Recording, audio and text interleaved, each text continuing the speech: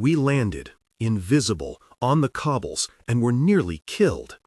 Petra Sonnet cried out. Delph, Delphia grunted in surprise. My canine, Harry too, yipped, and I, Vega Jane, jerked back on the magical tether holding us all together as the deafening contraption charging down on us flashed past.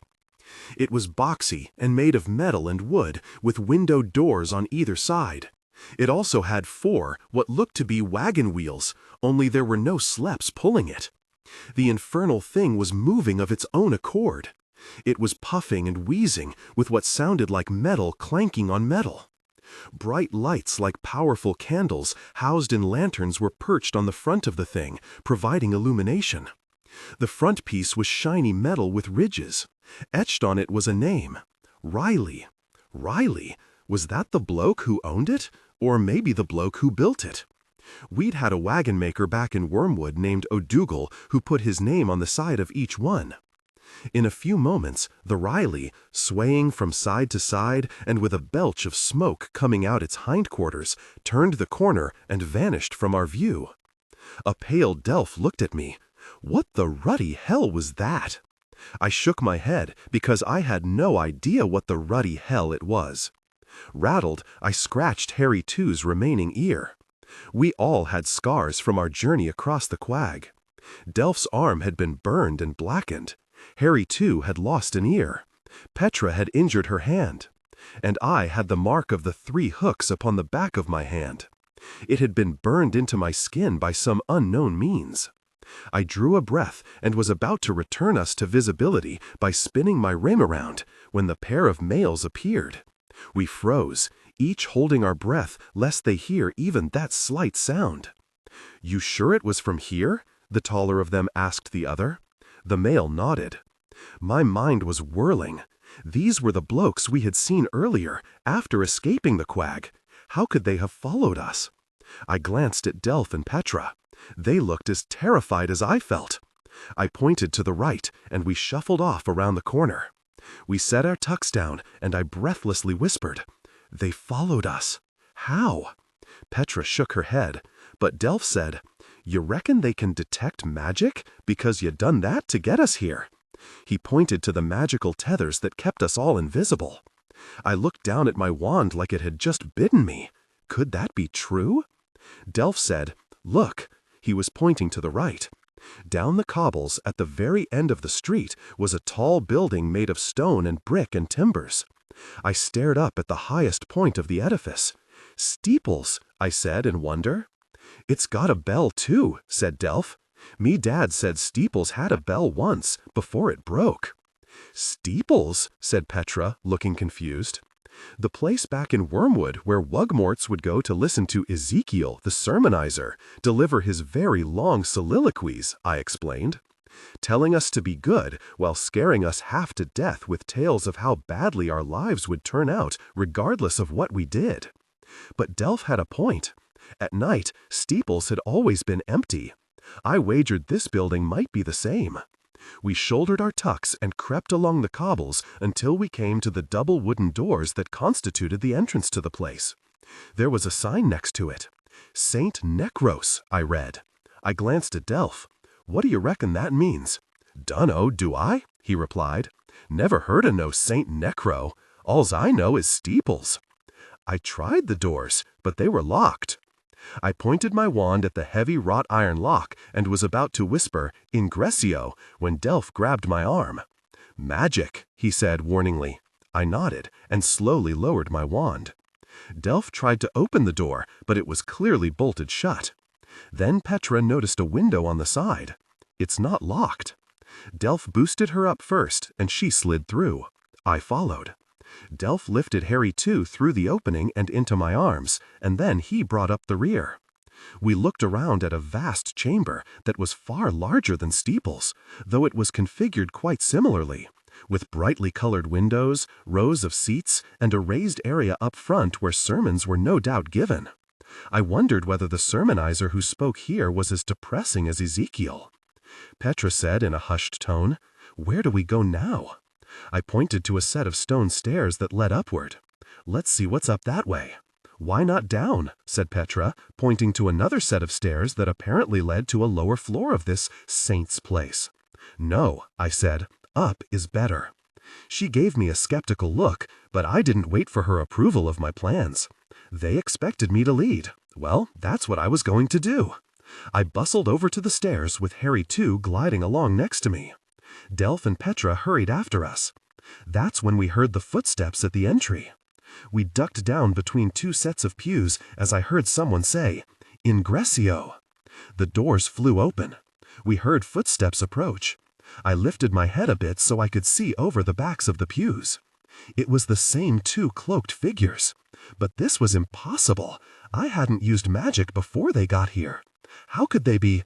I looked down at the mark on my hand and gaped. Was it that? As the footsteps drew closer, I heard one of the males say, "Are you sure?" I peered over the edge again, in time to see the other bloke hold up his wand. "See for yourself," he said. The other one nodded. "Right." He crept along until he got to where we were hidden. "There," he snapped. He pointed his wand and said, "Infernus! Imbattlemento!" I instantly cried out. His blast of fire ricocheted off my shield spell, and he had to duck to avoid being incinerated. The second bloke rushed forward, casting spell after spell our way, each more powerful than the last. Petra cast a shield spell as well, and his magic rebounded off it and smashed into the pews, destroying them. Spells were now being cast so fast I could barely follow them. The inside of the building was being pummeled. Glass shattered, wooden pews disintegrated, and a small statue of a female exploded when hit by a glancing blow from a rebounding spell. I had never been in such a battle as this one. The sheer ferocity and speed nearly paralyzed me. And though we were still invisible, we were in terrible danger of being killed simply by being in this confined space. I was hurling spells so fast I could barely remember thinking of the incantation before sending it off. When I glanced at Petra, I saw both terror and fury in her eyes. Somehow, this filled me with resolve. I slid on my belly, squeezed under a pew, came up behind the bloke and said, "Impacto!" He was blasted off his feet and flung against a wall. But the bloke rebounded off it, turned, and fired multiple spells in my general direction.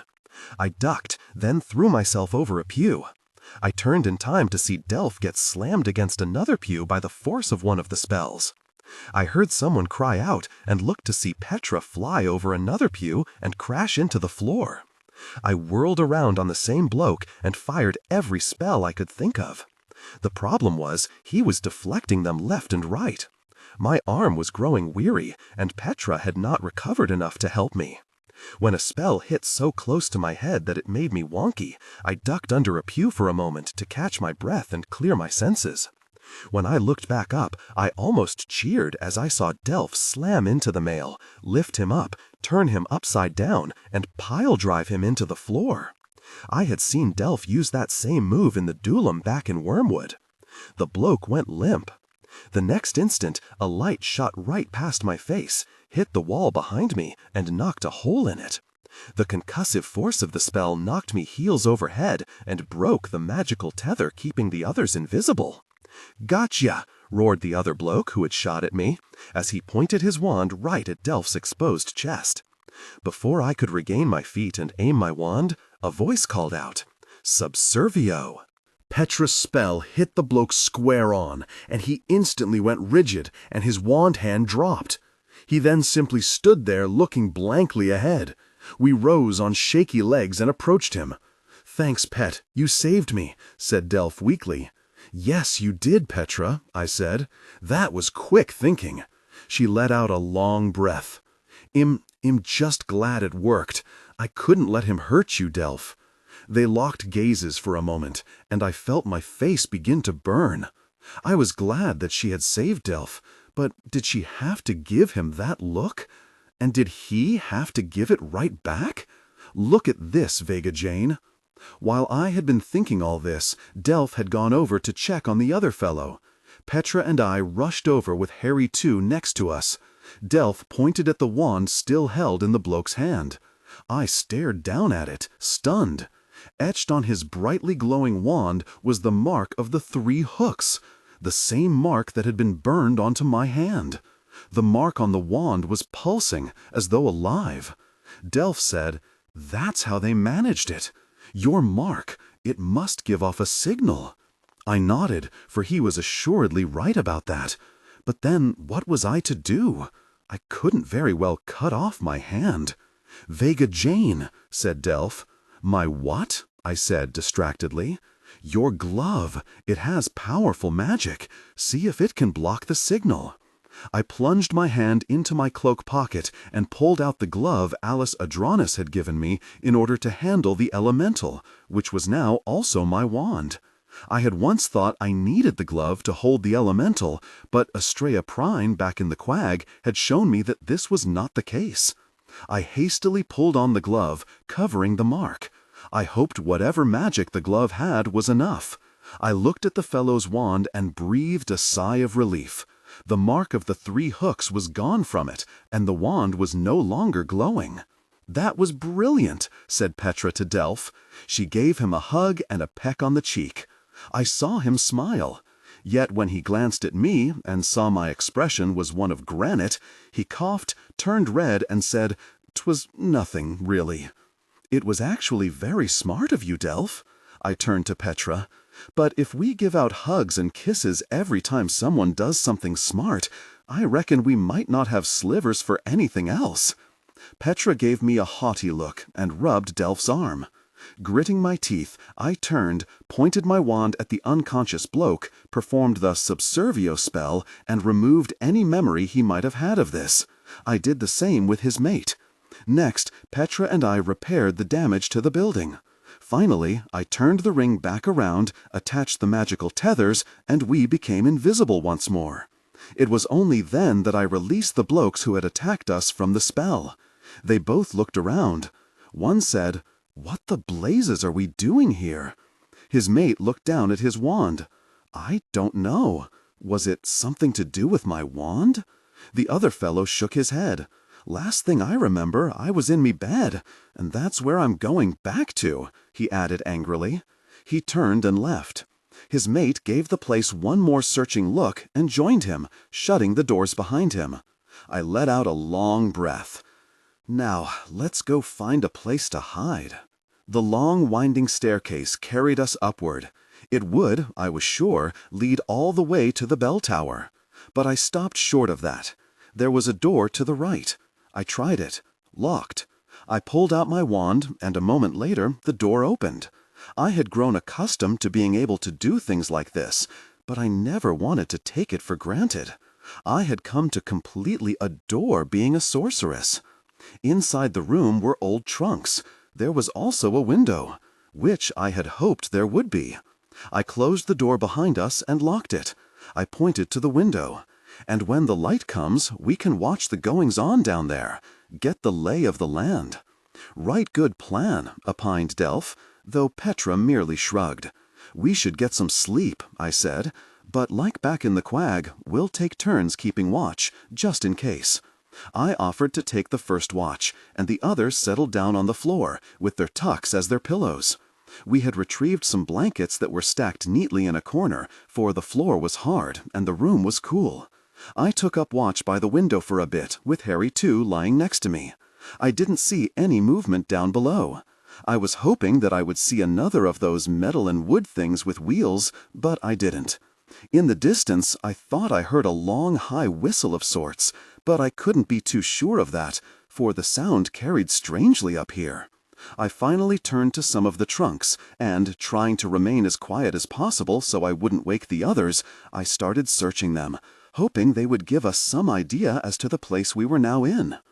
The first trunk was filled with clothes, trousers, coats, shirts, shoes, and frocks, even some hats. They were of a style, cut, and material I had never seen. I looked down at my own clothes under my long cloak. Then I had an idea. I pulled out a number of the clothes and matched them up.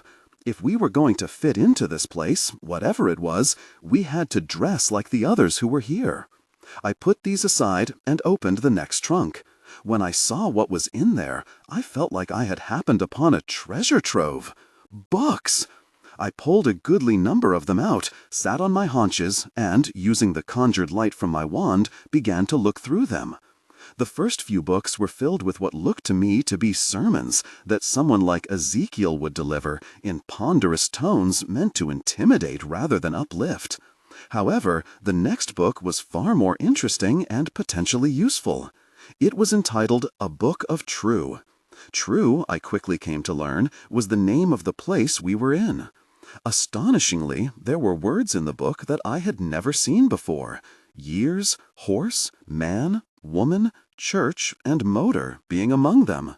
Fortunately, at least for most of the words, there were accompanying pictures. Thus I learned that man and woman were like our male and female, and both were referred to as people, not wugmorts. My education continued. A horse was our slep. A canine was a dog. Sessions translated to years, which were divided up into 12 months, and the 12 months were divided up into something called days. And slivers were minutes. And 60 of those minutes represented something called an hour. The church was the place we were currently in, and a motor was the contraption we had seen rumbling along. Oh, and there was something called the morning, which apparently was when the sun was coming up, and the rest of the light was called the day, and the knock was called the moon.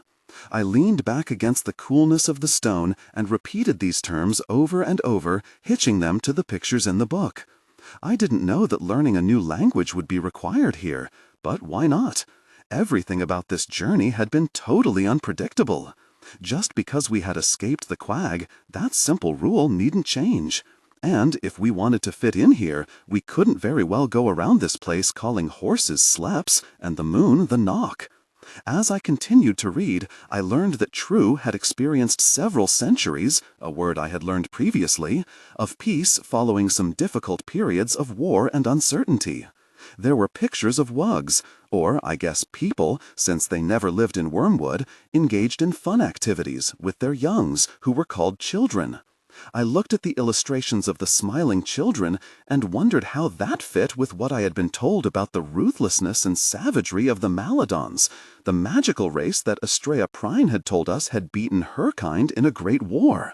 Presumably the Maladons now rule this place. But hang on. Had perhaps these people fought and overthrown the Maladons? That would explain the reference to past wars followed by peace. But how had the people done this? Were they magical? How else could they have beaten the powerful sorcery the Maladons supposedly possessed? After all, they had thrashed my kind, who were powerfully magical in their own right, and most telling of all, I believed we had run into a pair of Maladons twice already. So they were here.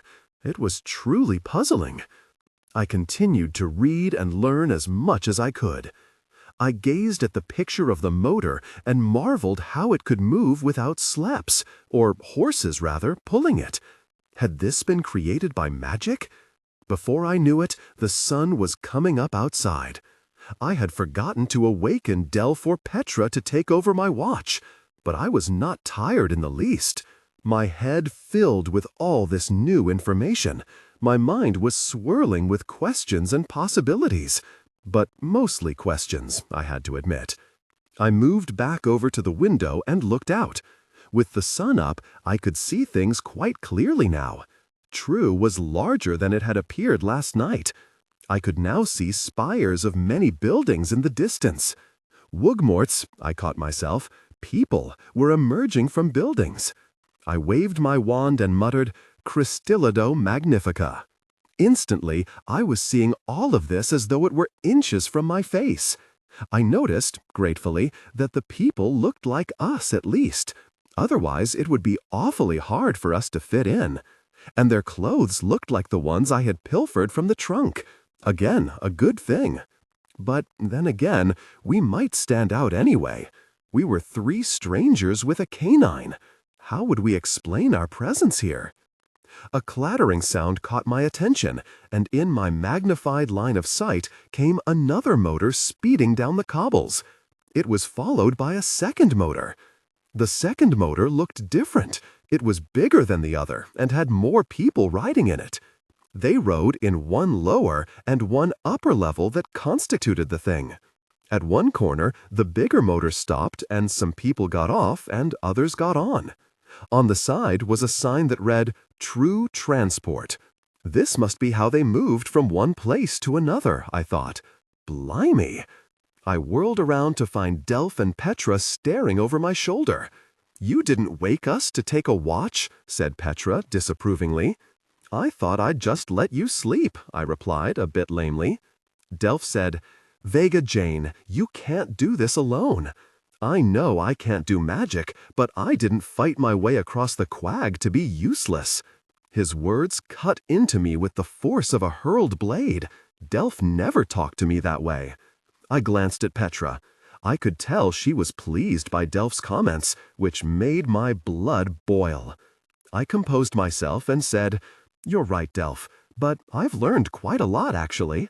I took some time showing them the clothes and the books and telling them of the new terms I had learned, like people and dogs and mourning and horses and motors. They took this all in, though I could tell they were even more overwhelmed by it than I had been. Then I heard Delph's belly rumbling. It was then that I realized I was starving. I looked in my tuck to find that my larder was basically empty. Delph and Petra did the same, with similar results. Even Harry too's expression was one of abject hunger. I decided on a course of action and parceled out the clothes I had found in one of the trunks. We swiftly dressed and put our old clothes and boots along with the spare new items in our tucks. I slipped the book on True into my coat pocket. Petra said, "But what now? We can't go outside, can we?" I replied, "I've seen lots and lots of wugs." I stopped. I've seen lots of people coming and going, and almost never did I see one of them hail another. I think this place is far larger than we initially thought. We only saw it coming in during the darkness. If there are lots of blokes around, then maybe, in our new clothes, we can blend in with them." "But what about Harry too?" asked Delph. "You saw the pictures of canines, dogs, in the book, and I've seen 4 people walking—" I stopped again, frustrated with having to learn a new language so quickly. "Dogs," Delph said, probably equally frustrated. "Can we speak Woogish for now?" I nodded. "Yes, but we can't when we're dealing with blokes from here. We have to start thinking in their language, Delph. And since only those from Wormwood are Woogs, we have to call the blokes here people." "That makes sense," he replied. "Maybe best we say nothing at all till we hear some of them blokes talk," suggested Petra. "That's a good idea, actually," I replied, giving her a smile. I wanted to like and trust Petra. I really did. And if she turned out to be a Maladon, I hoped I could kill her before she killed me. Delph nodded. "All right then, but that doesn't explain how we'll get food to eat. We got nothing to pay with." I hadn't thought about this. "We'll face that bridge when we get to it," I said gamely. I returned us to visibility and we headed downstairs. We had reached the front doors of the place, and I had just opened them with my wand when a voice cried out, "Oi, what in blazes are you lot doing here?" I didn't even look for the source. As we had so often done in the Quag, we just ran for it. We sprinted as hard as we could, turning corner after corner until we stopped, hunched over, breathless. What? Delph finally got out. I shook my head. Don't know, but he saw us for sure. Petra drew in one long, replenishing breath and said, "He was some fat bloke in a long black cloak with a white collar around his neck. Older, gray hair, he had some papers in his hand. Maybe he works there. Doubt he was there last night, or else he would have heard all the fighting." I looked at her admiringly, but also felt disappointed in myself. She had had the good sense to at least peek at who had yelled at us. I had just run. "We best budge along," said Delph nervously. I followed his gaze to see folks on the cobbles staring at us as they walked by. Some were on 2-wheeled things that were propelled along, at least it seemed, by their feet going around and around on short pieces of rubber attached to what looked like a gear. Strapped to the front of the contraption, where the rider placed his hands, was a wire basket to carry things. I had seen a picture of this in the book, too. It was called a bicycle. We darted across the cobbles only to almost be hit by a motor coming through. The male behind the funny wheel raised a fist at us, and a great honking sound like from an enraged goose blasted from somewhere out of the metal and wood creation. We scooted to the other side of the cobbles and reached firmer footing where folks were walking. My heart beating painfully fast, I turned left and we trooped single file to another corner where I turned right. And stopped. Woogs, people, were queued up outside a shop. And I knew why. The most wonderful smells were coming from within. I could hear my belly rumbling. I thought I could hear Delph's too, though that could have been my imagination. "Blimey," said Delph, staring up at the sign over the shop. "Caspian's Creations." He looked at me. "What you reckon that is?" I said, "I reckon it's a place to eat. Look. There was a window in the front of the shop, and we could see people seated around neatly spaced wooden tables. They had plates and cups and saucers in front of them and were chomping away using shiny metal knives and forks and spoons. "Reminds me of the starving Tove back in Wormwood," said Delph. "Reminds me on nothing," declared Petra. "I've never seen anything like it." Her tone and look were of absolute wonder. And it made me think, not for the first time, that as bad as I had had it in Wormwood, it was but nothing compared to what Petra had endured living in the Quag. Delph's and Harry Two's face and snout, respectively, were pressed against the glass as they peered longingly inside. Behind a wooden counter, there were males and females in aprons filling, I supposed, orders of customers. Behind them, I could glimpse other folks dressed in white shirts and aprons laboring over stoves and pots and pans. Piled high in wire baskets on the counter were loaves of bread and stacks of pastries and chocolates. And on racks next to them were cakes and pies and the most delectable puddings. I felt my head spinning. As I pulled my attention away from this splendid cornucopia, I could see paper and coin exchanging hands between those behind the counter and the customers. With sinking spirits, I could see that it looked very different from wormwood coin. As hungry as I was, I dared not even try to use our coin, since it would give us away as not belonging here. Delph had evidently seen what I had, because he said, "You reckon we can find something to do to earn some proper coin so we can buy food?" I looked around when I heard the noise. A large motor had pulled to a stop in front of the shop. The metal grill had a name etched on it, Zephyr. There was a bloke in front steering the thing with the big wheel, and there was a bloke way in the back.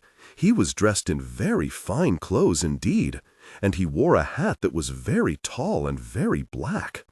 His nose was red and bulbous. He was yelling at the fellow in front, who jumped out and came swiftly around to the glass in the back of the motor where the other bloke was. The glass came down, and the bloke with the high hat could be heard clearly.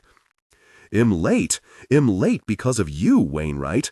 I don't have time to eat a proper breakfast. You will go in there and get what I want. I can eat along the way."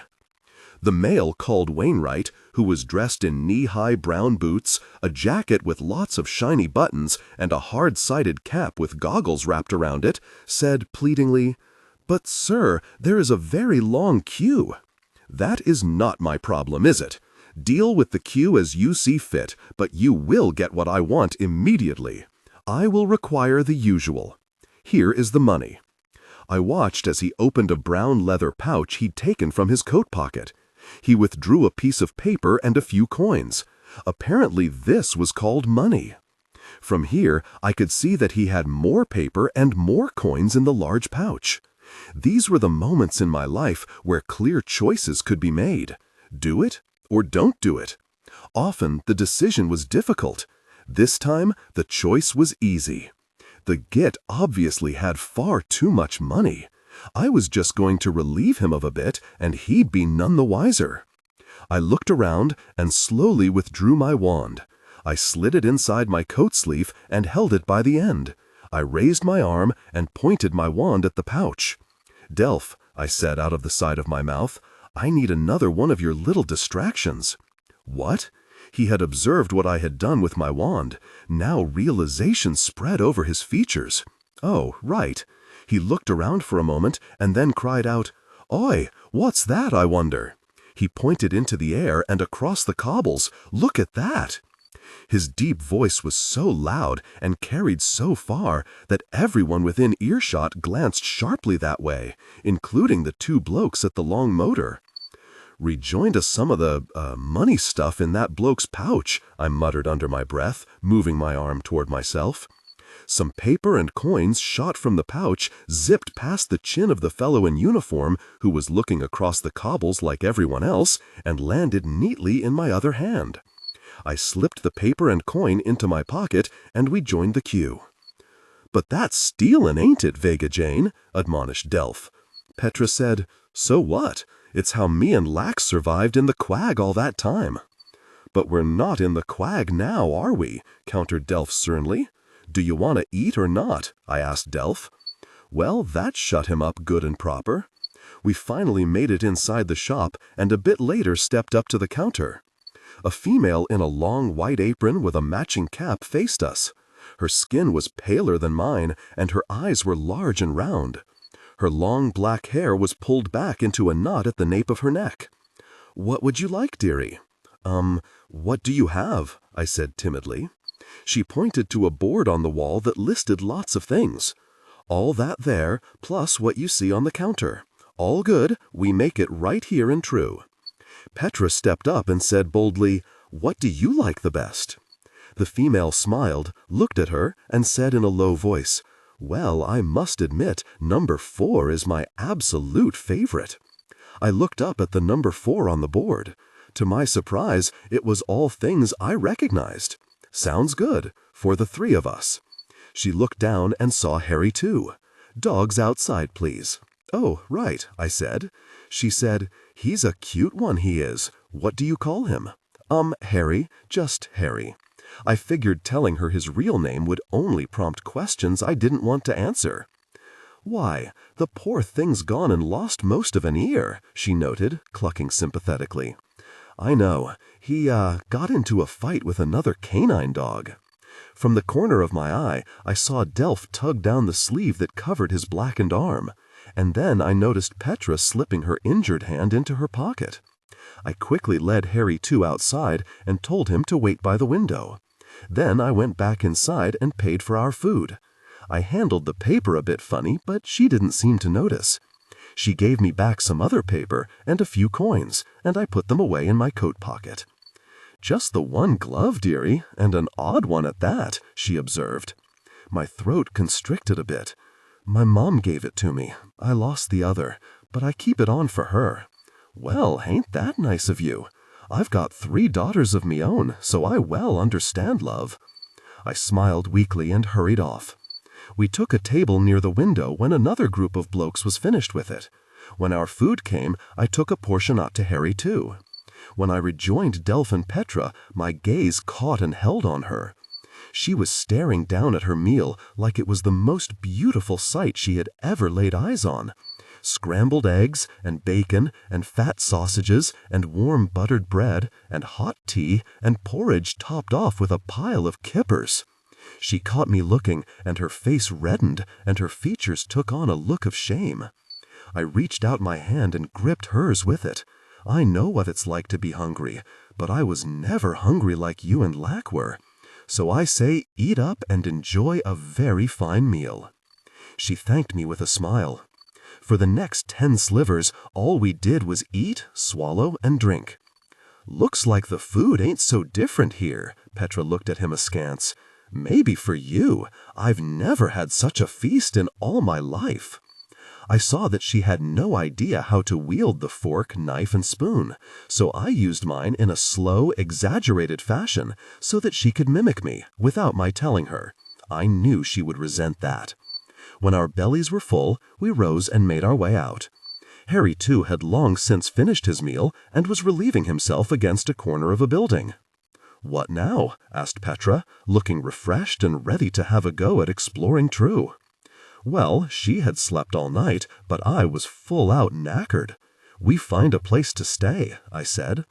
"But shouldn't we look around?" she replied. "We can do that while we find a place to stay, and then afterward as well." Delph edged over to me as we walked along. "Where do you reckon the Maladons are, Vega Jane? You think they live here?" "Dunno," I said. "Maybe. I mean, they do look like the other blokes." "Are we sure there are Maladons here?" asked Petra. "Who in the blazes do you think those two blokes were last night?" I snapped. In my mind, I thought the Maladons would be easy to spot because they would be hideous in figure and murderous of temper. The blokes last night were certainly murderous, but they looked like everyone else in True. That was a scary thought, not knowing who the Maladons were until they pulled their wands. Delph looked at all the bustling activity. "It don't look like what I thought it would," he remarked. Delph was exactly right about that. We had been told that the Maladons were evil and killers, and, most important, victorious over our kind. That meant they were out here, ruling everyone. So why did everyone look happy and free? We walked around True for a while. On every corner we turned down, there was something new and different to see. The large double-decked motors I had seen from the church window now clearly appeared to carry folks where they wanted to go. They got off at certain places where there was a sign on a post with a picture of the motor carrying them. They paid coin, or money rather, for the ride. We watched folks walk in and out of buildings. Many carried packages and bags, and some had youngs in tow or in their arms. Some pushed around baskets on wheels that had very youngs inside of them, swathed in blankets. I inwardly sighed. Children. They were called children, not youngs. These observations made me think of my family. My parents, my brother, John, and I would often take rambling walks together. I remembered my father's strong grip, my mother's loving smile, and my brother's curiosity about all things. Tears clutched at the corners of my eyes. I caught Petra looking at me curiously. I quickly wiped my eyes. "Let's budge along," I said. There were blokes on some corners holding stacks of papers and calling out, "Warehouse fire blamed on lax hygiene," and "The mayor calls for more pencils in school." Then other blokes would take one of the papers in exchange for some money. I had no idea what any of it meant. Some hurried along and others moved more slowly. There were males in shiny uniforms with lots of brass buttons standing in the middle of the cobbles and pointing the motors where to go and whether to stop and start. There were some carts on the walkways where males wearing aprons sat and sold food and drink to passers-by. And in the middle of it all, children were rushing around and exhausting their mothers and fathers. That clearly hadn't changed. Some folks had stopped and were chatting as wugs did back in Wormwood. But there was an air of prosperity here that my old village could never claim. And I saw no council members roaming around in black tunics looking intimidating. But the thing I really wasn't seeing disturbed me most of all. Where was the magic? Aside from the pair last night, I had seen nary a wand nor a spell cast. No one was soaring along on a conjured airstream. There were no evil creatures to battle. But those blokes from last night could do magic. They had attacked us and very nearly killed us. I was convinced they were Maladons. How else would they have been able to track the mark on my hand? So how did that murderous presence, which we had expected, match up with the serene world we were seeing now? I scratched my head. The whole thing was sixes and sevens as far as I was concerned. Vega Jane," muttered Delph. We were walking along the cobbles. "What? I think a bloke back there is following us." I immediately started to look behind us, but then caught myself. "Why do you think that?" I asked nervously. Petra answered, "Because he's been back there ever since we left the place where we ate, that's why. Don't you use your freaking eyes?" I shot her an angry glance, but I felt more upset with myself. If Delph and Petra had noticed this, why hadn't I? I crossed the cobbles and came up on the other side. I did it quickly enough that Delph and Petra had to hustle to catch up. I turned to look back at them, but what I was really doing was looking for the fellow following us. It wasn't hard. He was short and plump, and I had caught him hustling across the street, his gaze locked on us. He wore a matching jacket and pants with a white shirt, a long strand of red material around his collar, and an oddly shaped hat that I had seen other males here wearing. "What do we do now?" asked Petra in a petulant tone as we hurried along at a good clip. I looked up ahead and said, "We passed that little alley on the way here. Let's turn down there." We reached it, made the turn, and as soon as we did, I pulled out my wand, conjured the lasso, attached it to the others, and then turned my ring backward. Invisible, we moved back against the brick wall of the alley and waited. We didn't have to wait long. The bloke came hurtling into the narrow space and then stopped dead. I could only imagine what he was thinking as he looked up and down the long space that was quite empty. His eyes boggling, he hustled down the alley until he reached the end. He gave a searching glance left and right, then he hustled back to where we all stood watching him. He took out what looked to be something to smoke, lit it with a match, and blew smoke out his nostrils as he tapped his shiny shoe against the cobbles and rubbed his chin. I was waiting for the bloke to pull out his wand and start blasting spells down the alley. If he did, I would blast them right back. My fingers loosely gripped my wand. Around my waist, Destin, a chain that, among other things, allowed me to fly, hugged me a bit tighter, as though sensing the mixture of fear and anticipation that I was feeling. I hoped that Petra had her wand at the ready too. As I looked over, I saw that this was so. The expression on her face was one of intense concentration, without, I had to admit, a smidgen of fear. I turned back to our pursuer. If this bloke was a Maladon, my confidence level would soar. He didn't look remotely dangerous. Hell, I thought, even pathetic Cletus Loon from Wormwood could take the little git if need be. He finished his something to smoke, crushed it underfoot with the heel of his shoe, and, giving the alley one more penetrating look, turned and left. We waited a bit to make sure he was gone good and proper, and then I reversed the ring and lifted the spell of the conjured lasso. "Who you reckon that bloke was?" asked Delph. "A spy for the Maladons, maybe?" I said. "If he were magical, you'd think he would have used his wand to find us in here. It's what I would have done." "Aye, that's a right good point," said Delph, looking impressed by my logic. "But that means that the Maladons may control this place and use some of the folks here to help them. Even if they can't do magic, they're our enemies." Delph looked unnerved by this.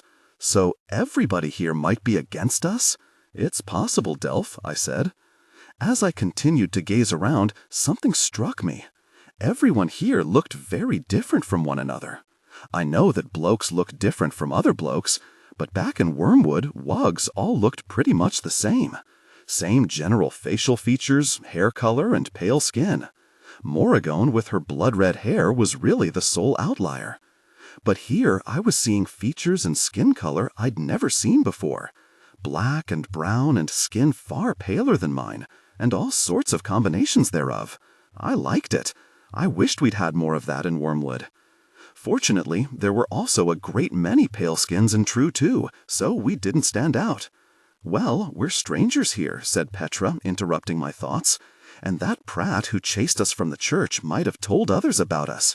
So if these Maladons are smart, they'll put more blokes like that out here till they find us. We can't stay invisible forever." "Aye, that's a right good point too," said Delph, gazing at Petra with admiration. I inwardly sighed. I felt like I was in a competition with Petra's sonnet that had no freaking end. It made me exhausted just thinking of the countless possibilities. "So, what do we do now?" Petra asked. They both looked at me, or all three of them did, if you counted Harry too, which I always would. I thought quickly. We need to find another place to hide, until dark, and then maybe we leave here and head on somewhere else. "Okay, but what place?" persisted Petra. It was then that we heard a great roaring sound. "Come on," I said. We rushed off in the direction of the racket. We scampered over the cobbles, using the noise as our guide, and finally came out into an enormous square filled with folks rushing hither and thither. And that's when we saw it, a long metal thing all strung together. It had windows, and there were people inside it. At the head of the thing was a huge black contraption that made the motors we'd seen look positively puny by comparison. Smoke belched out of what looked to be a metal chimney at the front of the thing as it roared along, then slowed and disappeared behind a large building. I looked at the others and then raced toward this same building. As I drew close to the front doors, they opened for a crowd of people leaving the place. From inside, I could hear a very pleasant voice boom out, "The 9:10 express train to Greater True, boarding now. The 9:10 express train to Greater True. All authorized persons, please make your way. And ladies and gentlemen, and the kiddies too, mind the divide between the train and the station platform." Delph said, "Express train? Seems to be a way that people get about," I said slowly. Petra said, "Greater True? What the hell is that?"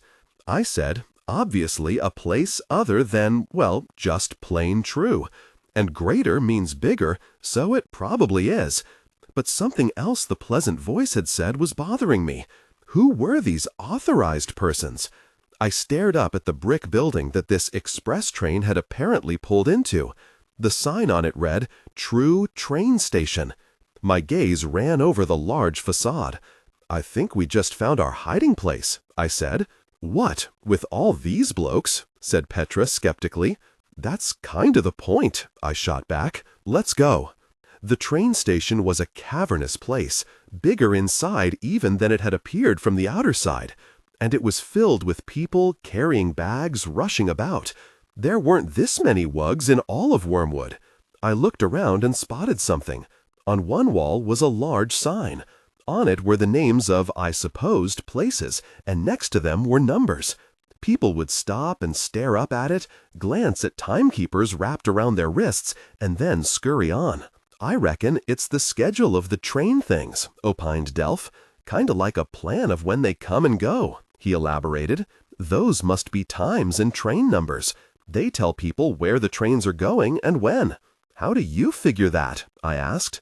"We had something like that back at the mill," he replied. "We had to load up the flour sacks, and we had a board hung on the wall that told us when we had to make deliveries and who they were going to." I nodded, thinking he was exactly right. But it was still so shocking that a place like this could exist right next to the Quag, and that Wormwood could be on the other side of that Quag, a village stuck well back in another time, as compared to here, which had motors and trains and just stuff that I had to admit was far nicer. As I looked around, I could see a sign blinking over an entrance leading to a long, sleek train that had pulled into the station. Greater True. I saw men, standing in front of the glass doors that led to the train.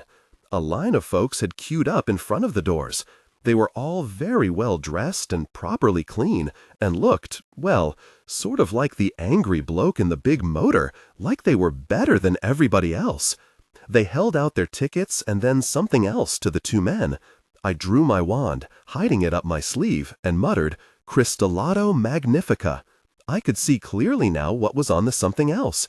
It was their picture and name and other information in a small notebook, and I noticed they were all holding up their hands to the fellows at the entrance. There was something on their palms, but I couldn't see what it was. I noticed that many of the people in the station were carrying the paper things I had seen the blokes on the cobbles selling. Some had them folded under arms. Others were sitting on benches and reading them. One of them left his on the bench. I ventured over and picked it up. I looked down at it. It was filled with writing, and some pictures too, of a kind I had never seen. "Blokes here do seem so happy, don't they?" said Petra, with mild disgust in her voice.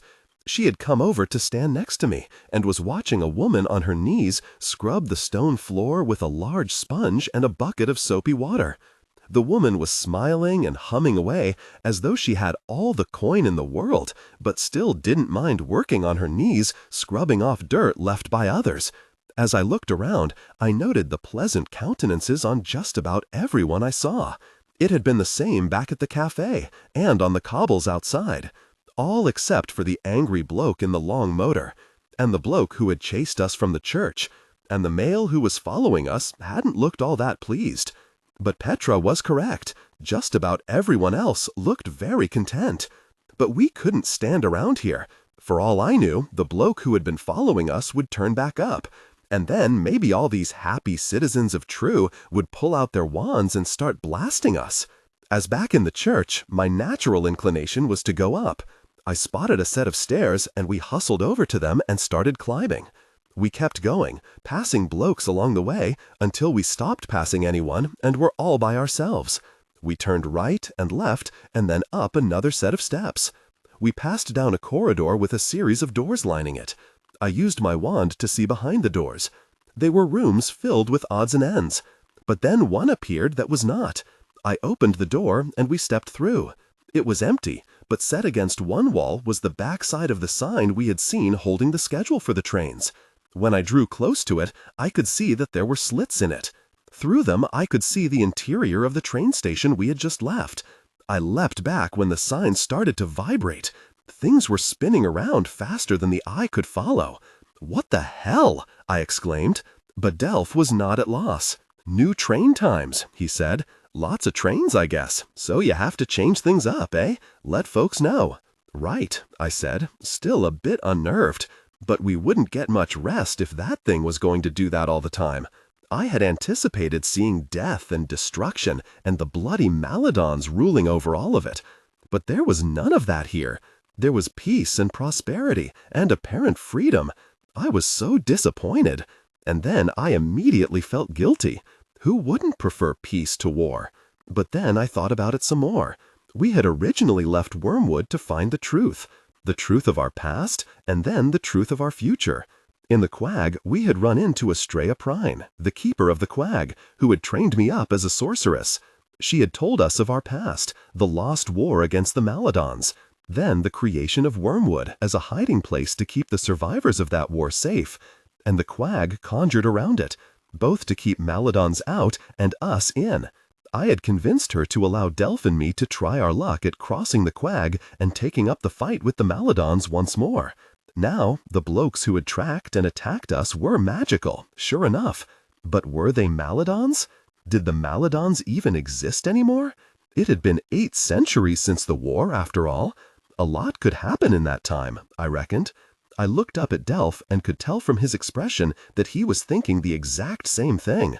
"Maybe the Maladons got beat," he said. "Beat by the blokes what live in this place." I looked at him in disbelief. "But how? They can't do magic." Petra said, "We don't know that." I shook my head. "Other than the 2 that followed us, we haven't seen anyone perform any.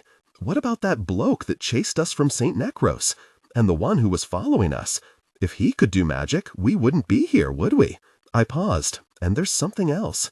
I held up my gloved hand. Their wands could detect the mark of the 3 hooks. "That's our symbol. Peace, hope, freedom. Everything the Maladons apparently hated. So the 2 we fought in St. Necros had to be Maladons. Otherwise, how would they know to track the 3 hooks?" Petra started to say something, but then stopped and looked bewildered. Delph looked equally out of his depth.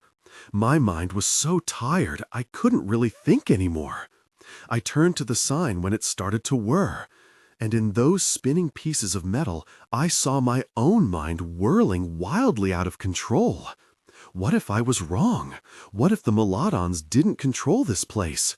What if Estrella Prine and her lot had made a colossal mistake that had doomed all Wugmorts to the bleakest existence possible?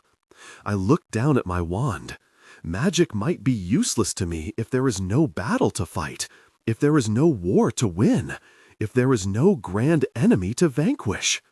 So I was here, and my brother John was back in Wormwood enduring the tutelage of Morrigan that had already transformed him into something unrecognizable to me.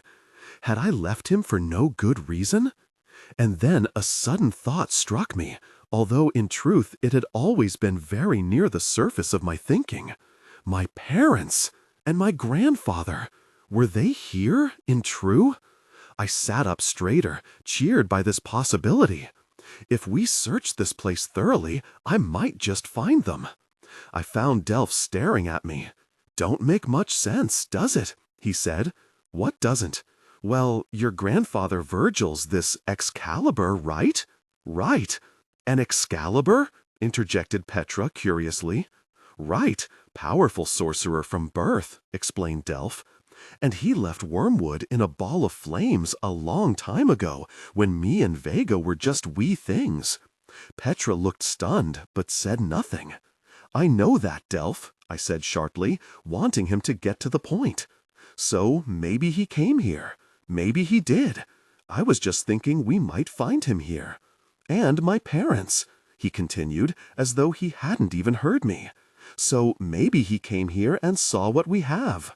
You mean a peaceful place where everyone is so very happy and well fed? I said snidely. Right, but then he did what he did. My brow furrowed in puzzlement. What did he do? He summoned your parents, like Estrella said he done, and that wasn't all that long ago. Okay, but so what? Well, why would have done that if something weren't out of sorts? I mean, Virgil was always one smart bloke. Don't think he would have done that for no bloody reason, eh? I mulled this over. What Delph said did make sense. But then my mind veered to another possibility, one that perhaps even Delph had not considered. My grandfather had not summoned me. He had not rescued me or my brother from Wormwood. In fact, he had done nothing for me except leave me behind. And my parents had never tried to contact me after they had left Wormwood, so I supposed they didn't care about me either. For all I knew, they were just fine with me spending the rest of my life in Wormwood, without them. What are you thinking, Vega Jane? Asked Delph, who was watching me closely. I felt tears rising to my eyes, but I looked away and brushed them off. I didn't want Delph to see me like that, and I definitely didn't want to display any such weakness in front of Petra. I composed myself and said, I'm thinking that we're going to have to figure this out on our own, because I don't think there's anybody here that can or will want to help us. I looked at each of them in turn before settling my gaze back on the floor. We're alone. Well, here we were, ensconced in another little room, like mice in a hidey hole. And I didn't like it one little bit. Delph and Petra were asleep on the floor with their heads on their tucks. Harry, too, had his head on my lap and was snoring softly. As usual, I could not sleep. Whether here, in the Quag, or back in Wormwood, sleep had never come easily for me. My mind was whirling far too fast. I looked enviously over at Delph and Petra, perched as they were, perhaps too close. I recalled her touching his arm and giving me that smile. This was going to come to a head at some point, I knew. I just didn't know what the result would be. Restless, I turned to look out through the back of the sign. It must be very late outside, I thought. In fact, the train station was quite empty now, with nary a bloke toting a bag in sight. I couldn't see the front of the sign, so I didn't know if any more trains were coming in. I had slumped down and closed my eyes when I heard it. A low, far-away whistle. Then another. Then I heard a rumbling. It was growing closer. I opened my eyes and looked around. It's like last night, eh? I turned to stare at Delph, who was awake and looking at me. He said, when we were coming to True for the first time after leaving the Quag, it was about this time of night, I reckon, when we heard the whistle and the rumble. He was right. We had heard these sounds when flying toward True last night. But Delph, why would a train be coming in this late? Don't know, but it's definitely coming here, he said. The rumbling is picking up. We waited a few more minutes, during which time Petra woke. The rumblings became louder and louder, and our gazes were fixed through the slits in the sign on that part of the station. We could see through glass doors the location where the trains would come into the station. I had early on guessed why, because I had seen the steam and smoke pouring out of the lead contraption in the train engine that I knew now was called the engine. I knew this because there was a little version of a train on display on the main floor of the train station. Next to each car of the train was another sign telling what it was called. Thus, I also learned that the last car was known as the brake van. Though it was now dark, I knew we would have no trouble seeing the train come into view, because they had little lights on inside. I had seen that on other trains. I looked at the others and saw they were as curious as I was. The rumbling became very loud, and I tensed since I knew the train would be appearing in our line of sight momentarily. But it didn't. In fact, the sound went away, and there was never a glimpse of the actual train at all. "What happened?" said a surprised-looking Delph. "Well, there's only one way to find out." I got up and headed to the door. The others followed me. We reached the main floor of the station and peered around. In a low voice, Delph said, "Vega Jane, maybe being invisible would come in handy now." I nodded and ensnared everyone with my magical tether, and then turned my ring the wrong way around.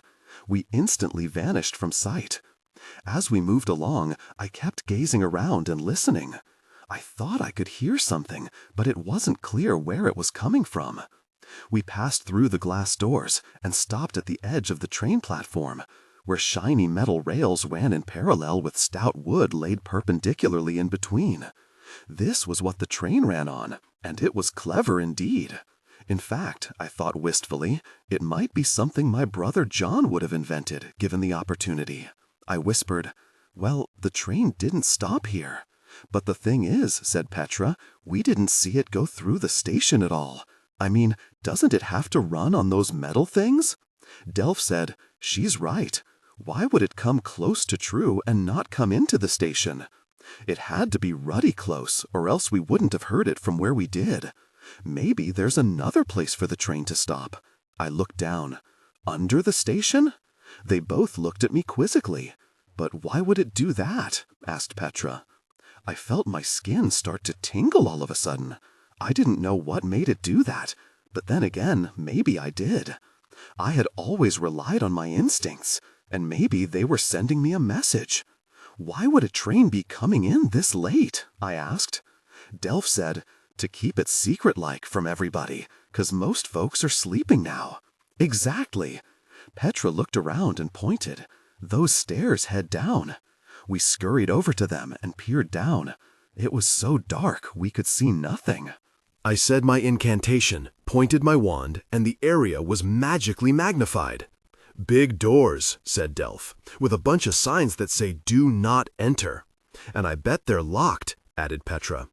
I had no doubt they were. I led the way downward, and when we reached the doors, I pointed my wand and said, "Ingressio." I heard locks click, and one of the doors moved an inch or so. I gripped the knob and pushed it open just far enough for me to peer through. There was a short corridor and yet another set of doors. We passed through these, and then the stairs headed steeply downward. I had to get us through 2 more sets of doors, and it felt like we were about a mile underground. We stepped through the last set of doors and looked around. It was dark and musty and huge. I wasn't sure the space down here wasn't as big as what was up top. Delph said in a hushed voice, "Do you hear that?" It was a rumbling sound, but not like the noise before. It was lower and seemed to be made of many little noises accumulated somehow. We raced over to a door set in the wall and put our ears to it. "I hear something," said Petra. I pointed my wand and said, "Cristillado Magnifica." Revealed on the other side of the door was a long hall, and it was full of people, males, females, and youngs walking along. I was so nervous I momentarily couldn't recall the other terms used here, so I had reverted to my native Woogish. And next to them, the darkened train was sitting on the tracks, the engine belching smoke. Everyone had obviously just gotten off the train. They carried small tucks with them. They marched along in silence, staring straight ahead as though in a trance. "The hall is too full of people for all of us to go out," I said. "You hide behind those crates over there, because I have to break the magical tether." "But Vega Jane," Delph began in protest. "I'll be back in a jiffy," I said. "Petra, keep your wand ready." I released the tether once they were safely hidden. Invisible, I used my wand to open the door just enough to allow me to slip through. Luckily, no one was watching the door. When the last of them had passed by, I fell in behind the group. At certain points along the way were more cloaked blokes holding wands, who I assumed were Maladons. When the line wasn't moving fast enough, they roughly pushed people along. As I watched, a small girl with dark skin was knocked down by one of them. When a female I supposed was her mother went to help her, she was struck by the same Maladon and fell next to her daughter. The others marched on, not once looking back at their fallen comrades. As soon as the column had disappeared down the long hallway, the mother and daughter were jerked up, taken over to a far wall, lined up against it, and the men stepped back and raised their wands. "'Tis a heavy price to be paid for dawdling, vermin," he hissed. The horror I was witnessing was even greater than what I had experienced in the Quag. At least in there, the bloodthirsty predators had the excuse that they were beasts. Without even thinking, I raised my wand and said, "Impacto!" The spell shot out from the tip of my wand and blasted both men off their feet. They sailed through the air and landed hard against the floor of the platform, their wands flying from them. I rushed forward to help the girl and her mother, but they just stood there, impassively. It was then I realized that they were under the subservio spell. I released them from it, and they slowly focused and looked around in confusion. "Are you okay?" I said. But I had forgotten that I was still invisible. When I spoke, the mother screamed, clutched her child, and they ran off in the direction opposite from where the column had marched. "Wait," I said. I was about to make myself visible when I heard feet running toward me. I turned and leapt out of the way as a group of cloaked Maladons with raised wands rushed past me. I lifted my wand to attack them from behind, but then I heard spells being cast and people screaming and more sounds of running. Overwhelmed by all of this, I turned and ran in the other direction, toward where the column of downtrodden had headed. I reached a door through which they must have passed. I eased it open and slipped through. On the other side of the door was a long, dark hall. I heard noises coming from the other end. People were talking in raised voices. Obviously, everyone was on alert now. Not waiting for anyone to come to me, I rushed headlong down the hall, protected by my being invisible. Though someone could certainly collide with me, invisibility did not mean that I was no longer a solid being. There were no doors along the hall, but I knew there had to be some place they had taken all those people. "Cristillado magnifica," I said, pointing my wand ahead. Instantly in front of my face was the most bizarre sight. The room was enormous, cavernous really, easily the largest room I had ever seen. And in the middle of it was a huge crowd of people. Some I recognized as having just gotten off the train. In front of them, on a large white wall, were images moving back and forth. There was nothing really recognizable on the wall. It was just a sense of something there and movement, that was all. But everyone in the room was staring at it, transfixed. As I looked away from them and glanced back at the wall, I heard something. Again, as with the images on the wall, I couldn't make out actual words. It was simply murmuring, something less than a whisper and a bit more than silence. When I looked at the mass of people, I froze.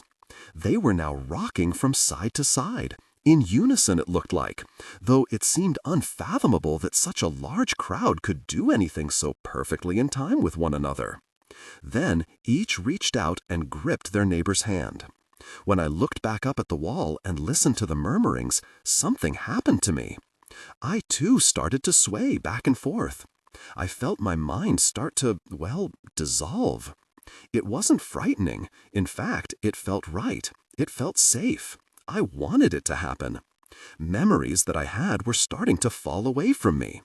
I felt good. My eyes began to close. "Vega Jane, are you here somewhere?" My eyes snapped open, and I looked wildly around. "Delph," I whispered. "I'm over here, by the wall." From the darkened shadows stepped Delph, Petra, and Harry too. I revealed myself to them by turning my ring back around. "How did you get down here?" "Weren't easy," said Delph. "Some angry blokes with wands come through, and we decided where we were hiding wasn't all that safe. They went through a door, and we slipped in behind them before it closed. Finally worked our way down here." "What'd you find out?" Petra asked. "There were lots of people on the train, and they went to that big room right over there where they were doing something to their minds. If you hadn't called out, I think I would have lost my bloody mind." "Messing with their minds?" said Petra, looking stricken. I nodded. "I was actually thinking about the Omni-All spell I had used back in the Quag to banish the mind of a creature called a Wendigo. Was that what was happening here? A banishment of all those people's minds?" "Then what happens to 'em?" said Delph. "Maybe they come to live here, all docile-like," I replied, the puzzle blocks tumbling into place in my head. "Maybe that's why it's so peaceful here, why blokes get along and all, and why even people scrubbing stones are smiling like they have the life of leisure." After I made us all invisible again, we headed back the way we had come, until we could see the train once more. Then some cloaked figures holding wands appeared, and we darted into the shadows. Behind us, I could hear the train gathering more and more steam. I looked out from our hiding place and flinched. The group of cloaked and wanded figures was heading our way. They had to be Maladons. They were dressed like the blokes at St. Necro's. In as low a voice as I could manage and still be heard, I said, "They know someone who shouldn't is down here." The Maladons were walking side by side, spanning the entire passage and waving their wands in front of them. Light was coming out of the end of each. Their plan, evidently, was to find whoever was down here by magic. I ducked back down and eyed the open train carriage door directly behind us. It was our only possible escape. "This way, quick!" I hissed. We moved backward and onto the train carriage and then flitted inside. Thankfully, it was empty. And then I looked out the window and saw the Maladons heading our way. "Blimey, it's like they know where we are," I blurted out. "Where do we hide?" exclaimed Petra. We hurried to the rear of the train and shrunked back against the wall. The Maladons entered the train and looked around. After looking around, it seemed that they were satisfied that the train was empty. All had turned to leave, save one. Inexplicably, he took a long whiff of the air, and his features turned puzzled. And then they turned suspicious. I looked desperately around, and then gazed down at Harry too. Invisibility did not shield our smell. Perhaps the accursed bloke was sniffing out my canine. Before the Maladon could do anything, I pointed my wand and whispered, "Confusio." The spell hit him, and he immediately went funny in the face. One of his mates turned, saw him, gripped him by the arm, and pulled him off the train, cuffing him on the head for good measure. With a lurch and a long rasping noise, the train pulled out of the station. I let out a long breath that very nearly turned to a shriek, so happy was I. And then my thoughts ventured to all those people in that room, having their minds emptied and filled up with nothing but tosh, and my smile vanished. It was like my life in Wormwood, filled only with lies. "Vega Jane, who do you suppose is driving this here train?" asked Delph. "Dunno, do I?" "And where do you suppose we're heading?" asked Petra. "Same answer," I said irritably. When we were clear of the station, the train gathered speed, and we were soon roaring through the dark countryside. I gazed out the window and was stunned at how fast a train could go. I was also wondering why we were the only ones on it. Yet maybe there were people in the other carriages.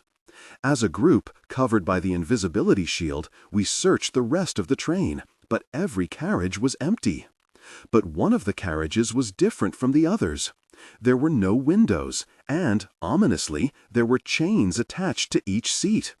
We looked at them silently for several long moments, and then glanced anxiously at one another, before hurrying back to our carriage. As we settled down in our seats, Delph said, "I wonder who they put in chains." I shook my head. "Not the ones that they're taking their minds from. I think they stay in true. And you don't need to chain people who can't think for themselves," Petra added. Well, they apparently all stayed in True tonight, since there's no one on this bloody train. Delph looked up ahead and said, "But some bloke's gotta be steering this thing, don't he?" I took out my wand, pointed it toward the front of the train, and said, "Cristallado Magnifica." There were 2 males sitting in comfortable seats. They weren't wearing cloaks, but blue uniforms with caps, like the blokes I had seen directing the motors on the cobbles. In front of them, set into a large wooden board, was a vast array of shiny buttons and levers. And behind little bits of glass built into the wood were small arrows wavering between sets of numbers. One of the blokes lit up a pipe, and smoke started seeping from it. He and the other man were chatting aimlessly, it seemed to me. In front of them was a large window, showing what was in front of the train as it sped along. I relinquished the magnification spell and looked at the others, who had seen what I had. Delph seemed relieved. "Well, at least someone is steering." "But I wonder where we're going," asked Petra. "Well, we're not going in the direction the train came in from," I pointed out. "It would have had to turn around to do that, and it didn't, so that means we're heading somewhere new." "To pick up more folks, do you reckon?" asked Petra. "And bring them back here in the middle of the night and do things to their minds?" added Delph nervously. I looked out the window again and wondered how long the train would keep moving, and what we would do when it arrived at its next destination. I touched my temple and shook my head slightly. The effects of whatever was happening in that room back in the bowels of the train station were gone, for the most part. But something lingered in my mind. Something so pleasing and wonderful and, well, perfect, that it instinctively horrified me more than anything I had seen or fought in the Quag possibly could. I looked back from where we had just come, a place called True. Ironic, I thought, since I now doubted there was even a smidgen of truth in the whole bleeding place. Simply more lies, like back in Wormwood. Lies. Ironic that my kind, who were supposed to be the good ones, and the evil Maladons, would use similar methods to keep people in line.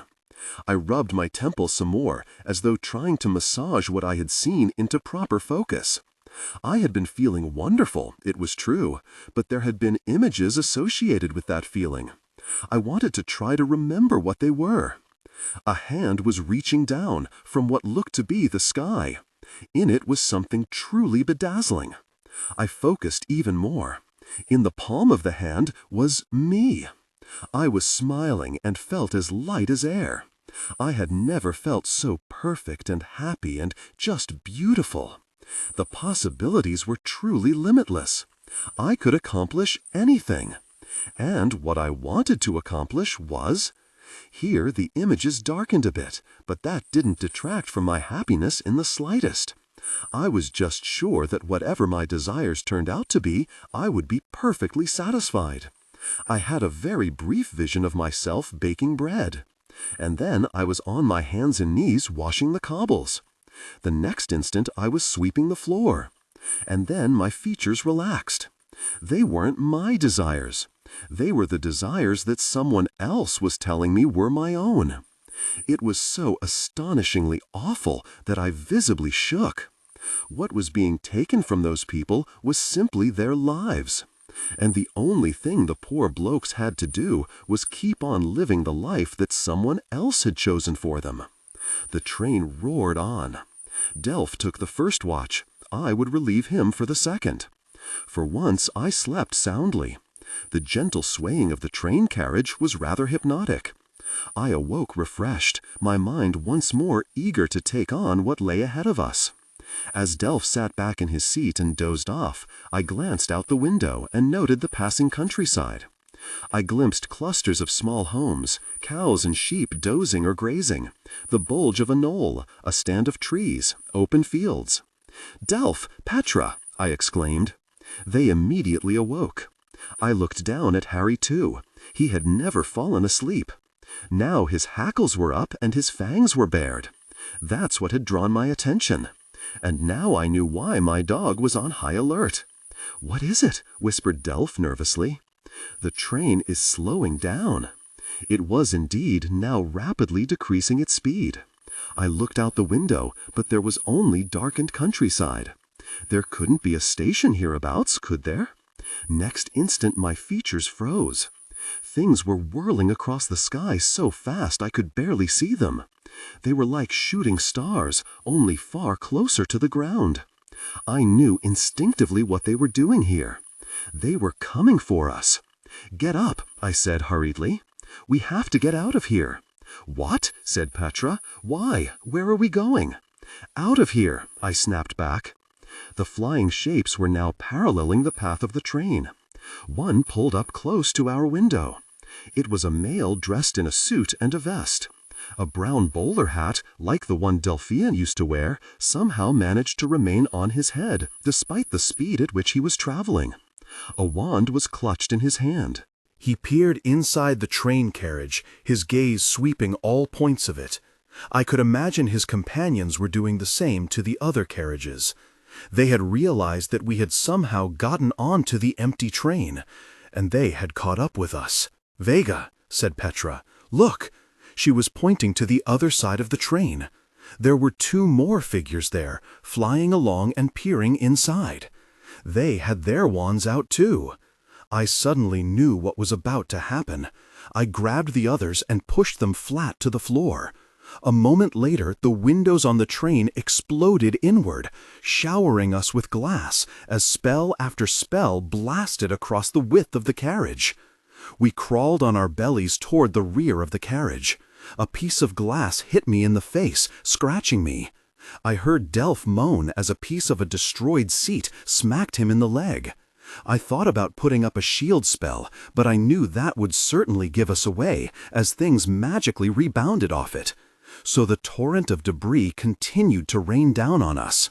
I looked up in time to see one of the men shoot through the open window and land on the floor. He held his wand up, moving it back and forth, as though he was using it to ferret us out. I turned on my back, my wand pointed directly at his chest. If he gave any indication that he saw us, I would blast him off the train. We scuttled backward, reached the door to the train carriage in the small vestibule, and stood. Suddenly, the carriage door was ripped open, and another man hovered there. He was, like his companion, dressed neatly in a suit and bowler hat. He alighted on the floor and looked around as we shrunk back. I glanced over and saw that Petra had her wand out and it was pointed at his chest. I held up a finger, signaling her to wait. The man moved past us and joined the other in the carriage. "Now," I said quietly. We stepped to the doorway through which the man had entered. Right before we made our leap, the train slammed to a halt, throwing us against the inside of the vestibule. Luckily, our yelps of surprise and pain were covered by the groans of the train coming to a stop so violently. We picked ourselves up and jumped, hitting the ground and rolling for a few feet. But fortunately, our magical tether held and we remained invisible. We settled down in the tall grass and peered about. The train sat motionless while blurred figures soared around it. We could see that all the windows in all of the carriages had been blown out in the search for us. That was actually a positive thing, as it showed they had no idea where on the train we had been. However, my good feeling lasted only a few moments. The 2 blokes in the blue uniforms who had been steering the train were hauled out by 2 men in suits and hats and dragged over to stand in front of the carriage we had been on. The 2 men who had been in our carriage stepped outside and walked over to stand in front of the others. The taller of the 2 twirled his wand in his hand as he surveyed the other chaps, who looked terrified. This was the bloke I had seen flying next to the carriage. When he took off his bowler hat, I could see that he had straight, dark hair, combed neatly around his head. His nose was long, with not an imperfection on it. His mouth was but a slash of lips, cruel and remorseless. His eyes were so dark it was like looking at twin mortar barrels. He ran a hand through his hair and replaced his hat. When he spoke, his voice was calm and quietly menacing. "You saw no one? No one, Mr. Enderman, sir?" said one of the train drivers, his voice quivering. Mr. Enderman, I thought. They called him sir, so he must be important. Enderman replied, Yet they were seen. What did he mean? That we were seen? We were invisible. Enderman continued smoothly. A very tall young man with long dark hair, and a pretty young woman with long blonde hair, a dog with one ear partially missing. My heart sank. They must have seen the others while I had been down below with the late train. But his next words froze me. And there was another, a woman, even taller than the blonde, darker hair. She's gangly and dirty. I felt my face flush with anger, but then my knees went weak. How had anyone seen me? We saw no one, sir, stammered the same man. Enderman scrutinized him. And, as per your duties, you did a thorough search of the train before you left the station? We've had stowaways before, as you well know. The men in uniform gazed at each other. Though I couldn't see their faces fully, I could only imagine the terror that was going through them. Enderman snapped his fingers. Instantly, 6 more blokes wearing suits and bowler hats appeared out of thin air and encircled the pair, wands out. "Well, we did a look-see," said one of the men, his voice quite faint. Enderman smiled. "A look-see? Do you mean you walked through each carriage examining them thoroughly, or did you merely peek through the windows to see that everything was all right?" "Well, we hadn't any reason that—" He would never finish what he was saying. "Rigor morte," said Enderman. The blast of black light hit the man full in the chest. He toppled forward and just died, right there. I drew in a quick breath of air. His companion instantly dropped to his knees, his hands clasped together. "Please, sir, Mr. Enderman, we meant no harm. We was only—" Rigor morte. A moment later he joined his colleague on the ground, quite dead. Enderman looked down at the pair that he had just murdered. He had done so as though he were merely addressing a bothersome insect. There had been no hesitation, no build-up of anger, no nothing. He just did it, like it was the most normal thing ever. As though the emotion needed to do so, which I found nearly impossible to conjure unless I or someone I loved was in mortal peril, was at the ready all the time. I couldn't fathom how anyone could be that cruel. He stroked his wand as though the twin acts of killing had pleased him, and then slid it back into his inner coat pocket.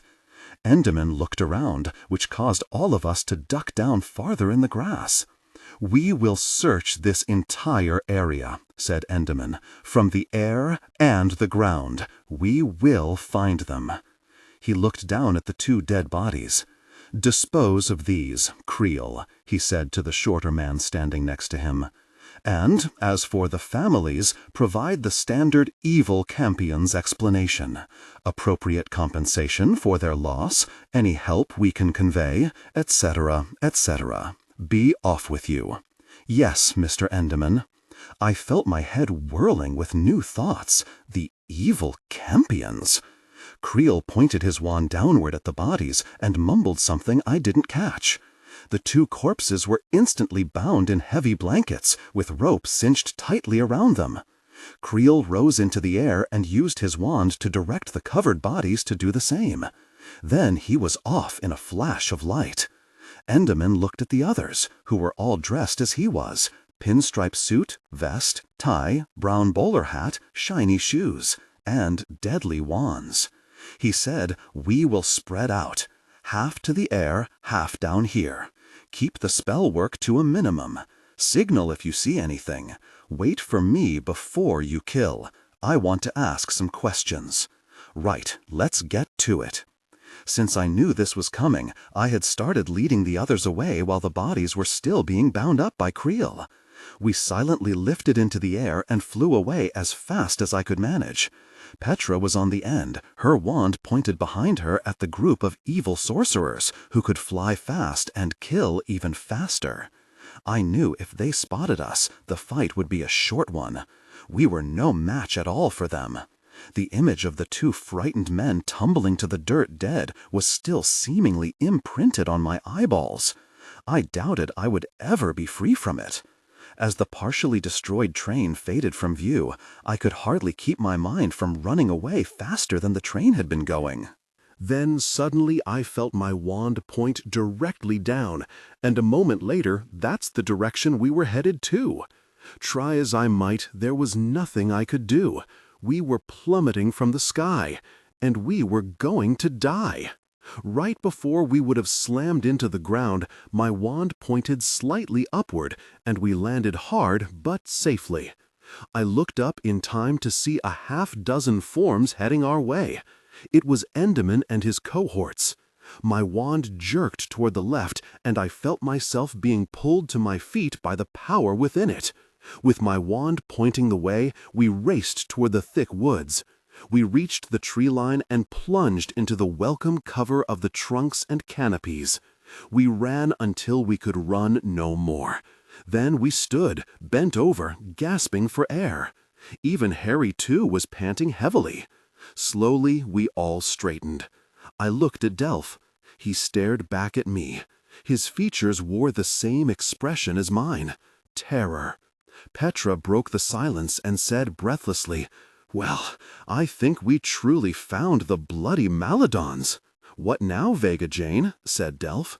I made us visible and said, "We need to find a place to hide out and regroup."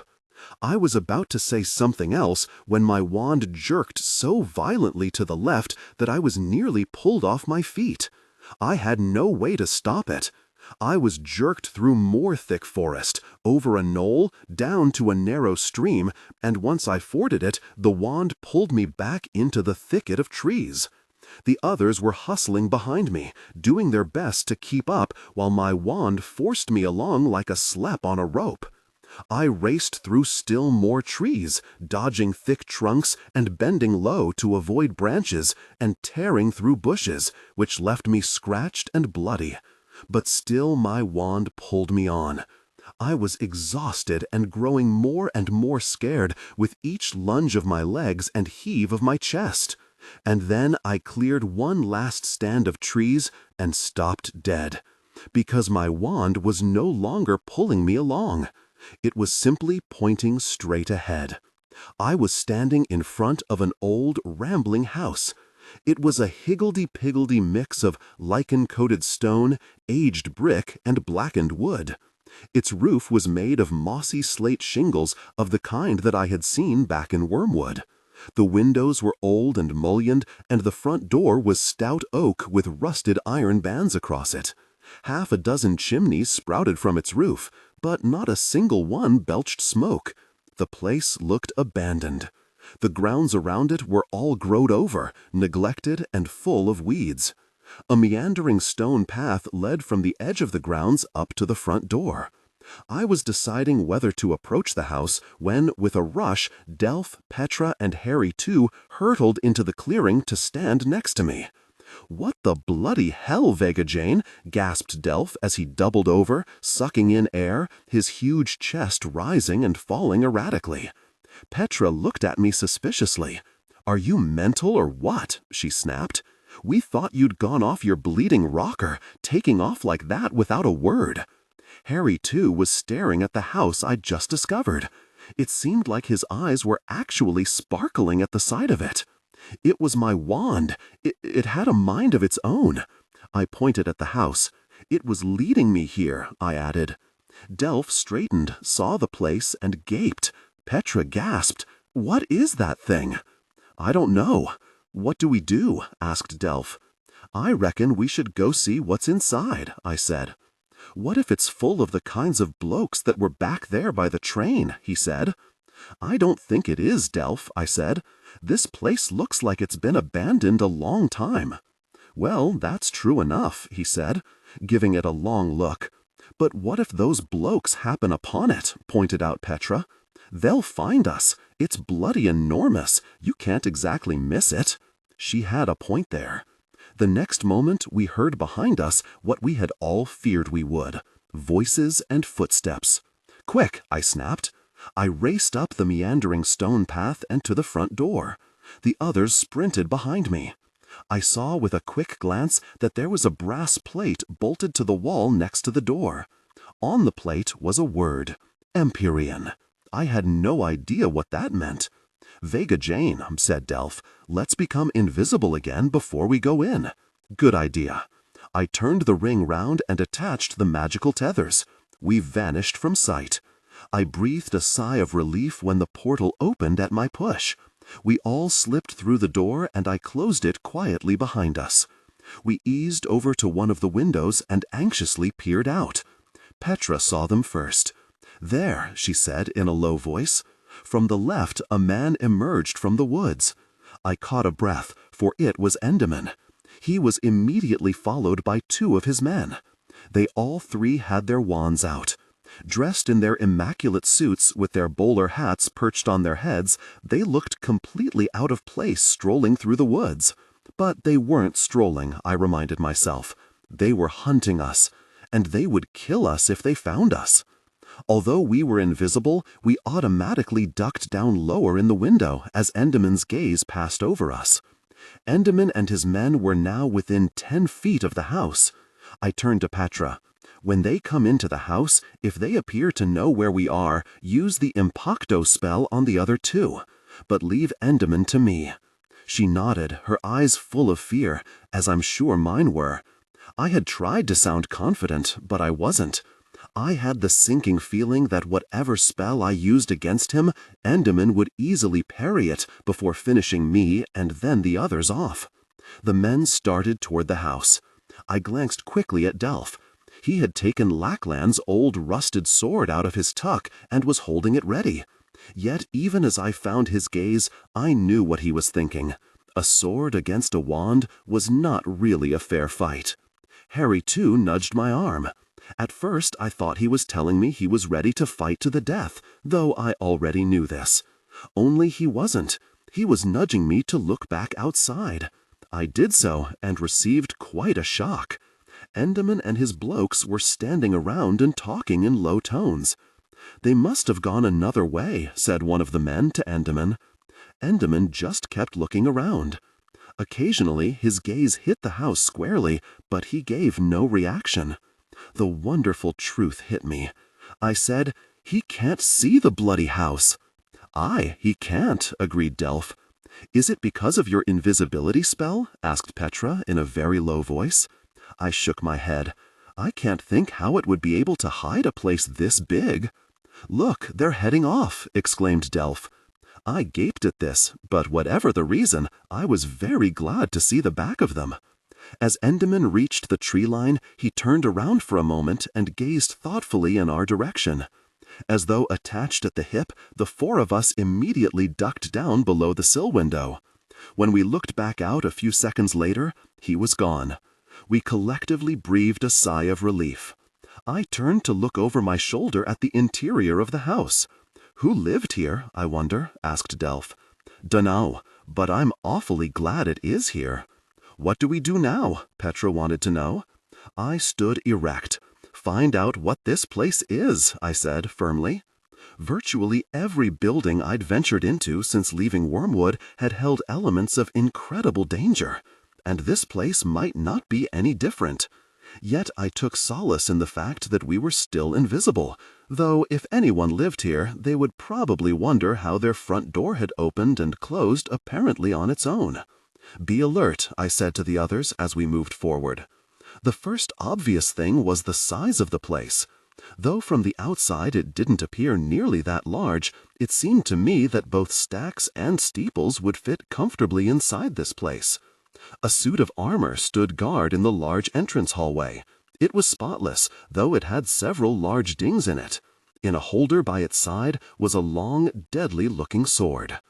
Every room we entered seemed larger than the last. The walls were wood, or stone, or tile, or even metal. The furnishings were large and comfortable. There was weaponry on the walls, battle axes and lances and knives and other things I didn't recognize, but which looked deadly enough. The place was lighted by things we couldn't see, but it seemed to me that captured in the ceiling were little swirls of illumination, almost like the cuckoos we had seen back in the Quag. There were fireplaces aplenty and washrooms like the one I had seen at Morrigane's ages ago. We entered a book-lined library and found a large desk and comfortable chairs. Next, there was a kitchen so enormous it was hard to see the other end. It had a huge blackened metal stove and a fireplace with a large metal pot hanging from an iron hook. There was a long wooden table for eating and a cupboard full of plates, cloth napkins, cups, and utensils, all neatly stacked. I poked my head into another cupboard that was full of food of all types, again all neatly organized and obviously fresh. This was odd, since the place seemed abandoned. Though the style was old, from the worm-eaten beams on the ceiling to the venerable and colorful rugs on the knotty walnut floors, it all looked well kept, which, again, was strange. Yet what fascinated me the most were the portraits on the walls. They were numerous, and each was of a different male or female. And they all had the names of the subject on a little brass plate attached to the frame. Thus, I knew that it was Bastian Cadmus' painting, hung over the enormous fireplace in a room that was the largest we had seen thus far. He was a tall, strongly built, fierce-looking fellow with a short black beard, startling green eyes, and thick brows that nearly touched in the center of his forehead. I could understand why our lot had made him their leader. His masterful, tough, confident appearance seemed to fit the type. So was this his old home? If so, that gave me some hope. At least I knew he was a good bloke. And yet I wondered what had happened to this place after he had died.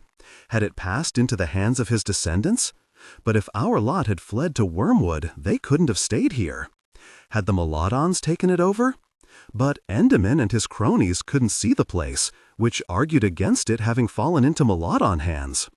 Not knowing really what to think, I turned away from the portrait and kept exploring.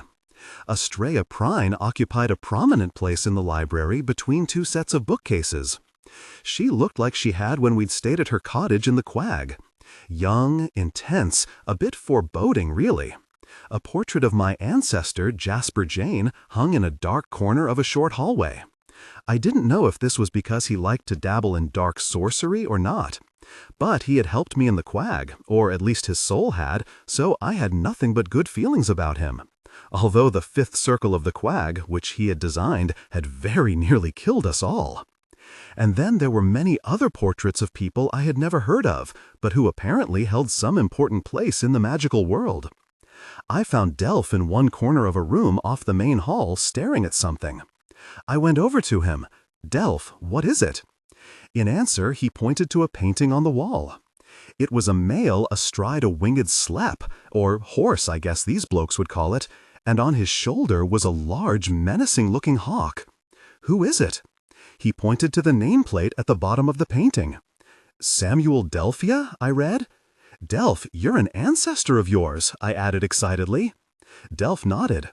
"And it looks like he gets along with beasts, same as Dad. Bet they would have got on right well." I put my hand on his shoulder. I bet they would have. He rubbed his eyes and wiped at his nose. "I miss him, you know, me Dad. Hope he's okay." "I miss you too, Delph. But remember, he wanted you to leave Wormwood." "I know, Vega Jane, I know." He rubbed his eyes again, and then his expression changed. "Hang on, though. What?" "Well, there was that bloke Barnabas Delphia back at Wolvercote Cemetery, and now Samuel. They were both magical, I spect." "I guess so," I said slowly. "But I'm not. No mark on my hand or nothin'." He said this lightly, but I could tell by his features that he so desperately wanted it not to be true. Delph wanted to be magical, but it wasn't in my power to make him so. "I know. I never would have gotten this far without you, wand or not." He thanked me with a smile, and then looked around. "You think this is a friendly place, eh, Vega Jane?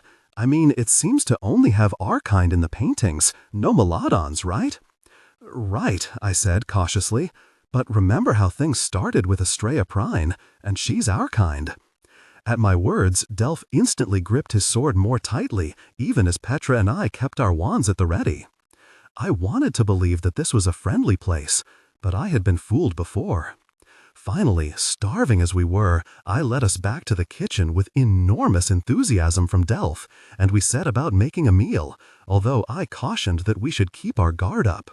There was no telling what was in this place, or whether Enderman and his fiendish cronies might come back and suddenly see this pile of stone and brick good and proper.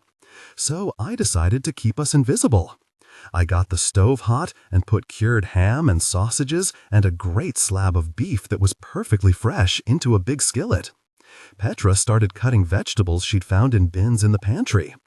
And Delph got the kettle in the fireplace filled with water from a pump in the sink and started a fire under it. He announced that he would be making soup. There was a chamber off the kitchen behind a thick door. It was freezing inside, and for good reason. In addition to the meat I had already gotten out, there was milk and cheeses and other perishables, including dough for bread. I took as much as I could carry. Very soon, the aromas of all the cooking food commingled into a mass of flavorful scents that made my mouth water. Poor Harry, too, was actually panting in anticipation. But this was not making me feel more comfortable. It was making me feel more on edge. Petra sidled over to me and whispered, "Vega, all this food here is good and fresh." I nodded, knowing exactly where she was going with this. "Someone lives here," I whispered back, "and they might be here right now.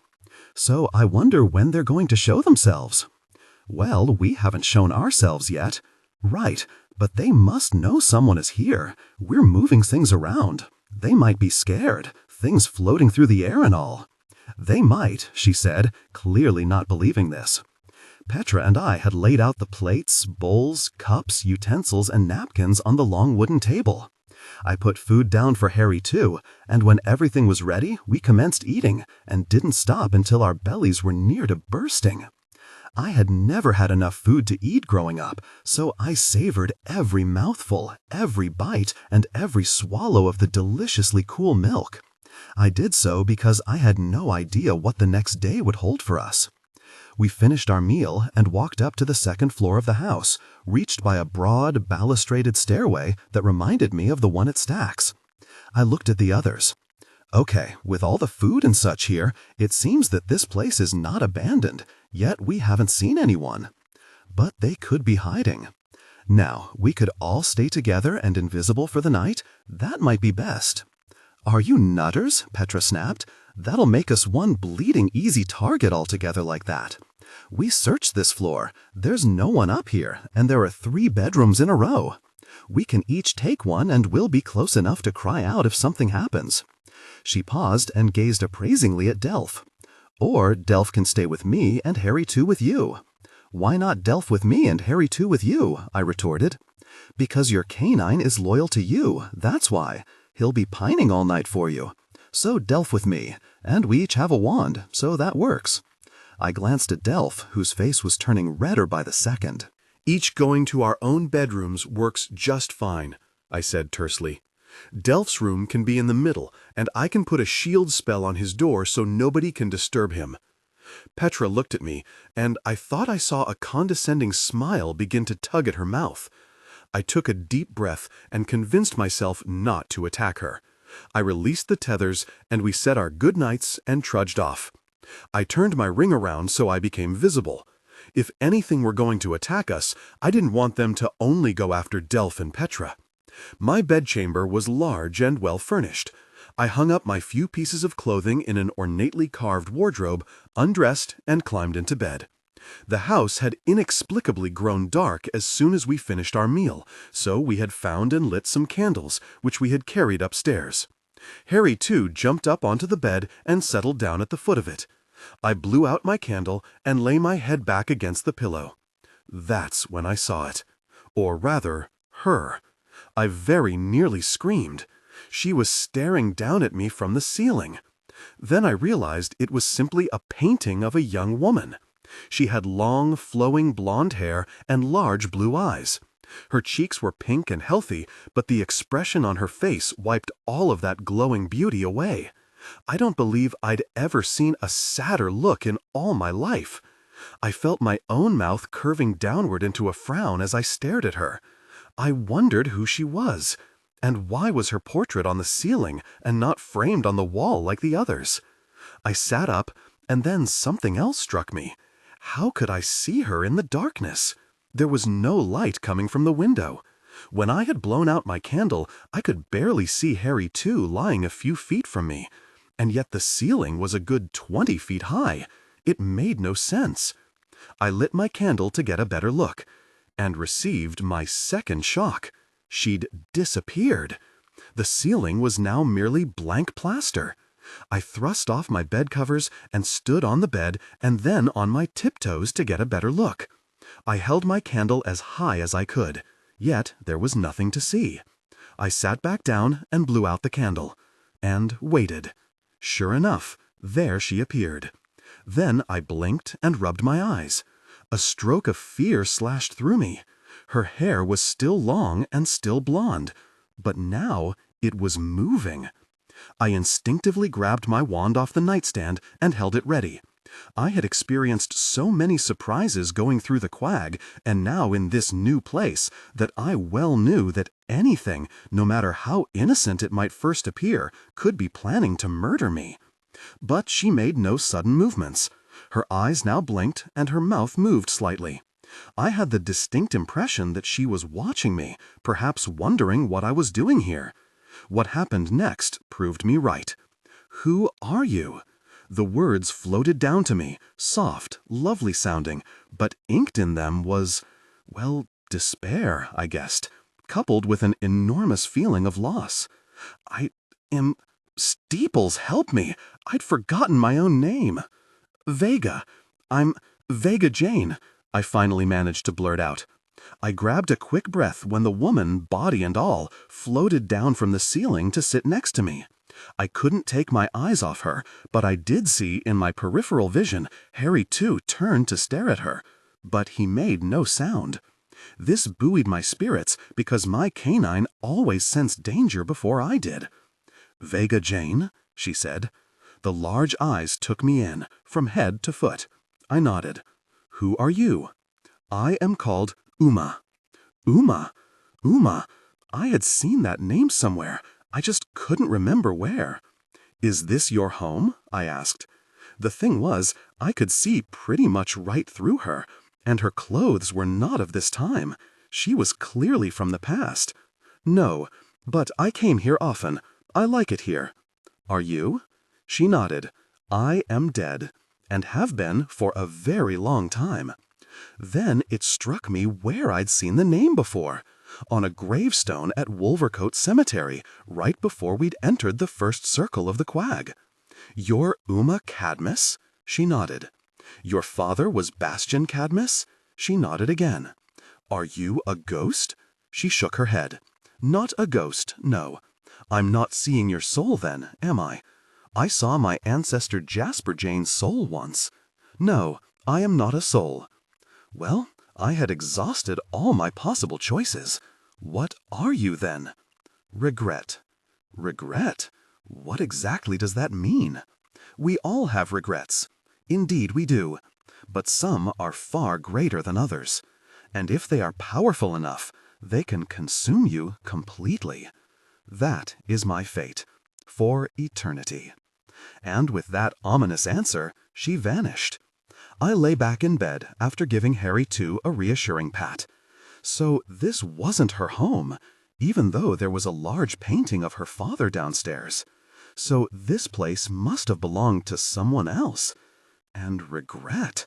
I wondered what she regretted so much. I pulled the bed covers up closer around me, as though the bit of fabric would protect me from all evil. And that's when I heard the scream. As I passed Delph's bedroom, I heard him pounding on the door.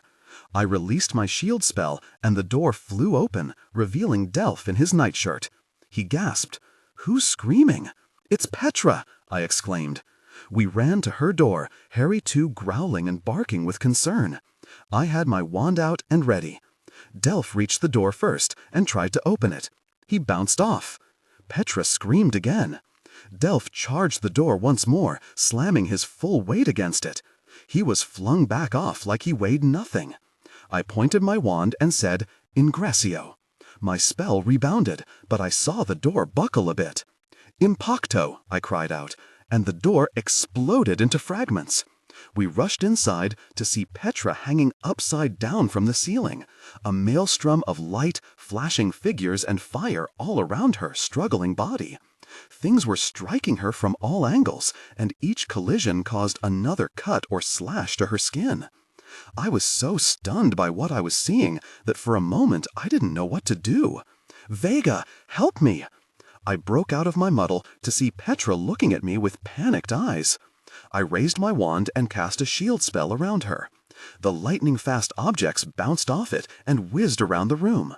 Delph, Harry too, and I had to duck down as a wall of out-of-control flying objects shot over our heads. I raised my wand once more. Paralicto. The explosion of whizzing things froze in mid-air. We all slowly rose. I pointed my wand at Petra at the same time as I said to Delph, "Get ready." I shouted, "Unlasado." A light shot out from the point of my wand and hit the ceiling next to Petra's feet. She was freed and plummeted to the floor, or she would have if Delph had been there to catch her. I watched, a bit unhappily, as she wrapped her arms around Delph's thick neck and buried her weeping face in his massive chest.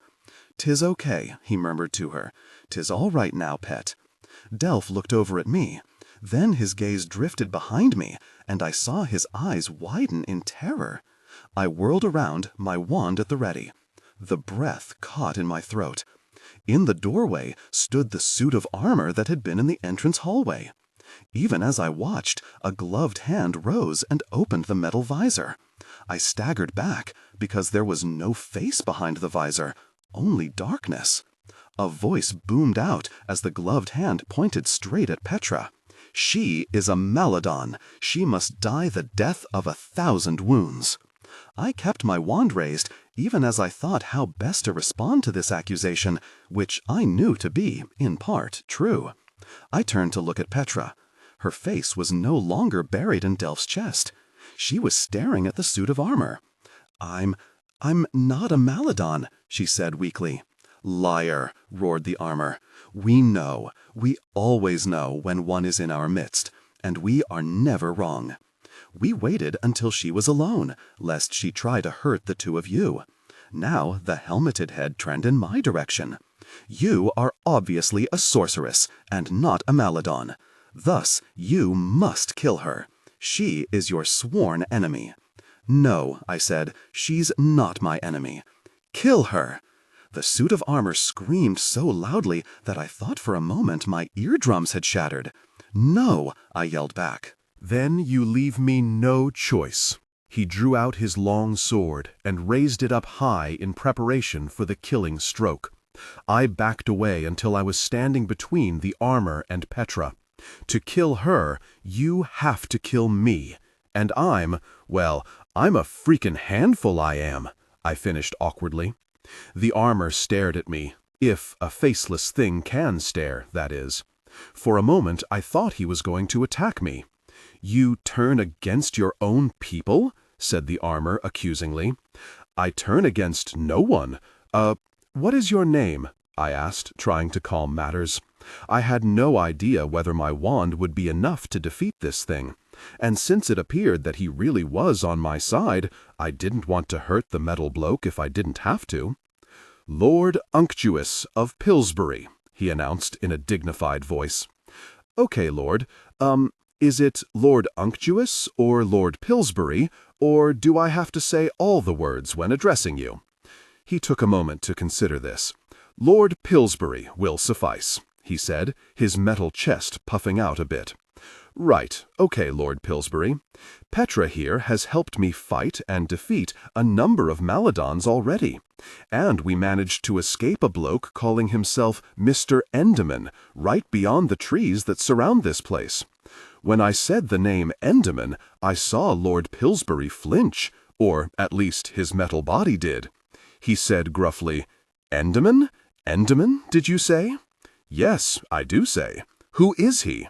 'A Maladon,' barked Pillsbury. 'A horrible, mad, evil, ruthless, disgusting—' 'Right,' I said, interrupting.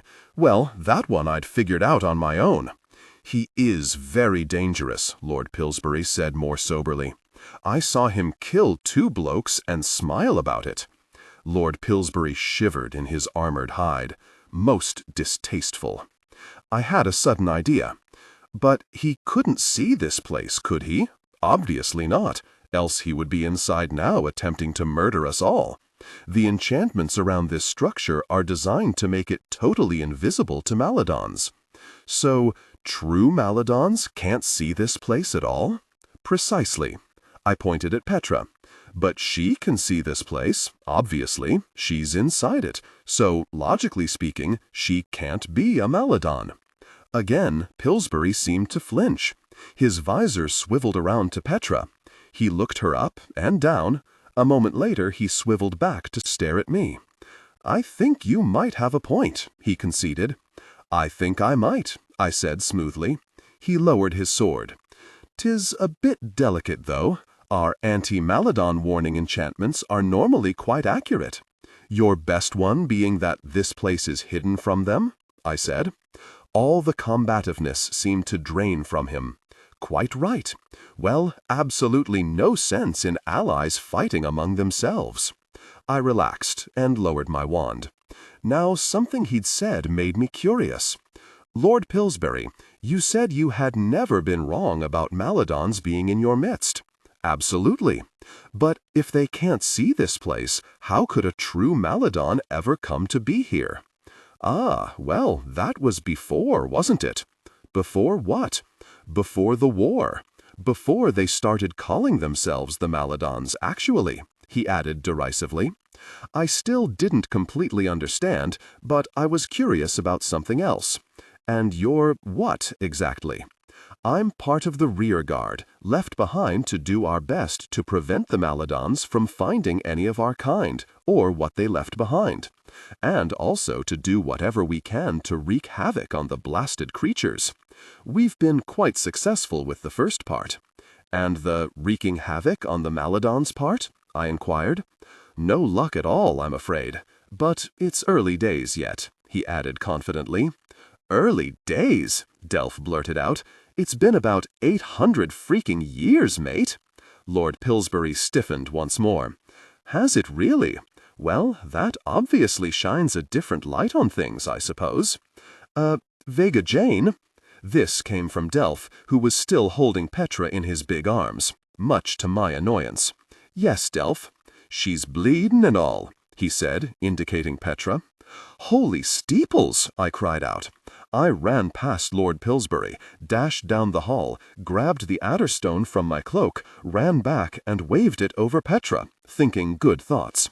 Her cuts and gashes instantly vanished, along with the blood. I looked at Delph. "I think you can let her down now, Delph," I said, trying to sound as casual as possible, though part of me wanted to rip her out of his arms. Right. He nearly dropped poor Petra on the floor. I tried not so very hard to hide my smile.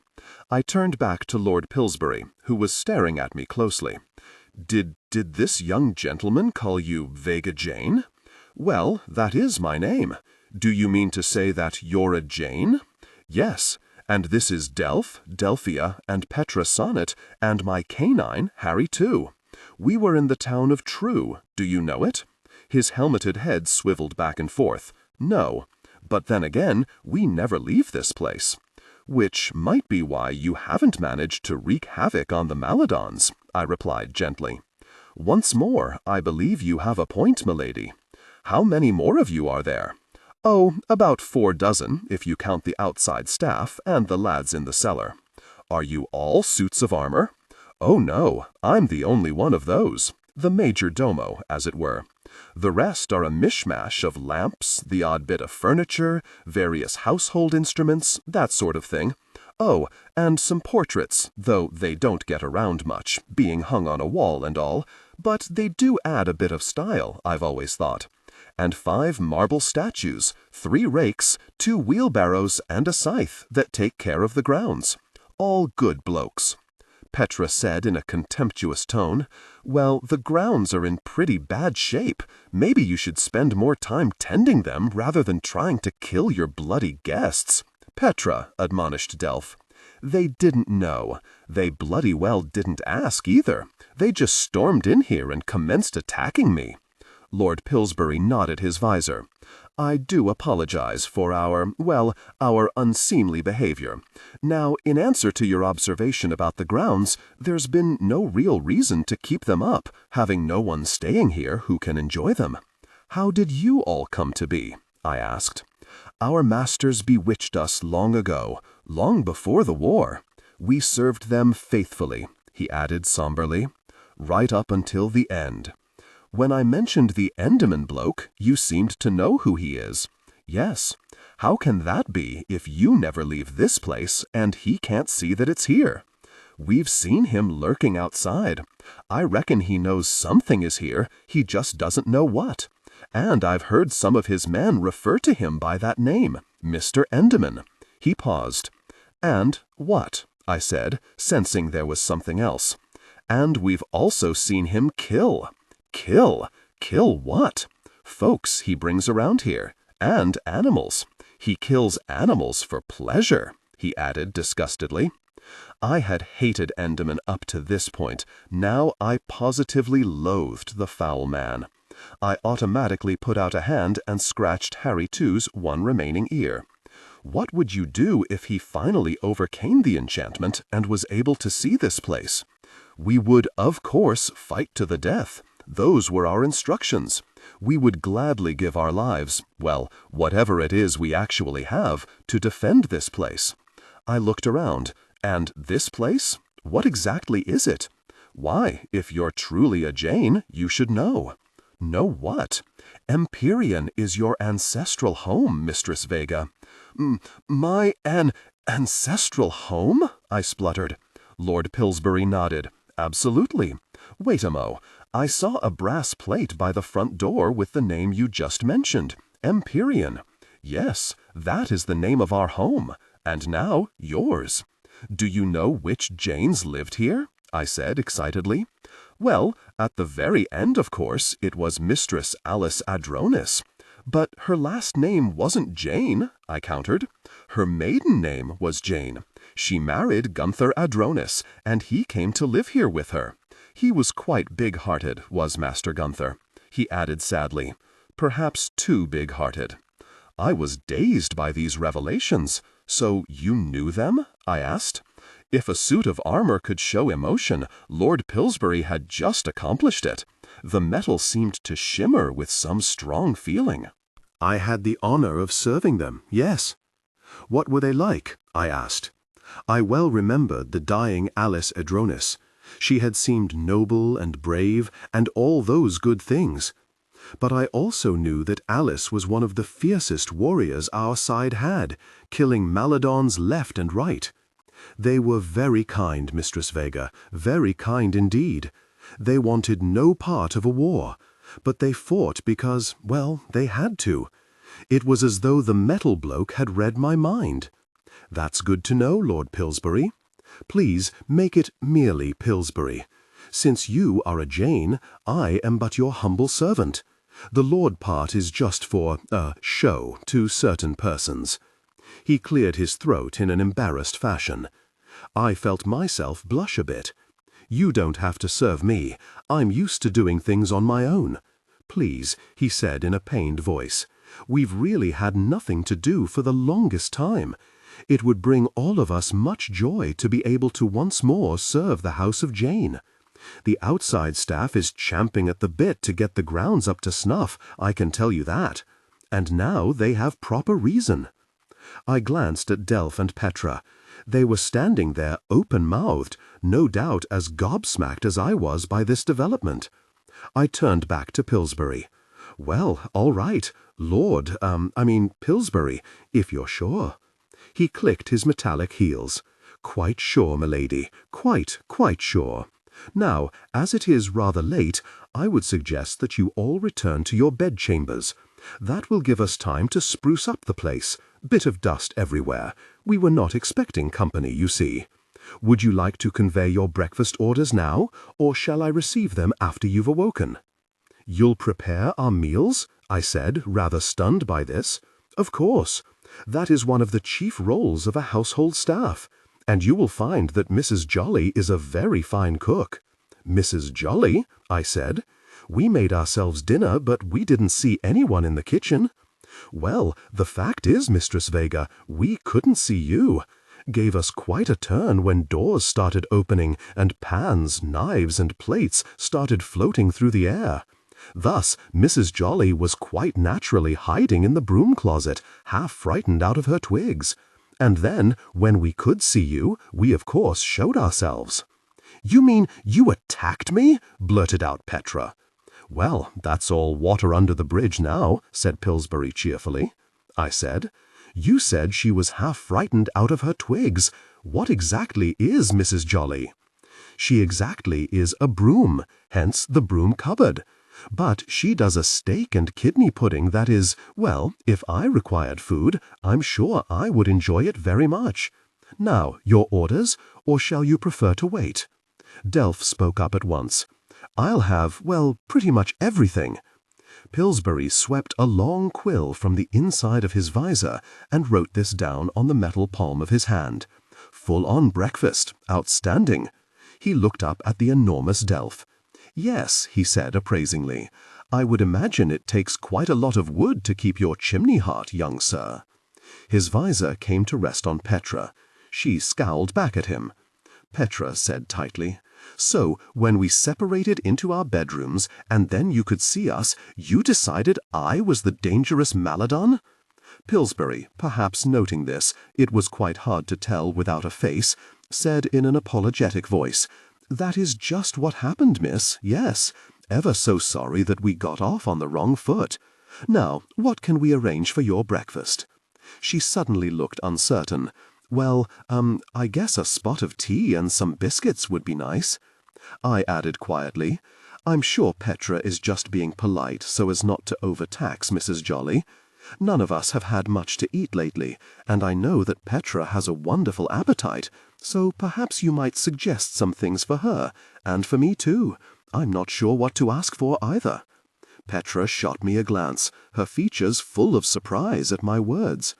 Pillsbury said delightedly, "Oh, absolutely, milady.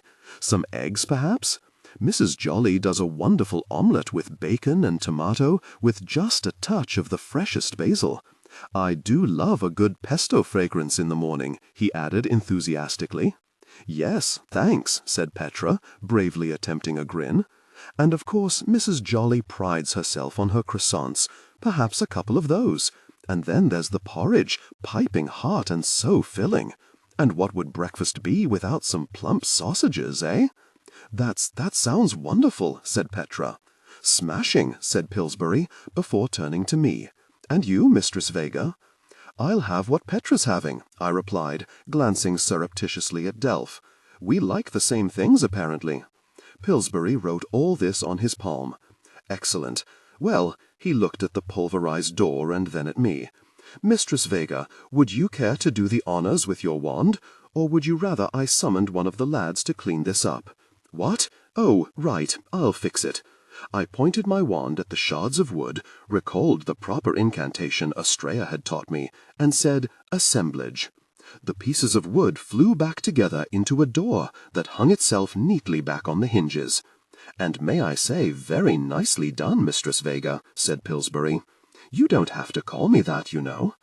"Oh, but we do. As a Jane, you are now the mistress of this house, and we are here to serve you. Okay, but how do you know I really am a Jane? I just said I was. I could be lying." He pointed a metal hand at my wand.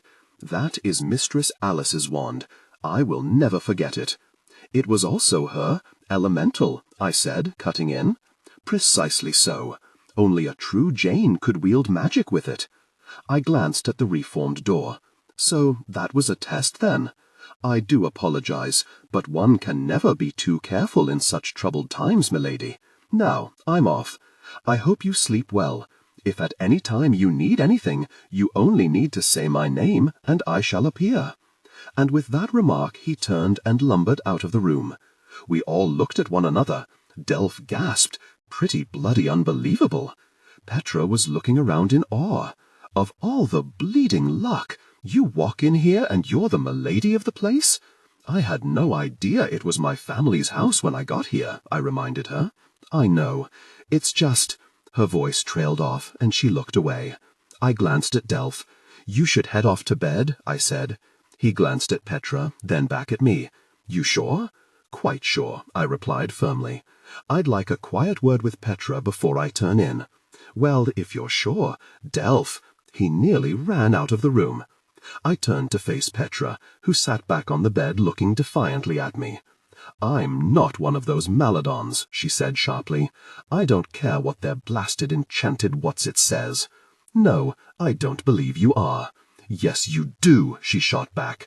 I see the way you and Delph look at me, and even Harry too there watches me closely, like I'll attack you or something given the chance. I think you're being a bit silly about this. Silly? I was very nearly killed by your servants, and I stopped them, didn't I? I snapped. She was about to say something else, but I suppose my harsh words gave her pause. She said grudgingly, Yes, you did, and I thank you for that. You're welcome. But my point is, why would I have done that if I thought you were a Maladon? Well, I've got Maladon blood in me, haven't I? But you can see this place, can't you? So even if you have a bit of Maladon blood in you, it's obviously been outweighed by, well, good stuff. So what? Someone in my family was your enemy. I don't know who it was, but it's tainted me. I'm not like you. I'm unclean or something. Leastways, I feel like I am. I sat on the bed next to her. I could actually understand how she was feeling. I felt that way back in Wormwood when I discovered I had powers that no one else there did. And I also wanted to know things about my past. I wanted to know what was beyond the Quag. Other than Delph, no one in Wormwood was interested in any of that. It made me feel like an outsider, like I didn't belong, like I was different in a bad way. Petra, you have no way of controlling who your ancestors were, or what they did. Same as me. But at least your ancestors were good. They fought to protect themselves from the Maladons. And if this Enderman bloke is what all Maladons are like, well, they're just evil. Which means that Her lips trembled, and she couldn't finish. She looked away so I wouldn't see the tears in her eyes. I put a hand on her shoulder. You've had plenty of chances to be evil, Petra. You could have hurt us easily enough when we were going through the Quag, but instead you helped us get through. Without you, we wouldn't have made it. You were brave and strong, and you fought against the evil, not for it. But what if down the road I change? What if you become evil because Maladon blood runs in your veins? She was looking at me now, her features twitching. I knew what she wanted me to say. That she could never become evil, that she could never truly become a Maladon. But I couldn't say that, because I wasn't sure if she could or not. I could only say what I was feeling. I trust you, Petra. I've trusted you with my life before, and I will trust you with my life again. You really mean that? I really mean that, I answered, squeezing her shoulder. She wouldn't meet my gaze, and under the pressure of my fingers, I could feel her trembling. She slowly turned to look at me, her face so rigid that I thought someone had cast the subservio spell on her. Finally, after a few moments, her features relaxed, and she touched my hand with hers and said, I trust you too, Vega. You saved my life, more times than I can count. We have to be there for each other. We're both magical. Delph isn't. We can't let anything happen to him. I'd die before I let him come to any harm, she said immediately. This both pleased and bothered me. Petra had very clearly lost her heart to Delph, and love was a funny thing. It could be wonderful and positive and simply good, or it could be the power behind things truly ugly. And right now, I had no way of knowing how her feelings for Delph would turn out. Get some sleep, I said. She nodded and climbed under the covers. As I reached the door, I turned to see her watching me. Her look was searching, but also somehow inscrutable. I closed the door behind me and walked slowly back to my room with Harry too beside me. I shut and locked my door and climbed under the covers. I took out my wand and stared at it. I hadn't had it all that long, and yet now it seemed like I had never been without it. Even had I not known that Empyrean was Alice Adrona's home, I should have, because the wand had sensed the proximity of the place and had led me right here. Alice and her husband, Gunther, Uma Cadmus, her father, Bastian, all the rest of the men and women in those portraits all over this place, they were my past. Some were my family. My future, too, would be borne out by what happened here in the days ahead. But after so much danger and nearly losing our lives, it was so very wonderful to have a safe haven such as this. Food in our bellies, a house full of loyal servants, warm beds and rooms to explore. I stretched out like a feline. So good did I feel about all of it. Part of me thought I could spend the rest of my life here, and quite pleasantly indeed. I fell asleep with this sole thought in mind. The rapping on the door brought me awake. I rubbed my eyes and sat up in bed. "Hello?" I said groggily. "'Tis Pillsbury with your breakfast, Mistress Vega." "Oh, okay. Come in then." Harry, too, popped up when the door opened, and there was Pillsbury, his metal gleaming so brightly that I suspected he might have polished himself up during the night. He was carrying a short-legged wooden table upon which sat several dishes covered with pewter lids. "If you would care to sit up just a bit more, milady," he said graciously as he approached the bed. Confused, I sat up straight against my pillow. Pillsbury placed the little table over my lap, while I further adjusted my position to accommodate this rather strange way of having one's meal. He uncovered the dish lids, and my eyes lit up when I saw the foods underneath. And then I took a deep breath, and the most wonderful smells invaded my nose. I looked up at him and said in a near moan, "This is fantastic, Pillsbury. Mrs. Jolly will be so pleased." He uncovered one more bowl, which had a divider. One half was filled with food and the other with water. I took the liberty of preparing Harry Two's meal as well. He set this on the floor, and Harry Two jumped down, gave a bark of thanks, and dug in. Pillsbury unrolled my cloth napkin and handed it to me, and then poured out a steaming cup of tea. "I hope everything will be to your liking, Mistress Vega." "I'm sure it will, and I'll be sure to pop down to the kitchen and tell Mrs. Jolly myself." "She would be extremely pleased and honored if you did," he said, his metal visor seeming to beam with pleasure at my words. "Now tuck in, and I shall leave you to it. When you're done, you need only say Pillsbury, and I will return straight away to collect the dishes." As he turned to leave, I said, Pillsbury?" He immediately pivoted. "Yes, milady. I had a visitor in my room last night. Her name was Uma?" The metallic Pillsbury seemed to wilt under my words. "Oh dear, I had no idea. I thought she might have left us. It has been a very long time since I've seen her. I know she's Bastian Cadmus' daughter, and I saw her grave in the Quag at Wolvercote Cemetery, but that's really all I know." He seemed to leap back at my words. You saw her grave?" he sputtered. "Yes, I did. The tombstone said—" I paused, thinking back. Pillsbury said somberly, "The strength of love, the fallacy of youth." I looked at him in amazement. "Yes. How did you know?" "We knew the Cadmuses well," he said. "They visited here often when Mistress Alice was alive. Such happy times. But it was so very sad what happened. Her father was so cut up over it, I can tell you that." "What did happen?" He said imploringly, "Please, miss, your food will grow cold." I looked down at the tray, my stomach overcoming my brain. "Okay, but when I'm done, will you tell me?"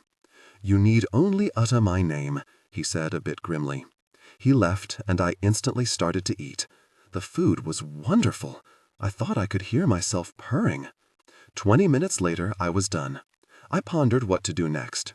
I moved the tray aside and opened the door next to my bed. This was a washroom, like at Marigani's back in Wormwood.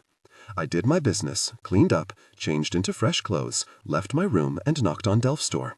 "Delph, are you decent?" The door opened, and Delph stood there fully dressed in some of the clothes we had nicked from St. Necros back in True. A white shirt with a collar, a vest, a tweed jacket, and sturdy shoes. He had cleaned up and washed his hair, which was long, thick, and smelled wonderful. "Have you finished eating?" I said, a bit wonky from how he looked and smelled. I glanced over my shoulder to see that Pillsbury had had to bring in an entire rolling table to accommodate Delph's full-on breakfast. I could also see that every plate and bowl was so empty they looked clean. "Yep," he said, "that Mrs. Jolly knows her way round the dishes, she does. Can you come back to my room? Pillsbury will be joining us. He's going to talk about some stuff I want you to hear." "Okay, what about Petra?" I glanced down the hall toward Petra's store. "After last night, let's just let her have a lie-in," I said. Delph looked at me uncertainly, but he fell in behind me as we walked back to my room. We arrived, and I said the name, Pillsbury. He instantly appeared at the door, as though he could perform the passe-pourche incantation. "Yes, Mistress Vega. All done, are we?" "Yes, Pillsbury, and it was absolutely amazing. Now, I want you to tell Delph and me about Uma Cadmus." Delph glanced sharply at me, but said nothing. I didn't know if he recalled Uma's name on the gravestone back at Wolvercote Cemetery. Pillsbury marched forward slowly. "Yes, miss, of course." He hesitated, his metal feet shuffling a bit, his visor pointed to the floor. "Where to begin? Where to begin?" I suggested, in what I hoped was a helpful tone. Yes, of course." He cleared his throat as Delph and I settled down in 2 comfortable chairs to listen. Bastian Cadmus was the leader of our people, and he and his wife, Victoria, had only one child, Uma. She was everything to them. "Then it's doubly sad that she died so young," I said. "Yes," said Pillsbury, not meeting my gaze. "Very sad indeed. Well, anyway, Uma was a lovely girl, beautiful on the outside and so full of goodness on the inside. And as she grew up, it naturally became a topic of discussion and speculation as to whom she might marry one day. I'm sure there were many young men who would have been right happy to marry her," I said. "Oh, indeed there were, yes. But you have to understand that this was before the war with the Maladons. However, things were already happening that would lead to that terrible clash. The Maladons' leader, the accursed Necro?" I exclaimed. "There's a Saint Necro in the town of True. It's a place where people go to worship." "Indeed," he said, curiously. "Well, Necro's followers did worship him, though he was a foul man." "You knew him?" "He came here several times. You see, there were efforts to forestall a war, talks, discussions, negotiations. The James and the Adronuses and Bastian Cadmus were at the head of this effort. I well remember the bloke. His face, oh, so pale and smooth, and his voice, so silky. But there was pure evil in him. I knew from the moment I laid eyes on him that these efforts to avoid an all-out war were doomed from the start. Necro wanted to be the ruler not simply of the Maladons, but of everyone. And Uma? Well, Uma did find a young man whom she dearly loved. His name was Jason." I glanced over at Delph, but just for a moment. "That's, nice," I said. "He was the son of Necro." "What?" I nearly shrieked. "Blimey," said Delph. "That was a bit awkward, hey?" "More than a bit," conceded Pillsbury. "Anyway, they kept their relationship a secret for a long time. But it was eventually discovered." "And what happened?" I asked. "At first, folks thought it was a positive development, because with the way things were deteriorating between the 2 camps, it was believed that a truce might be possible. And there were those who felt that perhaps Jason, who was very unlike his devilish father, might come to power one day and ensure peace, aided by his wife, Uma. But alas, that was not to be." "Why not?" "Jason died," Pillsbury said simply. I exclaimed. He died? But he must have been very young. Oh, he was. Not more than 20, Delph said. How did he die? With this question, Pillsbury seemed to collapse. His metal just drooped like a flower in the hot sun. He was stabbed. His killer was never caught, but there were suspicions. Like what? I asked. That his father had had him killed because Jason was in love with Uma. You see, Necro did not want a truce. He wanted war. But to kill his own son? I said. As I told you, Necro was evil. He would kill anyone if it meant his rise to power would continue. And Uma? I asked. So very sad.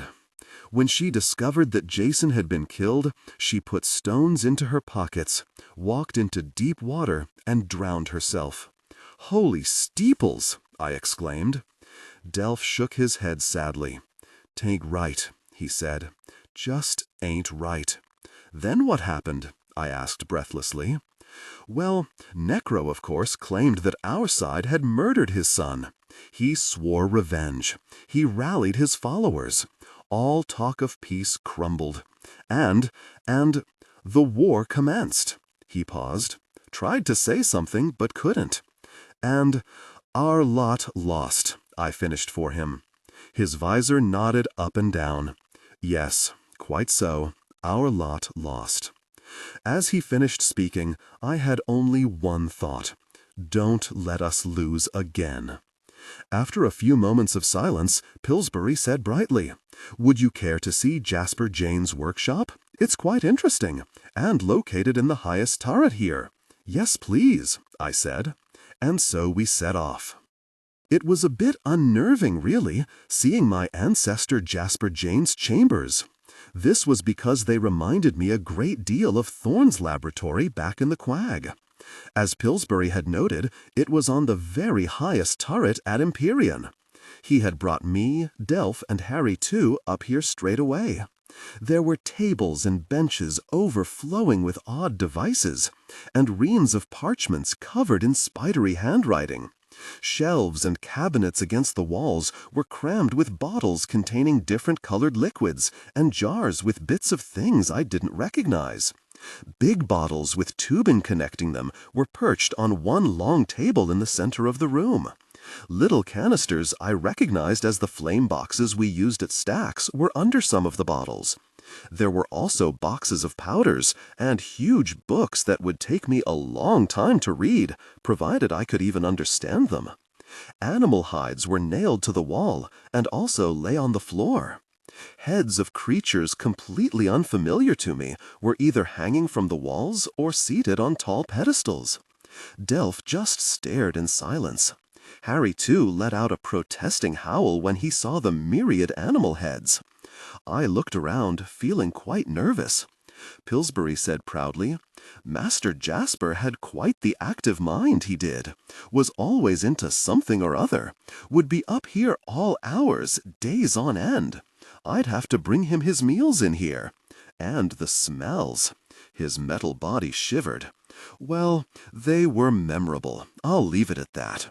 I didn't know where to start. I really didn't even know why I was here. Well, I did know, actually. This was my family. My long-ago family I never knew even existed. I had to find out as much as I could. Not just because it might help me survive. I mean, weren't you supposed to know about your own family? Pillsbury, perhaps sensing my indecision, said, "May I leave you to it, Mistress Vega?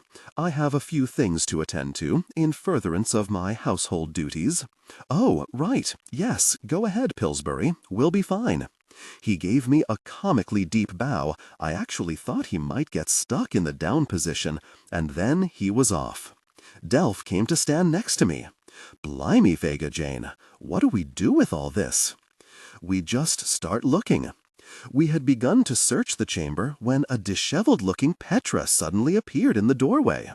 She said crossly, "I've been looking all over for you two. I saw Pillsbury on the stairs. He said you were up here. Why didn't you come and get me?" Delph automatically looked at me. "Males," I said, almost truthfully. "We thought we'd let you sleep in, Petra, after last night. You'd suffered so much." She drew a deep breath and nodded. "Right, well, thanks. It was nice to have some extra rest." She looked around. "What is this place?" I explained about my ancestor Jasper, then debated for a moment before deciding to tell her about Uma and Jason, and also that I had seen Uma's, well, whatever it was, in my room, and how terribly unhappy she had been. After I was done, Petra looked very unsettled. "That's very sad," she said at last. "So very sad." That was definitely not what I was expecting her reaction to be. From her face, I thought she might start weeping. "Yes, it is," I agreed, watching her nervously. "So you're searching this place to find what? Answers?" I nodded. "Any bit of information might prove useful." "Well, I'll help then." So we set about it. We found many things, many obscure, inexplicable things.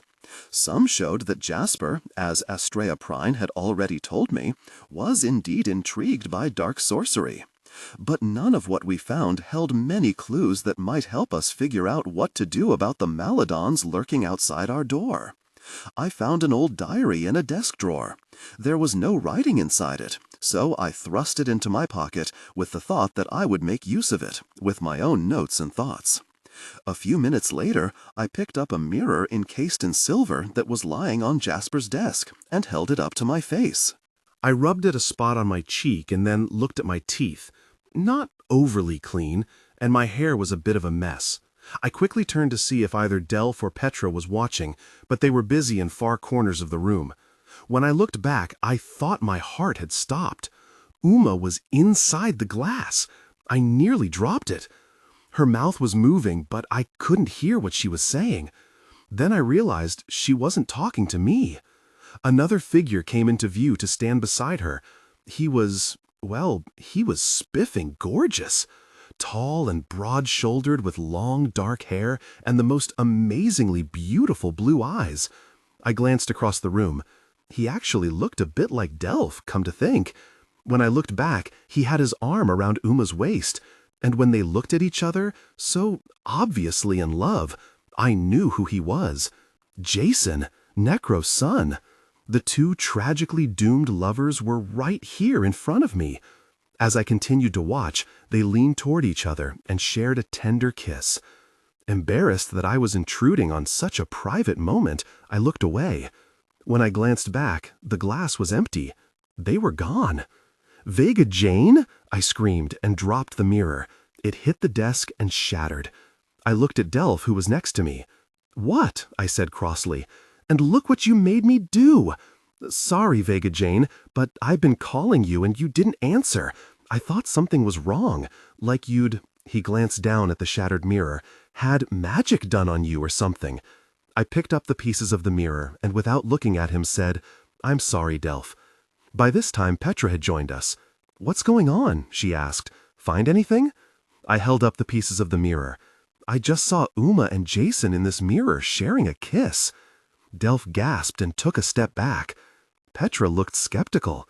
She said, "In that glass? You're sure?" I nearly crossed my eyes in frustration. Oh no, I might have imagined a dead bloke kissing a dead woman who was on my bedroom ceiling last night. Quite forgettable. After another hour, we closed the door behind us without knowing that much more than when we'd entered. I returned to my room to wash up, while Petra and Delph went to theirs to do the same. We arranged to meet for lunch shortly, which Pillsbury had come and told us would be served in the conservatory, whatever that was. When I came out of the washroom, I noticed it. There was a painting hanging on the wall across from my bed that hadn't been there before. As I drew closer, I could see who it depicted. Alice Adronis. Alice Jane Adronis, more precisely. I wondered why I had not seen a portrait of her until now. It was her home, after all. I remembered the painting I had seen of her back in Astrea's cottage in the Quag. She had been dressed fetchingly in a dazzling gown with a plunging neckline, her hair piled on top of her head, her features so sharply defined, her eyes so masterful. She was very beautiful. but I had been more captivated by the sense of strength and barely restrained power in her whole being. By contrast, in this portrait, Alice was in full battle gear, chainmail, helmet in one hand, the full-size elemental in the other. This was Alice Adronis as perhaps she was meant to be, where she was the most comfortable, the most natural, the most formidable. Not at a party about to drink and eat, but as a warrior about to enter a battlefield and fight to the death with every bit of strength, courage, and cunning she had. I had seen her do this very thing, and I had also seen her die. I looked into her eyes, which seemed to hold flames in their center, and shivered. I knew that Alice would be unafraid of even Mr. Enderman. She would battle him as an equal, and she would have won. I was sure of it. I dearly wished she could be here with me right now. But I wondered again how the portrait had come to be in my room. I said, "Pillsbury?" An instant later he was standing at my doorway. "Yes, Mistress Vega." I pointed to the portrait. "Did you put that in here?" He came forward and stared at the painting. "No, I didn't. I've no idea how it came to be here." He seemed genuinely bewildered. "Well, there is one thing," he ventured. "What's that?" I said sharply. "This home has its peculiarities." "Such as?" I said. "Things come and things go, and some things turn up where they naturally should be. That's the best way I can explain things. And now I must see to the finishing up of lunch." In another instant he was gone. I slowly turned back to the painting and received another jolt. I rubbed my eyes. It couldn't be. It was impossible. When I looked at the portrait once more, it was all as it should be. Alice stared back at me from the depths of the oils and canvas. But for one moment, one chilling, electrifying, terrifying moment, I thought that it was me in the portrait. We trooped into the conservatory for our luncheon. Actually, we had no idea where it was until Pillsbury came and led us there. It was huge, and the walls were glass, supported by a metal framework. There was a door leading outside to the rear grounds, which now looked spectacular, with everything in bloom. I mentioned this to Pillsbury, who, again, if it was possible for metal to do so, beamed at my words. "Well, the lads worked all night to get things up to scratch for you. It does look splendid." "They did that for me?" "Of course. The outdoor staff takes great pride in keeping things just so for the family they serve." "Where is the outdoor staff?" He pointed to another part of the garden. Through the window I could see marble statuary toiling away in the grounds with trusty gardening tools. In another part of the garden, a rake was collecting grass clippings. Farther back, a scythe was mowing down weeds. Then a wheelbarrow came into view. It was full of twigs and dead leaves and was rolling itself down a flagstone path. "The outdoor staff," said Pillsbury proudly. "All fine lads. Please give them my thanks." "I will indeed." Another door leading into the conservatory opened, and in whirled, well, I supposed it was Mrs. Jolly. Pillsbury hadn't mentioned any other broom in the house that could move about. There were long wooden appendages that she used as arms to push a small cart loaded with covered plates and pewter cups along with a large pitcher filled with water. At the end of these appendages were wooden fingers. Unlike Pillsbury, however, on the top of the broomstick, which fanned out to a good 6 inches, was set a pair of eyes, a nose, and a mouth, which were not made of wood and seemed very similar in appearance to mine. As she looked at me, Mrs. Jolly broke into a lovely smile that warmed my heart like a cozy fire. "Hello, loves," she said brightly, her voice as uplifting as the sound of music. "Hello," we all said back. "I'm sure he's told you I'm Mrs. Jolly," she said, indicating Pillsbury. I smiled and nodded. "Yes," I said, "your cooking is the best I've ever had." She beamed as Delph ravenously eyed the cart she had pushed in. Even with the little lids on, the most wonderful aromas were escaping into the room, and from there into our nostrils. "Right you are," exclaimed Delph, "and I'm bloody famished." "Well, we shall take care of that." With a sweep of her hand, the lids came off, and the plates rose into the air, and then settled neatly on a table where napkins and cutlery suddenly appeared at 3 place settings. I peered over at Petra. As I thought it would be, her face was a whirl of wonderment. After the life she'd led in the Quag, she must believe she had fallen into the most wonderful world imaginable. A beautiful home, food prepared for us, servants galore, and a safe warm bed in which to sleep without the worry of snarling beasts desiring nothing more than to end her life. It would be very easy to live here forever, I concluded, taking up my thread of thought from the previous night. On the floor, a bowl of food and a bowl of water appeared in front of Harry too. "Now tuck in while it's still hot," Mrs. Jolly advised. While Delph and Petra began to eat, I looked outside and then slowly lowered my fork. My happy thoughts had suddenly turned to something far darker. "What's up?" asked Delph in between bites. "Not hungry?" "No, it's not that." He lowered his fork too. So did Petra. "What is it, Vega?" she asked. "I was thinking about everybody back in Wormwood, and those living in the Quag. I mean, they don't have food like this to eat, except perhaps for Morrigan and Estrella Prine, and they're not living in such comfort either, or safety." Delph looked stricken at my words, and stared down at his plate like it was a serpent about to bite him. Petra said, "So what? I don't know what you have to be sad about. Everyone has a different lot in life. This is yours. What they have is theirs." I looked at her in surprise. When I had told her about Uma and Jason, she had become so sad. But now her words were cruel and uncaring. "Well, we can do something about that," I said firmly. "But, Vega Jane," said Delph, "for the longest time we had nothing, and we crossed the Quag, where we were in danger every sliver. I think we might have earned a bit of comfort, eh?"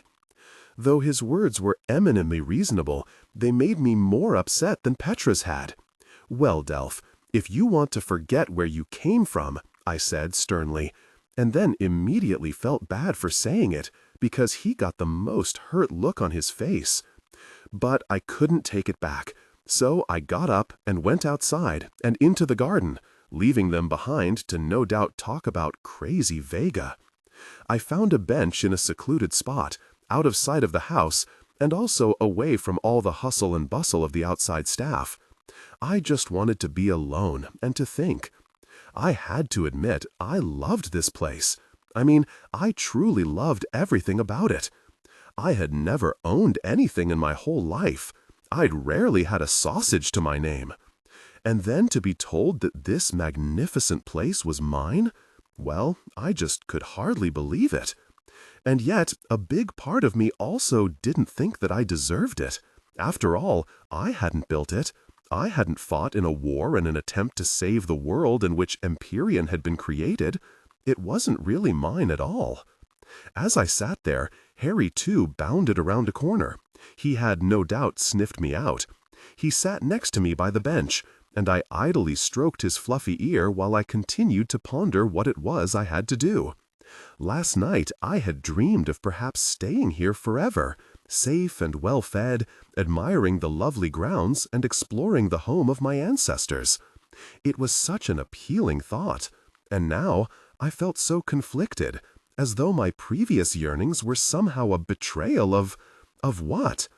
I nearly leapt from my seat when it happened. Something was moving in my pocket. For one panicked moment, I thought it might be a serpent that had slipped in there. But then it came flying free, and came to rest suspended in the air in front of me.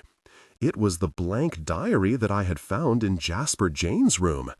As I watched, spellbound, the pages started to flip open.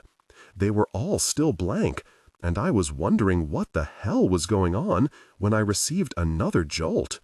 A voice seemed to rise from the pages, like fog from the ground, and said, "At midnight, the 4th staircase, the 3rd hall, the last door on the right." Then the book fell to the ground. I just sat there and stared at it, making no move to retrieve it. I was waiting for it to start talking again. Harry, too, sniffed at it, and then gingerly nudged it with his paw. Then he looked up at me, as though awaiting instructions. I slowly bent down and picked it up. I flipped through the pages, but they were still all empty. I could feel myself breathing fast. My chest felt tight and constricted. Midnight, 4th staircase, 3rd hall, last door on the right. As I looked up at Empyrean, I calculated that this spot would be right near the top of the house, near Jasper's old chamber. And at midnight, that was exactly where I was going to be. I could barely keep my nerves together as the time drew near for me to go on my nighttime journey. I listened for the large case clock down the hall to gong the time.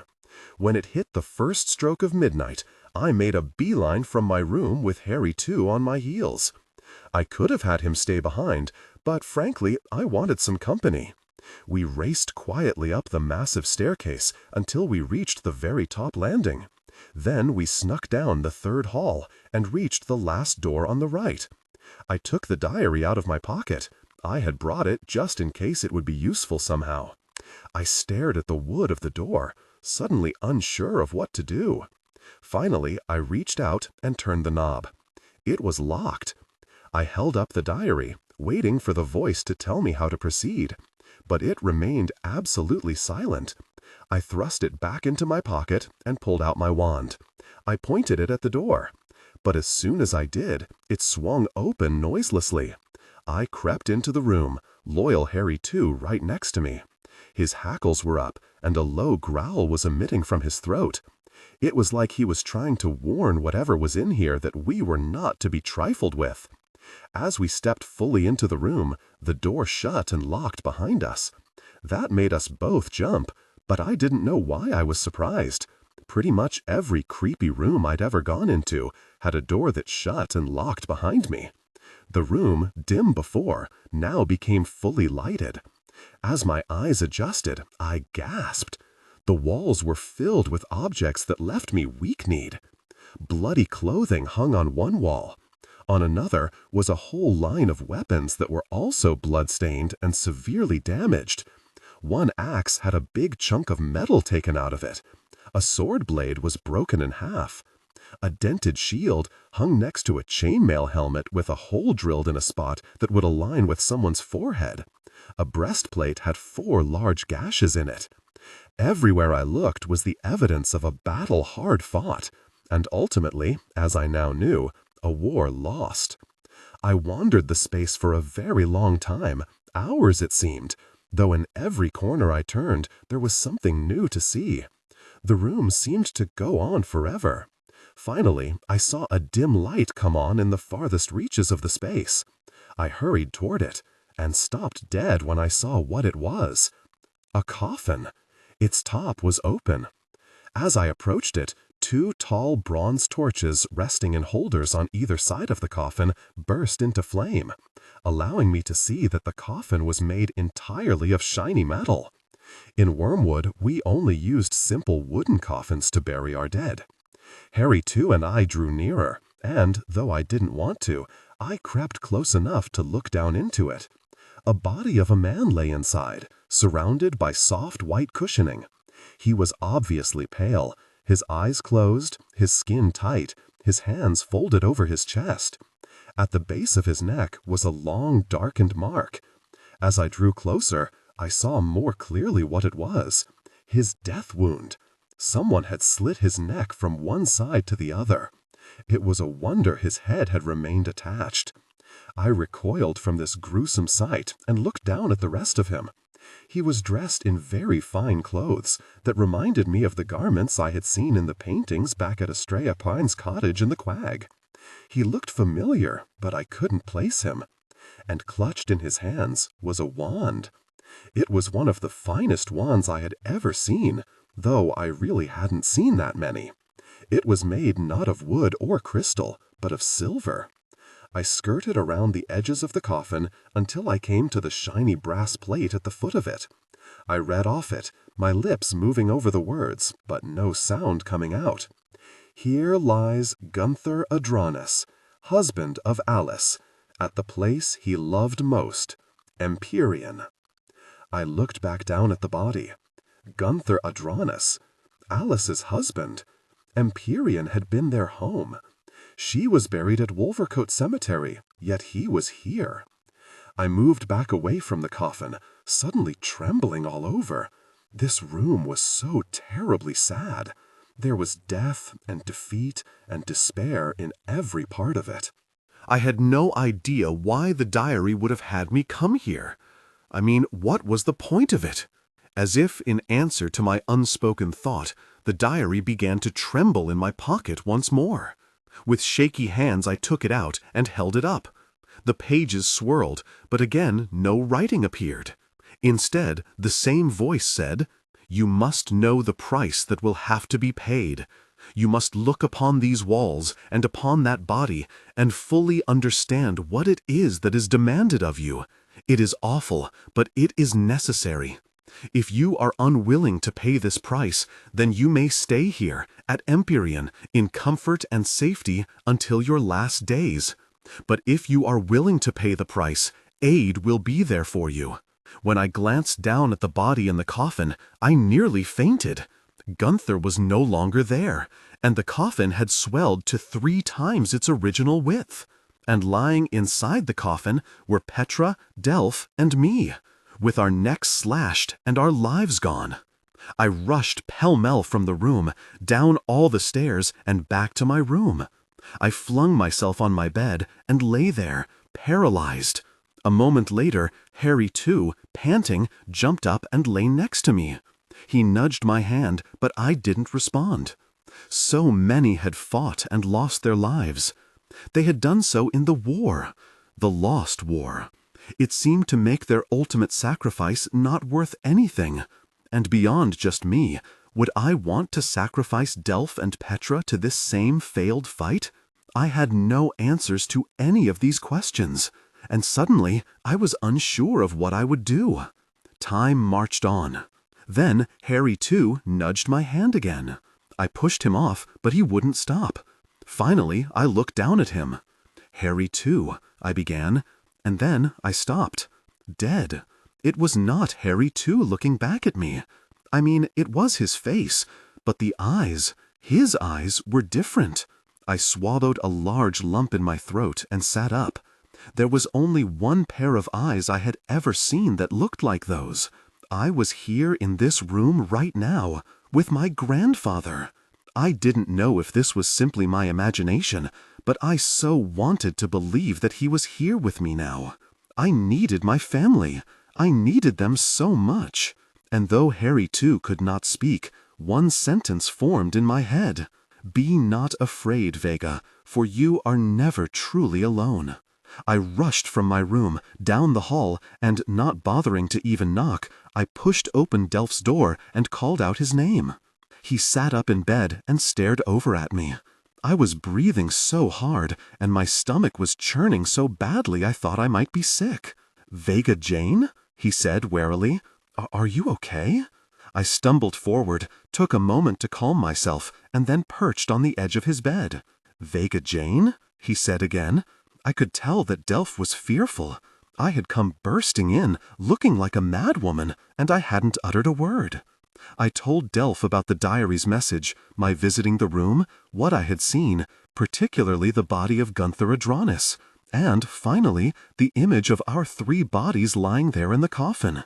As I spoke, he sat up straighter and straighter, and his eyes grew wider and wider, until I thought they might simply plunge off his face. When I got to the part about Harry too's eyes and hearing my grandfather's voice in my head, I truly believed that Delph might fall off the bed in a dead faint. "Your grandfather? In your head? Harry too? His eyes? But how?" I said. "Am I going mad, Delph?" I was suddenly so tired, I lay down on the bed and curled into a small ball. Delph reached over and clutched my shoulder. "'Tis okay now, Vega Jane. You're safe." I abruptly sat up, making him lurch back. "But that's the thing, Delph. We are safe here. If we stay here, we won't be harmed. But we can't do that. It's not why we came all this way, is it?" He took a long breath and studied me. I had always known there was far more to Delph than most folks believed. Big, strong, simple Delph. Only he wasn't simple, not close to being simple. He had proved that time and again. There was a lot of thinking going on inside his head. In many ways, he was ruddy brilliant. "That's what you meant at lunch," he said. I nodded. He looked around the room. "'Tis a nice place, a very nice place. A bloke could get used to being here, all right. Especially after the Quag. In the Quag, everything can kill you, I noted. He nodded and gave me a weak smile. But you're right. We didn't come here to live in a place like this. We came here for answers. He paused and didn't speak for such a long time that I thought something was wrong. But we need to do it in a smart way. How? I said eagerly. Well, to start with, we need to go on little scouting trips, like me and my dad would do when we would go hunting in the forest. You find out where what you're hunting likes to be, and that way you don't have to keep searching for them every time you go out. So we go out but then come back here? I said doubtfully. It makes sense, Vega Jane. That way we learn things and then come back here and sort through them. Then go out and get more knowledge and return here and do the same. Way I see it, we nearly died in True because we had no safe place to return to while rummaging through this new bleeding world we're in. This can be like our camp. It won't help no one if we go and get ourselves killed because we tried to do too much too soon. He paused and blurted out, "It's all so new, Vega Jane." I slowly nodded, his words striking me as both thoughtful and accurate. "I agree," I said. "So when do you want to leave?" he asked. I looked out the window. "I want to leave now, while it's still dark." He looked at me funny, the reasoning for my use of the word "I" sinking slowly into him, like an illness taking you. "You're not going to go alone, Vega Jane," he said forcefully. "I am, at first, Delph, just to get the lay of the land. It'll be easier and safer with just one. Then you can come." But he began to protest. "It's just the way it has to be, Delph." Before he could say anything else, I rose from the bed. "I need to get ready. I'll see you when I get back, Delph." I added, to myself, I hope. I quickly dressed, wearing clothes that we had taken from the trunk in True, and slipping my cloak on, I retrieved my wand from the nightstand, put the Adderstone in my pocket, and took the diary as well. The thing hadn't spoken to me again, but one never knew when it might do so once more. When I was done with that, I looked at Harry too, who sat still as a statue on my bed. "You stay here, Harry too. I'll be back soon," I said, giving his solitary ear a rub. I left the room and hurried down the hall. I passed by Delph's door. I knew he wasn't sleeping. He would be up until I got back, I was sure. I next passed by Petra's door, and then stopped. I took out my wand, pointed it at the door, and said quietly, "Cristillado Magnifica." A split second later, I could see inside her room. I had expected her to be asleep. Only she wasn't. Petra was squatting down on the floor, her wand twirling in a practiced fashion between her fingers. She pointed it at a chair next to her bed and muttered an incantation. Mutatio Hydrus. As I watched in horror, the chair transformed into a writhing mass of deadly vipers. I nearly fell over as I watched. The next instant she calmly said, "Rescindo." Where in the world had she... And then the truth hit me. That spell had been in a book in Jasper Jane's room. A book of dark spells. Even as I looked, I saw her take some pages from her pocket and glance down at them. As I looked more closely, I could see that they had been torn from a book, or books. She had stolen dark spells from my ancestor's room and was now practicing them. I was horrified. I had told Petra that I trusted her. And I had? But now... I looked down at my wand, unsure of what to do. Should I place her in some sort of prison? Should I paralyze her and deal with it when I got back? I shuddered. Should I attack her? Or even... Fortunately, as I was pondering all of these awful possible solutions, Petra rose, put her wand and pages away, got into bed, and blew out her candle. I waited long enough to hear her breaths lengthen into gentle snores. I retreated and continued on down the hall. I had other things to command my attention, and if I wanted to survive to return here and deal with Petra, I needed to keep my focus. I reached the front door, luckily without running into Pillsbury, but even as his name entered my head, there he was, appearing out of nowhere. "Mistress Vega?" he said. His visor seemed screwed up in confusion. "Are you leaving us?" "Just going for a stroll, Pillsbury. I won't be long." Before he could say anything else, I opened the front door and then closed it quietly behind me.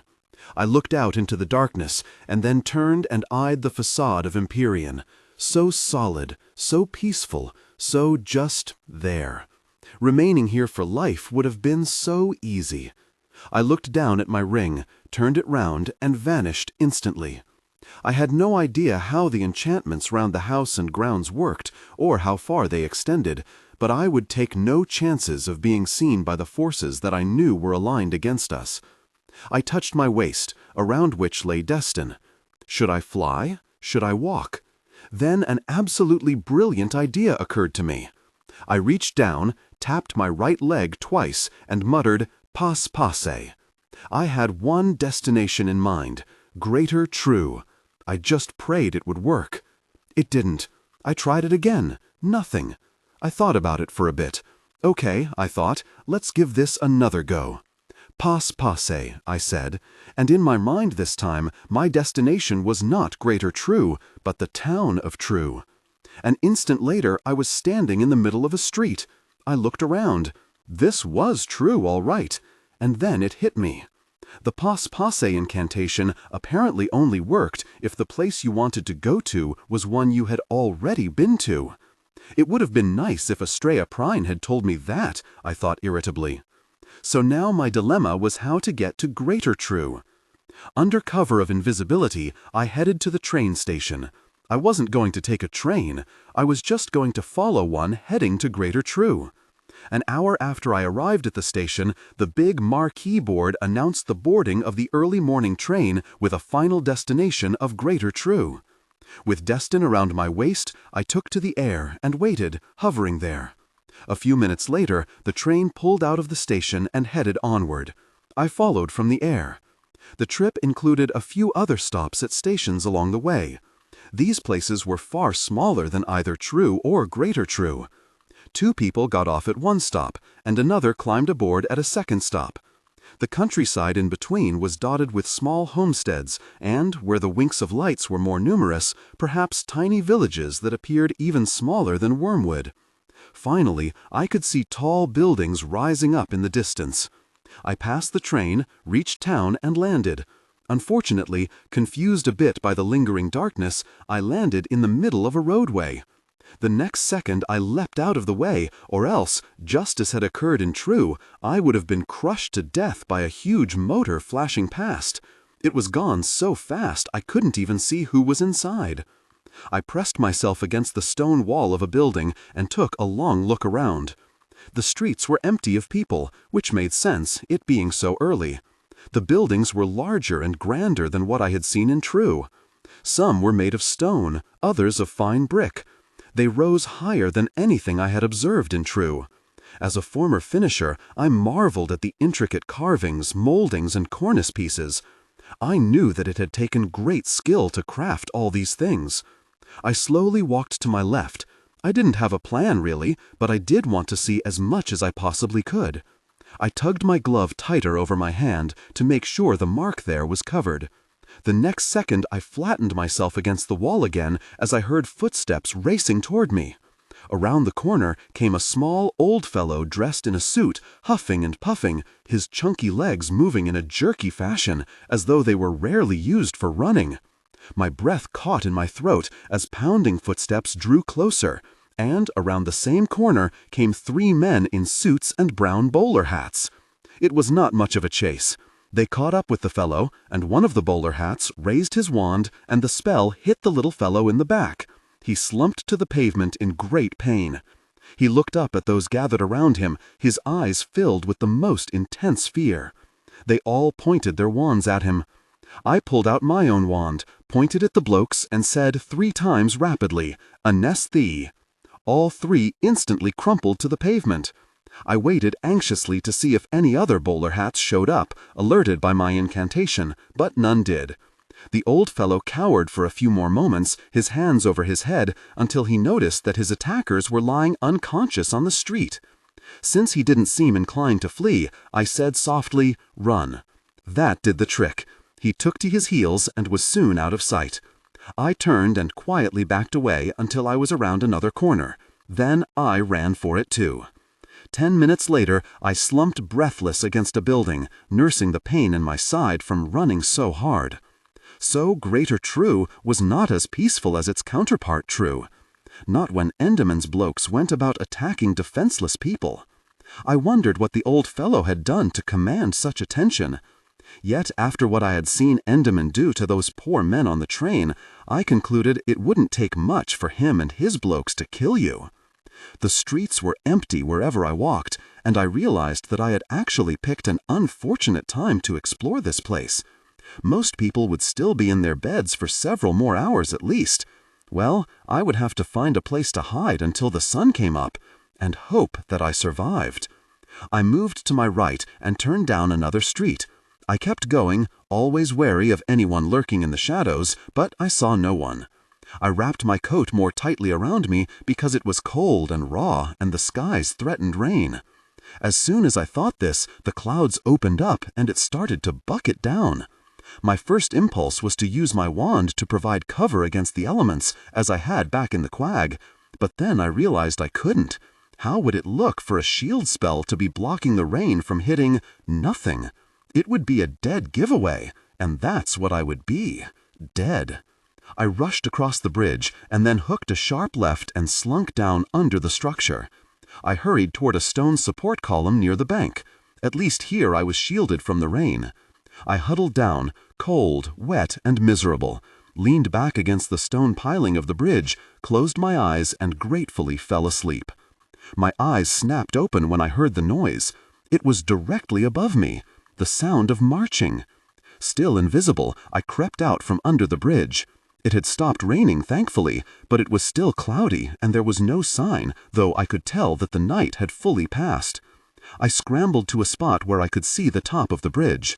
A stream of black helmeted and booted men was striding across the bridge in a double column. As they reached the end where I was, I saw to my horror that they weren't full-grown men. They were boys. They all carried what looked to be very sophisticated mortis supported by straps over their shoulders. They all wore scowls, and they all looked so proudly angry, as they whipped their arms and legs in perfect synchronization. The one leading them brandished a gleaming sword and was calling out orders. Another in the front carried a flag. On it I saw a symbol. It was a 5-pointed star, but it had 2 black dots in the center of it. As the columns drew closer, I could see that the black dots were actually eyes. I shuddered because they were the most frightening pair of eyes I had ever seen. They seemed capable of piercing my skin and burning right into my soul. I had to look away. The column marched on. Shaken, I looked around to get my bearings as Greater True awoke from its slumber. The pavement was slick with the rain, but the windows glistened as shafts of light broke through the shallow storm clouds and reflected upon them. Noises were starting to percolate out of various spots. The streets were in excellent shape and well laid out. I couldn't see a bit of rubbish anywhere. Even the air seemed more pure than what I was used to. As I watched, the wind drove the clouds away and sunlight swept down and embraced me. Motors were starting up, and several of them began to appear on streets near the bridge. I could see the people inside the motors. They looked like the ones boarding the train to Greater True I'd seen previously, their features coldly arrogant. I had taken an instant dislike to them back in True, and my opinion had not changed in Greater True. I was surprised that they even condescended to True. I also wondered again what was on the palms of the hands they had shown the guards at the train station. I vowed to solve that mystery on this trip if I could. As I continued to watch, a man and woman dressed in quite handsome clothes came down the cobbles. They were tall and good-looking, but the pompous looks on their faces made my blood boil. Walking behind them was a smaller man, dressed in a stiff suit and wearing a shiny hat. His shoes gleamed, and his skin was pink from where it had been scrubbed clean. As I looked more closely, I suddenly recoiled in horror. The smaller man's eyes were blank. No pupils, just all white.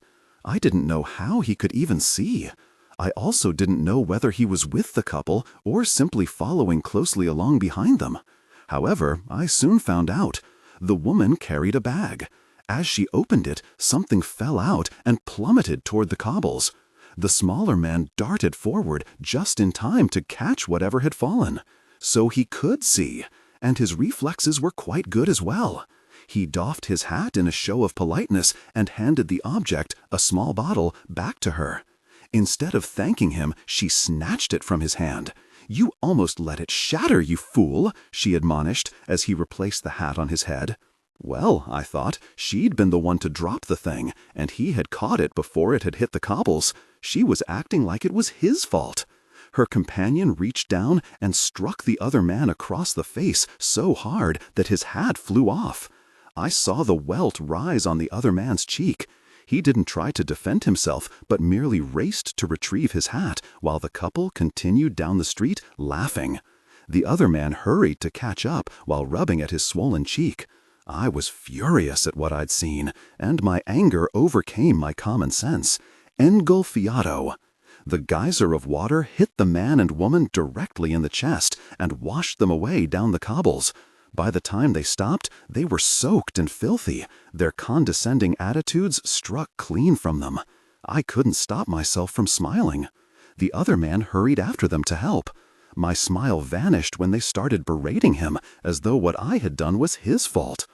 As more people emerged from the grand buildings, I noted that several were followed by either a man or woman dressed in the same fancy clothing and walking behind them like some sort of pet, and not a well-loved pet either. And all of their eye sockets were filled only with white. It was somehow the saddest thing I had seen here. My anger began to rise once more, but the next moment I forgot all about that and focused on the crisis that had just presented itself.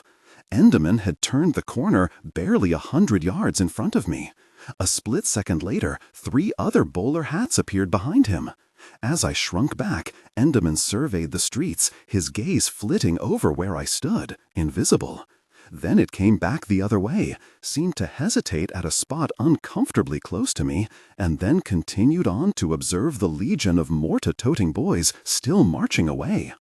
Enderman strode over to stand next to a man in uniform who was surveying the columns of marchers. Enderman said, "Their training is going well, I fancy." "Very well," said the man. "It's a nice crop of recruits, perhaps one of the best yet." "Good, very good indeed. They are our pride and future, after all." Pride and future? What exactly did that mean? These boys were no doubt being trained up as warriors, but the thing was, they were using mortas as their weapons. Did that mean they had no magical abilities? I knew that Enderman and the bowler hats were sorcerers. They have wands and they could fly. I scratched my head, my poor brain unable to make head or tail of it. Then I thought of something else.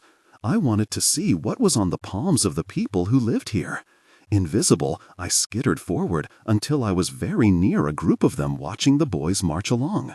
One of the men raised his hand to shield his eyes from the sun.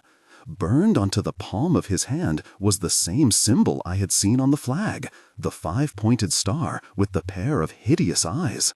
I drew back, shuddering. I suddenly realized that all of these people must have that terrible symbol burned into their skin. My attention was drawn back to Enderman, who had left the man in uniform and joined the other bowler hats. I sidled up to where I could hear him if he spoke. He pointed to the couple I doused and said quietly, "The engolfiado spell, undoubtedly." "Clearly," said one of the bowler hats. "We will explain it as a water main break, and will demonstrate concrete evidence of that to the citizens." But there was no sign of the person performing the spell. What can you tell me about the other matter? I was certain I knew what the other matter was, me knocking out 3 men last night. The man said, "We sent a response immediately, but nothing was to be seen. The men were rendered unconscious. We believe it was not by ordinary means." I nearly laughed at his choice of words, but what he said next froze me to the bone. "And the quarry?" asked Enderman. "He was captured 2 streets over, and dealt with summarily." My heart sank. I had saved the man for the length of 2 bloody streets only. Enderman said, I do not like what I am seeing. The breakdown of law and order, of respect. We must come down hard on any who show similar signs of independence. What could be causing it, sir? Enderman shrugged. I will recommend that we commence to increase the intensity level of the mesmerizer. That may very well do it, and then have periodic updates on it for our, friends. Of course, Mr. Enderman. Right away, sir. Mesmerizer. I wondered if that was the thing back in True on the wall, where people's minds were taken away and replaced with rubbish. Enderman said, and no additional sightings? None, I'm afraid. The matter cannot be allowed to remain in such a state, Enderman said firmly. No, sir, the man replied quickly, and I noted a hint of fear in his features. Enderman suddenly strode off, and his men followed. Curious, I scurried after them, reaching a darkened alley in time to see Enderman take off his hat and look inside it. There seemed to be a light shining inexplicably from the interior of the hat. He put the hat back on. I have been summoned, he said. Yes, Mr. Enderman, said one of the bowler hats. Shall we accompany you? No, you remain here and keep watch. He added, I assume no one is looking. It's quite clear, said another of the men who was keeping a lookout. Ironically, he was standing within 10 feet of me, the git. Keep me apprised. Enderman rose 6 feet into the air, tipped his hat, and shot off so fast that in a few seconds he was visible only as a distant blur. And before I could really think about it, I sprang into the air and soared after him. I hadn't flown this fast in my life, yet Destin appeared up to the task. It had to put on my goggles or my eyes would have been watering so badly I wouldn't have been able to see a thing. I managed to keep Enderman in sight as we flew higher and higher. Finally, we reached such an altitude that we plunged into a bank of low-level clouds. My stomach seemed to lurch into my throat. I couldn't see 1 foot in front of my face. I was flying blind, and I was terrified that I would plow right into Enderman if he halted for some reason. Thankfully, cold and drenched with moisture from the clouds, I finally flew free of the mists and took up the chase once more. Enderman was wearing no goggles, but seemed to have no problem seeing. He was flying in a prone position, his arms at his sides. His bowler hat was still perched neatly on his head, unaffected by our speed and the buffeting winds. Finally, he started to slow down. I matched his reduction in velocity. I could feel Destin around my waist. Its chain links were like ice. I didn't take that as a good sign. As Enderman slowed, he also began to descend. I looked down and gasped. Spread out far below us was a rugged mountain shrouded in blackness, though it was fully light out. And on the very topmost part of that mountain was a truly enormous building. I pointed downward and continued to follow Enderman as he hurtled toward the dirt. He landed smoothly, with not even a stumble. I had to admit the lout was a remarkable flyer, far better than me. I hesitated in touching down, hovering 10 feet off the ground. The building I had seen from above was now revealed to me. It was a castle with high, blackened stone walls, battlements, and turrets. It looked a bit like Stacks and Wormwood, only larger. Enderman was marching resolutely toward the largest pair of gates I had ever seen. They made the massive doors back at Stacks look puny by comparison. A flag waved from the topmost battlement. As I gazed upward, I could see the symbol clearly. It was the same image that the black-booted and helmeted lads back in Greater True had carried on their flag, the star with 2 terrifying eyes at its center. When he reached the portal, Enderman took out his wand and waved it from left to right in front of the massive entrance. The mighty gates silently swung inward. He passed through the opening. And then the doors began to close. I drew a tortured breath, put my head down, and shot through the narrowing gap, clearing it seconds before the wood thudded shut behind me. I landed softly and peered cautiously around. My heart was beating so fast that I was terrified Enderman would be able to hear it. He was about 50 feet ahead of me. As I watched, an incredible transformation took place.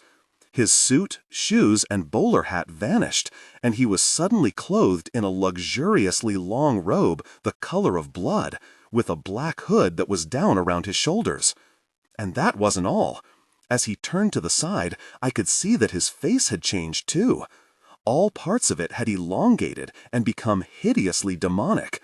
His complexion had turned so pale it looked silver. A thin, sharply angled blood-red beard now covered the lower part of his chin. He looked like a vulture with a man's body. As I followed him, I gazed around, taking in as much as I could. The walls and floors were stone, cold to the touch, and indeed an icy chill seemed to radiate out from them. The corridor was ill-lit, perhaps intentionally so, casting flickering shadows here and there. Dozens of corridors snaked off the main one I was on, and blackened and bolted doors lined the hall. My mind conjured images of prisoners behind each of them, awaiting their doom. Next instant, I heard a low moan, followed by a scream, emanating from deep within the bowels of the place, which gave credence to my thoughts. The terrifying sound sent cold ribbons of fear coursing over me. I involuntarily shivered and drew my cloak closer around me. I hurried on, as Enderman had picked up his pace, striding purposefully down the center of the wide, darkened corridor. I wondered why no one had come to greet him, and why there had been no guards posted at the front entrance. It was as though the place was uninhabited, but that made absolutely no sense.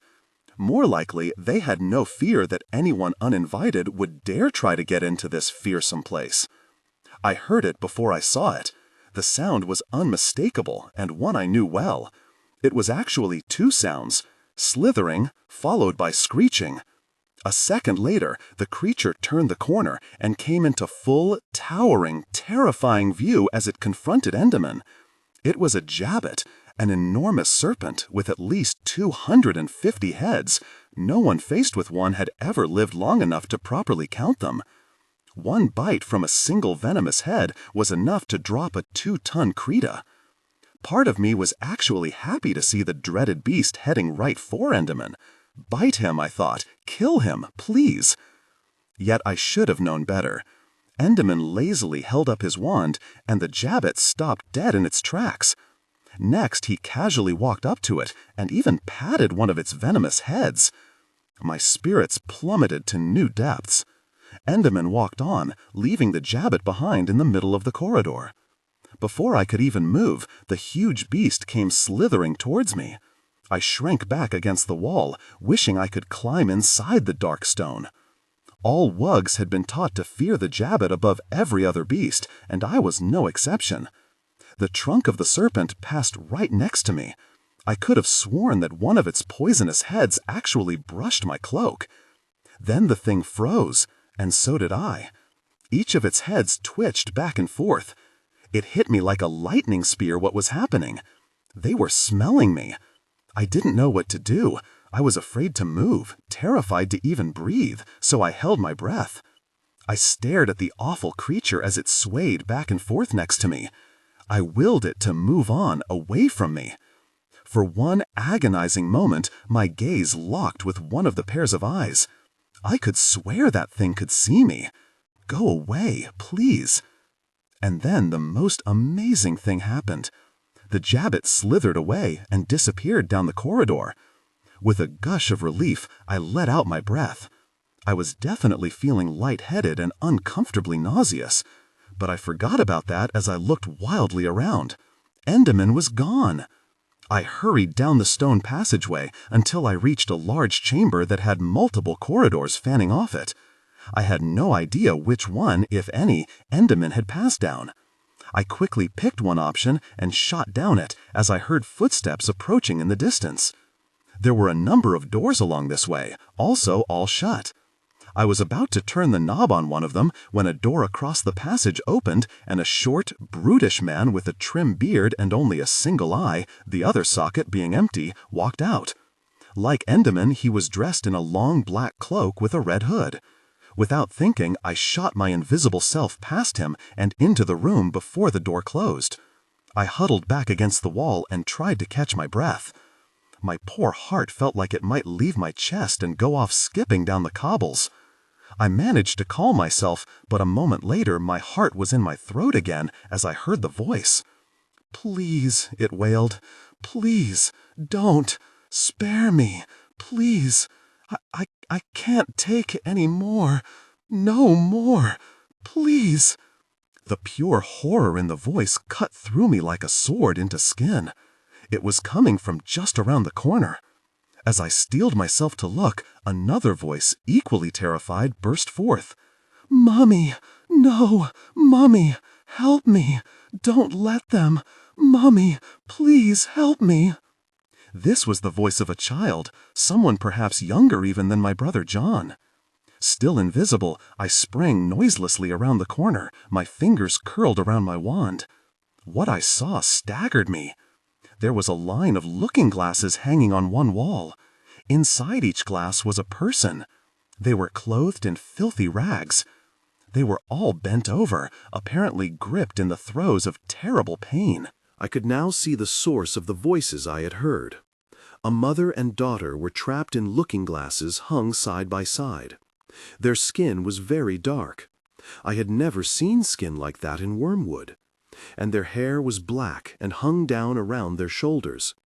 They were screaming in pain, the child futilely reaching out to her helpless mother in the next looking-glass, even as the mother was desperately clawing at the edges of her glass prison, trying to get to her child. I had never seen such anguish.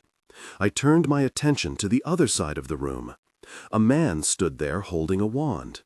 He was leisurely pointing it at the people in the glass.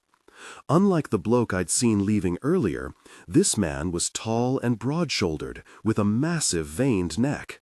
His face looked burned, and his eyes were set too close together, giving him a permanently over-focused but also menacing expression. His beard was large and bushy. His clothing was the same black and red cloak, and the mouth revealed amid the mass of beard was twisted into a starkly malicious smile. He fired another spell at one of the looking-glasses, and the person trapped there doubled over and screamed. As I looked on in horror, I saw what appeared to be sparkling dust falling from inside the glass and gathering in a bottle that had been placed on the floor directly under the glass. Indeed, there were bottles lined up under each glass. All of them held some measure of the sparkling dust. "Please, don't," screamed a woman. "Mercy," pleaded a man behind the glass. "Have pity," moaned another man, who was on his knees hunched over in agony. These pitiable outbursts only made the bearded man's cruel smile deepen. As I looked behind him, I gasped. Lined up in deep niches on the walls were glass bottles, and they were all filled with the sparkling dust. And each bottle was stoutly corked. The evil git called out to a moaning man in the looking-glass. "Here now, Gov, you're gonna love being an ordinary, eh?" And ordinary? What exactly did that mean? When he raised his wand again, I matched this movement, readying an incantation of attack. But then I hesitated. If I performed magic, would I reveal myself? However, I couldn't simply let this monster continue hurting these poor people. An idea occurred to me. I willed my wand to become what it had been when I had first acquired it, the elemental. It grew into a spear taller than me that was the color of gold. I hurled it at the man as he prepared another spell to cast. The elemental struck him full in the chest, lifting him off his feet and sending him sailing against the far wall. He hit the stone with a heavy thud, and I thought I heard his skull crack. 2 of the glass bottles were dislodged and fell on top of him, but the glass didn't break. The elemental automatically returned to my hand as the man slid to the floor, blood flowing from the back of his head. His wand had fallen from his hand. I stooped and picked it up. It was made of wood that was so blackened it looked as though it had at some point been set afire. I slipped it into my pocket and turned my attention to the poor people in the looking-glasses. "Hello," I said quietly. "Can you tell me who you are?" To my surprise, none of them looked at me. "Hello, I want to help you. How did you get here?" I edged closer to the glasses. "Hello, can you hear me?" Then I realized I was invisible. I turned my ring the right way round, and my invisibility vanished. I edged closer still. As I did so, one man slammed himself against the glass, scratching and clawing at the surface in an attempt to escape. I watched in horror as he slumped down and curled into a ball, his body shaking. I backed away and looked down at the glass bottle under him. It was over half full with the dust. I glanced at the looking-glass that held the young girl. She turned her face to me, and with a stab of horror I saw that her eyes were nearly blank. She groped blindly around and then suddenly struck the glass with her fist before slumping to the floor. I looked at the woman in the glass beside her, her mother, and her eyes were completely blank. I looked down at the bottle underneath her looking-glass. It was very nearly full, and I realized with a shudder that she was very nearly gone. I gripped my elemental, wondering whether I should throw it at the looking-glasses in an attempt to free these people. But then, how would we get out of here? Would my invisibility cover work for them all? Could I take them back with me to Empyrean? Did I dare put everyone at my ancestral home in danger that way? But how could I leave these people? My heart was breaking right in two. If I left them, they would end up as slaves to those gits back in Greater True, for now I realized that's what they were, and it was here that they were made slaves. I hoisted the elemental and took a deep breath. Oi, who the blazes are you? I looked around to see the short, brutish man I'd slipped past earlier, now standing there staring dead at me with his one eye. He raised his wand and fired a spell at me. I instinctively deflected it with my elemental. The spell sailed toward one wall and blasted a hole 2 feet deep in the stone. Without wasting a moment, I hurled the elemental right at him, willing the spear to do my bidding. It hit him with such force that he simply vanished into nothing, which was what I intended. The elemental banked to the left and returned to me. I looked at the burned hole in the floor where the man had been. I had just killed a Maladon. I panicked. What did I do now? Where could I go? I looked at the people in the glass, and my heart sank. I couldn't save them. I would have to leave them. I didn't know why I did it, but I raced over and picked up the bottle of dust underneath the mother's looking-glass. There were lines of empty glass bottles and a basket of corks on a table set against one wall.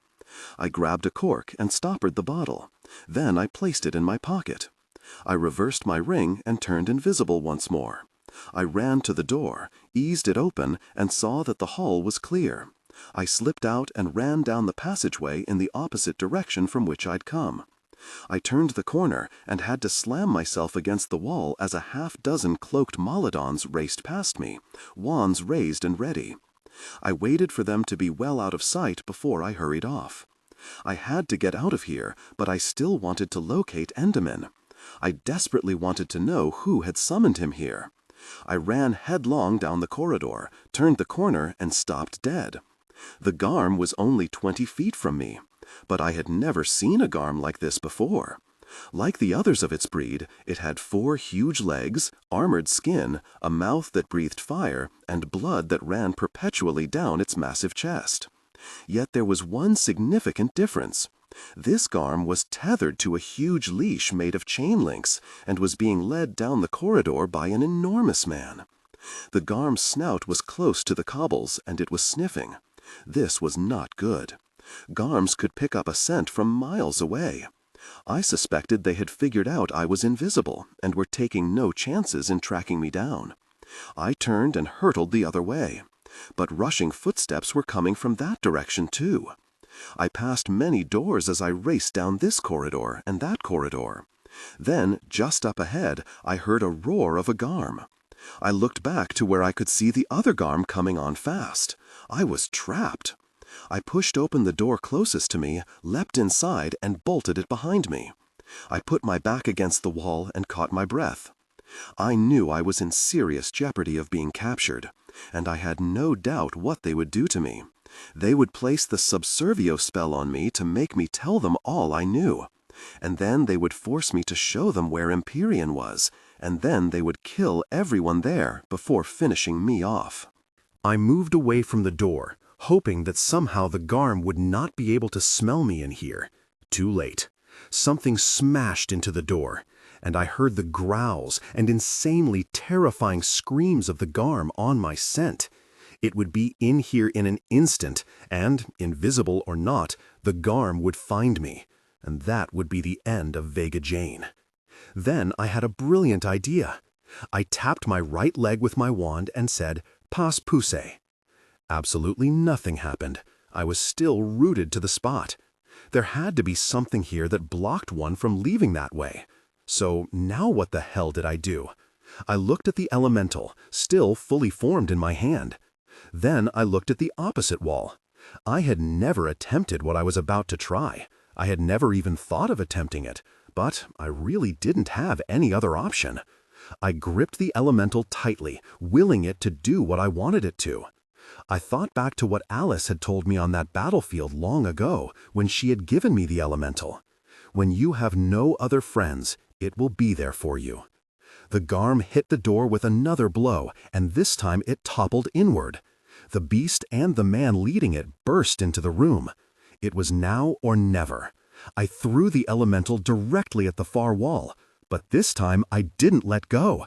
I was lifted off my feet, and the tip of the elemental slammed into the wall, dissolved the stone, and, together, we hurtled through the fresh opening. We were in another room, and we smashed through another wall and passed into another chamber.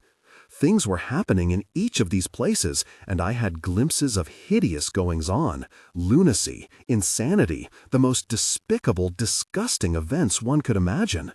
We hit and exploded through one more wall, and I felt my heels hit the floor. The room we had just landed in was truly enormous. I couldn't see how there could be a larger one even in a building as gargantuan as this. I could barely see the ceiling, which was made of glass.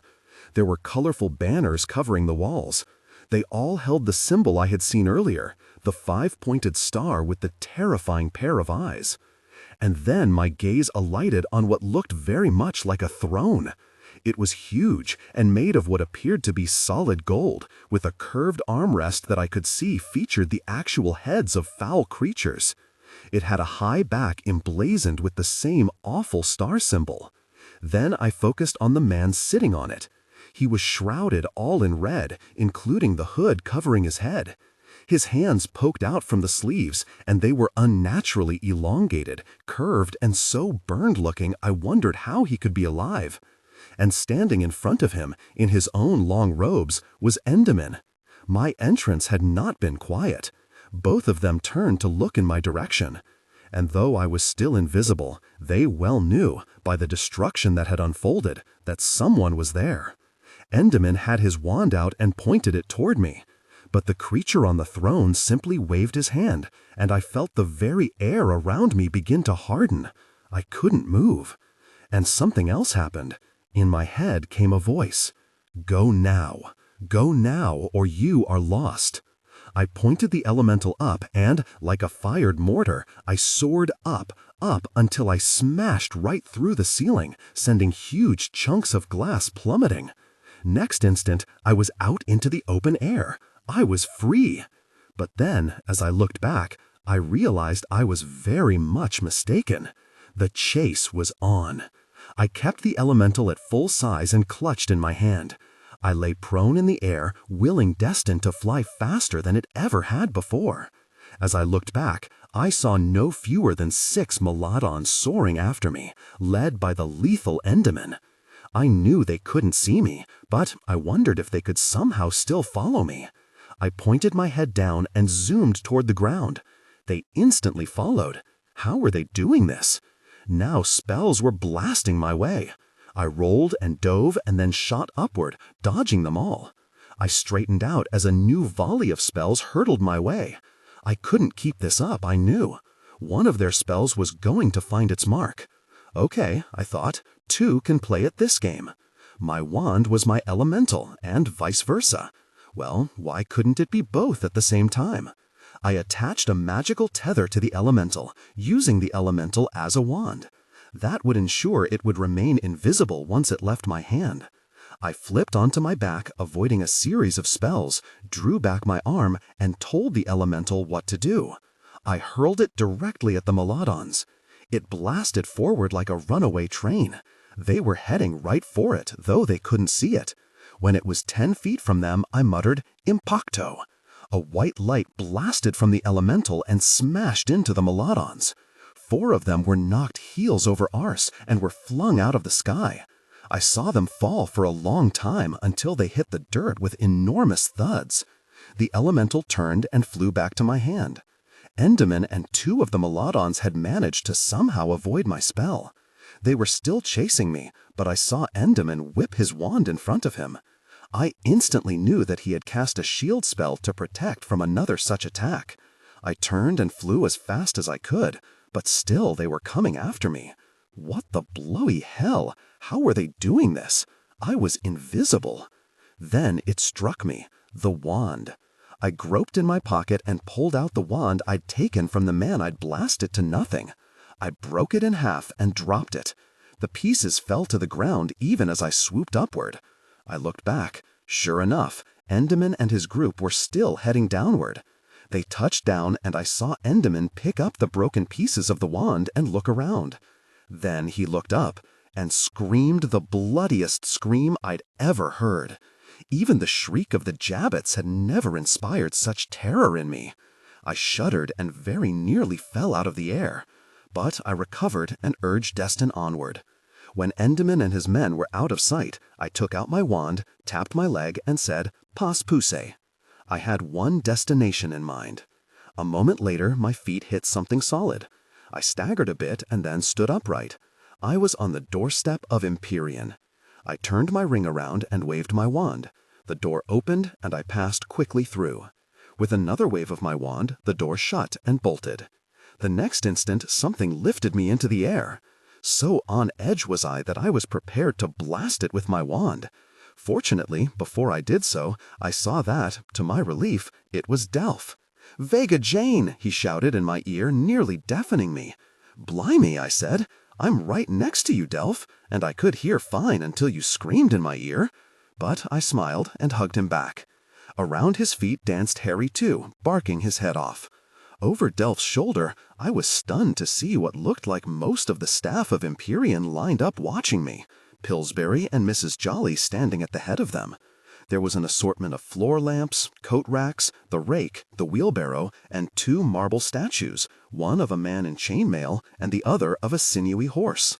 On the wall I saw the portrait of a queenly-looking woman, and in another painting, a cow pictured in a field staring anxiously at us and then whispering to each other. Pillsbury, his armor squeaking slightly, lurched forward and patted me gently on the shoulder as Delph finally set me down on the floor. Harry, too, rubbed against my leg, and I automatically scratched at his lone ear. "'Tis good to see you, Mistress Vega," Pillsbury said. "Master Delph told us that you were off to... we thought perhaps..." He was unable to continue, so I finished for him. "Me too, Pillsbury, but I'm back, safe and sound." I looked around but didn't see Petra. I asked Delph where she was. "In her room," he said quickly. He wouldn't meet my eye.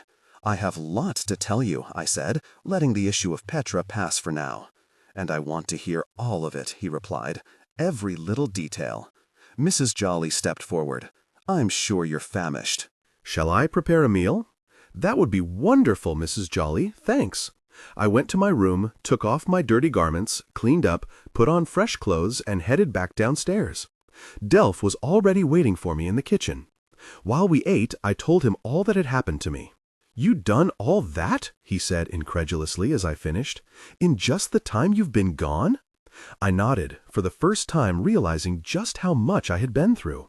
"This bloke under the cloak? The one Enderman is summoned by? Did you get a look at him?"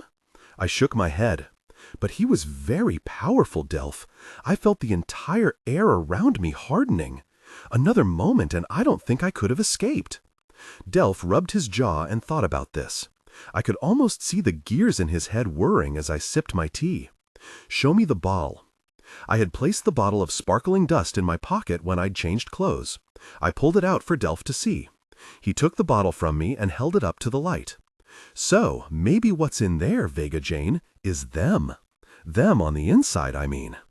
I stared at the bottle in horror. This was them?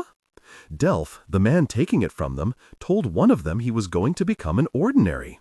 That must be what they call non-magical folks. Ordinary. How very kind of them. His look was one of unbridled disgust. The Maladons are vile, Vega Jane. I'd take an army of Jabbits after me over one of them blokes.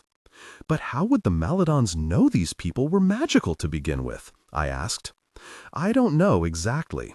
The ones off the train in True, they just messed with their minds, making them happy with their lot in life. But these poor blokes at the castle were having a lot more done to them, a lot more. He rose and said, "Be back in a mo." A minute later he returned carrying a large book. He set it down in front of me. "While you were gone, I found this in the library, behind a panel." "How'd you find the panel?" "It was an accident. Hit it with my elbow." I looked down at the book. It had no title. "Turn to page 224, said Delph a bit ominously. I flipped to the page. It was a chapter heading. Incata Masacaro? It's a spell, a wicked one, and it looks mighty tricky to manage. It tells how you can remove the magical powers of another. It's done through a series of torture incantations. It leaves the person with nothing inside." I turned the pages of the chapter and saw the drawings there. Disgusting drawings. But I knew Delph was right, because what I saw there matched what I had seen back at that room in the castle. This is horrible, Delph. So what happens to the person after this is done to them? That's the other awful part. Since there's nothing there, they can be filled up with anything you want. Make 'em slaves for life. That part's at the end. I read this section and drew a quick breath. Delph, when I was in Greater True, I saw a man following behind other people. He was dressed very formally, but he was clearly there only to do his master's bidding. He was treated foully but never complained, and his eyes were blank, like the people in the looking glasses back at the castle. He nodded, his gaze on the page I was reading. "I think you saw the result of a full bottle taken then, Vega Jane," he said grimly. "A sorcerer or sorceress turned into an ordinary and then enslaved." I was so upset I could barely process this. I blinked away tears as I thought back to the eyeless man in the top hat who had saved the woman's precious bottle but been yelled at and struck for his trouble. Was that to be the fate of all those back at the castle? All those you left behind, Vega? And then I thought of the full bottles in the niches along that wall. Each bottle represented a person who used to be magical, but was now a slave. Then I glanced at the spine of the book, where there was something printed in faded letters. My eyes widened in disbelief. "Delph, look who wrote it!" I exclaimed. I showed him the name. Colin Sonnet. "Now how much coin would you wager that he's related to Petra?" I added triumphantly. To my surprise, he shook his head. "I already saw that." "So what? We've got our ancestors on the walls here, so why can't Pet have something too?" My face collapsed. Why can't Pet have something too? Delph, do you hear yourself? Colin Sonnet had to be a Maladon. We don't know that.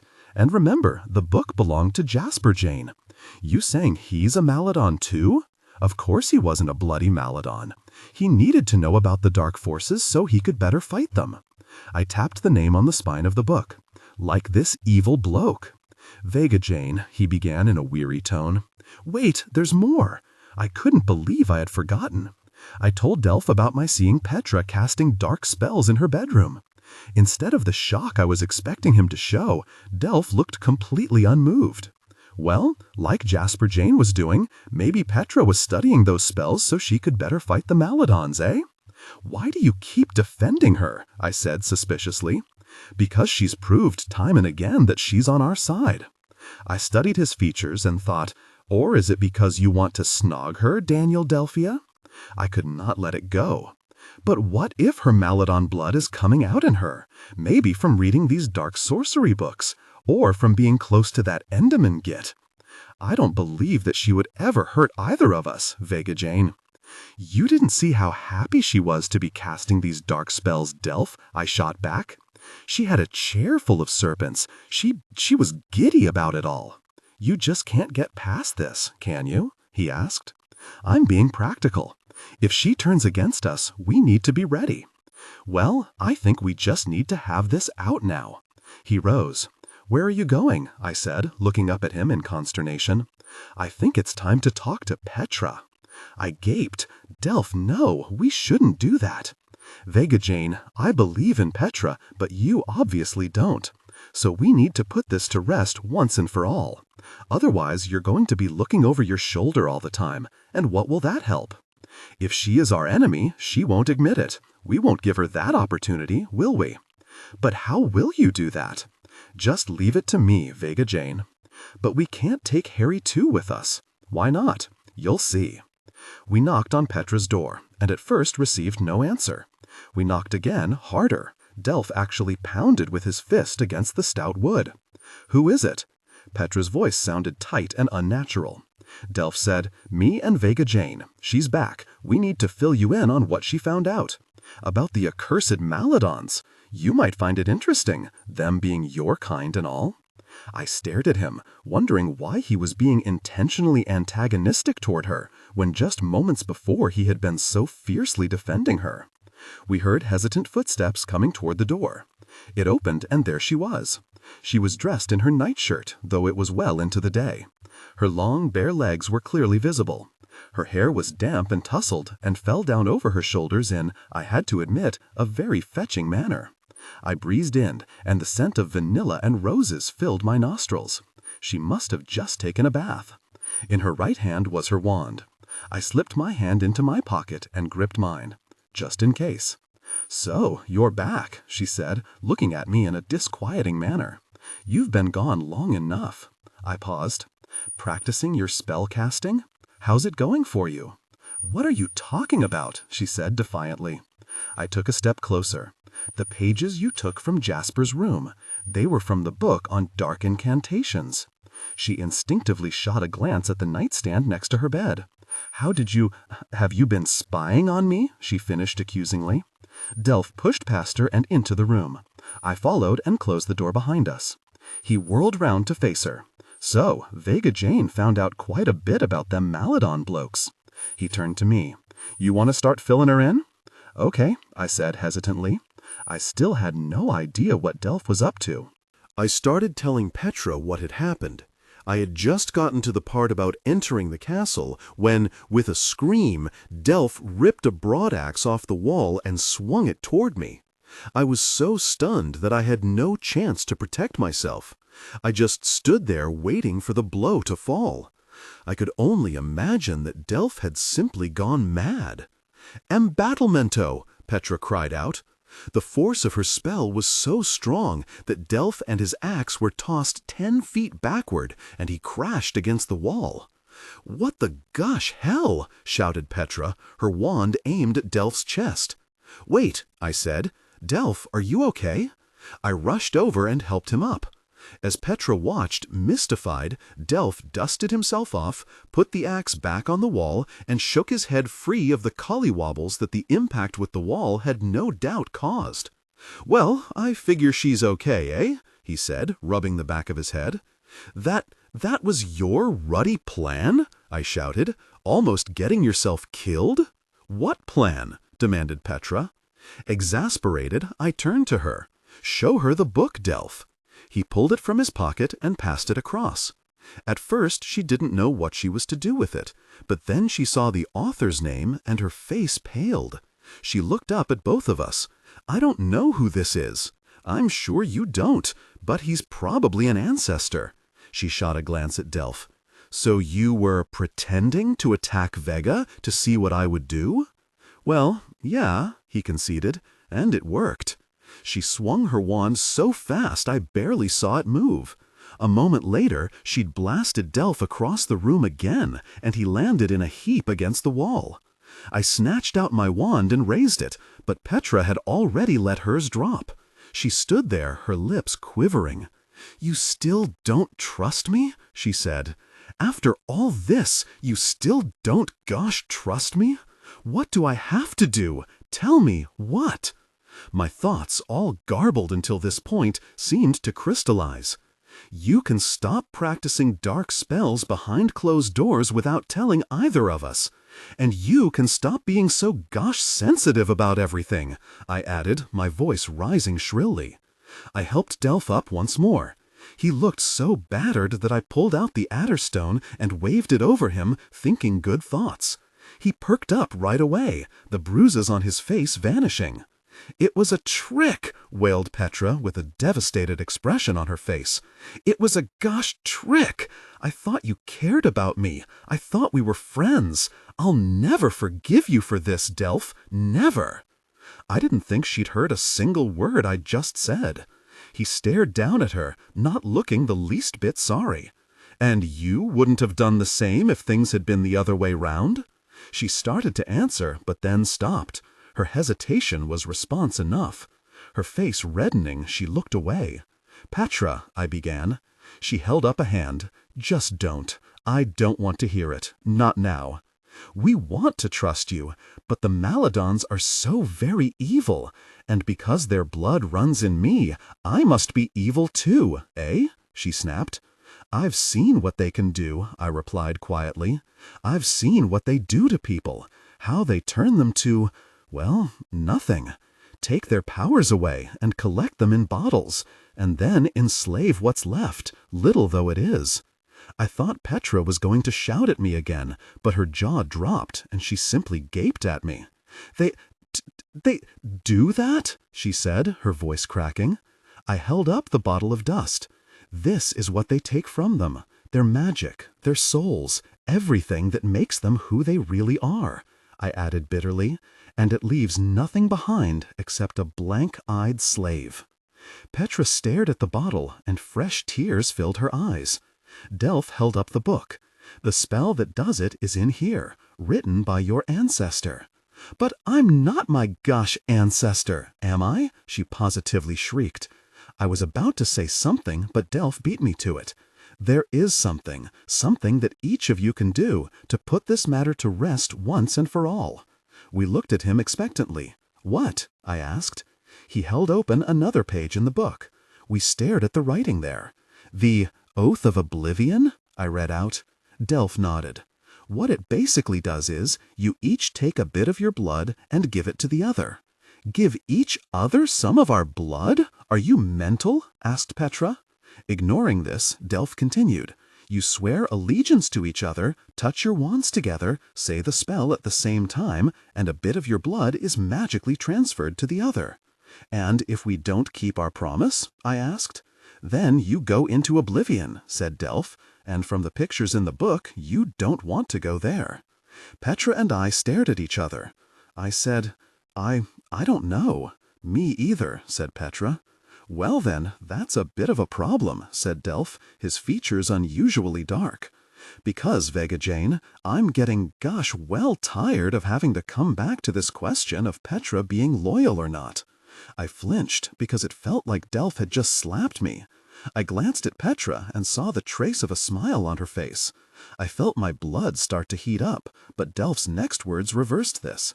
"And you, Petra, I'm sick of you always complaining that everyone is against you. You're not the only one who's had it rough." The smile on her face vanished. We both just stood there staring up at Delph as the force of his words continued to swell. He barked, "There's a whole world out there we have to confront, and it's got plenty enough evil in it, I reckon. Too much for us to have to worry about whether we trust each other. So it has to end. Now." He abruptly stopped and glared at each other. "Well," he prompted, "shall we have a go at it then?" I finally said to Petra in a small voice. Petra seemed to roll this around in her head, too long to suit me, but she said at last, "Okay, I guess." Delph showed us the exact language we had to use, and also showed us the diagram on how to hold our wands. We couldn't touch them at first. We had to say the oath, and then touch the wands, then incant the spell. Then our blood would be transferred. Somehow. We said the oath first, together, and then we ever so carefully touched wands. I think both of us were afraid that doing so might result in some sort of explosion, or perhaps in us being killed, or, even worse, somehow joined at the hip forever. But that didn't happen. Yet something else did. As soon as the wood of our wands touched, they held fast to each other, like they had been sealed together. This sudden move of the sticks caught both of us off guard. Petra gasped, and I heard myself do the same. The astonished look on her face, I'm sure, simply mirrored the one on mine. "And now the spell," said Delph.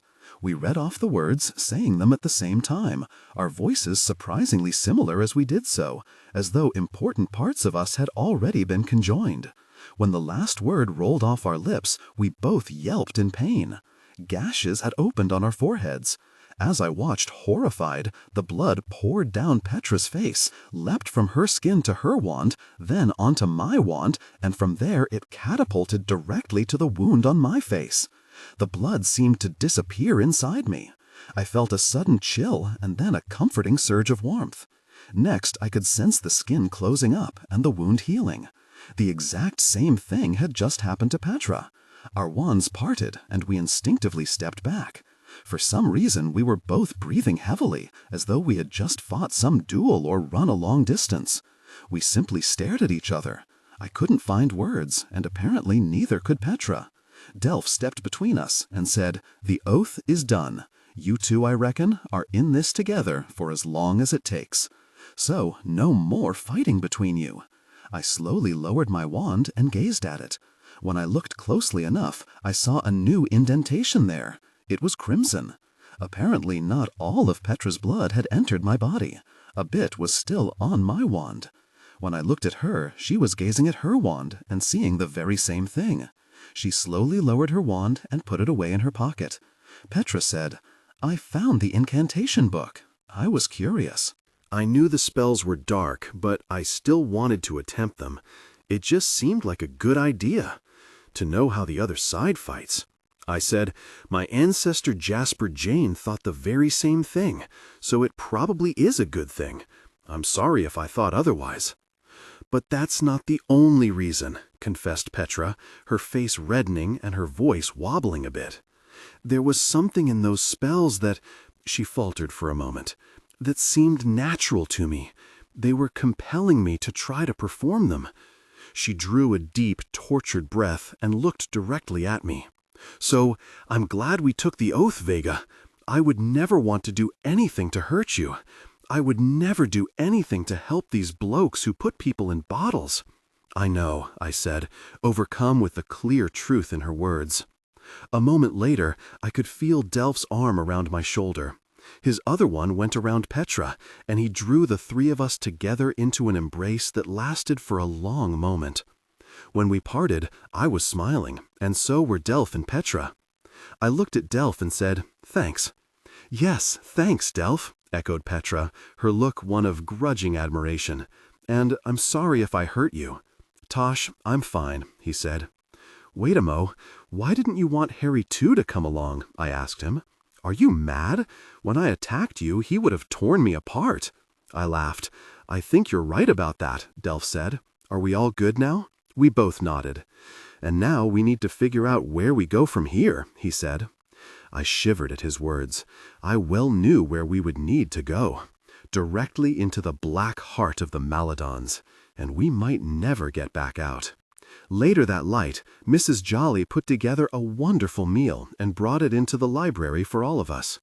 Through bites of meat, cheese, and potatoes, Delph listed the more pertinent items of discussion about our future actions.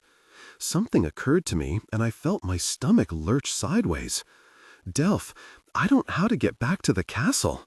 I followed Enderman there, but I wasn't paying attention to directions. And then when I fled the place, it was the same. They were after me, and I had to distract them with that bloke's broken wand. Then I used the passage spell to get back here. Why not use that spell to go back there?" suggested Petra. "I don't think I can. When I tried to leave by incanting, it didn't work. I had to use the elemental to break out, and I would imagine that it would prevent me from using the incantation to get in there. Besides, even if I could, I'm not sure I want to just appear in that place. I might land right in a mess of Garms and Jabbits and Maladons." "That's all right, Vega Jane," Delph replied. "I don't think we need to go to the castle, at least not yet." "What are you talking about?" I snapped. "Not go to the castle?" "I think first we need to go back to the beginning," he said, his voice calm despite my near hysterics. "To the beginning?" I retorted. "What, the beginning of the Quag?" "Not that," he said. "I meant we should go back to True." Well, this brought me up short. "What is there in True?" I asked. "The people on the train. But we've seen them. We know they do this brainwashing, what you call it, to them," Petra added. "And some of them, the ones with magical ability, are taken on to the castle and tortured, and their magic stolen from them by the Maladons. And," I said, "they're forced to be slaves for the high and mighty in Greater True." "Right," said Delph, "but what we don't know is where the blokes on the train into True come from." I thought about this. "Well, that's right enough," I said, "but why will that help us?" "I was thinking that maybe by going to the source, we could help all of them." I let out a long sigh. Leave it to Delph to come up with a noble plan to help others, while my thinking, though practical, was far more limited to its positive effect on my goals and our survival. I felt quite ashamed. I really did. We set off next night. I wasn't exactly sure how long it would take to travel to where we were going, but I didn't want to get there while it was light. Pillsbury and Mrs. Jolly saw us off. We stepped outside the front door, which Pillsbury firmly closed behind us. "Are you ready?" I asked Delph and Petra. They both nodded, and Harry too, who dangled in his harness, licked my hand. I tethered all of us together with my Lasado incantation, and then reversed my grandfather's ring, making us invisible. "Are you going to use the passage spell?" Delph asked. I shook my head. "I've never done it other than by myself, and Estrella never said it was meant for more than one to use. I'm afraid something might go wrong." We kicked off and soared upward, Delph on my right and Petra on my left, like a pair of wings. We all kept our gazes swiveling, looking for any sign of Endymion or his cohorts. We flew over the trees, and I tacked back in the direction of where he had been traveling on the train. I kept my gaze pointed down, searching for it, but Petra saw it first. "There," she said. I looked where she was pointing and saw the train tracks. I nodded and took a moment to get my bearings. I peered around for a landmark that might be helpful to orient me better, and I found it in a bluish hill to my left. We had passed that coming from True. That meant True was to the left, and Greater True was located off in the distance to my right. I turned to the left, changing our flight path to match the route of the tracks. There was no train, so sometimes it was difficult to follow the tracks, particularly when they entered trees or went through tunnels carved into the hills. Finally, after nearly losing the bloody thing a couple of times, I pulled out my wand. I was about to employ the Crystalito Magnifica incantation, but then something occurred to me. "Petra," I said, "use your wand to do the magnification spell." She looked at me strangely, but pulled out her wand, pointed it downward, and spoke the pair of words. Instantly the tracks were right in front of us, and we followed them easily. Delph looked at me curiously for a moment, but I shook my head. My reasoning was clear enough. Endymion had been able to track the wand I had taken from the bloke back at the castle. I wanted to see whether they could detect Petra's wand, too. It might have Maladon elements in it for all I knew. When no suited gents with bowler hats showed up, I let out a relieved breath. With the magnification spell to lead us, we had no trouble following the train route all the way back to True. Although we had traveled quite a ways, it was still nighttime when we arrived in True. However, with the aid of the spell, I could see a couple of people walking and one motor passing down an otherwise quiet street.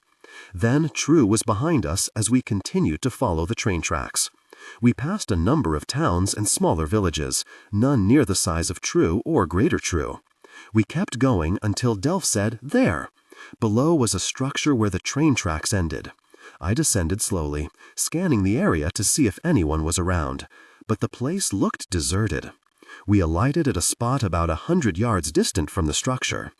I could see that it was small and wooden, with a metal roof, and was open to the elements on all four sides. "It's just a shelter, really," whispered Delph, "for folks to gather under and wait for the train." Still invisible, we drew closer. There was a sign hanging from one of the support posts. "Bimbleton Station," I said. "I wonder what that is." "Must be the name of this here place, I reckon," said Delph. "But I don't see a place," I protested. "It's just this thing in the middle of nowhere," Petra said. "I never saw that name on the schedule sign at True Station." Neither had I. A moment later, a young boy dressed shabbily, with dirt smudges on his face and no shoes on his feet, came out of a nearby copse of trees. He was carrying a wooden basket. As we watched from the shadows, he started picking berries off a bush and putting them in his basket. When the basket was fairly full, he walked around the shelter and stopped and gazed up at the sign. He reached up on tiptoe and ran his finger along the letters spelling out the station name. I looked at the others. They were all staring at this curious spectacle. He walked on and soon disappeared from our sight. "Let's go," I said.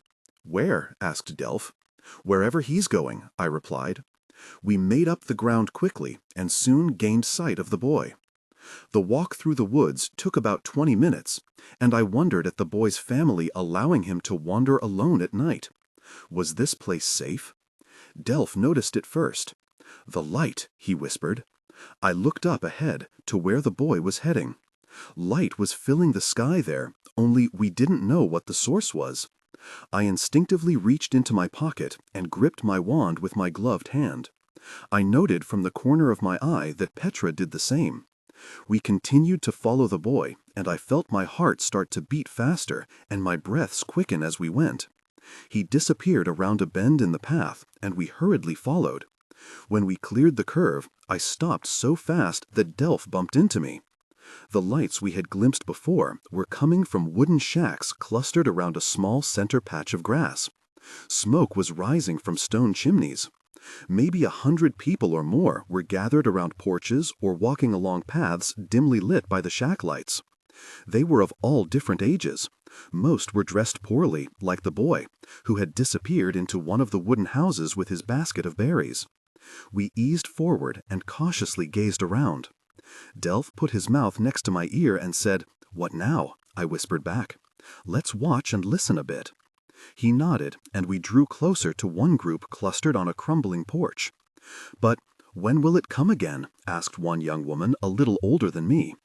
She wore corduroy pants, a ripped and dirty coat, and falling-apart shoes on her feet. An old tuck was slung over her shoulder. Her dirty face was lined well beyond her years. An old man in a slouch hat with a droopy mustache was seated on the top step, busily whittling down a piece of wood with a small pocket-knife. "The train, you mean?" said the man. The woman and the others nodded. "Well, 'tis hard to say." He scratched his forehead with a gnarled finger. This pushed his hat back a bit, revealing tangled white hair. "I hear tell that other trains show up in other places. Not that I've been to those places, but I hear things from folks ambling down the road from time to time." "So there are other trains, then?" asked another man. "Guess so," said the first man. "Lots of people, lots of trains." "Do they all go to the same place?" asked the man. The man shook his head. "Dunno." "Now, I can tell you that it does show up at odd times. Nothing scheduled about it, you see. But you hear the whistle. Always hear the whistle, you do. And right after that, it appears." "And do they take everyone?" the disheveled young woman asked. "I heard they might." The old man shook his head, as did several others gathered there. "No, look at me. Been here a long time now, and I'm still here. And lots of you folks will still be here when the train leaves next, just the way it is." "How do they decide, then?" asked a young man who was standing next to the young woman. He held an old battered canvas bag in one hand. It then occurred to me that they were traveling together. "We just got here and know nothing about it," he added. The old man pointed his whittled stick at the fellow. "No rhyme or reason that I can see. They just pick." "How many?" asked the man. "Now, that varies too, don't it? Sometimes a lot, sometimes not too many." "And 'tis a good thing?" asked the young woman. "I mean, where they go." Another man said, "No one's ever come back to complain, I can tell you that." He added bitterly, "Course, I'm still here, just like I'm." "Course it's better," bellowed the old man. He looked around. "I mean, what wouldn't be better than what I got? And none of you would be here if your village had enough food and could take care of its folks. Roofs over your heads, medicine when you need it, education for the young ones. Work your fingers to the bone, and for what? He spat on the ground. "Where I'm from, it's dirt poor, it is, and I'm tired of it." He pointed at various people in the crowd with his knife point. "Any different for any of you, eh?" I saw folks shaking their heads, their gazes downcast. Apparently life for all of them was as hard as it had been for us in Wormwood. When I thought about what I'd seen in True and Greater True, it was like two different worlds coexisting somehow. The have-alls and the have-nothings. The old man said, "I thought as much. So I mean to stay here until I gets on that very train." "Why does the train even come here?" said a young woman. "This is the train station," replied the old man. "'Tis where it stops." "What does a train look like?" asked the same young man. "Bloody something," said the old man. "Long and metal, and it runs on those little tracks you see at the station. Folks climb on, and off it goes. Fast it is, gone in a blur." Many people looked around in wonderment, as though they couldn't believe what they were hearing. But then again, I had never known that a train existed until I got to True. Then I wondered why these people didn't simply walk to True. Why bother with the train? I knew with Greater True you needed to be authorized, but that wasn't so for True. At least I didn't think it was. The young man slowly nodded, and then he and the young woman withdrew from the group and walked off. I said instantly to the others, "I'm going to become visible and follow those two. I want to talk to them." "But should we be giving ourselves away like that?" asked Delph nervously. "I'll only be giving myself away. If something happens, we can get away quickly enough." "But by their own words, they just arrived here and don't really know anything." "But if they don't know anything, what can you learn from them?" asked Petra. "I can learn where they came from," I replied. "But Vega Jane," Delph began to protest. "Delph, I'm going to do this, okay?" He frowned, and Petra glared at me. But I didn't care. I was too focused on what I was going to do. We moved to a darkened corner of the place, and I slipped off the ring and passed it to Petra. She slid it on, making sure to keep the ring turned inward. Petra used her wand to maintain the magical link among the three of us. I looked around and then headed off after the pair, while the others, still invisible, followed. It didn't take me long to catch up to them. "Hello," I said. They both whirled around to stare at me. "I'm sorry," I said. "I didn't mean to startle you." "Where did you come from?" asked the man. "A long way away. I just arrived here." "For the train?" asked the woman. I nodded. "I'm Vega." The man said, "I'm Russell. This is Daphne." "Have you been here long?" I asked. Russell shook his head. "Like you, we just arrived." "And where did you come in from?" I asked, trying to keep my voice casual. He was about to answer when Daphne said, "Why do you want to know?" I glanced at her, saw suspicion on her features, and realized that I'd overplayed my hand. I quickly regrouped. "No reason. I was just wondering if you had come from the same direction I had." Daphne folded her arms across her chest and just scowled. Russell said, "Daph, she's just curious." Daphne said, "Okay, so am I. So what direction did you come in from?" Without really thinking, I immediately pointed to the left. "About 5 Lee days' journey," I said. "And the name of the place?" she asked, still glaring. Now I folded my arms and glared back. "Wormwood. And you?" "I'm not telling," she replied with a smirk. "Daph," said Russell. "Shut it, Russ. She just wants to get on the bleedin' train and doesn't care how she does it." I gaped. "How would knowing where you came from help me get on the train instead of you?" She said stubbornly, "I don't know, do I? Best reason not to spill the beans. For all I know, they may not let folks where we're from get on the train." "Well, don't you think they might ask where you're from before they let you board then?" I asked, with more spite than was probably called for. "Oh, I'm ready for that, I am," she shot back. "I'll convince 'em to take us." "Fine," I said. "Good luck." I spun on my heel and walked swiftly away. "Oi, wait!" called out Russell. But I heard Daphne exclaim, "Oh, let her go. She's no bleeding use to us. And I'm not going back to our village. I'm not, Russ." I walked purposefully back to the group gathered around the porch, knowing full well that Delph, Petra, and Harry too were right behind me under the invisibility shield. The people were all standing there, hands in pockets, talking among themselves. The old man whittling before had set down his work and was drinking from a pewter flask. They all looked at me for a moment before returning to their conversations. I supposed strangers routinely showed up around here. I sat down next to the old gent. He lowered the flask from his lips, and I could smell sweet wine on them. "Who be you?" he asked. "I be Vega. And you?" "Jeff." "You just in?" I nodded. "And you?" He capped the flask and chuckled. "Oh, I've been here a while, missy. May be here a while still." "Where does this train thing go?" I asked. He shrugged. "Nobody knows that 'cept the ones on it. They don't never come back here, I can tell you that. So wherever they go must be better than what they left behind.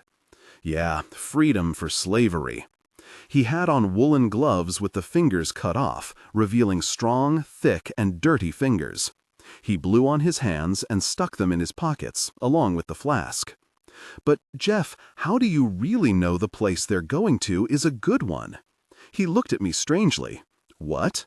"Well, if you don't know the place they go to and they never come back here, the place might be a bad place, and that's why they never come back."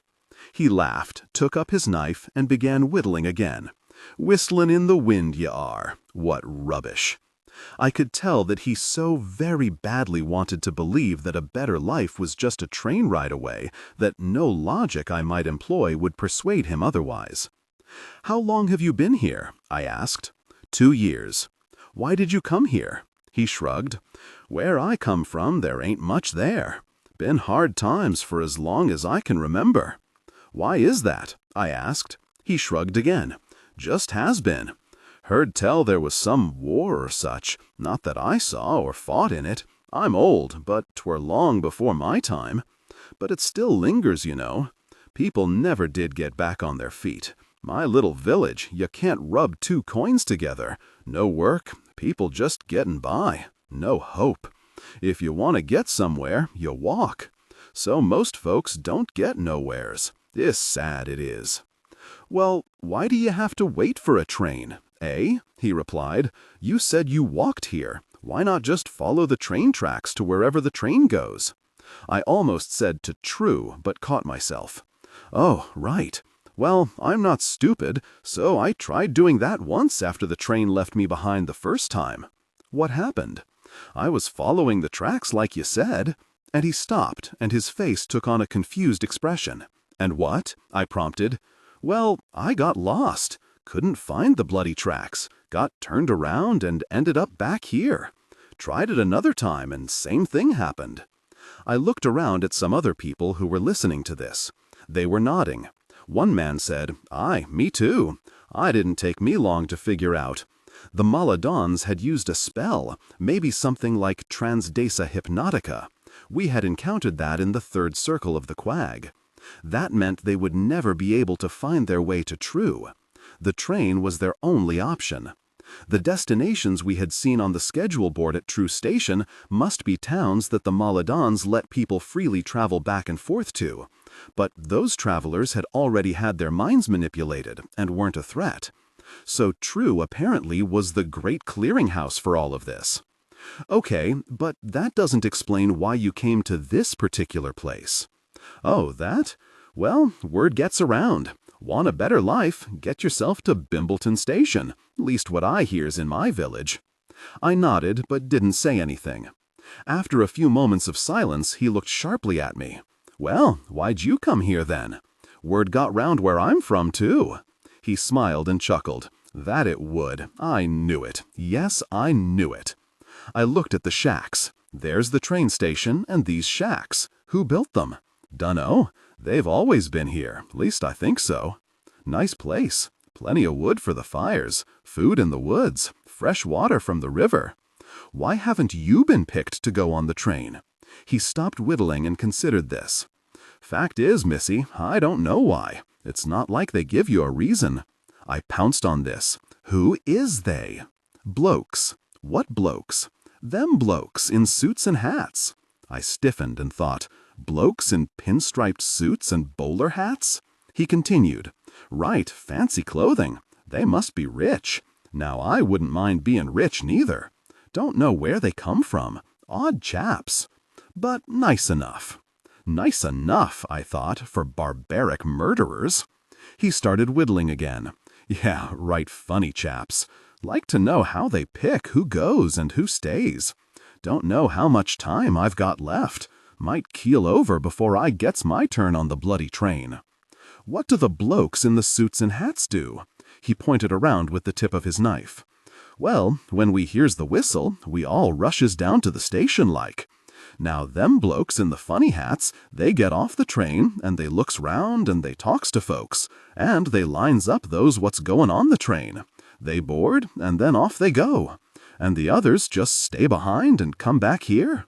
Some does. Others get fed up and just go back to wherever they came from. Not me. I ain't movin' from here less it's on the bloody train. You said they talk to people? Have you ever heard what they say? He shook his head. I tried to ask somebody once, but they told me it weren't allowed. Allowed? I exclaimed. Why wouldn't it be allowed to answer a simple question? Well, aren't you the curious one? I glanced to my right and saw a strange man standing there, staring at me. Behind him was Daphne. I inwardly groaned. She was asking us questions too, said Daphne huffily, and now she's pestering him the same. I said nothing. My gaze remained on the stranger, who also never took his gaze off me. He had on a long coat, but I could see the lapel of the pinstriped suit where the coat held a gap. I wondered where his bowler hat was. Perhaps magically shrunk and in his pocket. You want to come with me, love? He said smoothly. My gloved hand slid inside my pocket and curled around my wand. Not really, no. Just over there, he said, pointing to his left. I can answer all your questions. My gaze drifted to the left, and I rose and said, All right, let's go. I motioned for him to lead the way. He did so. I followed him for a few minutes. As soon as we were far enough away, he whirled his wand out. But I had been expecting this, and if my time in the Quag had taught me anything, was to be prepared with an action plan. As he tried to cast his spell, I flew above him, lashed out, and delivered a thundering kick to his head with my booted feet. He toppled over and hit the dirt, his wand flying away.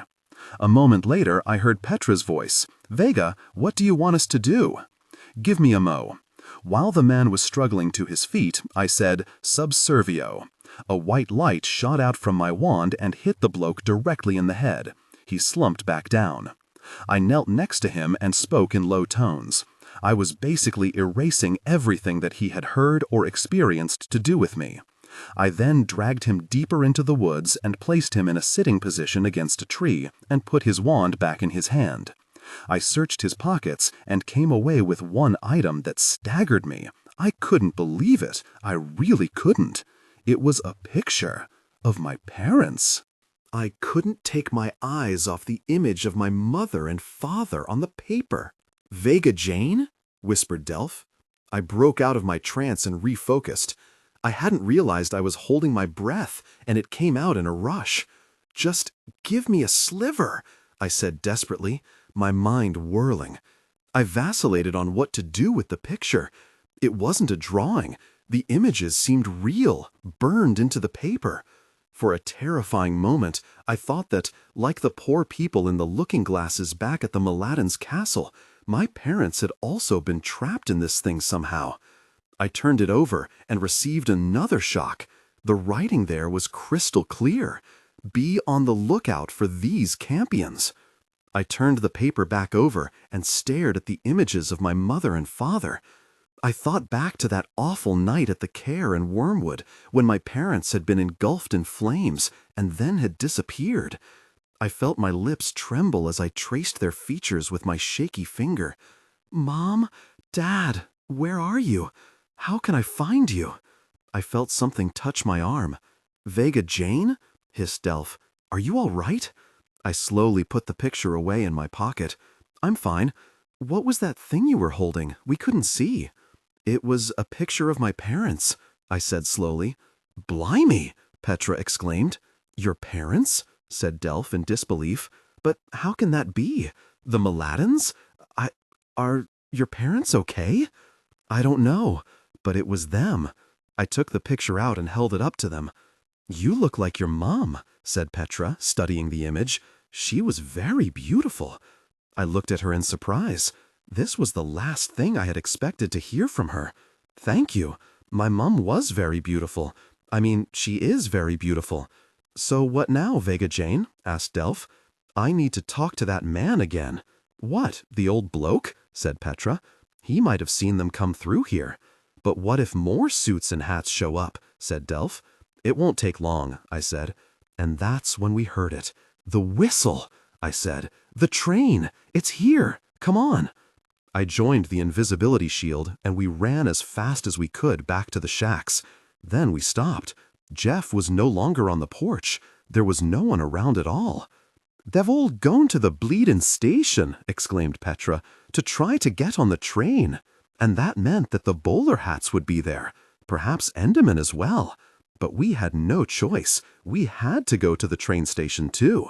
We reversed our course along the path and soon found ourselves at Bimbleton Station. There could not have been a greater difference from when we had been there previously. First, a shiny black train was parked next to the humble station. And where before there had been only one small boy, now the place was jammed with what I estimated to be hundreds of people jostling one another to get closer to the train. Then one of the carriage doors opened and he appeared, and the four of us took a collective step backward. It was Enderman. He smiled and doffed his hat, and the crowds around the train instantly quieted. "Hello," he said. "I welcome all of you to Bimbleton Station. My associates will be going through the lot of you to have little discussions and ask certain questions, and then we'll be off. Does that sound all right to you?" He was being ever so polite, and I wondered how this would go over with such an energetic crowd, many of whom I'm sure had gone through this before, only to be rejected and left behind. To my mild surprise, they all instantly stepped away from the train and allowed space in between them and their neighbors so as to give some privacy for the little discussions. When I looked up near the head of the train and saw a bowler hat surreptitiously putting his wand away, I knew magic had been the reason for the sudden mass acquiescence. Enderman, still smiling, stepped off the train. He was followed by over a dozen of his men. They spread out among the crowd and started interacting one by one with the folks congregated there, while Enderman watched with great interest. "Come on," I whispered to the others. We drew as close as we dared, and, ironically enough, found ourselves within a few feet of Russell and Daphne, the couple from before. I was still irked that she had ratted me out to one of the bowler hats, but my anger was quelled some by the nervous expression on her face. It took a while, but one of the bowler hats finally made his way over to them. He was about my height, thin, with a shiny black mustache and flinty cheekbones. When he smiled at them, it came out more as a leer. Russell looked nervous, but Daphne stood her ground and stared back. "So you're the one what decides if we get on the train or not?" she said firmly. He said nothing at first, appraising her and then Russell. "From where do you come?" he asked, his voice low and throaty. "Clarendon on Hillshire," replied Daphne. "Just got in a bit ago. It's a long hike." "I imagine it is," said the man. "But you're in good hands now. And your surnames?" "He's Everett, and I'm Lloyd, but we're going to get married. Our given names are Daphne for me and Russell for him." "Nice, very nice." The bloke pulled a book from his pocket, opened it, and riffled through the pages. "Lloyd, you say?" "Yes, Daphne Lloyd." "Have you had others in your family take the train?" "No, least not that I'm aware of." The man swiveled his gaze to Russell. "And you, Mr. Everett?" He nodded. "My grandfather George, that was long ago, of course, before I was born. We never heard from him again." "Because he went on to a better life," noted Daphne. "Right you are," said the man. "A much better life. Might I see the backs of your right hands, please?" Daphne and Russell looked at each other. Russell was about to raise his when Daphne, with proper spirit, said, "What does that have to do with anything?" "It has to do with a great deal. Just let me see the back of your right hand." Russell said, "Daph, just do it." She muttered, "Bloody hell," and raised her hand. Russell's hand was blank, but with a thrill of horror, I saw a faint outline of a shape on the back of Daphne's, the mark of the 3 hooks. I wondered why I hadn't noticed it before. "Very nice, thank you," said the man. "That will do. You can lower them." They did so, and waited expectantly. "That mark on your hand," he said, looking expectantly at Daphne. "What of it? It don't come off, case you're wondering. It's like a birthmark, I guess. Had it always. I have. Ain't nothing wrong with it. Or me." She self-consciously covered it with her other hand. "Well, I wouldn't exactly agree with that. The man did it so smoothly I almost missed it. Subservio," he muttered, and then I saw the tip of his wand poking out of a hole in one of his pockets. Daphne and Russell instantly went rigid, and their eyelids fluttered.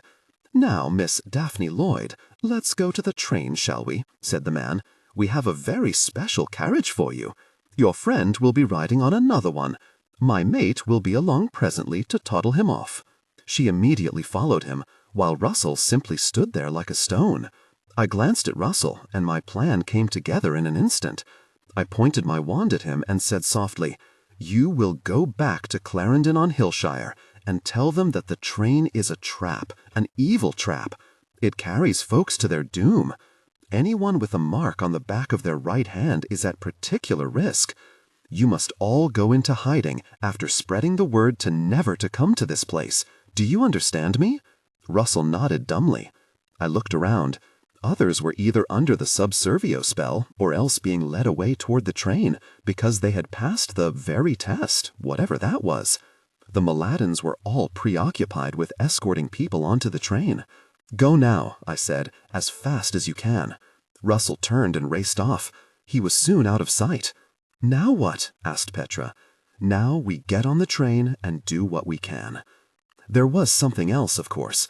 I knew that Daphne Lloyd and others like her were headed to one place and one place only, Maladon Castle, where their magic would be drained, and the only future they would know would be that of a slave.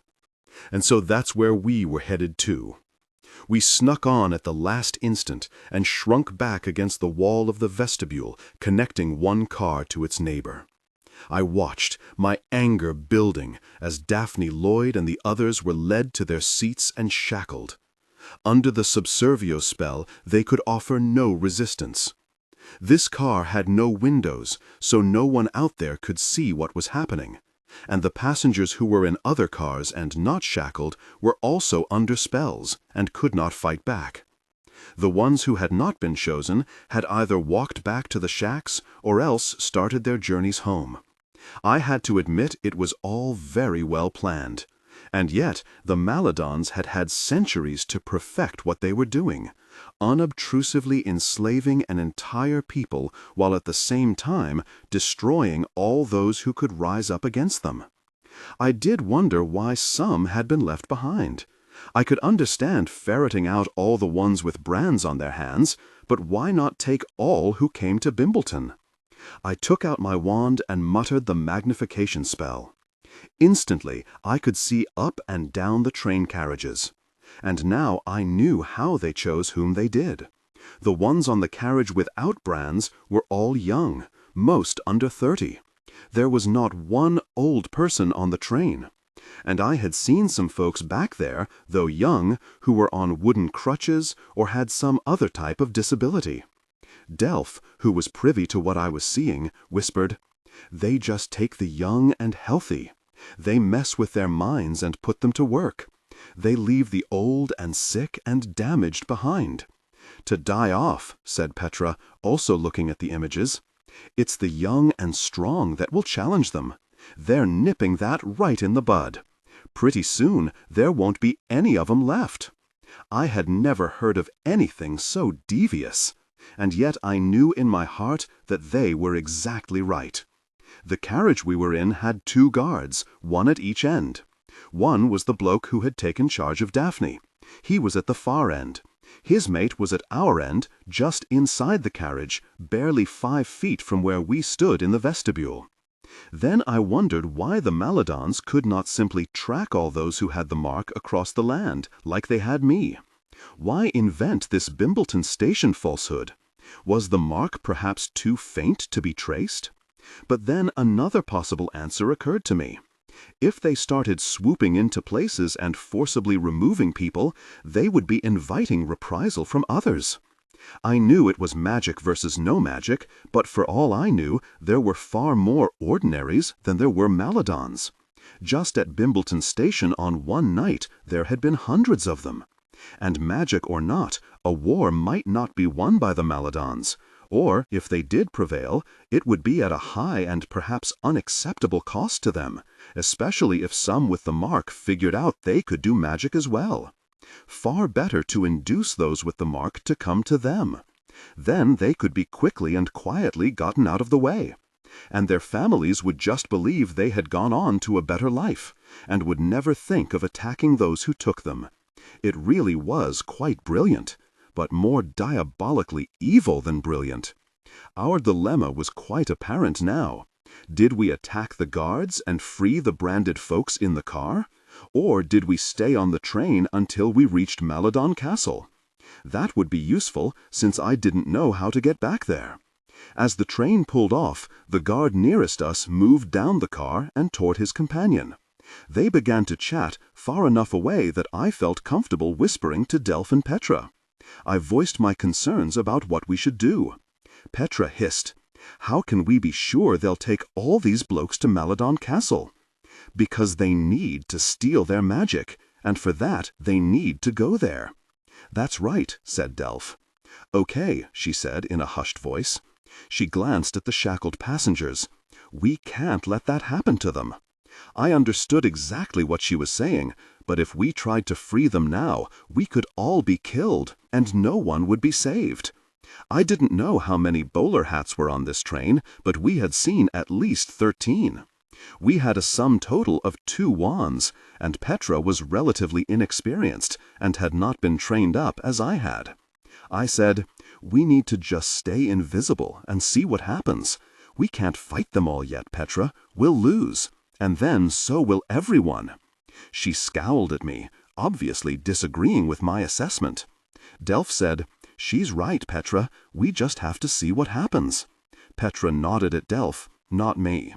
It was clear she respected his opinion, not mine, despite my words to her at Empyrean. I didn't know what to do with her. I really didn't. We had shared our blood with each other, made an oath that if broken could kill us, and here she was, seemingly as opposed to me as ever. "All right, Delph," she said, refusing to look at me. Delph glanced at me. "Now what?" "The train will stop at True first, and those without brands will be let off to undergo this mind-erasing thing." "And we can't stop that?" said Petra. I looked at her. I really looked at her. "Do you want to win a single battle, or do you want to win the very war? Because I don't reckon we can do both." Now she looked back at me.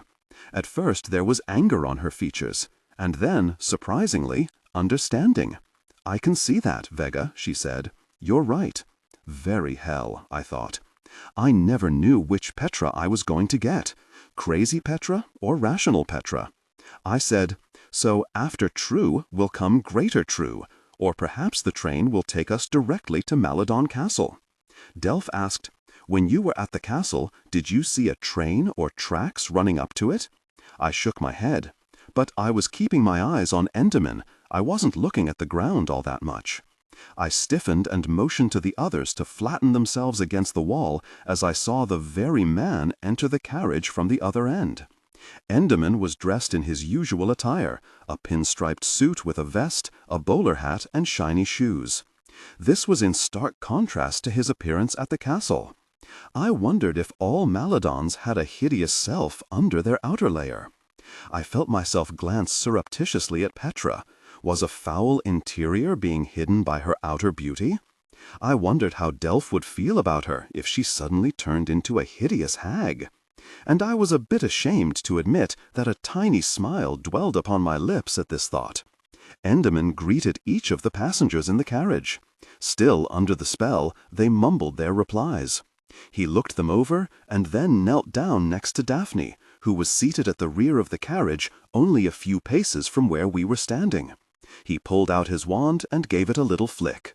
Daphne slowly shook her head and focused on him. Enderman said, "Your village is Clarendon on Hillshire, correct?" Daphne nodded. Yes. Enderman gripped her hand and held it up. Are there others who live there with this mark?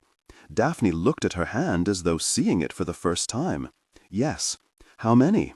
She shook her head slightly. A few at least. I don't know the exact number. Any in your family? No, I'm the only one. What does it mean, this thing?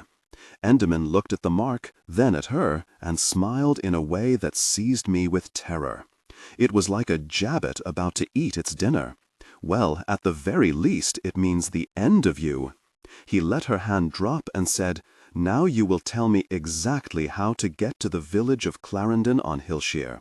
She spoke the directions as Enderman used his wand to write her words visible in the air. Then he flicked his wand again, and the images went directly into his head. Without another word, he turned and walked over to one of the bowler hats. The man said, Do you want to leave immediately for this village, Mr. Enderman? There's no particular rush. I have some things to accomplish here. And it's not like those louts are going anywhere. Right you are, sir. Very hell, said Delph. The Maladons are going to that village, and they're going to kill everyone there. We have to stop them, I said. They both looked at me. But how? Asked Petra. We're headed to the castle. We were headed to the castle. Now we're headed to Clarendon on Hillshire. Petra said, You already sent that bloke Russell to warn them. I have no idea if the folks in the village will listen to him, or if they do, how fast they'll flee. But what about that winning the battle but losing the war stuff you were spouting off about? She said icily. Was that just a load of tosh then? I gazed at her. No, Petra, it wasn't, but I have my reasons. What are they? She demanded. I have my reasons, I said, and my expression was so ferocious, I suppose, that Petra flinched and turned away. But we don't know how to get there, said Petra. Yes, we do, said Delph. We both looked at him and in unison said, We do? He nodded. She told that bloke Enderman, didn't you hear? Well, yes, Petra said, but they were directions. Even he had to write them in the air. Delph tapped his head. I have them all up here. Petra looked at me. I said, Delph has always been good with directions. Okay, so how do we get off the train? Asked Petra. I had no choice but to try the spell with all of us together. It would either work or we'd be lost in oblivion. I didn't really have time to think about it. I tapped my wand against my leg and said, Puss, puss. In an instant, we were back at the train station in Bimbleton, which had been the destination in my head. We crouched behind one of the shacks and looked around. There were few people about. Most, I imagined, were inside the shacks, or else had struck off back to wherever they had come from, disappointed that they had not been selected, when, in fact, they should be thanking their good fortune. From there we rose into the air and headed west, following Delph's instructions. It took us a while because we were 4 bodies flying together. I was desperate to get there as quickly as possible, and feared at the rate we were going that Enderman would have already been and gone by the time we arrived.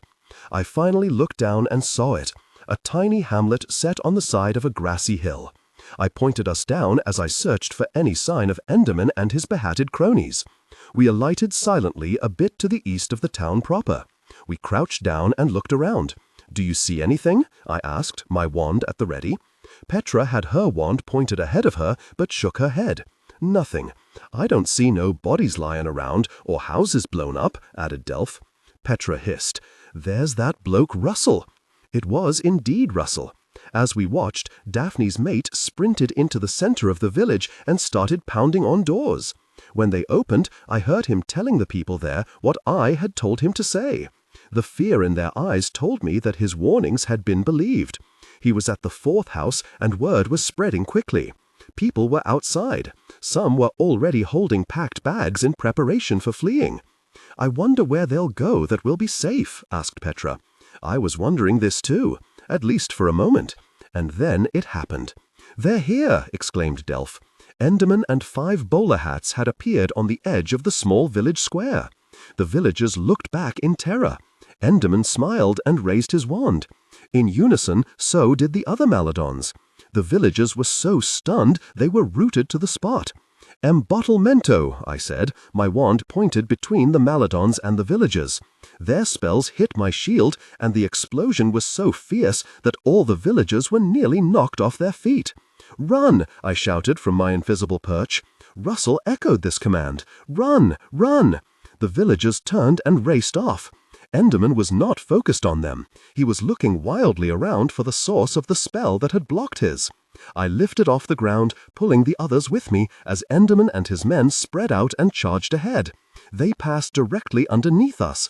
I descended, and we touched dirt near the spot where Enderman and his cronies had initially appeared. I looked back at Enderman. He seemed to have forgotten all about the villagers. He was focused on finding us. I rose again, and the others levitated with me. We followed the path of the villagers down below as they raced toward the dense forest that we had passed on our way here.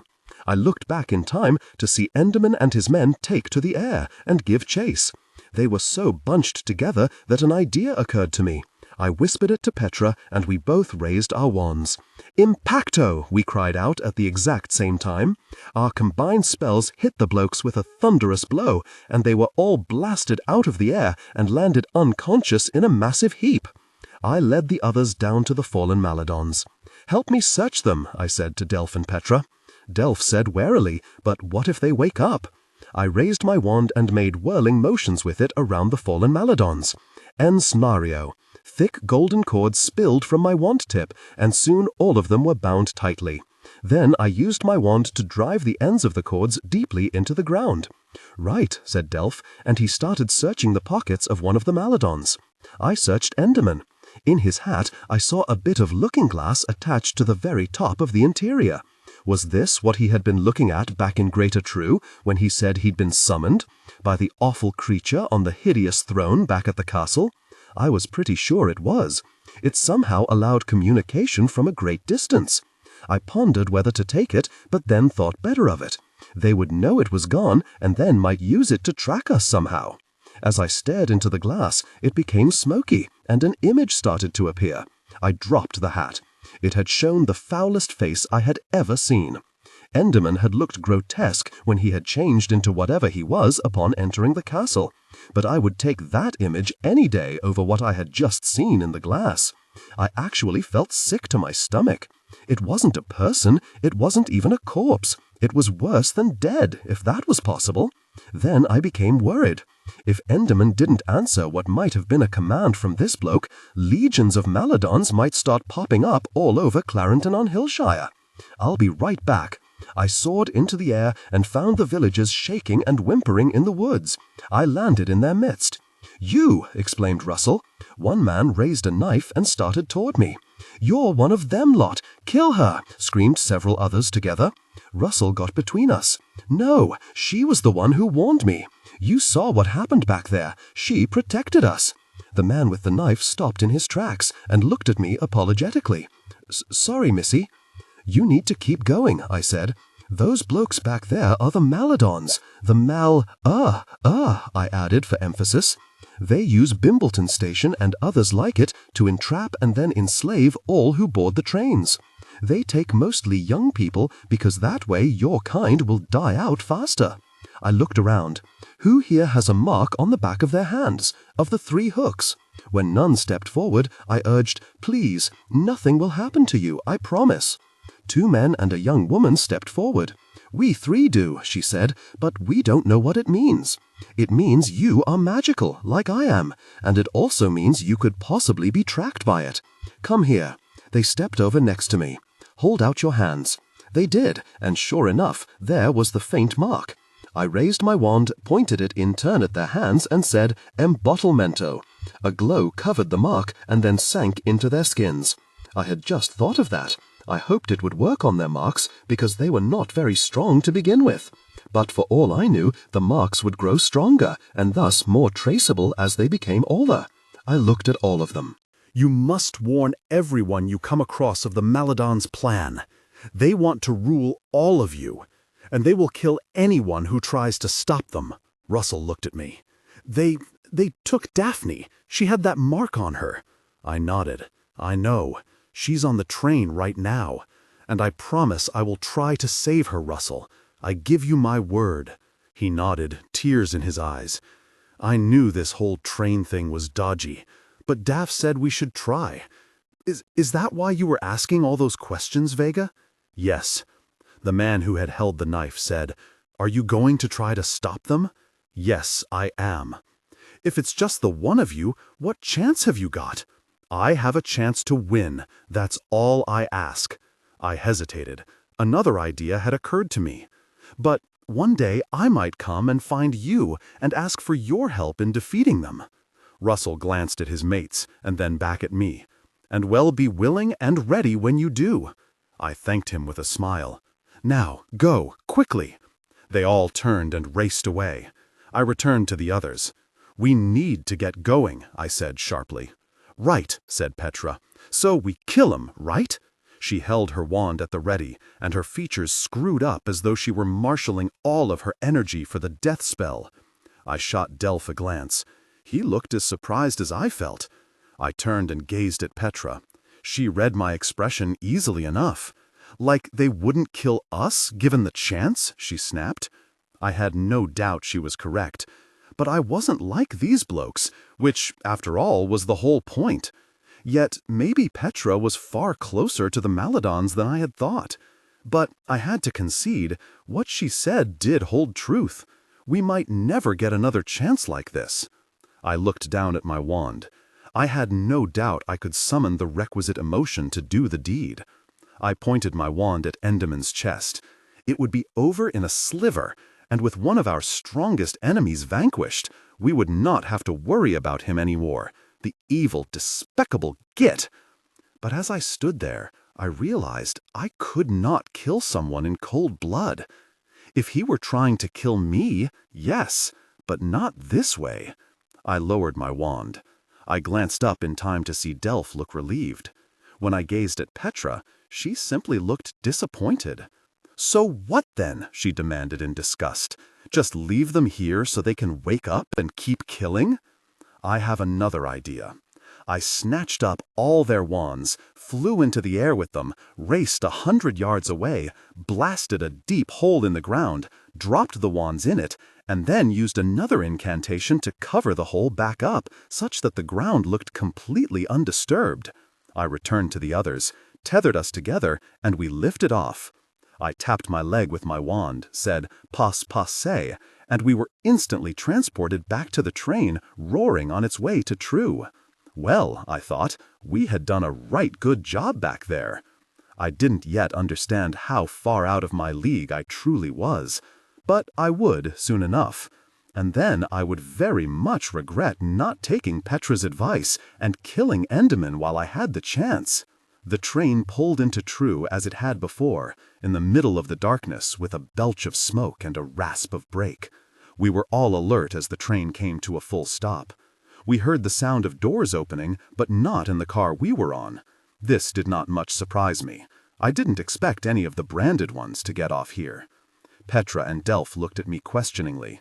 They obviously wanted to know what we should do. I was torn. I knew that the people taken off here would have their minds altered by the bloody mesmerizer. But I also knew that whatever happened to the people getting off in True, it would pale in comparison to what would happen to the poor devils who would not be getting off here. There were no windows on this train car, so I couldn't tell if it was still night or if the sun had come up.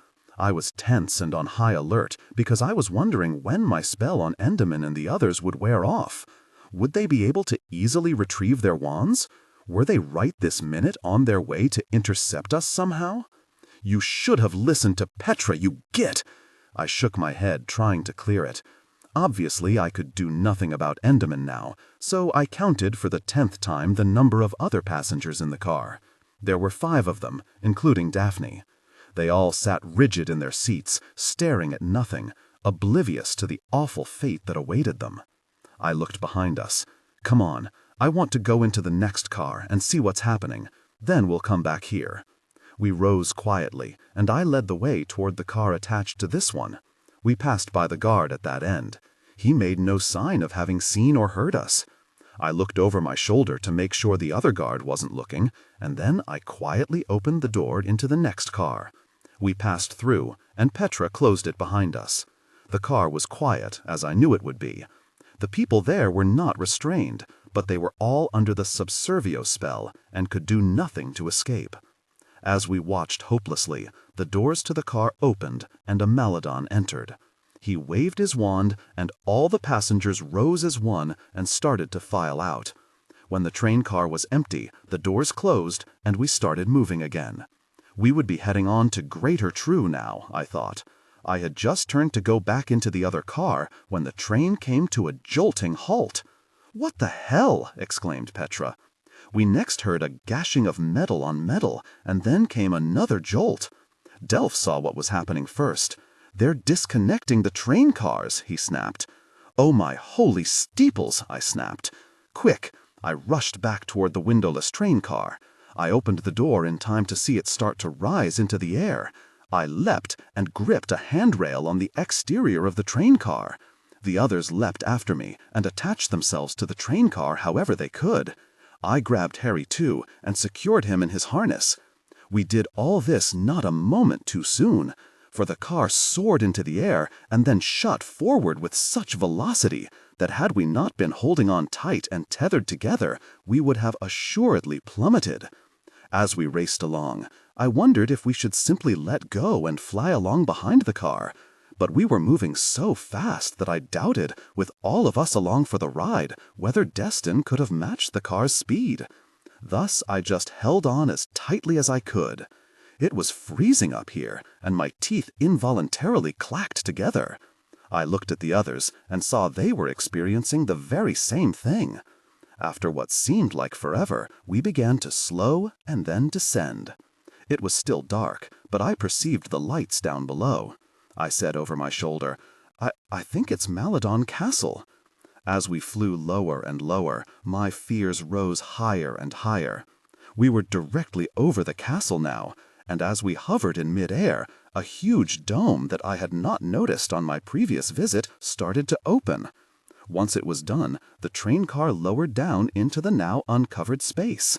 When the train car landed with a hard jolt on the floor of the castle, I immediately looked around.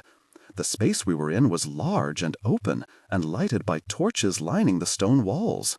A large door set against one of the walls opened, and there he was. I inwardly groaned. It was Endymion, and he was leading a tethered Garm. As he drew more fully into the torchlight, I saw with some satisfaction that his suit was dirty, his sleeve torn, and his hair disheveled. And he had a large lump over one eye, no doubt due to my impacto spell. He looked murderous, and in his other hand he held his wand. Why hadn't I destroyed them when I had the chance? I shot Petra a glance. She was glaring at me in a way that said, "I bloody well told you so, you git." He was followed into the room by the same group of bowler hats, who looked as rumpled and angry as he did. I let go of the train and beckoned the others to follow me. We paused at the door and looked back. The train car door opened, and in went Endymion and the Garm. No doubt, they were going to use the Garm to sniff us out before blasting us to smithereens. We stepped through the door Endymion had come through, and then peeked back around a corner, watching. Minutes passed as the Garm no doubt went from one end of the train car to the other. Nothing happened. There were no spell blasts. Next thing, the branded folks were being led off the train car. "Quick," I said. "I know where they're going, and we can't let the Garm close enough to smell us." We retreated down the passageway. Finally, we reached a part of the castle that I recognized, and, gaining my bearings, I led the others toward the room where the branded ones would be taken to rob them of their magic. The door to this room was open, no doubt because they knew the fresh batch of victims were on their way. We slipped inside and then over to a far corner so we could look around. Surprisingly, there was no one here. I showed the others the looking glasses on the wall. They were now all empty, and my heart ached at what this represented. I especially remembered the little girl who had pleaded with her mother to save her. I wondered where she was right now. Was she already a slave in Greater True? Then I pointed out the bottles with the fine dust in them that were stacked in the niches as before. I saw Delph and Petra pale as they looked at them. Even poor Harry too gave a little whine of sadness. "Vega Jane, look, the bottles are labeled," said Delph. I looked more closely and saw what I had not seen before. Each bottle was engraved with the name of the person, I assumed, from whom the dust had been taken. I recoiled, but only for a moment because an idea had occurred to me. I pointed my wand at the bottles and said, "Minamite." All the glass bottles instantly shrunk down to where I could have held them collectively in the palm of my hand. I scooped them up and thrust them into my cloak pocket. "But Vega Jane," said Delph, "they'll certainly notice they're gone." Petra had opened a trunk that sat against one wall. Look here. It was full of empty bottles. That made sense, as they would always need more bottles. I looked wildly around. We needed something to fill them with.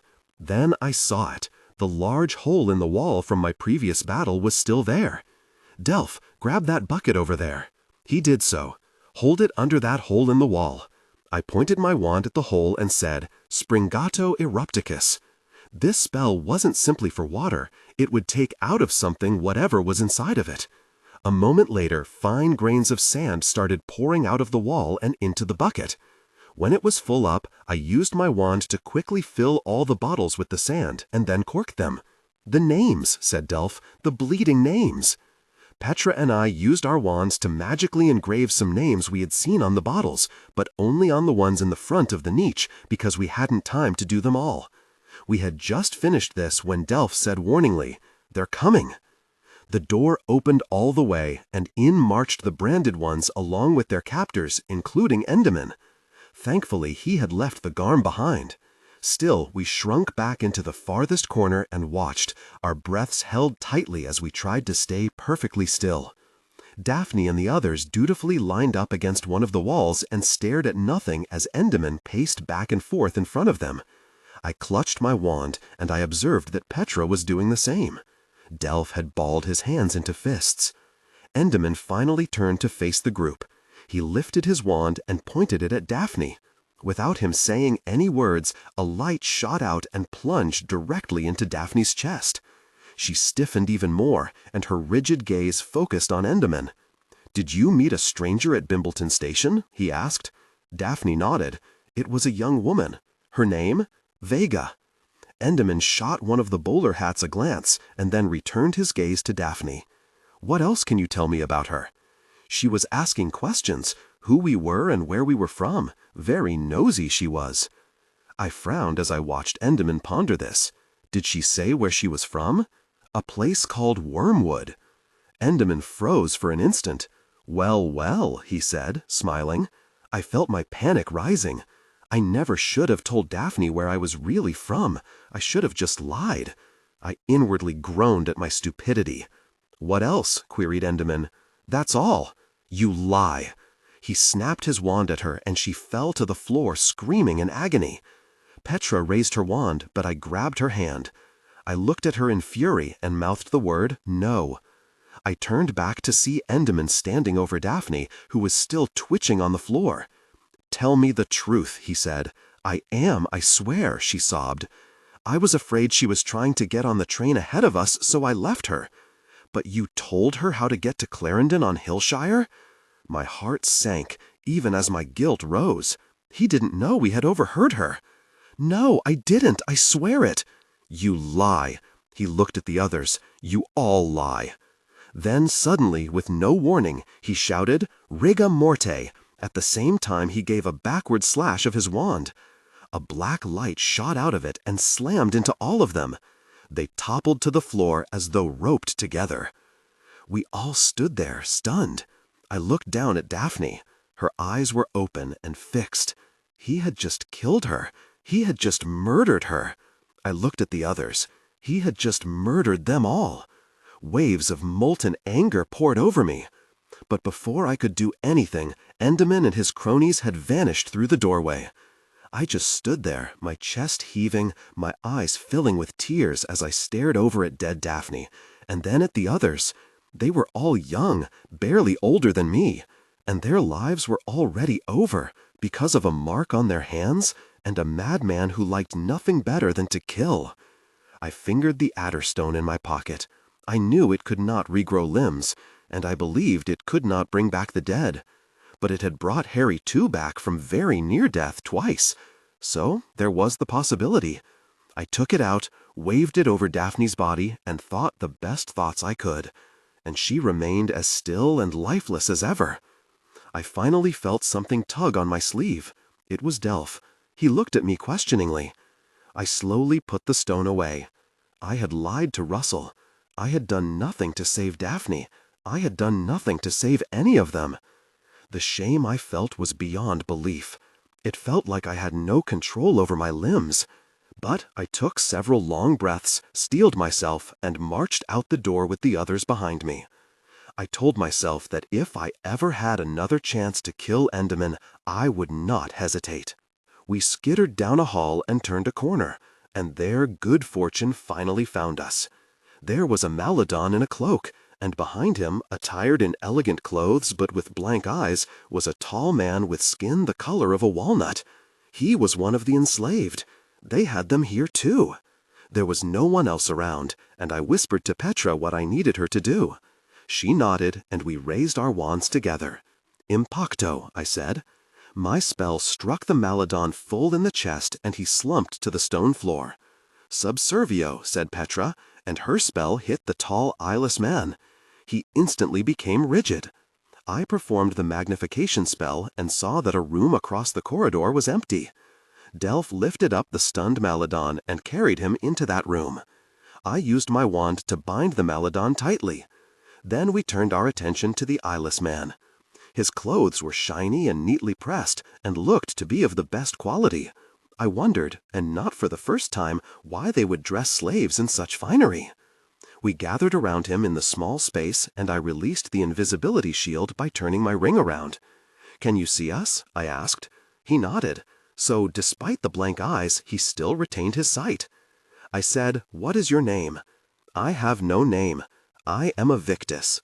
We looked at one another. "A Victus," I said. What does that mean? The others shook their heads. I thought back to the labels on the bottles. I hadn't seen a Victus, but then I hadn't had time to look at them all. I looked back at Victus. "How came you to be here?" "I just am here. I do not know how I came to be here." I sighed. This bloke wasn't being much help. Delph whispered, "Vega Jane, they've probably removed his memories. So ask him about now, what he's learned about being here." I nodded. That was a cracking good idea. "Okay, Victus, what can you tell us about Mr. Enderman?" "He is one of my masters, a great sorcerer." "And does he have a master here?" I asked sharply. "The man in the cloak who sits on the throne in the big room. That is our king, Necro, the ruler of everything there is." I looked at Delph. Very Necro.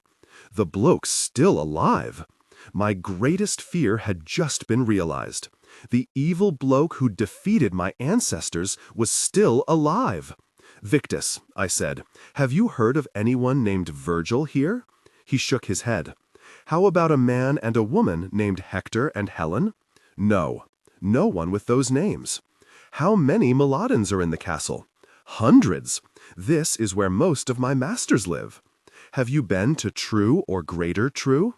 "I served my masters in Greater True before coming here. They keep garms and jabbets here." "Any other creatures?" "No." He paused. "But I have not been to all parts of the castle. There is the tower room." "Do you know what's in the tower room?" Petra asked. He shook his head. "I do know it's heavily guarded." "By what?" I asked. "2 jabbets, for one thing." "So not just jabbets?" I said, my spirits plummeting. "Well, there's magic, of course." "Of course," I parroted back, and then my expression changed. "Would you like to ever leave this place, Victus?" I asked. He shook his head. "Never. This is my home. 'Tis an honor to serve my masters." "Even though they don't treat you well? They hit you and curse you, don't they?" "'Tis my fault when they do, for I have displeased them somehow. They are fair and just." I sighed. This was not going well. The bloke's mind was simply too damaged for him to see the truth any longer. Now my thoughts turned to what could possibly be in the tower. I looked at Victus. "Do you know how to get to the tower?" He nodded dumbly. Then tell me. But why do you want to go there? Please, Victus, just tell me. I'd really appreciate it. To my surprise, his lips quivered. Yes, miss, of course, miss. And he told us. I looked down at the bound Maladon before glancing up at Petra. I know what she wanted to do. Kill him. And a large part of me wanted to strike as well. But my practical side took over. If they find him dead, it will alert the whole castle. She slowly nodded, but didn't look pleased. I removed the bindings from the Maladon and cast a confusio spell over him to muddle his mind enough to where he would not know what had happened. And, most important, would not blame Victus for anything. I turned once more to Victus and explained what I had done and why. I don't want you getting into any trouble for helping us, I said. His lips quivered once more. I put out my hand. And I want to thank you so much for helping us, Victus. He slowly reached out and shook my hand. For a brief moment, I thought I saw something else in his blank eyes. Something that perhaps had always been there until it was buried so deep Victus had been unable to find it. I performed the incantation to release him from the subservio spell. However, his look didn't really change, but I thought there was an expression I recognized somewhere. Gratitude. We left them behind and, safely under the invisibility shield, we made our way cautiously toward the tower. We rose higher and higher, following Victus's directions, climbing stone stairs and wooden ladders and winding steel steps. Then we reached a corridor, and I knew we had arrived. I knew that by the sounds. A pair of jabbits was screeching. We rounded the last corner, and there they were. Each was poised on either side of a large metal door. Inside that door was the tower room, along with whatever was so important that it required twin jabbits to guard it. The serpents were swaying back and forth, their hundreds of eyes surveying the hall in front of them, but luckily not seeing us. But I was pretty sure they could smell us, or soon would. "How are we going to do this?" whispered Delph. We had dealt with jabbits before, as he well knew, but this was tricky. We couldn't have a pitched battle in here with the very things. The noise from that would summon every Maladon in the castle. I looked at Petra and told her the spell to cast. She nodded and took aim at the serpent on the right, while I focused my attention on the one on the left. Delph and Harry too stepped back and waited. "Paralicto," Petra and I said simultaneously. The spells shot out and hit the jabbits right in the chest. They froze in mid-screech. We lowered our wands and glanced appreciatively at each other. "Right good one," said Delph. Harry too licked my wand hand. We cautiously moved forward. Victus had said that magic also guarded the tower room, but I had no idea what shape this defense would take. We reached the door safely, though my heart was beating uncommonly fast. It was unnerving to be so close to the vile jabbits, paralyzed or not. I looked at the door, studying the lock. Astrea Prine had shown me several spells that would open locked doors, and I was deciding which one would be best to use now. I did not think that the Ingressio spell would work, but another might. I raised my wand and said, "Securius Terminus." To my delight, the door swung open. My delight turned to suspicion because it suddenly occurred to me that all this was far too easy. But we were here, and we needed to see what was inside. I eased the door open, and we stepped through. Delph said, "We need to hurry, Vega Jane. Someone might come along and see the jabbits all frozen like." The room was not large, so at least it would not take us long to see what was here. The walls were stone, and there were openings in the tower room about 6 inches wide, too narrow for anyone to pass through, but they did provide some light and air. It was chilly in here, and I wrapped my coat more closely around me as we crept forward. As I glanced at Delph, I saw him take a long knife from where it was tucked inside his belt. He looked grimly at me. Harry too's hackles rose, and a low growl emitted from his throat. I used my wand tip to illuminate the center of the room. I gasped. Sitting in a wooden armchair was a crumpled pile of a creature dressed in rags. It was tall and painfully thin, its atrophied muscles taut against the bone. The head was overflowing with long white hair and was bowed until it was almost touching a bony knee. The thing, no doubt seeing my light, turned its head in our direction. It was all I could do not to scream. It had no face, no eyes, no nose, no mouth. It was just flat skin, so pale that I couldn't believe that it was alive. I was frozen looking at the pitiable thing, and even though it had no eyes, I felt that the thing could see us. Petra gasped, "What is that?" I shook his head. It looked like nothing I had ever seen before. Could the poor thing be one of the branded? But if so, why would it be kept in the tower room and not enslaved like the others? It turned back around, and its head once more bent down. I put out my wand light. "Why would they keep this thing up here under such heavy guard?" asked Delph. "What's so important about it?" I moved around the room, keeping an eye on the creature, until I reached one of the slits in the wall and looked out over the countryside. I turned back to the others. "This has been a waste, and now we need to get out of here," I said. I couldn't explain why, but I had a premonition of something truly awful happening. I hurried over to the door and tugged on it. It wouldn't budge. I cast my spell to unlock it. It didn't work. I tried every spell I could think of to open that bloody door, and not a single one worked. I put my ear to the metal. I was listening for any sound from the Jabbets, but I heard nothing. "The magic," said Delph. "Victor said there was magic guarding this room. I reckon if you get past the Jabbets and get in here, they got spells that make sure you don't get out." My spirits sank. It had been so stupid to come up here. We were trapped. I ran to the slits in the wall and looked out. If I could enlarge one of them, we could fly right off the tower and head back to Empyrean. I pointed my wand at the slit and cast my spell. It immediately rebounded on me and knocked me heels over arse across the room. I slowly rose, rubbing at a painful, newly risen knot on my head. "Bloody hell," I said. As I walked back across the room, I passed close by the creature. It shot out a hand and grabbed my wrist. Though terribly emaciated, the creature was ridiculously strong. I dug my fingers into its flesh to make it let go, but it was like I was attempting to shed iron shackles. Delph came to my aid, but even with his immense strength, he could not break the creature's grip. Petra pointed her wand at it and said, "Impacto." Her spell ricocheted off the thing, and she had to duck to avoid being hit. Vega Jane," said Delph. "What?" I barked. "Is it my imagination, or is this room getting smaller?" I looked wildly around. He was absolutely right. The walls were moving toward us.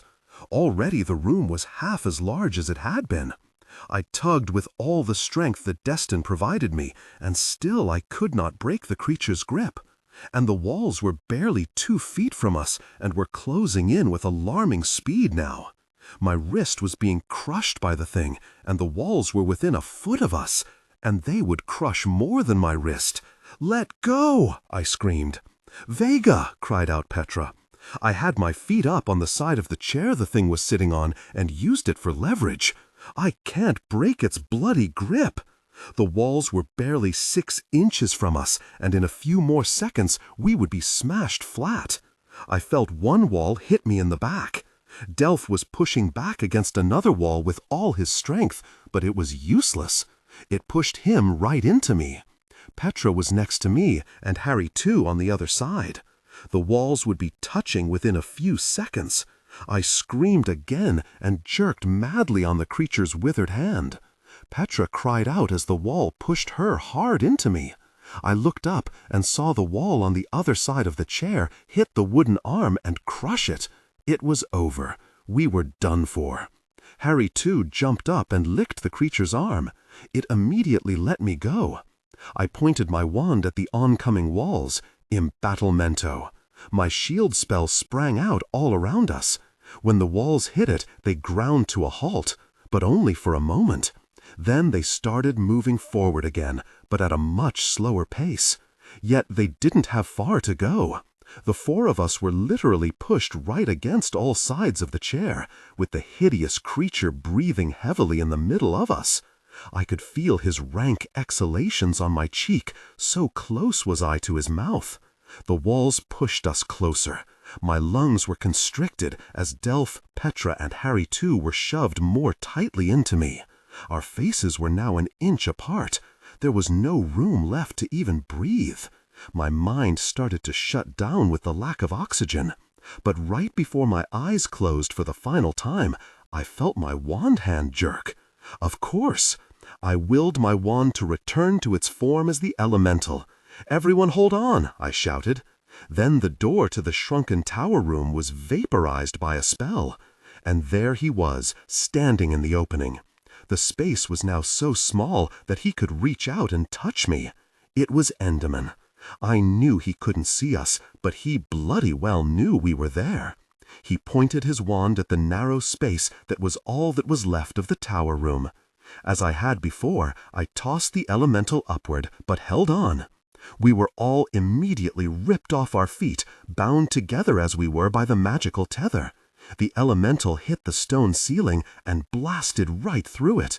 We were out in the open. I gulped in several large breaths and knew the others were doing the same. I didn't think I'd ever been in a tighter place. I could still feel the stone walls wedging themselves against me. I leveled out and flew forward in the direction from which we had journeyed here. When I looked behind me, I became sick to my stomach. Enderman was behind us, astride one of the jabbets, which, as it turned out, was of the flying jabbet variety, as I had seen from my brief journey back in time when I lived in Wormwood. Behind him were a dozen bowler hats. Well, I had managed to lose them before. Perhaps I could again. I zigzagged across the sky, but they matched me move for move, as though they could actually see me. The jabbet put on a burst of speed and came so close to me that one of the heads tried to bite my boot, but I kicked it away in the nick of time. Then Delph cried out, "It's the jabbet, it can smell us."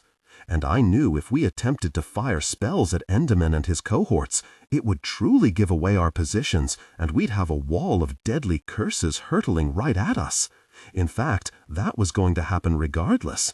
They had to know where we were generally, invisible or not.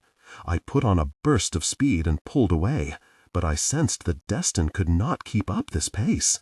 Next instant, I saw that Enderman and the jabbet had closed the gap by half and were moving up fast. "We can't outfly them, Vega," cried out Petra. "Then we'll just do this." I turned so sharply that the others were swung out wide on the tether. Now I was heading right for Enderman and the jabbet, though they couldn't see us. But the jabbet could smell us, and I could tell from its hundreds of confused expressions that it didn't know quite what to make of its prey coming so willingly to the slaughter. I mean, after all, who would be that bloody stupid? I readied my wand, but Delph shook his head and said, "Spellcast will give us clear away." He pulled out his long knife and said, "I'll kill it with this, Vega Jane." Petra exclaimed, "A knife? Against that? Are you barmy or what?" He said, "My dad told me once that the underbelly of a jabbet is the softest spot on it, and my dad never told an untruth in his life." He gripped his blade and readied himself as we roared toward the hideous flying serpent. I looked up ahead and saw Enderman barely 10 feet from us. At our combined speeds, we would crash into each other in another few seconds. I counted 1, then 2. The screech of the jabbet was ear-shattering. I could see every mouth open, all the venomous teeth about to tear into us. "Vega!" screamed Petra. I felt Harry too go rigid in his harness. They were right on us. I could see the darkened pupils of Enderman's eyes. "Now!" I shouted. I dove. We soared directly under the jabbet. "Now, Delph, now!" He pointed the blade straight up. It ripped into the serpent's underbelly. Delph somehow managed to keep the blade in the same position as we roared the full length of the monster, the blade cutting open its belly all along the way.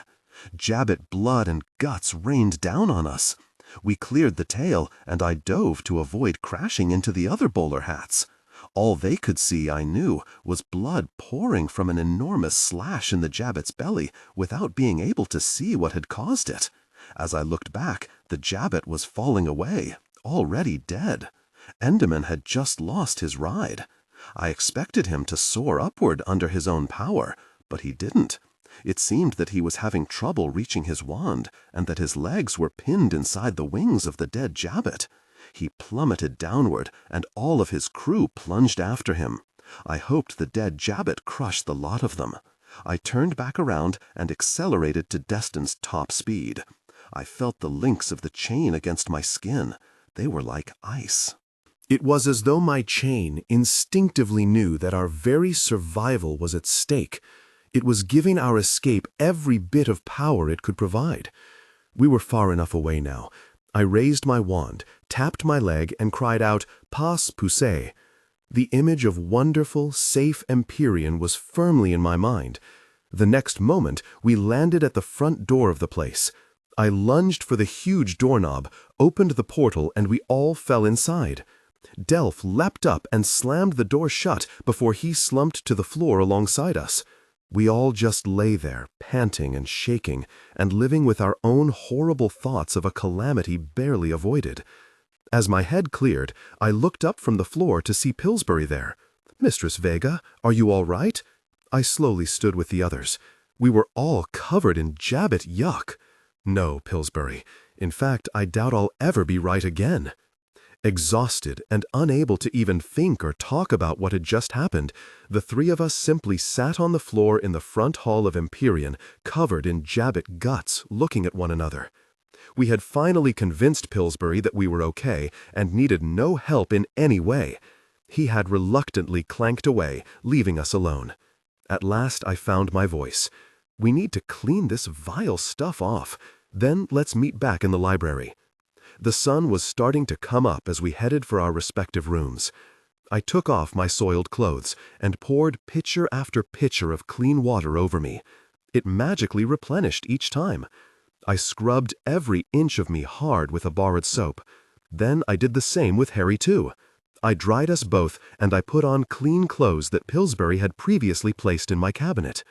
When I got back downstairs, Petra and Delph were already there, looking somewhat revived in their clean clothes and skins, but the memory of what we had gone through still lingered in their haunted looks, as I'm sure it did in mine. "What was that thing in the tower room?" asked Petra. It had no face. I don't know. I know I couldn't make it let go of me." "But, Vega Jane, what made that thing so special that it was under such heavy guard?" asked Delph. I looked at where it had clutched me. Then I glanced at Harry too. If not for Harry too, we'd be dead. He was the only thing to make that creature let go. I patted Harry too's head, and he gave me an appreciative lick. When I looked back up, Petra was staring directly at me. "Enderman killed Daphne and the others," said Petra in a hollow tone, underlined with dread, "like it was nothing." "We've seen him kill before," I said. "Those poor blokes on the train. He doesn't care who he kills, Petra." If I was expecting her to merely agree with this statement, I was destined to be sorely disappointed. She bellowed, "And yet you let him live back in Bimbleton. If you'd bloody well taken my advice, Daphne and the others would still be alive." "That's not fair, Delph," said defensively. "Vega Jane had no way of knowing." "He's murderous, Delph," snapped Petra. "The point is, how could she not know? Or how you couldn't, for that matter." I finally found my voice, although it was unlike my normal one. "To kill in cold blood takes a different sort of wug," I said quietly. "And as much as it would truly be convenient to be so bloody evil, I'm not that sort of a wug. Neither is Delph." I paused, and then asked the question I was sure she was waiting for me to toss out. "Are you?" "Maybe I am," she retorted, "since I'm not a wug. So why didn't you just kill them yourself? You didn't have to listen to me. You could have done it if you'd really wanted to." She started to answer, but apparently decided to hold her tongue. "What, Petra? Why don't you say it? If I had killed them, that would have just been proof to you that I'm really and truly a bloody Maladon." "Is that the only reason?" I asked. "What if it is? "I don't care what you think," she snapped. "They have a bloody army. They have magic beyond us. They've rounded up all sorts of blokes who could have helped us. If we leave Empyrean again, chances are very good we won't come back alive. But if we don't leave Empyrean, then we can't defeat the Maladons and turn things right again. So what was the bloody point of us fighting our way through the very Quag?" she positively shrieked. I looked at her, resisting the urge to turn her to stone. But in truth, she had neatly summed up our plight, as well as our limited options. I have no intention to spend the rest of my life safely within the lap of luxury here at Empyrean. I fought my way across the Quag to find my family and to find the truth. Since I haven't discovered either yet, I intend to keep looking. You can do whatever the bloody hell you want, Petra Sonnet. I've no time or patience for cowards. She looked like I had punched her, and with words I guess I had. "And I reckon that's enough talk for one night," said Delph, glancing nervously between us. I ignored him and rolled my wand between my fingers. I watched as Petra did the same. Delph must have noted our rising anger, because he added, "Well, I'm knackered, so I'm going to get some sleep." We watched him head up the stairs, and then Petra and I locked gazes once more. She eyed my wand, and I hers. "Do you really want to have a go at me, Petra?" I said coolly. For just an instant, I saw something familiar flicker in her eyes. I strained to think where I had seen it before. Was it the calm, deadly look I had seen in Enderman's eyes after he'd murdered those two poor train blokes? I steeled myself for her attack. But then she turned and stalked off up the stairs. I let out a long breath. I waited until she was out of sight, I wasn't sure why, and then I marched up the stairs too. I didn't know how many more of these confrontations I could endure without actually attacking her. And poor Delph. If he thought Petra and me taking a blood oath and swearing allegiance to each other would completely solve our differences, well, he just didn't understand females. Though the sun was coming up, I fell asleep almost immediately, with Harry too right next to me. However, I awoke much later, somehow feeling just as tired as I had when I'd gone to bed. As I washed up, I gazed at myself in the looking-glass. It seemed that I looked older, more haggard and lost. My limbs were stiff, and I had very little energy. I rubbed at a pain in my neck as I walked down the stairs. I was suddenly worried that some of the Jabbit venom had gotten into me when its belly had been opened up by Delph's blade. Pillsbury was in the kitchen, where Mrs. Jolly had laid out a truly sumptuous meal. A few moments later, Petra and Delph staggered in, looking as lethargic as I felt. This made me feel even more concerned about the possibility of Jabbit venom. After Pillsbury and Mrs. Jolly left us, we sat down and started to eat. None of us spoke a word or snatched a glance at one another. It was like we were each eating alone. The meal finished, I started to feel a bit better. I set down my glass and looked over at Delph. He finally gazed back at me, while Petra looked back and forth at us. "We were almost goners last night about a dozen times," he said. I nodded weakly, my spirits turning even bleaker, if that was possible. "I feel awful," I said. "You don't suppose we got some Jabbit venom in us somehow?" Delph said. "Vega Jane, if we'd done that, we'd be dead." "That's true," I said thoughtfully.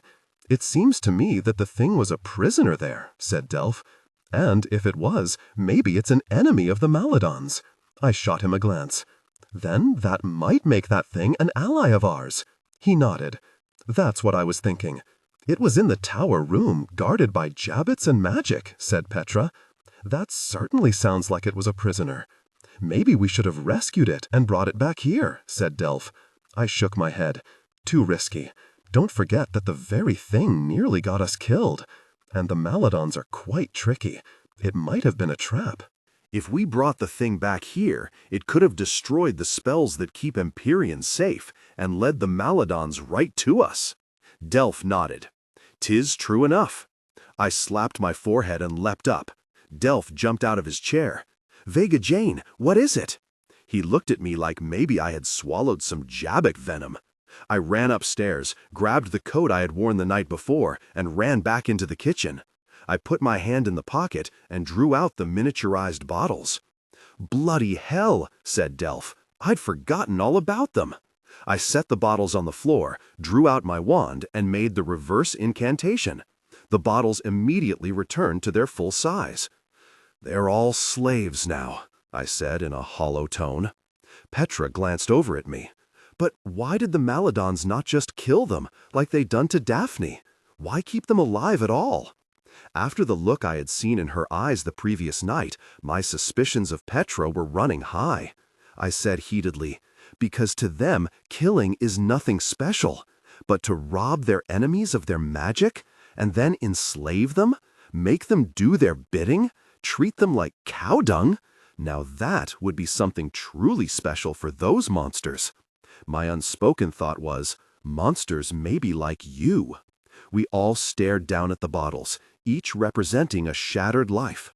We learned a lot last night, I said, about how the Maladons operate, how they get their victims right where they want them.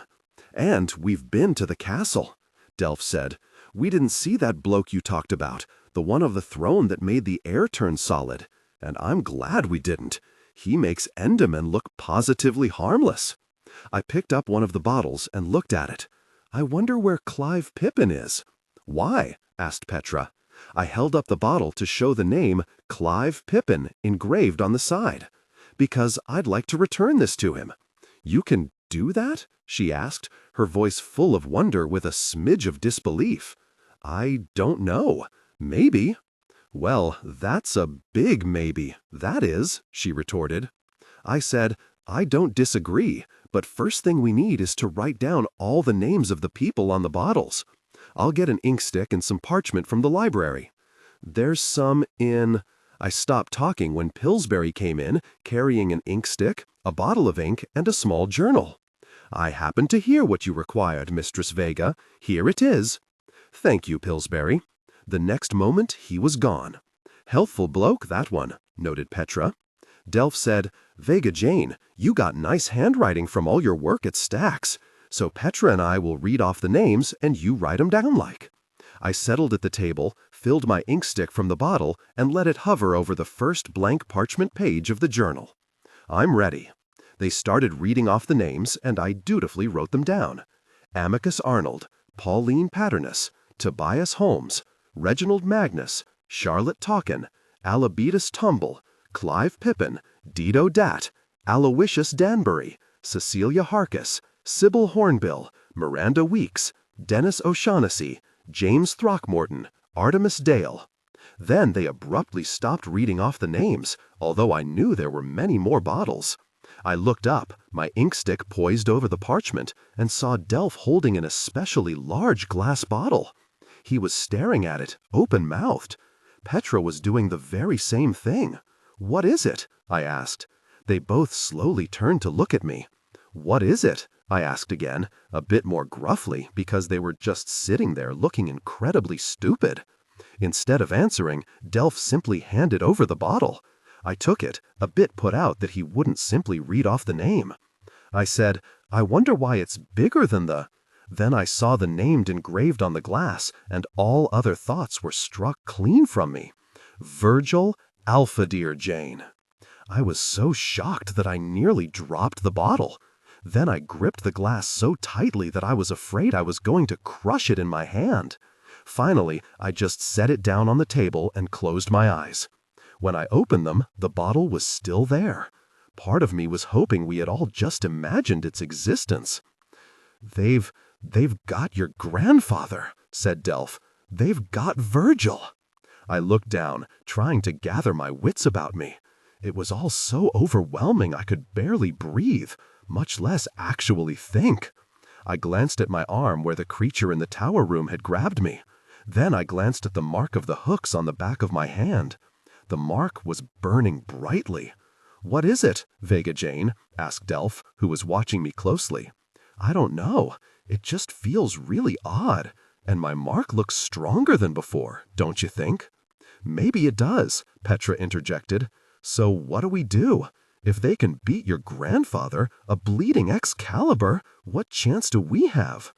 It's not clear that they have beaten him, I said defensively. She looked at me like I had gone barmy. Really? And what, he just gave up his bloody magic all on his own? I fought a serious urge to pull out my wand and empty Petra of all her magic. All I'm saying is that we don't know for certain. Well, it seems certain to me that he don't have no more magic, she retorted. It's in that bottle. As much as I didn't want to agree with her, I had to. Delph said quietly, "Do you think your grandfather is one of them slaves? Maybe in greater true?" I shook my head. "I don't think he is, Delph." "You can't know for certain," said Petra, throwing my previous words back in my face. She was so very good at making me absolutely furious. Blimey, it was like we were sisters. I picked up the bottle holding my grandfather's magic. "I'll tell you what I do know. This bottle is larger than the others. That's a lot of magic. An Excalibur level of magic, I reckon." "So?" said Petra.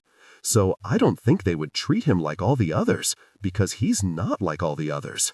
They would give him extra special treatment, and not in a good way. I mean punishment. Terrible punishment." Delph said, "I'm not sure I know what you mean, Vega Jane." I took a deep breath. Even I was not totally sure what I meant, or I didn't want to be. I think my grandfather was the faceless creature in the tower room. I held up my arm. He touched me here, and it burned like mad.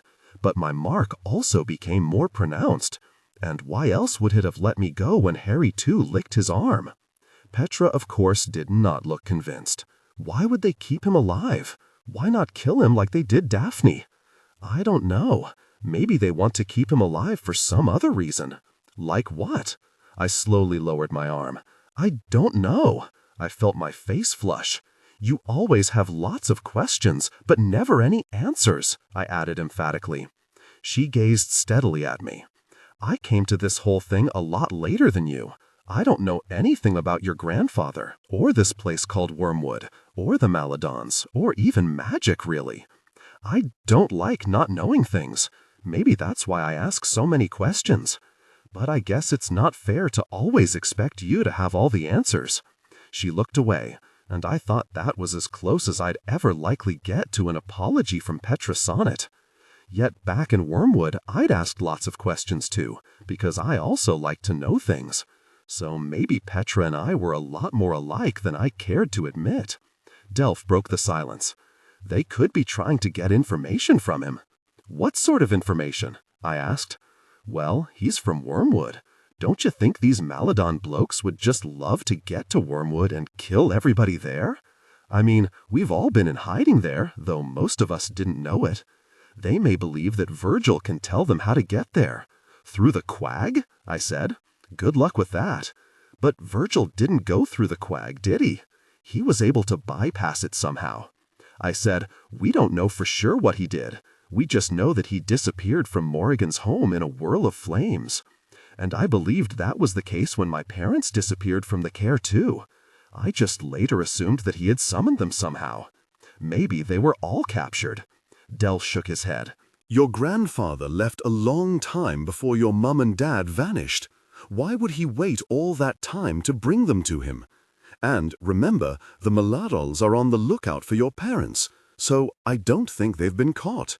Petra said, "Well, if they were captured, your parents could have escaped, but Virgil somehow didn't manage it."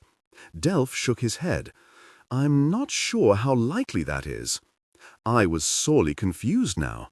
"But, Delph, if my grandfather summoned my parents, and they either appeared here or traveled through the Quag, they would have been together. So if the Maladons have Virgil, which appears likely since his name is on this bottle, and the bloke in the tower room might well be his shrunken, faceless self, and they're still looking for my parents, then they must have escaped somehow. Perhaps my grandfather held off the Maladons while they got away." "Now, that's possible," conceded Delph. Petra added, "So I wonder where your parents are now. If they are magical, we could certainly use a couple more wands." I sat there staring at the tabletop. I didn't know where my parents were. I had no idea if they were magical or if they even had wands. I took out the picture of them and looked down at it. The Maladons must have at least seen my parents somehow, otherwise how could they have made a picture of them? But what I was most thinking about was my grandfather. Was that really him up in the tower room? That faceless, shrunken, pitiable creature? Had I been so close to Virgil that he had actually touched me on the arm? The Wugmort I had been searching for all this time might have been right next to me, and I had managed to leave him behind. I rubbed my eyes. Despite my recent sleep, I felt so weary I was afraid I might topple over. But there was one fact staring me in the face, and it did not bode well for our chances of beating these fiends. As Petra had said, if they could reduce a mighty Excalibur to that, what hope was there for us to prevail? I looked up to see Delph staring at me. The way he looked, it was almost as if he could read my thoughts. You escaped from them more than once, Vega Jane, and you took Enderman's wand from him after blasting him with a spell. My eyes widened, for it indeed seemed that Delph had read my thoughts. So don't shortchange yourself in any fight with them blokes. Like I did back at the Duelam, I'd bet on you to win against them. Thanks, Delph, I said quietly. When I looked at him, I saw something in his eyes, a deep connection that resonated within me. My skin started tingling as I realized I felt the same way. I'd bet on you too, Vega, added Petra, breaking the moment. Delph coughed and looked away. I turned and smiled compactly at Petra, nearly convinced that she had done this on purpose to interfere with whatever was going on between Delph and me, rather than meaning what she'd said. Thanks, I said coolly. I glanced at Delph. I thought the hard part was getting through the Quag. Now that seems the easiest bit of it, Delph said. Way I see it, we need help if we're going to beat the Maladons. Lot more of them than there are of us. Agreed, I said, but how do we change that? Delph pointed at the bottles sitting on the table. I think the answer lies there. How do we get the magic back into all those people? We don't even know where they are. We have to find them, don't we? And I think a lot of them are in Greater True. From what you said, that seems to be where the hoity-toity live. Sort of like blokes on council back in Wormwood. And I didn't see no slave types like you described when we were in True. Okay, let's say they're in Greater True. How do we go about finding them?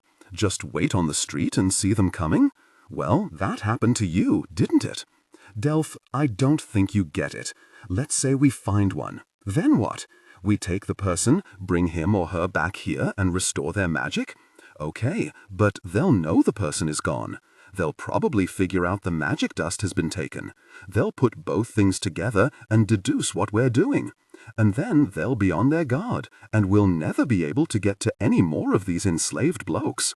They might just kill the lot like Enderman did with Daphne and the others. In answer, Delph held up a single finger. We can start with one, Vega Jane, just one, and we'll figure out a way so they won't know what we're doing. But we have to make sure that we can restore the magic. That's the point of all this. I shook my head, still confused. What exactly is the point? I asked. Delph glanced over at the bottles once more, and then back at me. Why, they're going to be your army, of course. That night I couldn't sleep. The thoughts in my head were swirling so fast it was like there was a blizzard in my brain. Groaning, I rose from bed, put on my cloak, snagged my wand, and, leaving a sleeping Harry too behind, made my way to the library. I shut the door behind me, conjured a fire in the fireplace, and sat down in the desk chair facing the flames. I opened the journal that I had put in the drawer there earlier. We had finished writing down all the names from the bottles, which were lined up on a broad shelf across from me. I gazed at the bottles. To me, they weren't simply glass and dust. They represented flesh and blood people whose lives had been savagely ripped from them. I opened the journal and read down the list of names. The problem was matching the names and the dust in the bottles to the actual people. How did we find them? In frustration, I slammed the journal shut and slumped back in my chair. I rose and held the bottle with my grandfather's name on it, peering closely at the letters forming his name. How had they known he was Virgil, Alpha Dear Jane? Had he been forced to tell them? And how had they gotten a picture of my mother and father? Again, was the source my grandfather? I couldn't believe he would give that up voluntarily. Was that why he was in such a horrible state? Because of torture? Why couldn't they simply use the subservio spell on him? Or, being an Excalibur, was he somehow impervious to its effects? I looked beyond the name to the dust contained in the bottle. Not only was the bottle different by virtue of its size, but the dust was slightly different as well. I looked more closely. It was a fine texture, when the dust in the other bottles was a bit more granular. I had a sudden awful thought. What would my magical dust look like if the Maladons were able to do this to me? Depressed, I stared into the flickering fire. Suddenly, I had an idea. I raced back to my room and opened the drawer of my bedside cabinet where I kept my enchanted piece of parchment and pulled it out. Silenus? I had discovered this bloke in the Quag. His face instantly appeared on the page. Silenus, I have a problem. He looked expectantly at me. Tell me, Vega. I explained to him what had happened at Greater True, and then my 2 excursions to Maladon Castle, and the possibility that my grandfather might be a prisoner there. Then I held up the bottle and told Silenus what it contained and how it had gotten there. He looked as repulsed by my tale as I felt telling it. The thing is, Silenus, we would like to be able to get this dust and all the other bottles back to their rightful owners. Only we don't know how to do that. Their names are on the bottles, but we don't which persons go with which bottles, and we have no way to track them down. And if we do find them, we don't know how to return the magic to the people. I know of no spell to do that. The Maladons might know, but they're not going to tell me. Silenus nodded. I can see how that would be a dilemma of significant proportions, he said somberly. Right, I said, a bit irritably, for I already knew that. Do you have any ideas on how we could do it? Silenus was silent for some time. I waited with increasing anxiety, never taking my gaze off him. If he didn't have an idea, what was I to do? Finally, he said, you will recall, Vega, that we once spoke of the true purpose of magic, the probability of improbability, let us call it. I nodded. You told me that spell casting came out of necessity. Yes, I did. What is magic but the will of the owner of such power to accomplish something which is desired? You say you want to match the bottles to the people and then return the magic to them? Yes, of course. Silenus now stared over at the bottle of dust containing my grandfather's magical remains. If that does indeed contain the magic that once flowed through the spirit of your grandfather, then all that you need is within those grains. I said dully, I'm not sure I understand. You say the creature in the tower room is Virgil Alphadeer Jane? I nodded and said eagerly, yes, exactly. Well, I think it is. You are wrong? Excuse me, I said, half in anger, half in disbelief. I'm wrong about what? Silenus said, the creature in the tower room is simply a husk, the remains of an animal carcass. Only in this case, the carcass still breathes. He eyed the bottle once more. There, in that vessel, is your grandfather. He is with you now. I looked at the bottle, my spirits soaring, but then an element of doubt crept into my mind. So, how do I get him out of the bottle? I said. That is largely up to you, and your wand. But the key element, Vega, is that you must believe. Even a smidgen of doubt, and it will not work. How do you know that? Because I have seen what doubt can do, Vega. It can wreck the best laid plans. I don't understand.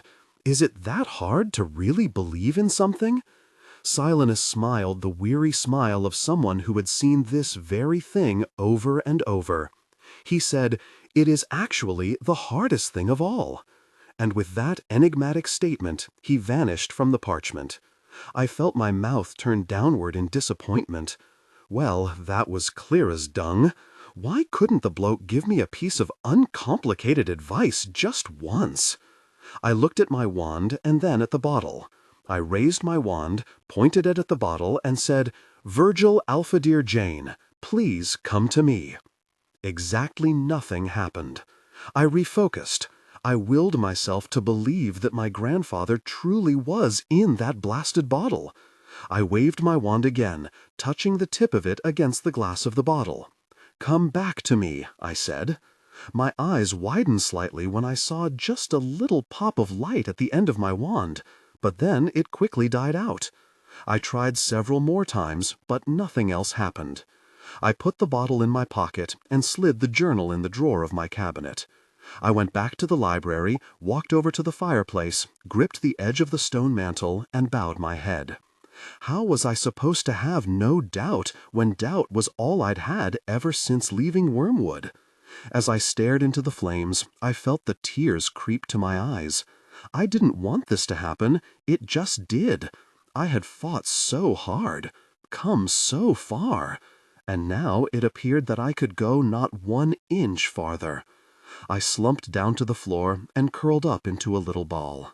As the timekeeper on the mantel ticked away, I just lay there, not moving. It felt like no energy would ever come back to me. This is not helping, Vega. This is stupid. You're stronger than this. I rose and turned away from the fire. I had to do something, anything that would make me feel like I was accomplishing something, to make me feel that I was not a failure. I picked up the bottle with my grandfather's dust in it. I put my face right next to the glass. I closed my eyes and envisioned my grandfather as I had last seen him. I opened my eyes and gasped. My grandfather was in the bottle. He was hovering above the pile of fine dust, suspended in air. When I blinked, he was gone. I had only imagined it. There was nothing there. I knew there had never been anything there. I set the bottle down and pondered what to do as I sat back down in the chair. Empyrean was very quiet. I knew Delph and Petra were asleep. I didn't know if Pillsbury actually slept. I wasn't sure that a suit of armor ever got tired. As though in answer to my thoughts, Pillsbury appeared next to me. It happened so fast that I nearly toppled from the chair into the fire. "Do you require anything, Mistress Vega?" he asked. "What?" I gasped. "No, I'm fine." His visor quivered just a bit. "May I be somewhat impertinent, Mistress Vega?" I wasn't sure what he meant. I gazed up at him. "I suppose so," I replied uncertainly. "You have a great deal of burden on your youthful shoulders. If you don't mind me saying, it would overwhelm someone far older and more experienced." I blinked. "I guess so," I said calmly, but then retorted, "But I can't use that as an excuse to fail, Pillsbury. I really can't. It's not like I'm going to get another chance to make it right." I recall that Mistress Alice was in a similar predicament when she lived here. I perked up at this. I was beginning to feel a strong connection between Alice and me. I only wished that she were here right now. But Pillsbury had known her. That might be the next best thing. "What sort of predicament?" I asked. "She knew that war was coming with the Maladons. I remember seeing her sitting in the very chair you're in now, far into the night, thinking and worrying, thinking and worrying." "Did she tell you what she was thinking about?" Pillsbury nodded. "I appeared before her, something I did not do lightly. She was a very forceful person, was Mistress Alice. One did not like to intrude on her." He hesitated and rubbed his metal mitts together. "Go on, Pillsbury, please." "Well, I could sense that she might need to talk to someone, or at least voice her concerns out loud, so I provided a way for her to do that. But surely she had her husband Gunther to do that with." To my surprise, Pillsbury slowly shook his head.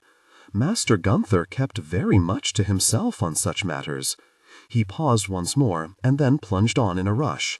He did not war, but it also got to the point where Master Gunther, where he ground to a halt once more.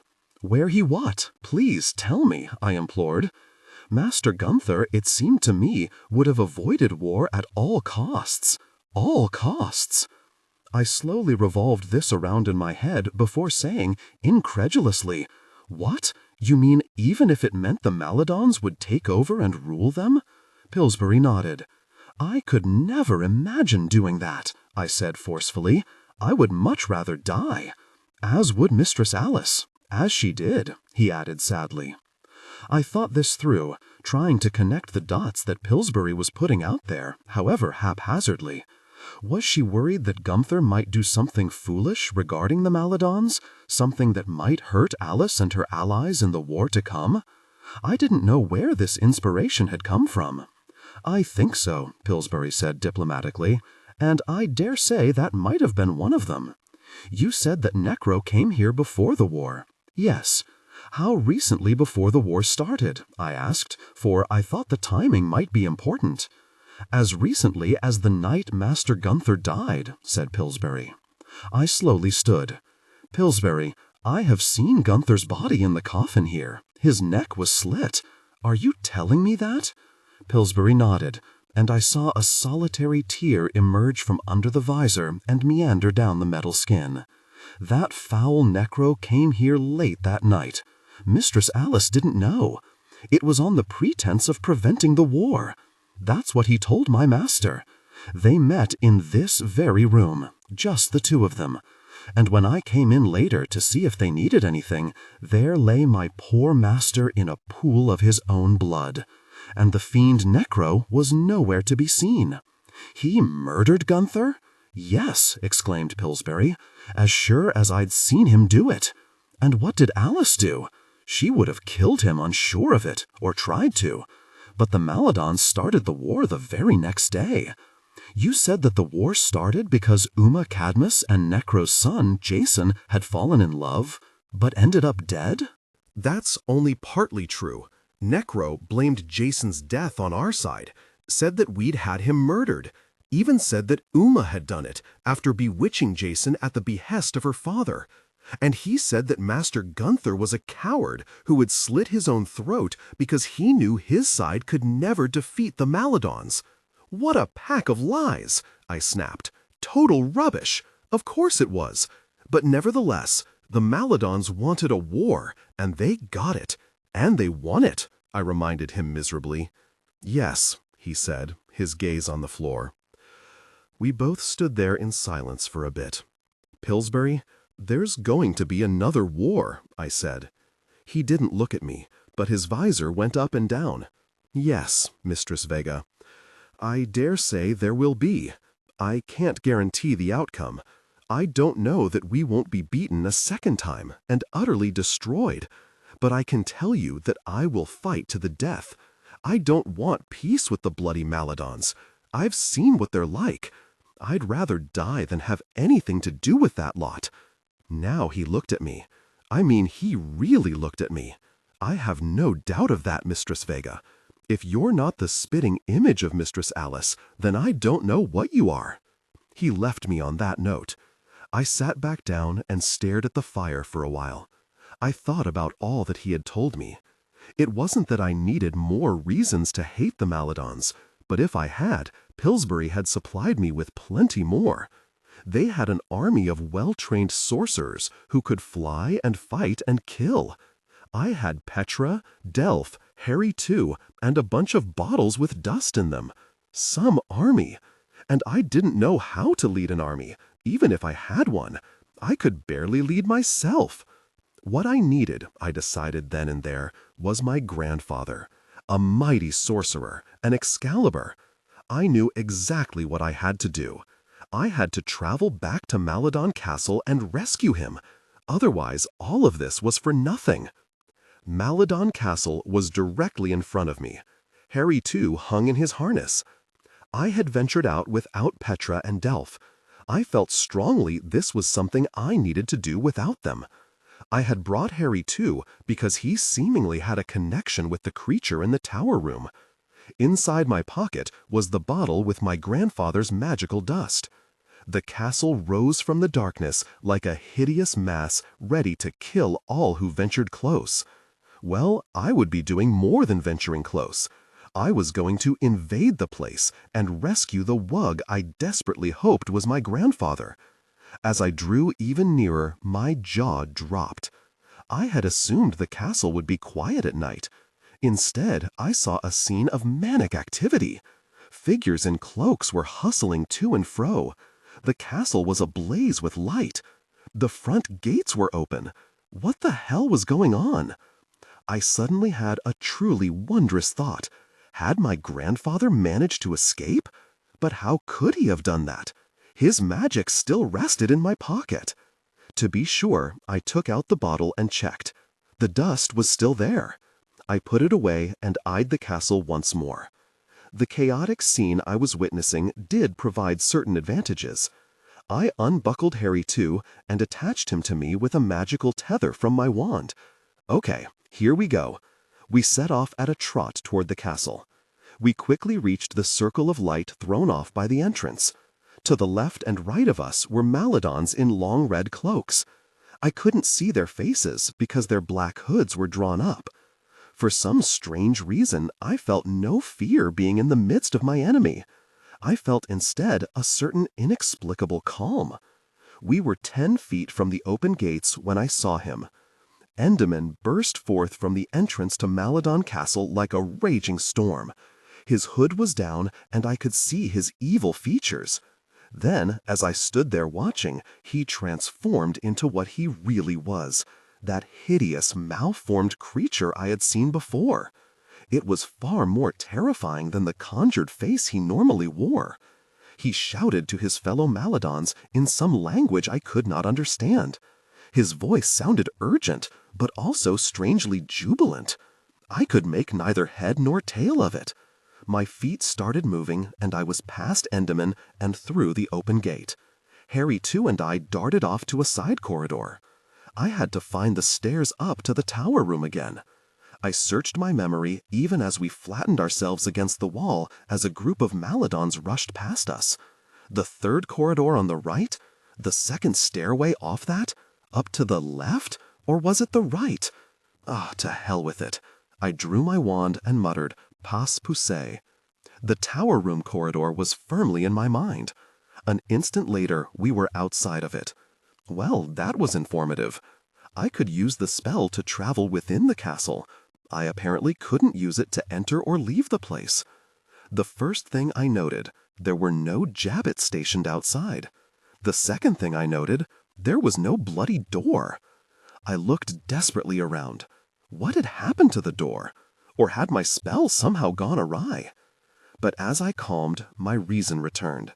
They knew someone had been in the tower room before, so they had walled it up. Now the question became, was the prisoner still in there? I pondered this for a few moments, even as the sounds of whatever was going on down below reached my ears. I drew close to the wall and put my ear against it. I could hear nothing, but that wasn't good enough. I pointed my wand and whispered, "Crystallido Magnifica." Now I had my answer. The room was completely empty. Even the slits in the walls were gone. Okay, the prisoner had been in the highest point in the castle, so they had obviously moved him somewhere else. With a spark of logic, I thought, perhaps to the lowest point. I cast my gaze downward. I could only wonder what was in the bottom of this awful place. I well remembered my time under the Obolus River with the charming likes of Orko and his Wall of the Despairing Dead. I turned around, and Harry too and I made our way back down. The activity had diminished quite a bit, and we didn't have to dodge Maladons flying through the corridors. I spied the stairs heading down into the bowels of the castle. They didn't look the least bit appealing. Victus! He was walking past me carrying something. I skittered over to him with Harry too trailing right next to me. "Victus," I hissed. He turned and looked around with his all-white eyes. "It's me, Vega. I asked you before about the tower room, remember?" He slowly nodded. I can't see you," he said. "I know. It's just that I don't want anyone to see me. What's going on around here? Why all the activity?" "Master has simply told us to prepare some things, provisions and the like, for a journey." "A journey where?" I said. He shook his head. "Master has not said." I eyed him closely. "Victus, do you remember who you used to be?" He flinched for an instant. I added, "Because you were not always Victus. You were someone else entirely. And you were magical, just like your masters." He shook his head sharply, but I could see in his tightened features that there was something. "No, I am simply Victus." I said, Will you and others like you be going with your masters on this journey?" He shook his head. "Only the masters. We will remain behind." I nodded, thinking this over. "Victus, the prisoner who was in the tower room, do you know where they took him?" "I cannot say." "Can't or won't? 'Tis the same to me." "I think not," I said sharply. He flinched once more. I wasn't sure why I seemed to be able to dent the enslavement effect that he had undergone, but I was glad I could. I gripped his hand with mine. He instantly became invisible along with me.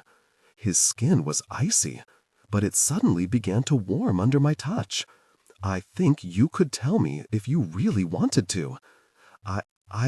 That person is my grandfather, Victus. He is a prisoner here. I want to help him, but to do that I need your help. You helped me once before. Will you do so again, please? It's so very important. Is he underneath the castle?" "You were very kind to me before, miss. You thanked me. I have never before heard those words here." "That's because your masters are evil, and they don't care about you, but I do. I want to free you, Victus, and all others like you. I hope you can see that." As before, his lips began to tremble. A moment passed as innumerable emotions seemed to flit across his sightless features. He said in a hoarse voice, "The person you require is not down below." "Where then?" I asked. "He is in the great hall with our one true master." My spirits collapsed. "What, the bloke in the big chair?" Victus nodded. "What's he doing in there?"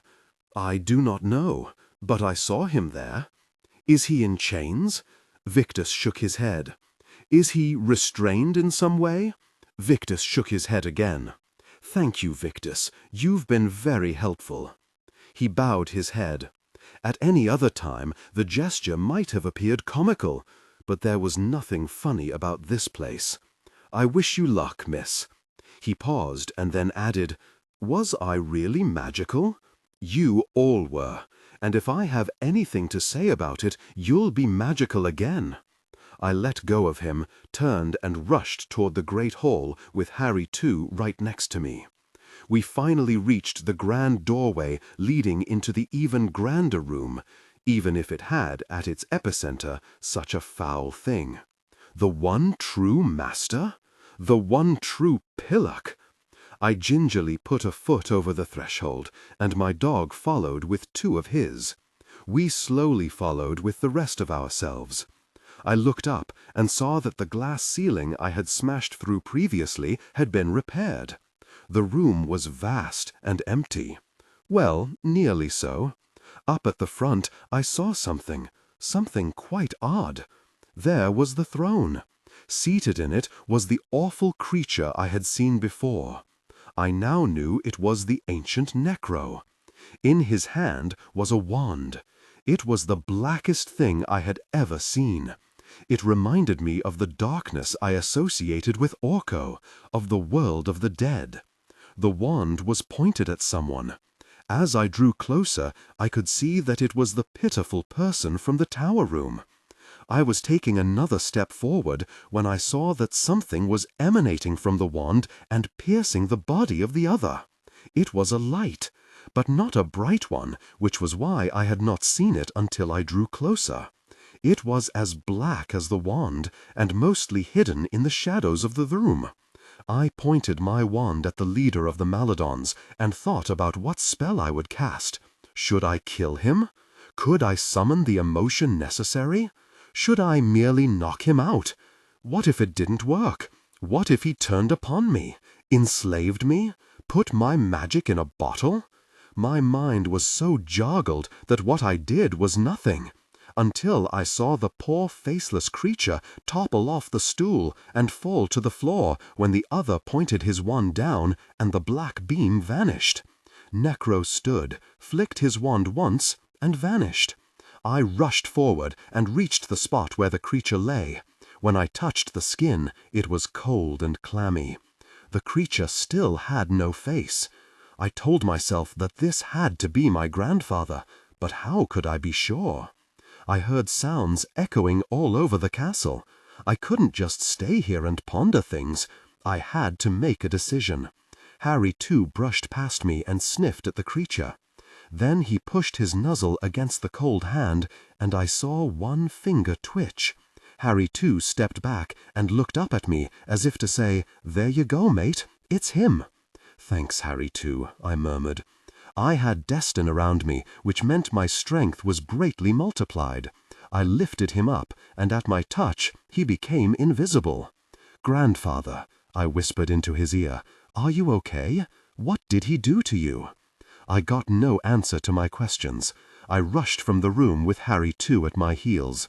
The corridor outside was empty. In my mind I assembled the floor plan for the castle and my method of escape. We hurried along the long corridors until we reached the main gate. 2 Maladons were stationed there, obviously guarding the exit. I slipped past them, ran farther on, and then lifted into the air. When I looked back down, the castle was as dark and silent as death. Where had they all gone? I had a sudden terrible thought. When I got back to Empyrean, would I find it destroyed? Delph, Petra, Pillsbury, and Mrs. Jolly, and all the others dead? Was that where the Maladons had gone? I tapped my wand, incanted my spell, and the next moment I was standing in front of my ancestral home, which looked perfectly fine, I observed with a rush of relief. Carrying my grandfather, I went inside with Harry too right behind me. I put my grandfather down and took out my wand, still ready for an attack if the Maladons actually were here. However, all was calm. I turned my ring back around, and we became visible once more. Pillsbury appeared in front of me, looking quite normal, and unsurprised that a wretched faceless creature was lying on his polished floor. "Mistress Vega, can I be of assistance?" His visor pointed down at the creature. "You can fetch Delph and Petra for me." "Of course." He vanished. A few moments later I heard 2 pairs of feet hurtling down the stairs. The next instant Delph and Petra, still in their night things, were standing in front of me. "Where have you—" Delph stopped when he saw the creature on the floor. Petra nearly screamed. You went back and got him?" I slowly nodded, perhaps realizing for the first time that that was actually what I had done. "How did you manage it?" sputtered Delph. I did not want to spend time answering questions. I had something else that needed doing. I pointed my wand and said, "Rejoinder, bottle of Vega Jane." I curled my hand toward me. This was now all so automatic that I really didn't have to think about it. Next instant the large bottle came hurtling into the room, and I neatly caught it in my free hand. I had decided against taking it with me in case I was captured or killed. I looked at Delph. I have no idea how to get his magic back to him, but we need to figure it out, and fast. Necro did something to him. Maybe that book with the spell on how to take the magic has something about reversing it? He had turned to rush off and get the book when Harry too did the most extraordinary thing. He leapt up, knocked the bottle out of my hand, and we all watched it fall right toward the crumpled figure on the floor. We were frozen to the spot. I made no effort to even reach out and grab for it. Right before it would have hit the creature, the stopper came off the bottle and the dust cascaded out, covering the body underneath it. As we watched, goggle-eyed, the dust didn't simply land on the body and stay there. It was absorbed into the skin. It was as though sweat was reversing itself, and the thirsty body was greedily sucking up every last drop of it. We all waited for what seemed like forever, but could have been only mere moments. Then a blinding flash of golden light seared across the room. I shut my eyes and was sure the others had too. When I opened them, there was no huddled mass on the floor. Standing in front of me, nearly as tall as Delph and robust in every way, was a man I had not seen since I was 6 years old. My grandfather, Vega Jane, stood before us, and he seemed not to have aged a jot since I had last seen him. My spirit soared. I wanted to leap into his arms. "Grandfather, it's me, Vega!" He looked at me, and in those eyes I saw many things, love and sadness chief among them. I could understand the former, but not the latter, not now, not when we had been reunited at last, not after all that had happened in between. As I peered more closely, I could see that his image was wispy as well, but that didn't matter to me. He was here. My grandfather and I had been reunited. All was right with my world once more. He reached out his hand and took my fingers in his. They were not warm, but cold. Yet the look in his eyes was full of warmth and love. He smiled at me. "Oh, Vega, my very, very dear grandchild." His words were like a wisp of smoke, when I remembered his voice to be a deeply powerful baritone with considerable range. But I was trembling so badly when I heard his words that I didn't care how they sounded, only that they were being spoken to me. A single tear emerged from his right eye, fell out onto his cheek, and slid like a waterfall in miniature down his long face. How I have longed to see you, Vega, over these many sessions. His hand went to my chin and stroked it. I gripped his hand with both of mine, the tears spilling onto my face, and I made no effort to wipe them away. This man had been gone from my life for so long, yet, looking up at him, feeling his hand upon my skin, it was as though we had just recently parted. I missed you so much," I stammered. "I've been trying to find you for so long, and now you're here. We're together." Petra and Delph had taken a respectful step back when Virgil had risen. Their gazes toggled between the pair of us and the floor. I'm sure they were somewhat embarrassed witnessing such an intimate scene. But I wanted them to be here, to see this, to see that Virgil was with us, on our side, that he would now lead us to victory, even though that thought was secondary to me right now. I hugged him tightly, pushing my face into his chest, breathing him in, squeezing him so hard that he couldn't possibly ever leave me again. I felt him embrace me back with those strong arms that I remembered enveloping me when I was a child. When I was scared, he would comfort me. When I was joyful, he would rejoice with me. Every such memory came flooding back to me. Then his grip suddenly weakened, and I felt him tremble. "Grandfather," I said, alarmed. I felt his gentle embrace on my shoulders, and he guided me away from him so we could look at each other. "I always knew you were special, from the very light you were born," he said quietly. "You above all others. I knew it and felt it, and I have not been disappointed in those beliefs." His face crinkled into a smile. I felt my skin tingle as I smiled up at him. "Together, grandfather, together we can manage this. We can defeat them. I know that we can do this. You're an Excalibur, and well, I can fight too. I think that—" He held up a hand to quiet me. What he said next made me forget everything else. "But our time together will be very short, I'm afraid, my dear, dear Vega." I froze. "What? No! I just found you. You can't leave me. You can't." He paused for what seemed like an eternity as I stared up at him. "I must. For you see, Vega, I am, unfortunately, already dead." There are times in everyone's life when loss strikes, when one's heart breaks, and there are times when you truly feel as though you have no heart left, so shattered is it. This was such a time for me. I stared at my grandfather. You're... I could not say it.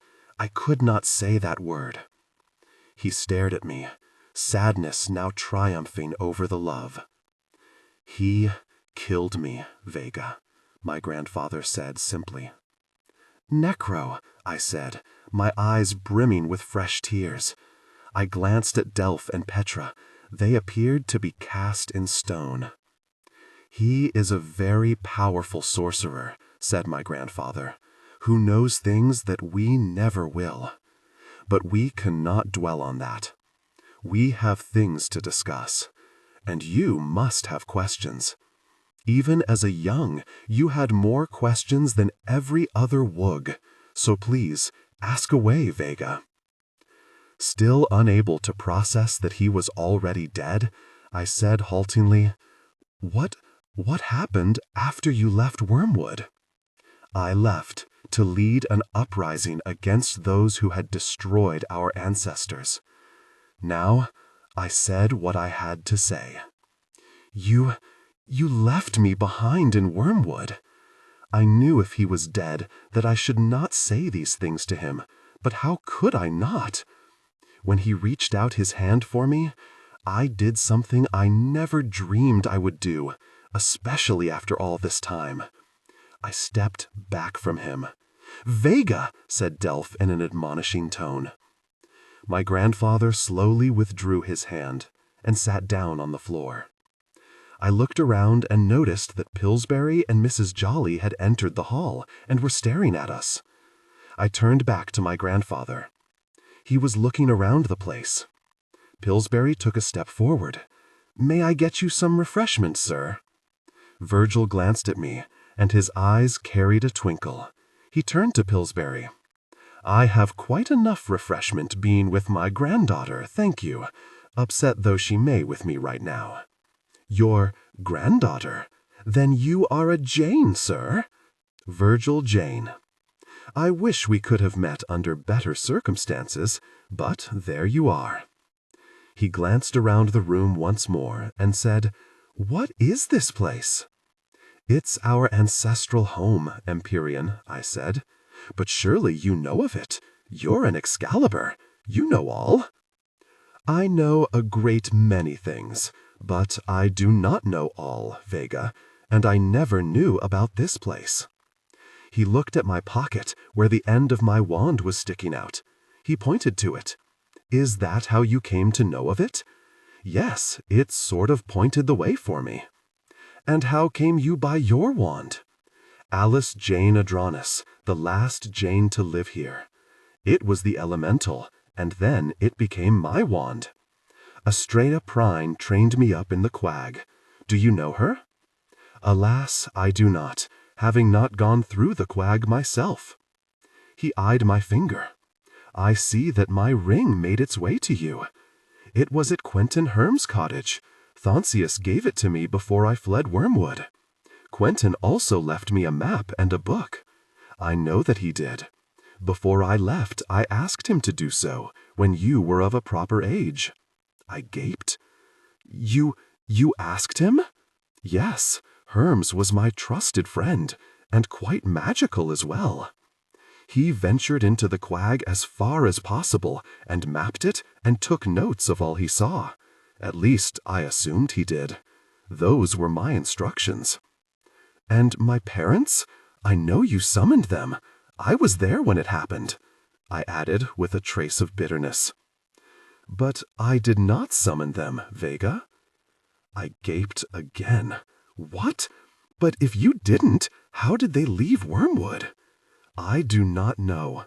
I had no idea they had left Wormwood, and I have not seen them here. I hope with all my heart that they are safe." I took out the picture.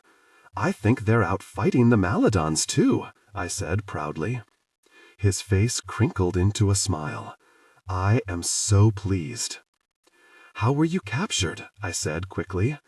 "I have spent the sessions since I left Wormwood collecting information, making contacts where I can, and causing as much strife for the Maladons as possible. Because of my efforts, I believe they have given the insurrection a name." He pointed to the wording on the picture. "The Campions?" I said. He nodded. "Of which your parents are apparently now members in good standing. I only wish I had been able to join them." He paused for a moment, as though gathering his thoughts. "Well, my efforts came with more and more risk. Finally, I found myself surrounded by 50 Maladons. And while I am, or rather was, extraordinarily powerful, the odds were a bit against me. I managed to kill a dozen of them before I was beaten. Was Endymion there? Yes, him and his hatted men. They are the most elite fighters of the Maladons. They and I have spent much time together since I was captured. They lavished considerable attention on me, he added dryly. I am sorry I will not be able to return the favor. They wanted information. Information necessary to get what they really wanted. Information that I would not give them. What information? I asked. They wanted a way through the Quag, so they could finish the job. This came from Delph. Virgil glanced at him. It's Daniel, isn't it? Your Duff Delphia's son? Yes, sir. Virgil pondered Delph for a bit before saying, You're quite perceptive, Daniel. I remember you being the same way as a young. Delph gulped and said, Thanks. Virgil next turned his attention to Petra. And I don't believe we have met. Under his gaze, Petra looked like she had been hit by a lightning spear. I'm Petra, Mr. Jane. I lived in the Quag, Virgil finished for her. Yes, I have heard of that being the case. The process was messy at the end. People were trapped between worlds, as it were. I'm very happy that you've survived and have joined this lot.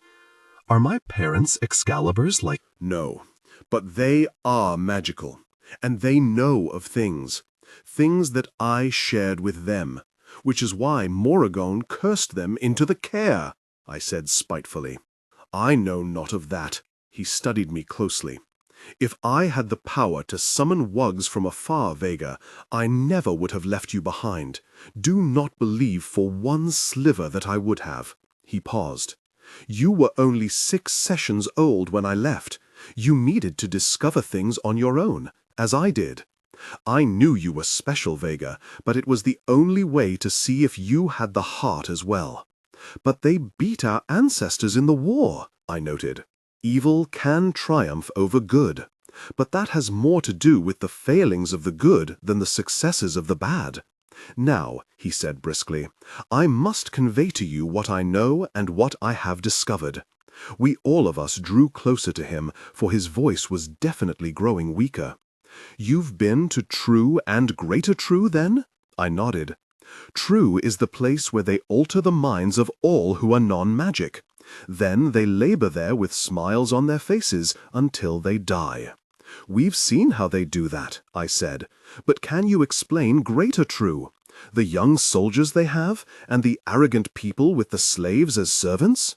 I saw my grandfather's face turn to a furious scowl. That is the genius of it, Vega, the pure genius of the Maladons. What is? I said breathlessly. The Maladons were very quick to see that there were relatively few of them, while there were a great many non-magicals, or ordinaries, as they derisively refer to them. So what they decided to do was far more diabolical. They put blokes on the top and blokes on the bottom, said Delph.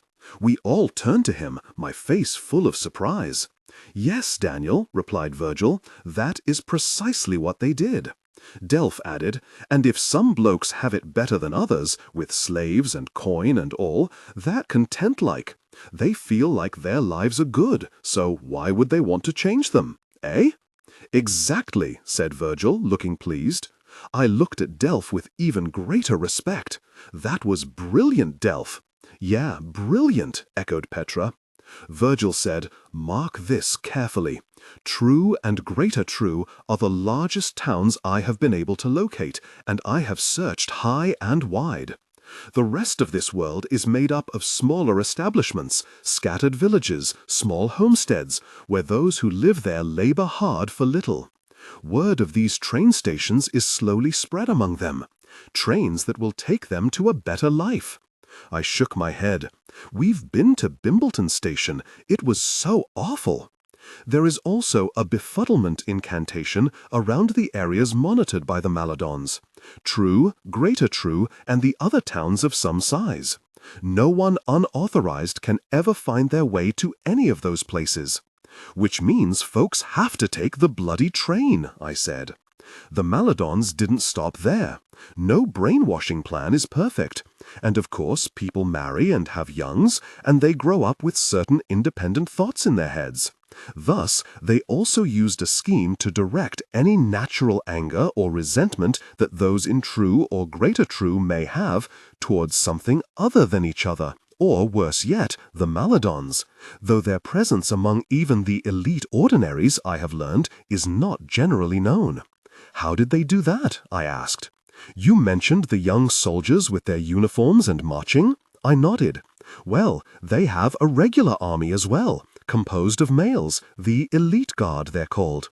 But the male youngs are compelled to be part of military training as well, from an early age until they are ready to serve their time in the ranks. But who is their enemy? Delph asked.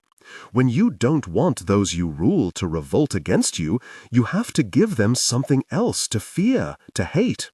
And everyone under the rule of the Maladons has been taught from a young age that there is a great enemy out there just waiting to invade them.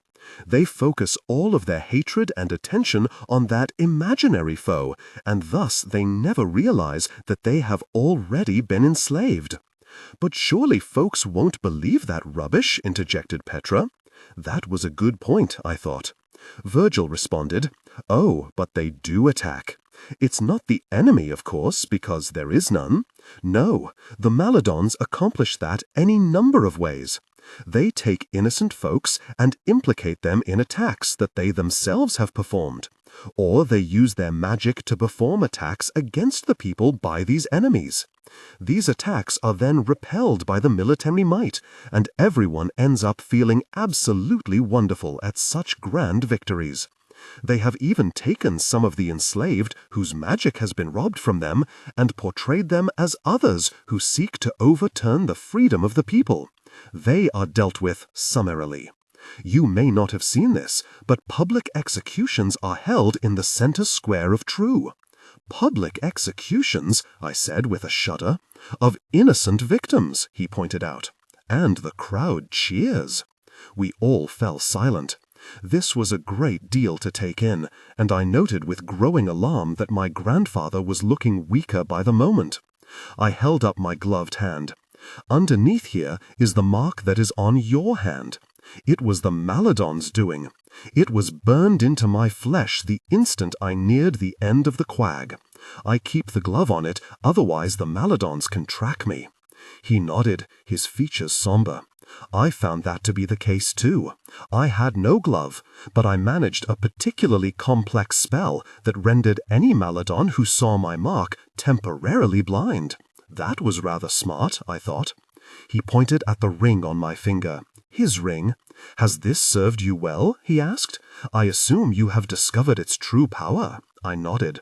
Without it, we would all be dead. So yes, it has served us very well. How did you come by it? I traveled back in time through the portal at Stax. Eon gave me a choice, the past or future. I chose the past. The ring was given to me by an interesting fellow, Colin Sonnet. We all gasped. I shot Petra a glance to find her staring wide-eyed at my grandfather. How did you come to meet him? I asked. I don't know. When you go back in the past, there is not always rhyme or reason where you land. He owned a small shop with many interesting articles, and he had also penned several books on sorcery. I know of at least one, I thought. But why did he give up the ring to you? I asked, still glancing at Petra. Virgil shrugged. That was not clear to me then. He insisted that I take it. So he could see and hear you? I said. Virgil looked at me with a bemused expression.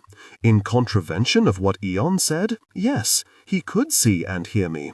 He seemed to think that a great war with the Maladons was nearing, and quite frankly, I don't think he wanted the ring to fall into their hands. What was he like? This came from Petra. She added nervously, See, my surname is Sonnet. Cullen was my ancestor, I guess. He was a good fellow, and solidly against the Maladons, though they had not yet adopted that name. Back then they were merely referred to as the worshippers of Necro. Solidly against the Maladons, repeated Petra, as she stared first at Delph and then at me. Virgil nodded. He told me that the ring's origin was not incantation by sorcery, for there is none that will accomplish it as far as he knew, but rather the confluence of mystical powers coming together at just the right moment. Quite a phenomenon of serendipity, but magic is often that way. A silence followed as I continued to gaze at Petra, who was now looking down at her bare feet. I finally said, Alice Adronis gave me the elemental, as she lay dying on the battlefield. It's now my wand, because we were family, but I can make it the elemental whenever I want. I reached in my pocket and held it up. Transform it for me, he said quietly. I willed the elemental to its full golden size. My grandfather stared at it reverently. I never met Alice Adronis. But I have learned of her past from various sources, and it was a tortured one. Her father was hard and cruel, and wanted only sons, and never loved the daughter he had instead. He cast her out on her own one night, and told her never to return. Between you and me, it seems that her father, even though a Jane, had more than a bit of the Maladon blood in him. At these words, I shot Petra a glance. She was staring defiantly at me. I could read her thoughts in her features. So, how does it feel to perhaps have a bit of Maladon blood in you too? I turned back to my grandfather. What did she do? I said, breathlessly. She climbed to the highest peak in the land one night when a terrible storm raged, and on that peak was the tallest tree in the land, and she climbed to the very top of it, held out her hand as far as she could to the storm raging above, and swore that if she was granted the wand she felt she deserved, that she would always use it in defense of good and to battle evil. Petra gasped. What happened? A lightning spear shot down from the heavens and struck her right at the point of her finger. From that finger grew the elemental. I don't know if you ever noticed that Alice only possessed 4 fingers on her right hand. I shook my head. She gave me her glove, which she said I had to wear in order to touch it. But Estrella Prine told me I needn't do so, and she was right.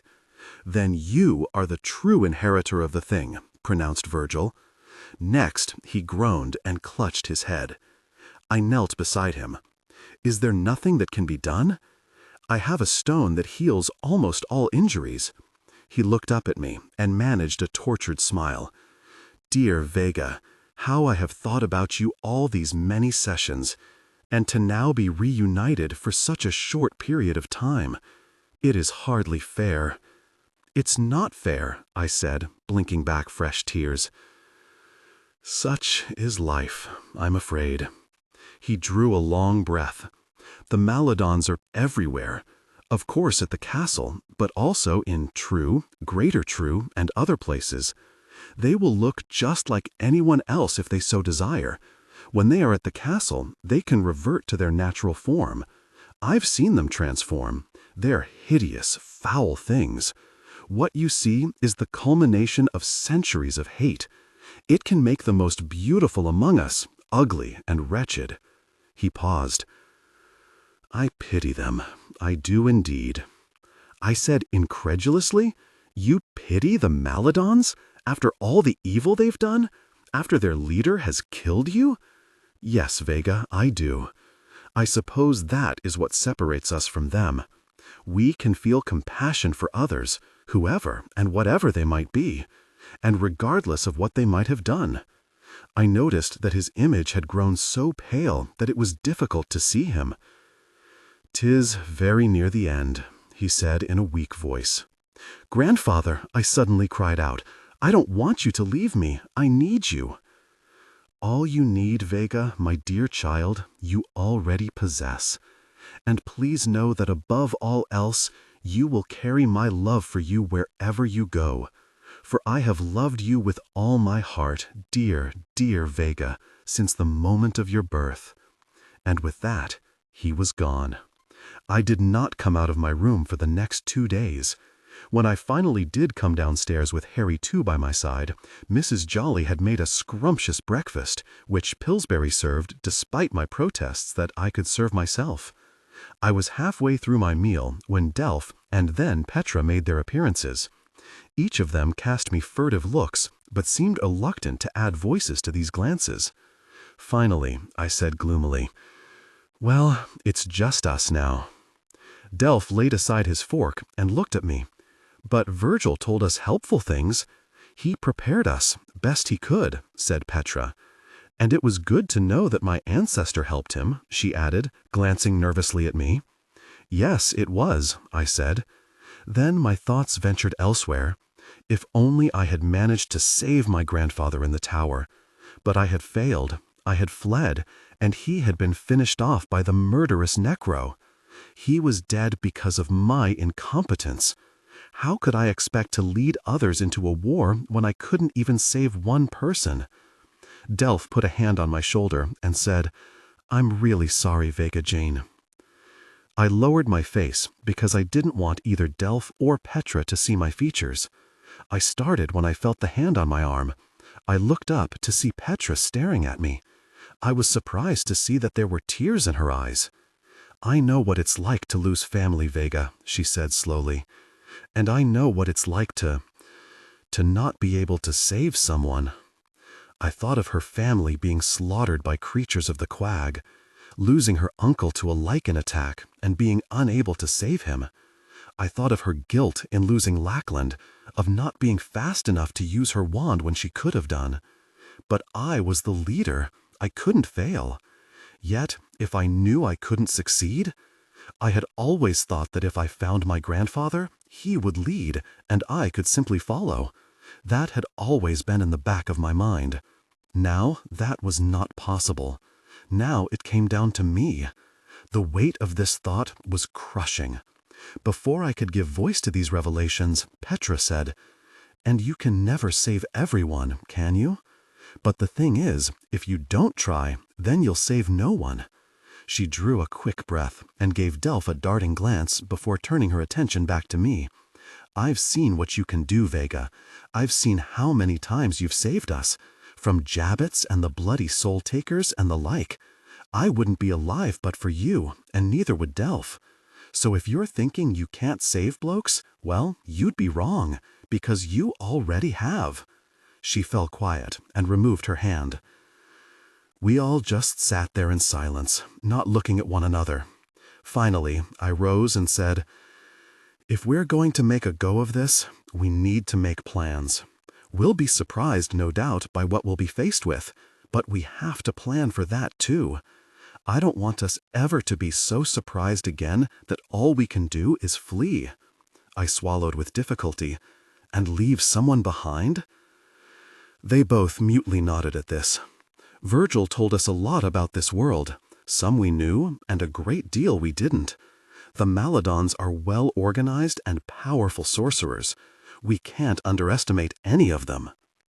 "Vega Jane," began Delph, "why do you think they picked now to kill Virgil?" "I don't know, Delph. I suspect it had something to do with what was going on at the castle. There was a great deal of activity, and we need to find out what it was about." "How do we do that?" asked Petra. "Go back there?" I shook my head. "We've risked going back enough as it is. I think there might be a better way." "What?" asked Delph. "I think the answer to that lies in Greater True." "Why?" asked Petra. "Because that's where our army lies." "Do you want to leave now?" asked Petra. "In just a bit. I have a few things to do first." As I marched up to my room, I had to admit that my few things to do was really just an excuse to gather myself. I couldn't actually fathom that my grandfather was gone. I couldn't see how I would ever find my parents. And me being able to lead an army to defeat the Maladons seemed totally barmy. I could imagine myself telling some git like Cletus Loon what I was expected to do, and hearing him roar, "Barkin you are, totally mad, why you're only a female, tosser." I opened the door to my room and then looked behind me. Harry too had not followed me up. I wondered what that was about. I closed my door and sat on my bed. The room was foggy, so was my head. I lay back and stared at the ceiling. It seemed like I had been running from my life ever since I stepped into the Quag, with no time to think things through. Only, now I had to. I had to think. I had set out from Wormwood, escaped really, to find the truth. I had bloody well found it. Now I was supposed to change it all somehow, make everything right. I had fought my way across the Quag, survived Enderman and his men. For this? Another challenge that looked positively beyond my ability? It hardly seemed fair, and I was at 6s and 7s as to what to do. My head was swimming. I closed my eyes and then reopened them, and there she was. Uma Cadmus was hovering right above me. Her sad, sad eyes looked down upon me. I sat up and gazed at her. "My grandfather is dead," I said. "Virgil is dead." She nodded slowly. Apparently she knew this. "I'm expected to defeat the Maladons, but I don't know how to do so. My grandfather told me a lot, but he didn't tell me how to do that." Again, she nodded in a very knowing way. He wouldn't have, would he? Why not? One can only defeat the Maladons by fighting them, and in fighting them one comes up with ways and methods and strategies to do so. One cannot sit back and contemplate how to manage it. One must be engaged in the war. As she was speaking, she floated down from the ceiling to sit next to me. I had to admit it was a bit disconcerting having, well, regret perched on my bed. "Your father believed that Necro wanted peace," I said a bit crossly, "and instead he got a bloody war." "My father was a good man who was fooled by a cleverer one," she said with proper spirit. I could imagine myself defending my father in the same way. "Well, your father and my ancestor Alice Adronis and Astrea Prine were all great magical beings. My grandfather was an Excalibur, and they couldn't beat the Maladons. I hardly see how I have any chance of victory." I watched as she stared off into the distance. There was so much hurt in her eyes that I seemed to feel it in my bones. You loved Jason very much, didn't you?"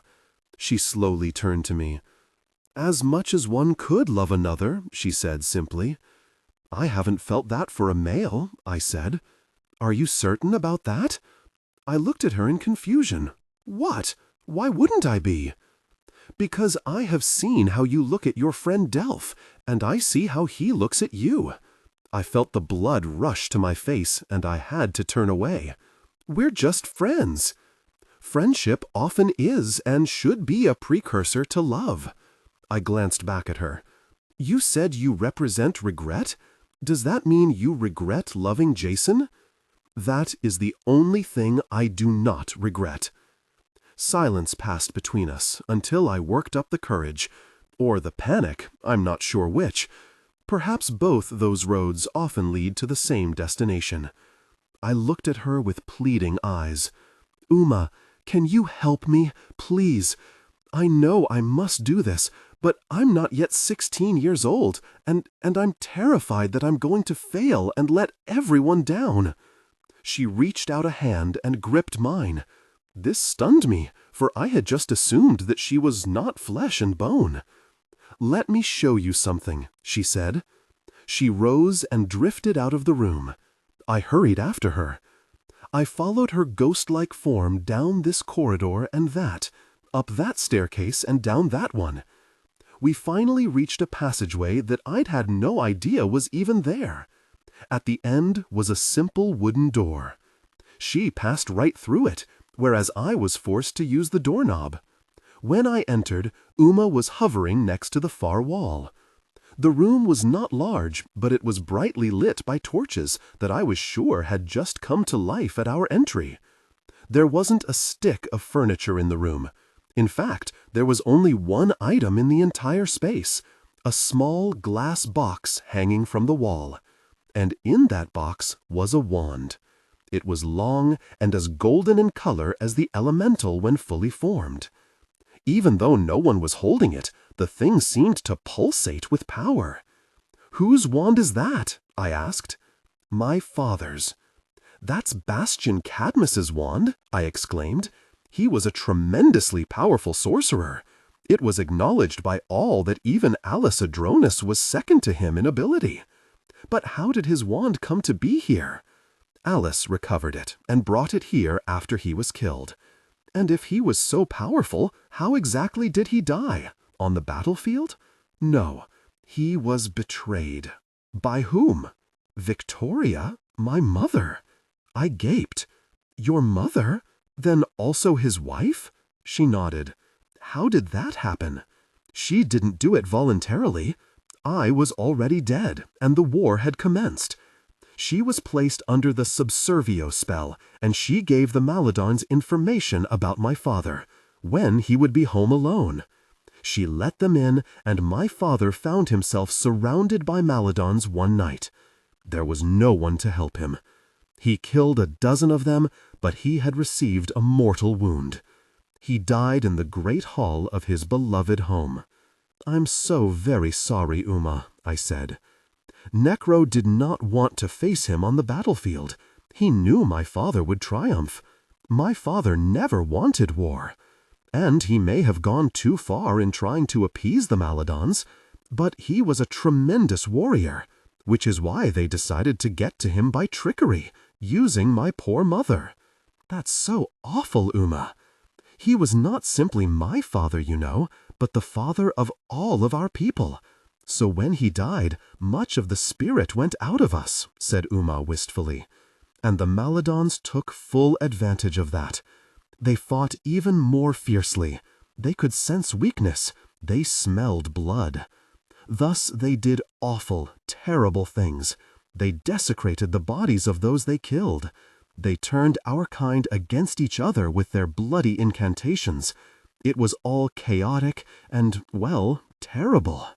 I looked at the box as she traced her fingers over the glass. Though it could possibly have been my imagination, it seemed as though the wand sparked at her touch of the glass. "I think that's why I remain here," she said. "To be somewhere that was happy, that was safe, that was free of the Maladons," she concluded fiercely. "And your mother? What happened to Victoria?"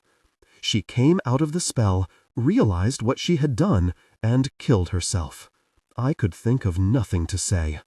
"Like mother, like daughter," said Uma gloomily. "You thought the love of your life was dead," I said. Delph's face shut through my mind. What would I do if something happened to Delph, if he were killed? She said, "Do you know what the most powerful thing in the world is?" I shook my head.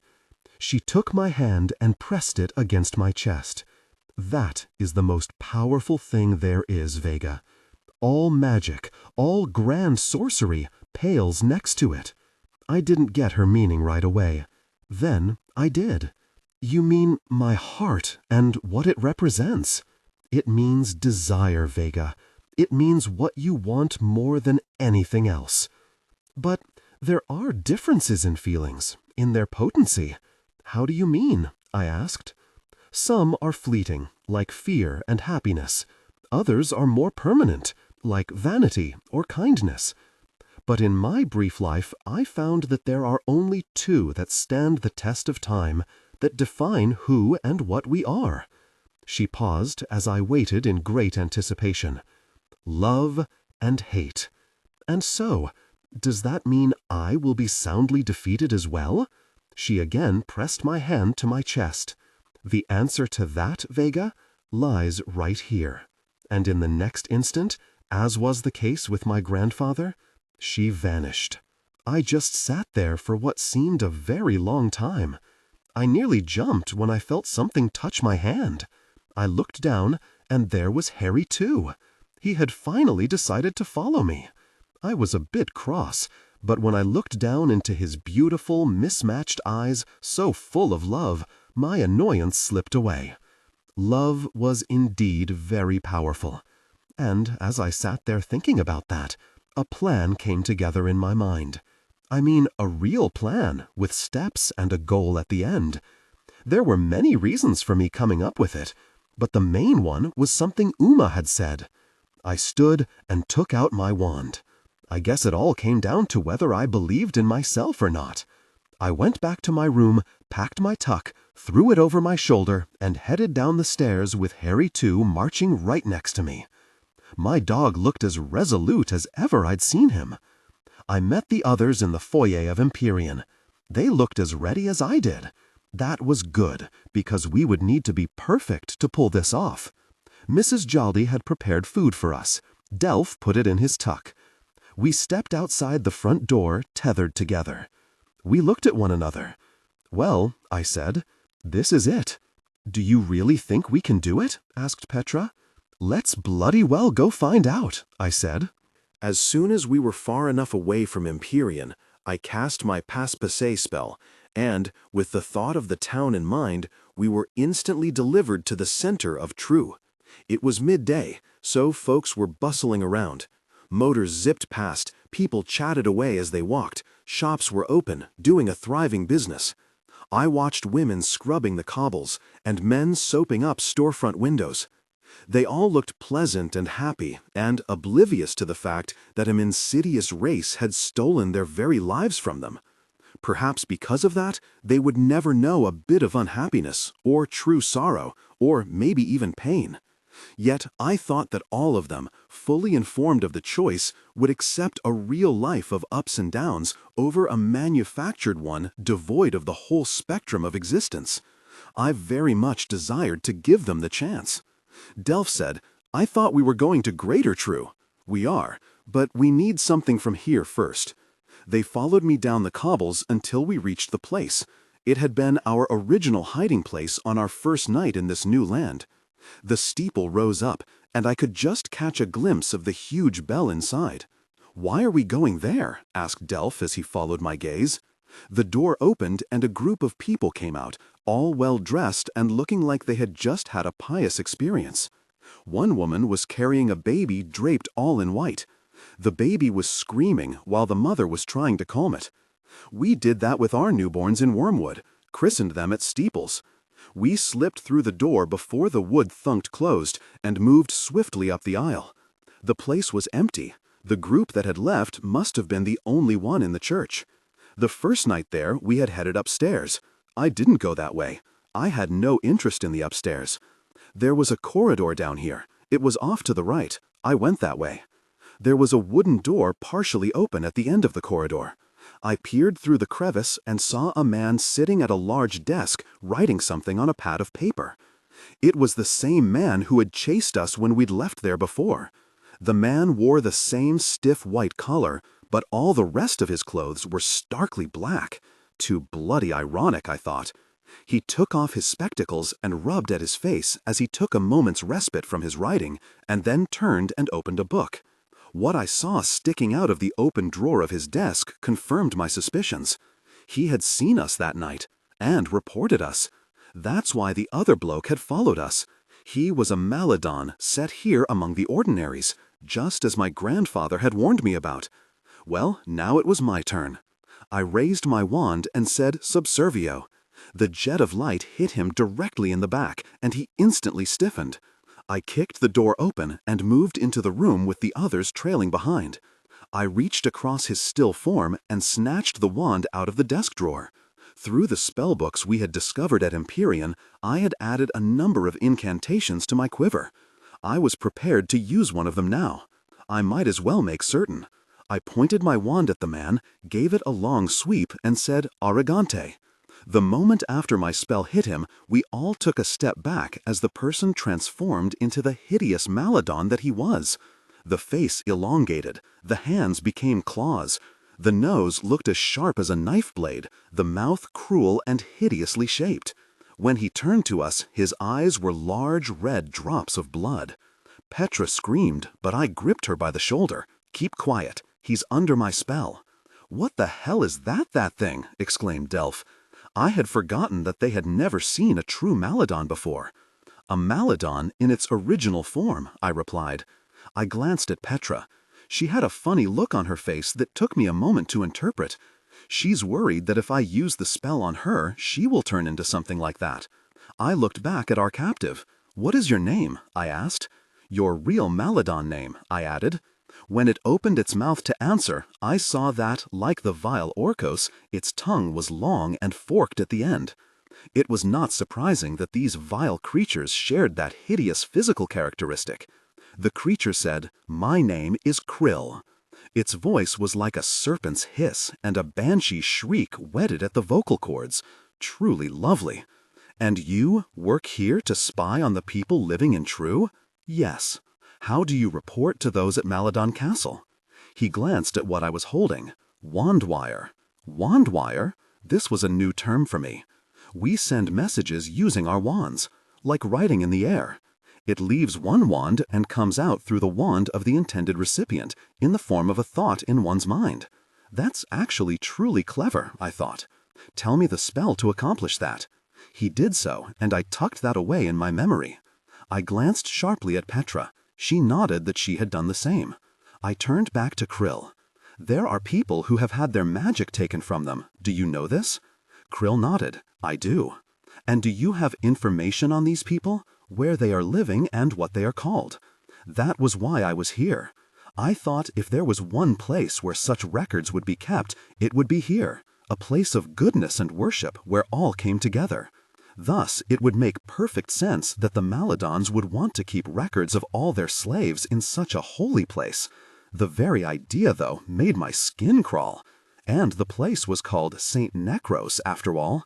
And his original followers had been called worshippers. Krill pointed to a large tome on a shelf about his desk. "It is all there." "Is that for only those in Greater True?" "Greater True and Maladon Castle are the only places they are located. There are none in True?" "You're positive?" He nodded. "Quite positive." "Why is that, then?" "These things are rewards for the most elite among the ordinaries, and they live in Greater True, and, of course, a very few at Maladon Castle." "Why only a very few at Maladon Castle? I'd have thought they would love to be waited on hand and foot by the enslaved."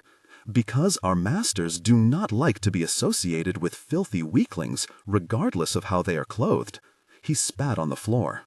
I bristled at his foul words, but I did believe he spoke the truth.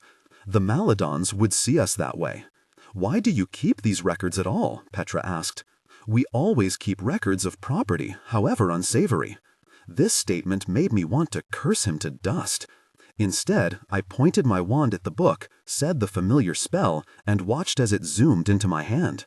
I set it down, pointed my wand at it, said duplicado, and an exact replica appeared in my free hand. I pocketed it and sent the original book zipping back onto the shelf. I looked at Krill. "Do the Maladons know that there are intruders among them? Has Mr. Enderman spoken to you about it?" Krill said, "Mr. Enderman does not speak to the likes of me. He uses intermediaries. But yes, I have heard that there are those about what should not be here." I pointed my wand at Krill and reversed my Arrogante spell. Then I said to him, "You will remember nothing of this. Understood?" He nodded. "Nothing. Turn around and go back to work."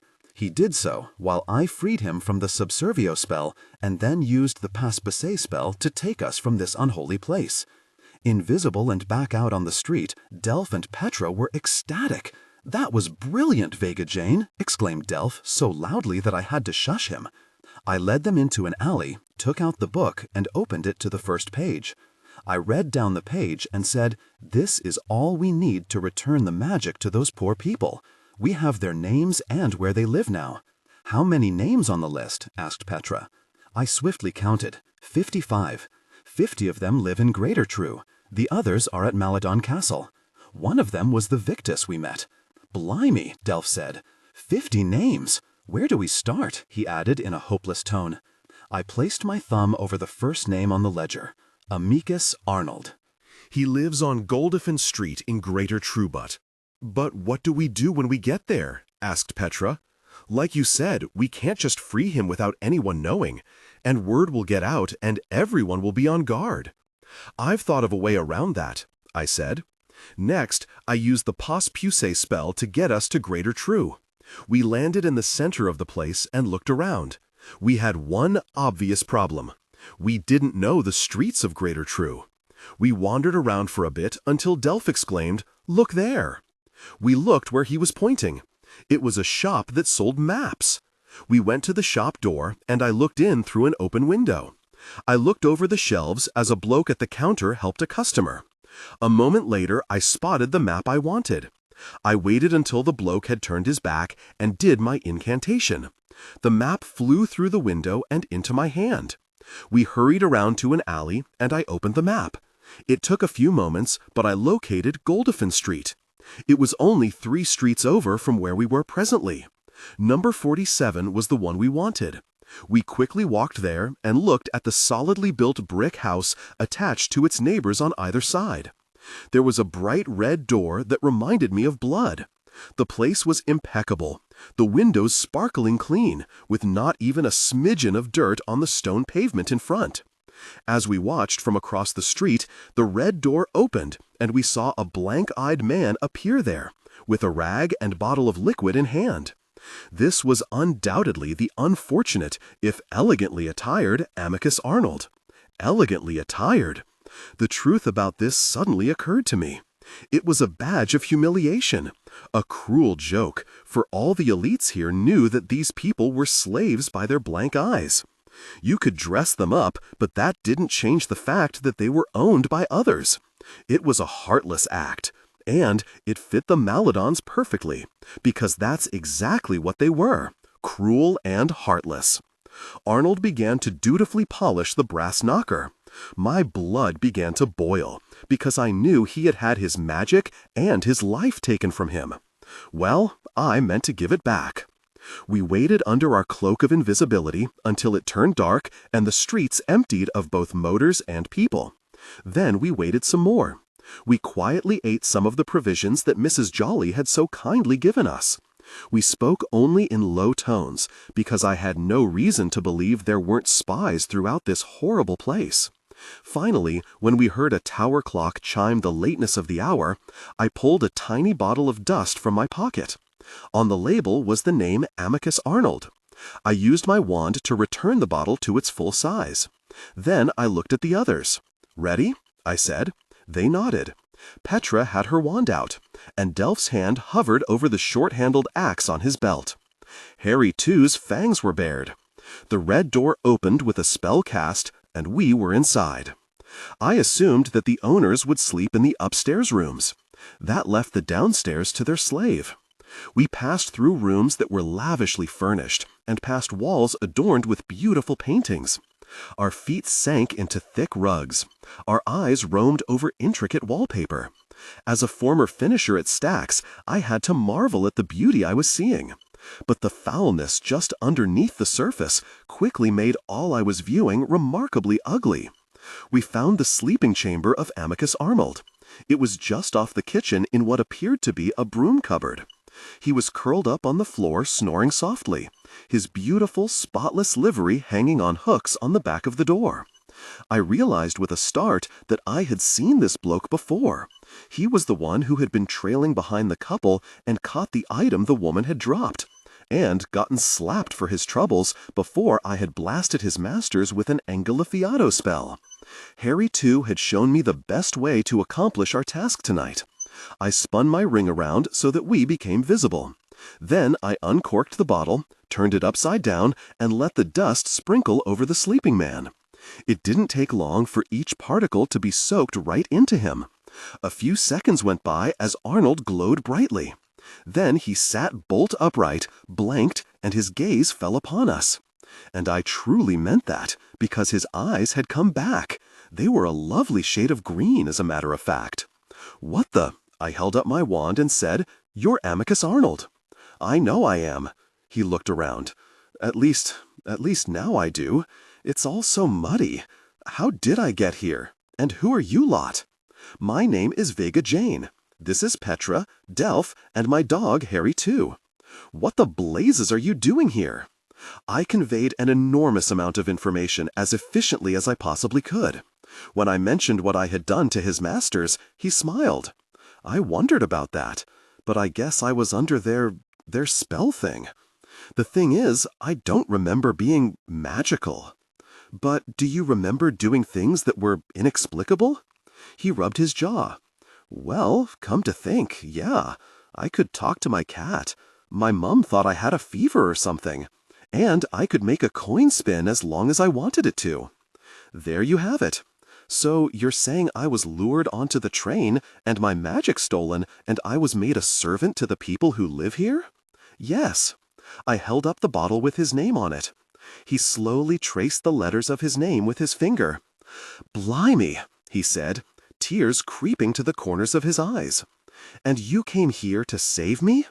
You and a great many others, said Delph. I said, but you must go on being enslaved. For now, anyway, until we send the signal that it's time to go. The signal that you told me about? Yes. And you said we're going to fight the Maladons? To the death, I expect. His face fell and he shook his head. I don't know how to fight, not with magic. I glanced at Petra and Delph before replying. That's where we come in. We're going to train you. We are going to train all of you. He glanced at my wand. But I don't have one of those. You'll have a wand, I said. Petra and Delph looked at me in surprise. I had not told them about that part. Arnold's face crumbled and he said in dismay, But Vega, I don't know if I can pretend to be enslaved now. When I see their faces, I might want to punch them or something. Then your plan will be ruined. You won't have to pretend. I raised my wand. Do you trust me, Amicus? He slowly nodded. Yes, I do, Vega. After what you've done for me, I surely do. I performed the spell, and he lapsed back to the floor and fell asleep. There was one more obvious thing that needed doing. I knew no spell that could accomplish this directly, but I knew of one that might do so indirectly. I touched my wand to his eyes and said, Erasio. Held firmly in my mind was what I wanted to happen, a spell of necessity, as Silenus would say. His eyes turned blank once more. Having to return Arnold to slavery was not easy, not after just freeing him. But I had a plan, and I had to stick to it.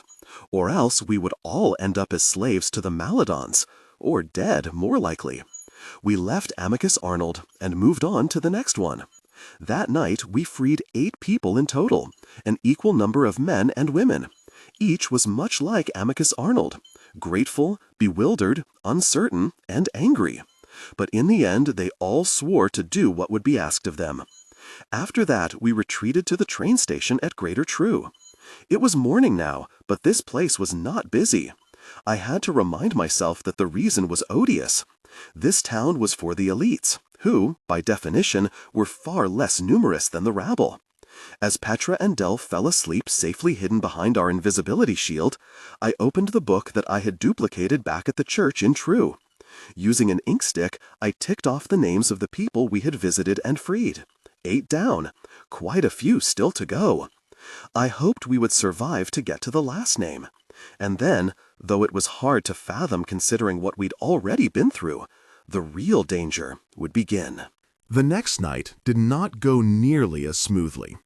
We managed to successfully free a goodly number of people, including a bloke named Dennis O'Shaughnessy, who wouldn't stop kissing me. He just about cried when I had to put him back under a spell until the time was right. The next house after O'Shaughnessy's held an unexpected surprise. The little girl with very dark skin whom I'd seen in the looking-glass at Maladon Castle lay on her ragged bed in the bowels of a large house on Needles Court. I gasped when I saw her. I had not known her name before. Now I did. Miranda Weeks. I returned her magical dust to her, and she awoke. She stretched out her long, thin limbs and then sat bolt upright. I explained what had happened to her. She took this all in a way that impressed me. She was surely mature beyond her years. Then I told her what I had seen at the castle. Her mother and her in the looking-glasses, I said. We don't have another person with the surname Weeks on the list. Do you know what happened to your mother? I have her magical dust. I drew the bottle from my pocket. I took it when I was at Maladon Castle. She leaned back against the wall and brushed a tear from her eye. Now that you cleared my mind, I remember. She paused, her face screwed up in pain. I heard them talking, these Maladons. She paused again, and I could see her chin tremble. They said me mom died. They said that happens. She fought back a sob. They said it didn't happen often enough. And then they laughed. We all stared down at her, unable to speak in the face of this atrocity, until Petra sat next to her and held her. Miranda wept into Petra's shoulder as Petra whispered soothing things into her ear. Miranda finally stopped weeping, and Petra let her go and stood next to me. I held Petra's gaze for a long moment. She was the most perplexing person I'd ever met. I said, "Miranda, I promise you that if you trust me, we will avenge your mom, okay?" She nodded. I cast my spell, crafted blank eyes, and turned to leave. "Petra, what did you say to her?" She looked embarrassed. I just told her that I was her friend, and that I would be there for her." "Okay," I said quietly. "That was very nice." We headed off, my mind still awhirl at the conundrum of Petra's sonnet. In the fourth house we visited was a brown-skinned gent named Dido Dot. I had seen a number of people back in True who looked like him.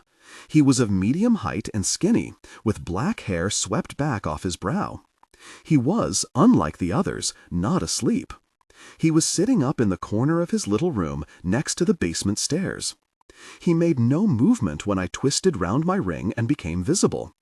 He said nothing when we sprinkled the dust over him.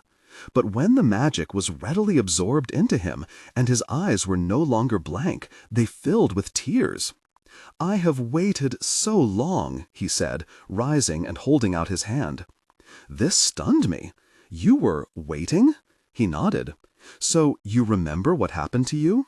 I remembered enough to know that I was not who I had become, but I was powerless to do anything about it. "You're magical," he nodded. I knew that. I realized that was why I had been taken. "The Maladons?" "Yes, the Maladons." "What is your plan?" he asked. "To beat them." He smiled. "That is a very good plan." As we left the house, I said to the others, "That shows the Maladons are not infallible." And then I smiled. That was a very good thing to know. The next home was one of the largest we had yet seen. Indeed, so large was it that there were two people here who needed rescuing from their enslavement, Anna Dibble and Sarah Bond. Like so many of the others, we found them in the bowels of the luxurious home wearing shabby night dresses, their hair covered with ill-fitting bonnets. We sprinkled the dust, and they slowly came around to their stolen pasts, as had the others. All that was fine enough. Until I looked over to the doorway of the women's bleak sleeping quarters and came face to face with who I presumed was the owner of the opulent place. He was wearing silk pajamas and had on an expensive-looking robe with a tasseled waistband. And in one hand was a morta. He pointed it at me and shouted, "What the—" He got no farther because Petra said firmly, "Paralacto." He froze with the morta still pointed at me. "Thanks, Petra." I studied him leisurely. "He's your master?" I asked the pair. "Yes," they both said. "Wrong. He was your master. He no longer is." Sarah and Anna looked at each other, and then tears slid down their faces. "Is he the only one who lives here with you?" I asked. "There's his wife, but you can't wake her, even if you dropped every plate in the house," said Anna. I walked around the frozen bloke and then pointed my wand at him once more. Sub servio. His features relaxed, and I said, "Unparalacto." He slumped to the floor, his back against the wall, his eyes staring off. "Your name?" I asked. "Cyril Dudgett," he said in a lifeless tone. "All right, Dudgett, you will remember nothing of this. When we're done, you will return to your bed as though you had never awoken. Is that clear?" He dumbly nodded, his puckered eyes puckering even more. "You own this house?" He nodded. "Who are your masters?" "I have none," he said sharply. I smiled at this. The Maladons had done a very complete job making this fool believe his life was his own, though he was as much under their power as he was under mine right now. "What do you do?" I asked. "Do?" he said. "In the way of work?" I am rich. I don't have to work." "How very lucky you are," I said dryly. "And the source of your wealth?"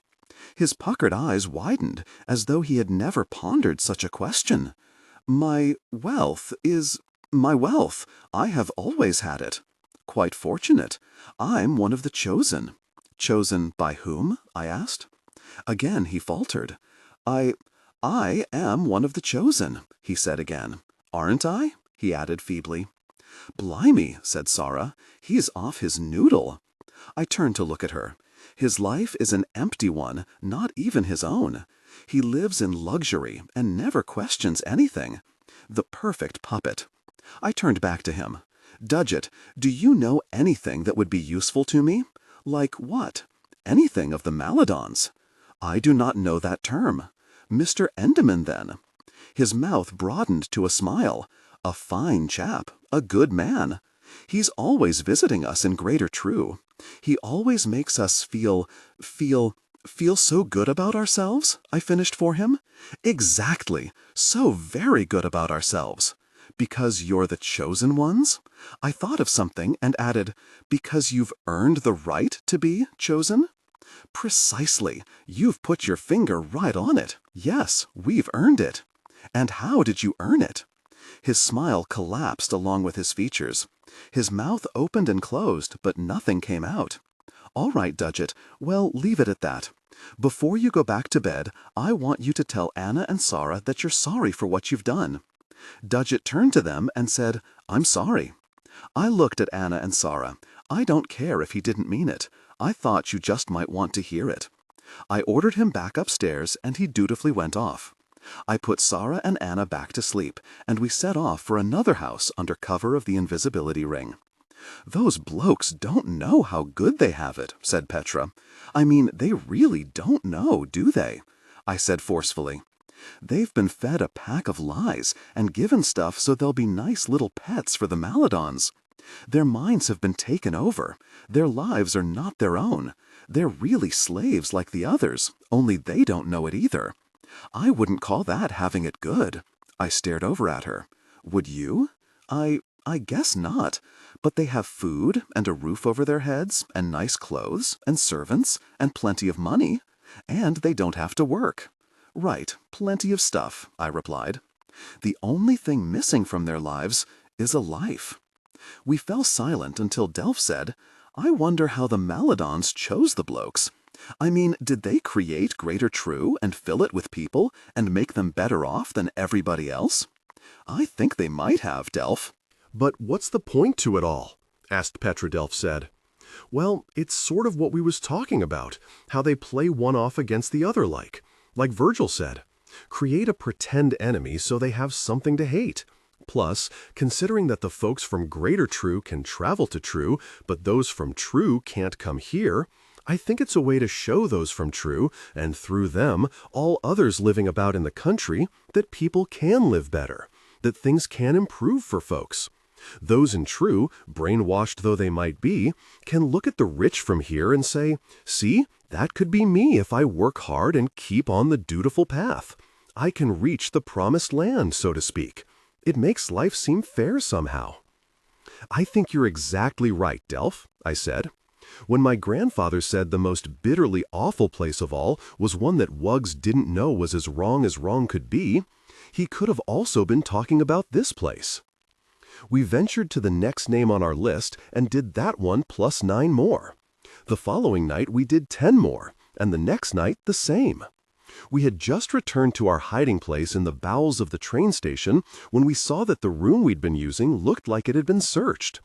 We had left nothing here that was important, but it was still unnerving that someone had located this spot and gone through it. "Well, have to move, I reckon," I said dully, for it was quite late and I was knackered, as we all were. We packed up our few belongings and set off to find a new hiding place down there. It was eerily quiet and so very dark that I was tempted to use my wand to provide illumination. The second I did, a spell shot over our heads, barely missing us. It hit the wall instead and left a good-sized smoky hole. I cried out and instinctively ducked. The others tethered to me did the same. Another spell shot out, lower this time. Had we remained standing, we would have been goners. Flattened to the floor, I looked around to see where the spells were coming from, but all I could see was darkness.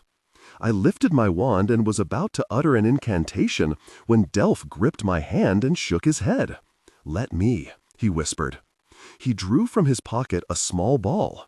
I recognized it at once as the same one that Estrella Prine had used to help train me on the Rejoinda spell. I'd had no idea that Delph had kept it. I watched as Delph put the ball on the floor. He said to both me and Petra, "Keep your eyes peeled and get ready." He gave the ball a little push and it rolled off. Once it was past the shield of invisibility, it hadn't gone more than a few inches when a bolt of light hit it, destroying it. Petra and I pointed our wands at the source of the light and uttered our impacto spells. We heard a gasp and a crash. We all leapt up and charged toward the sound. Then, out of the darkness, we saw a figure. It was a bowler hat. He was lying under a pile of rubble. I supposed our spells had hit the wall and the collapse of the stone had buried him under it. I had supposed that he was unconscious or even dead. As it turned out, he was neither. What he was dangerous still. He exploded out of the rubble with a slash of his wand and a wordless incantation. Then he pointed his wand toward us and a light shot out. I knew he couldn't see us because of the invisibility shield, but the path of the spell was so broad that it caught us up in a whirlwind of sheer force and hurled us off our feet. The impact with the wall I hit was so hard that I was momentarily stunned. When I rose, the bloke was staring right at me. I mean, he was seeing me. What the hell? I looked to my left and right and saw Petra, Delph, and Harry too slowly regain their feet. The impact must have broken the magical tethers. I looked down at my ring. It had moved round my finger. Before I could move it back, the bowler hat roared, "I've got you now!" He cast another spell that I barely evaded. Petra shot a spell at him, but he effortlessly blocked it. Delph pulled out his axe and hurled it. The bowler hat laughed and said, "Oh, why, that's a stunner." He shot a spell right at Delph, and had I not blocked it, Delph would have been crushed heels over arse against the wall and slumped down, barely conscious. Petra and I kept shooting spells, and the bowler hat kept blocking them. He shot spells at us, and between the two of us, we barely stayed alive. It was clear that he was by far the superior fighter, and had it been one-on-one, we would be dead. He had backed us up against a wall. I felt the cold stone behind me with one hand while my other gripped my wand. I was frantically trying to think what to do. I had cast so many spells and blocked so many of his that I was completely exhausted. But the bowler hat looked perfectly fresh and ready to battle on. They truly were elite fighters, as my grandfather had said. He was actually sneering at us. "Well, love, lucky for you that you're wanted alive, or I would have already killed you and your bloody mates." When I was battling creatures in the Quag, it had not been nearly this tiring, but then I realized that most times a single spell had been sufficient for victory. I was reminded of Estrella Prine's warning that the Maladons would have no compunction about killing me. Looking into the vile face of our opponent right now, I could see why my kind had lost the war against his kind. My wand was so heavy, it felt like it weighed 1,000 pounds. I glanced at Petra. Her chest was heaving and sweat poured down her face, as did mine. Her wand hand was twitching uncontrollably. Our foe, sensing our weakness, smiled and moved from side to side, seeming to build both power and momentum in his mind. I could see he was about to raise his wand and no doubt hurl some unbelievably powerful and tricky incantation at one of us. He could easily see that taking out one of us would be akin to defeating both of us. It was only together that Petra and I were able to hold him off. So, I thought, this is it. This is the end. I could see no way around it. I didn't even have the strength to will my wand into the elemental. I also feared to do that because if it somehow went awry, I would be wandless and thus defenseless. What I had not counted on was Harry too. He charged straight at the bloke, an easy target. I screamed, "No, Harry too!" The bowler hat smiled nastily and leisurely took aim. I raised my wand, yet the spell shot out of his wand so fast I had no time to block it. "No!" I screamed again, and then my mouth gaped. The spell hit, but Harry too wasn't there. The spell rebounded off the stone and blasted a hole in the ceiling. I looked wildly around for my dog. The fellow was looking madly around for him too, until Harry too leapt out of the darkness and sank his fangs into the bloke's neck. Then he knew right where my special beast was. Green shot out of the neck wound, and the Maladon screamed in agony. He twisted sideways and managed to knock Harry too off with a glancing blow from a spell. Harry too hit the stone floor and rolled away. I could see the venomous look in the Maladon's eyes as he located Harry too and pointed his wand. "Riga morte." I said the spell, not him. And the killing incantation shot from my wand and hit the Maladon right in the chest. He staggered back, looked at me with a disbelieving expression, and slowly sank to the floor, dead. I looked down at my shaky wand and then over at the dead man. I didn't know how I had found the strength to do that, but I had. I could not allow Harry too to die. There was nothing I wouldn't do to prevent that. I felt something nudge my arm. It was my dog. He looked perfectly fine, and I wondered if he had done what he did to give me the motivation to finish off the Maladon, putting himself in jeopardy to give me the emotional strength. But how had he done what he did? He had vanished and reappeared behind the Maladon.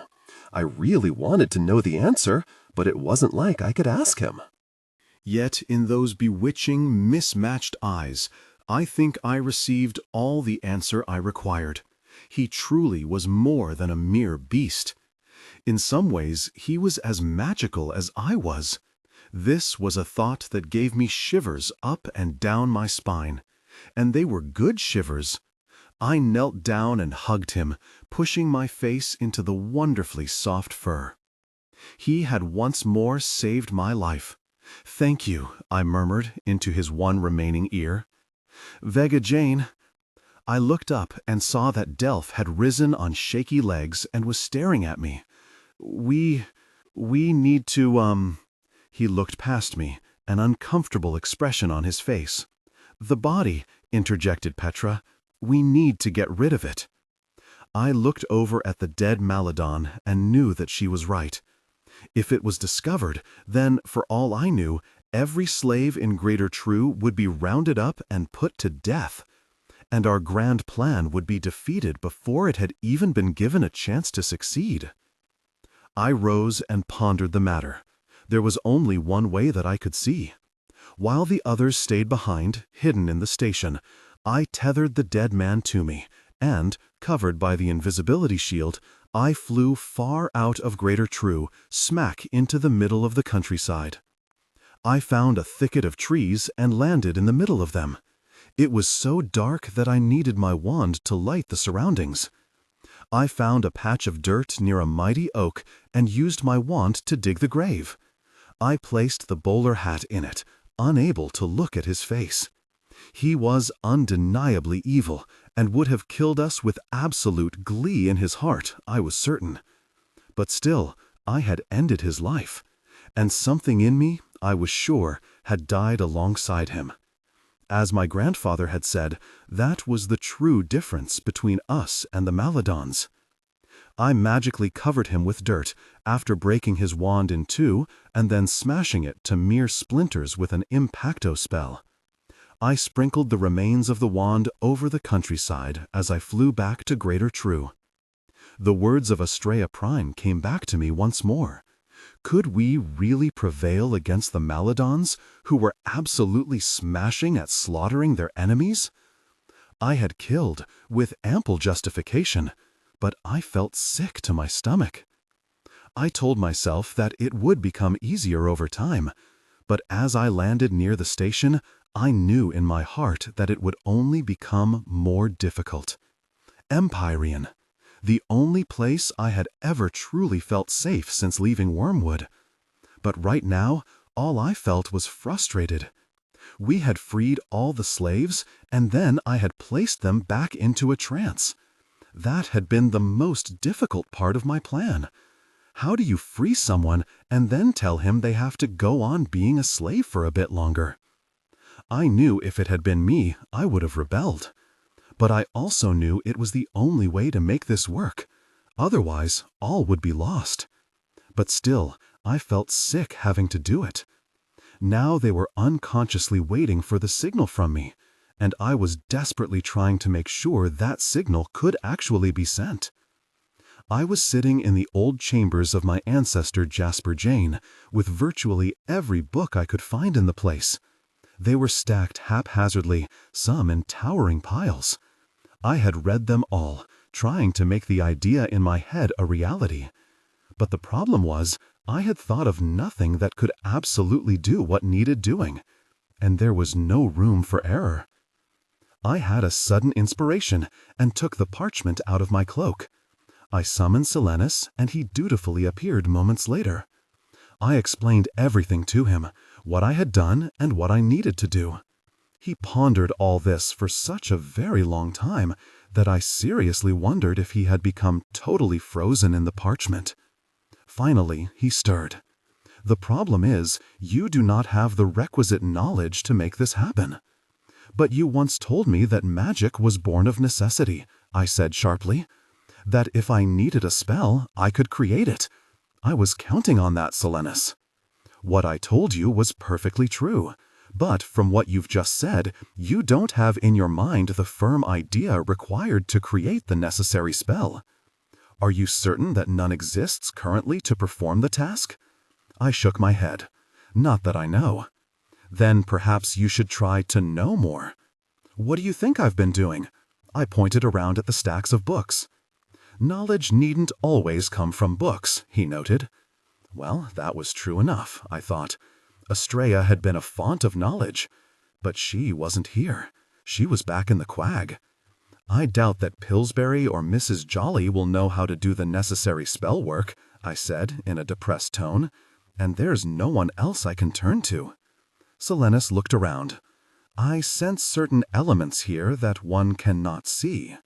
I thought about this. Well, there was Uma, but I could see her. Yet, like Silenus said, she might not be the only element hereabouts. You think someone like that might be able to help me?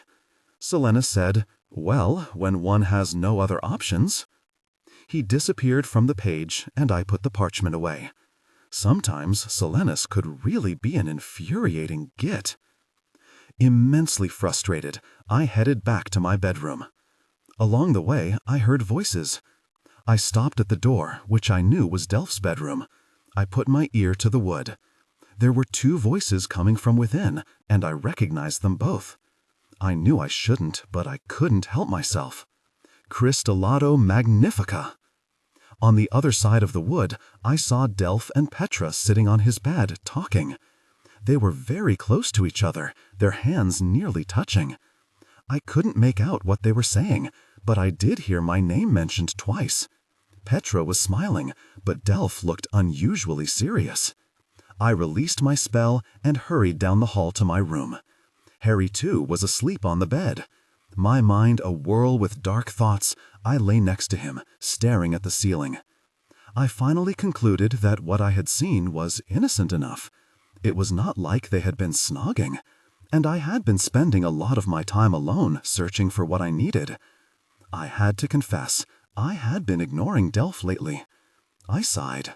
I had been through this before. I was not going down this jealousy route again. I simply didn't have time for it. I stared up at the ceiling and imagined the woman's face in my mind. Sure enough, a few moments later, Uma appeared on the ceiling. "Can I ask a favor?" I said. My words stirred Harry too. When he saw Uma, he didn't react, but simply closed his eyes and went back to sleep. Uma nodded. I explained my dilemma, my needing more knowledge, anything that would allow me to accomplish the task I had set out. "Come with me," she said. I leapt up from the bed as she disappeared through the door. She led me not up this time, but down. I thought I had by now explored all facets of Empyrean, but I apparently had missed some things. I thought we were in the very bowels of the place, when suddenly a tiny door appeared that I had never noticed before. Uma passed right through it. When I reached it, however, I found it would not open. I used every spell I could think of to open the door, but none worked. Well, I thought, this is a bit of a pickle. I wondered if Uma would come back and tell me how to get in, but she didn't. I rubbed my hand along the old wood of the door. It reminded me of the little door back at Stack's, through which I had passed to escape a pair of murderous Jabbets. Next, I used my wand to shine a light on the door. I gasped. The door handle I had gripped was made of metal, and it was cast in the shape of a tiny screaming wugmort, just like back at Stack's. Then I recalled that Stack's was really the former home of Bastian Cadmus, which meant it was the former home of Uma Cadmus too. But this wasn't Stack's. Stack's was back in Wormwood.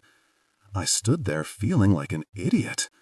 Was Uma on the other side of the door, wondering what had become of me? I took a step back and pondered what to do. It began as just a trickle of sensation down my spine, but it was the commencement of inspiration, I well knew. I looked over my shoulder. There was nothing there, of course. But there could be, if I exercised one thing that I had long possessed in abundance: imagination. A pair of foul Jabbets had chased me all the way to the top of Stack's, or at least what I had thought was the top. That's when I had come upon a little door like this one. I never believed that such a puny thing could hold back a pair of enraged serpents.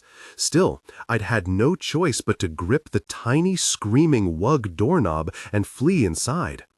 In my mind, I recreated the fear, the total and complete horror that being chased by those Jabbets through the darkened spaces of Stack's had instilled in me.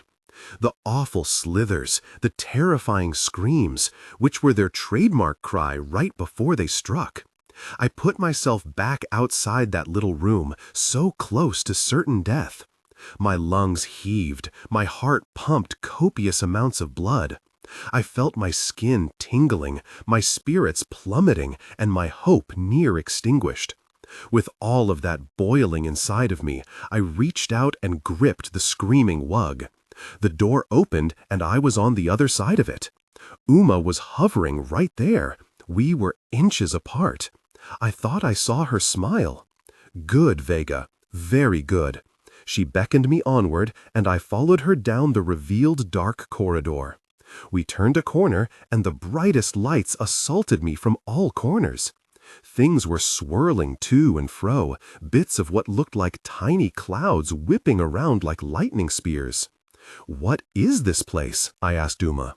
She didn't answer me, but she did put a finger to her lips and point toward a distant corner.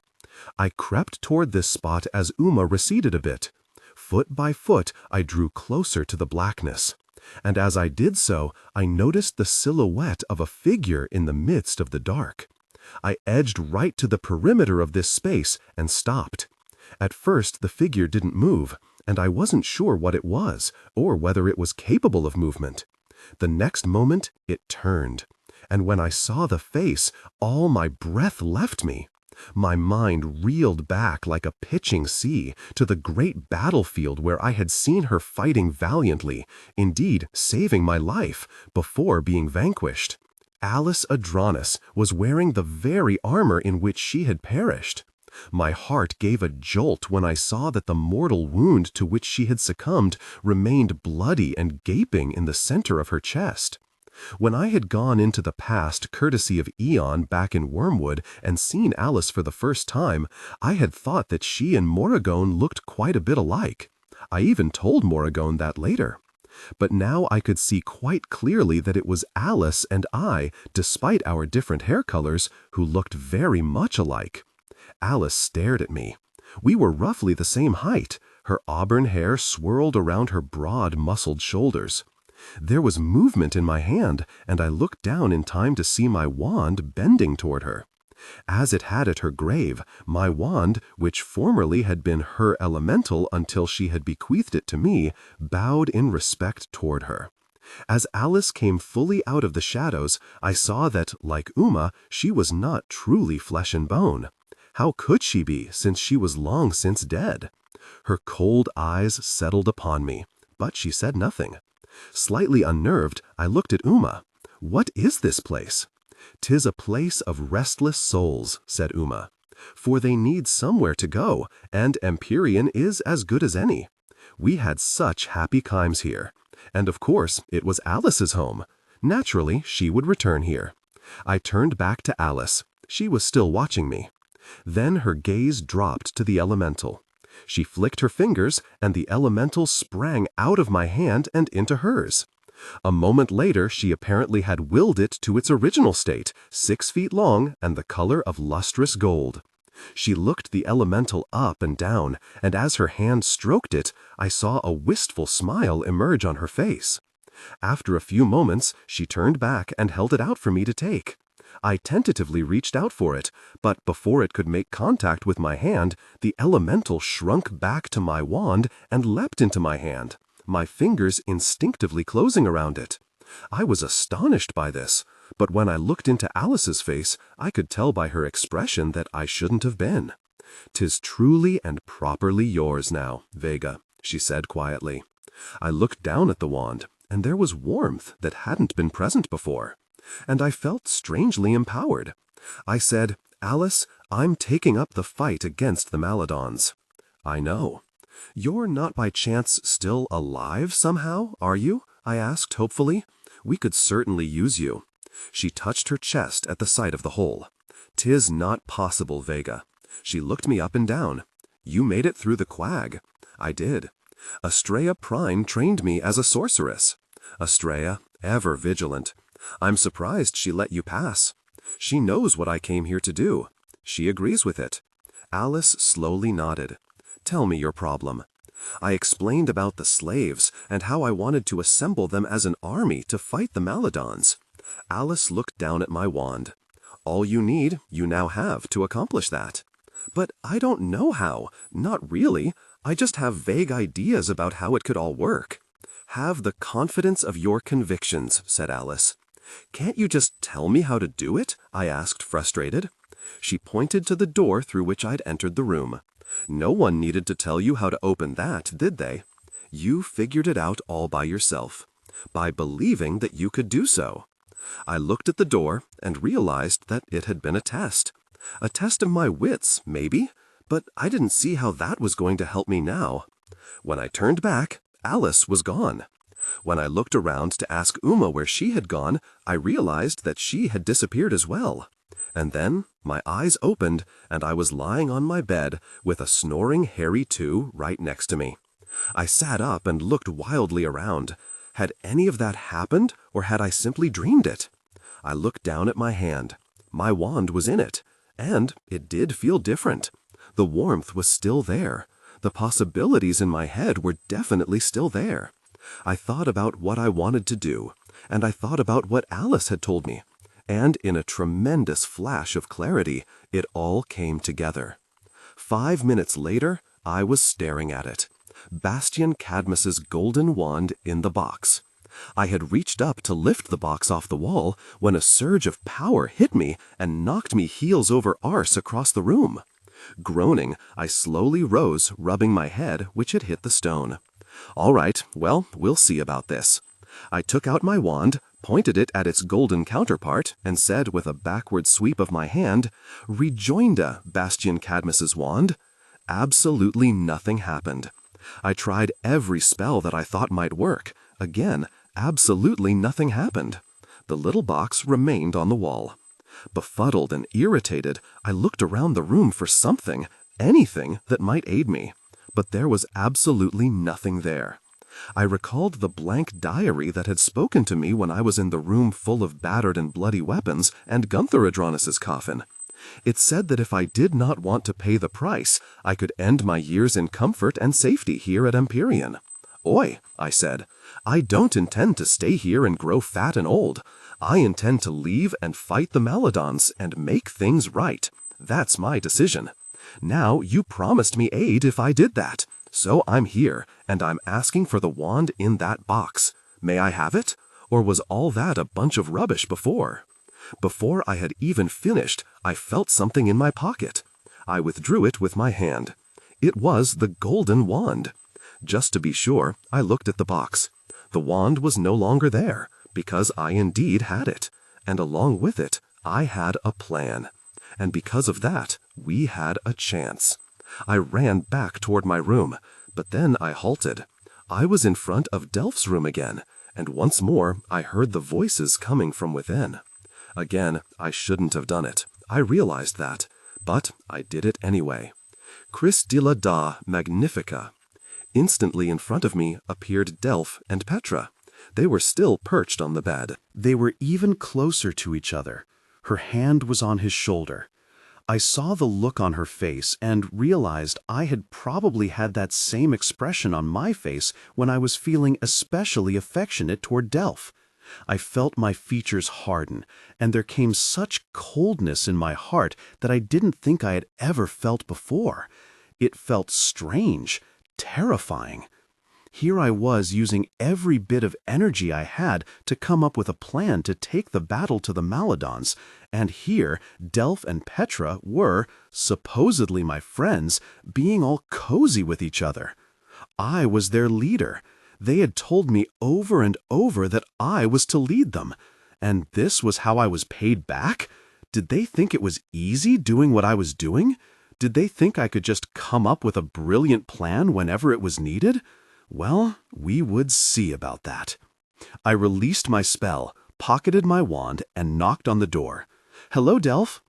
I heard movement from within as they no doubt scrambled off the bed. Delph opened the door a few moments later, looking awkward. "Delph, I have good news." "What's that, Vega Jane?" "We need to tell Petra, too. Let's go get her." Began Delph. He wouldn't meet my eye. "I'm right here," said Petra, who sauntered up next to Delph and gave me what I took to be a simpering smile that made my blood flame and hardened my decision to do what I was about to do. In reality, the look wasn't really simpering at all, but I couldn't see that at the moment. "Absolutely cracking," I said. "Follow me." I saw them glance uncertainly at each other before following into step behind me. We reached my room and entered. Harry, too, was on the bed, and he slowly lifted his head to peer at us. "What's the plan, Vega Jane?" asked Delph. I took a few minutes to tell them. "Do you think it'll work?" asked Petra, in what I, unfairly or not, interpreted as a condescending tone. Right now, nothing she said or did would strike me as anything other than negative. "I have no idea. But do you have a better idea?" I added sharply. She looked taken aback and shook her head. "Now, there is another part to all of this, and you, Petra, are going to play an especially important role." "What?" she said curiously. "You will go to Greater True and take up a position near the center of town. You will be my eyes and ears, Petra. When I engage this spell, I have no real idea what's going to happen. But you can communicate with me via the wand wire incantation. But Vega Jane, sending her there by herself, not knowing what's going to happen," said Delph, "I don't think that's a good idea, or fair to Petra." I gazed up at him with what I hoped was an expression of utter surprise.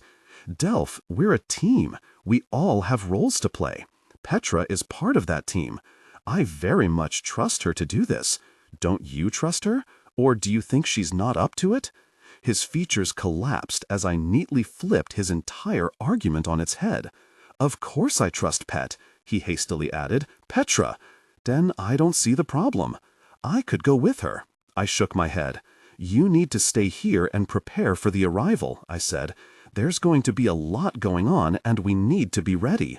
"But," I talked right over him, "Petra will have the ring and her wand. I've gone to Greater True with just those two things and come back alive. I've gone to Maladon Castle alone with just those two things and returned in one piece. If I can do it, so can Pet." I looked at Petra, slipped off my ring, and handed it to her. "So, are you ready?" She nodded dumbly, glanced at Delph, and then quickly looked away. "You'd better get ready to leave now. The preparations will take me a bit of time, but I want you in place. Send me a wire when you get there. Aim for near the train station and then work your way to the center when you've determined that the path is clear. Delph blurted out, "But Vega, if your plan causes things to go all wonky in Greater True, the Maladons might show up in full force. She might get trapped. She has her wand, and she can use the Pass-Beside spell to get back here if need be.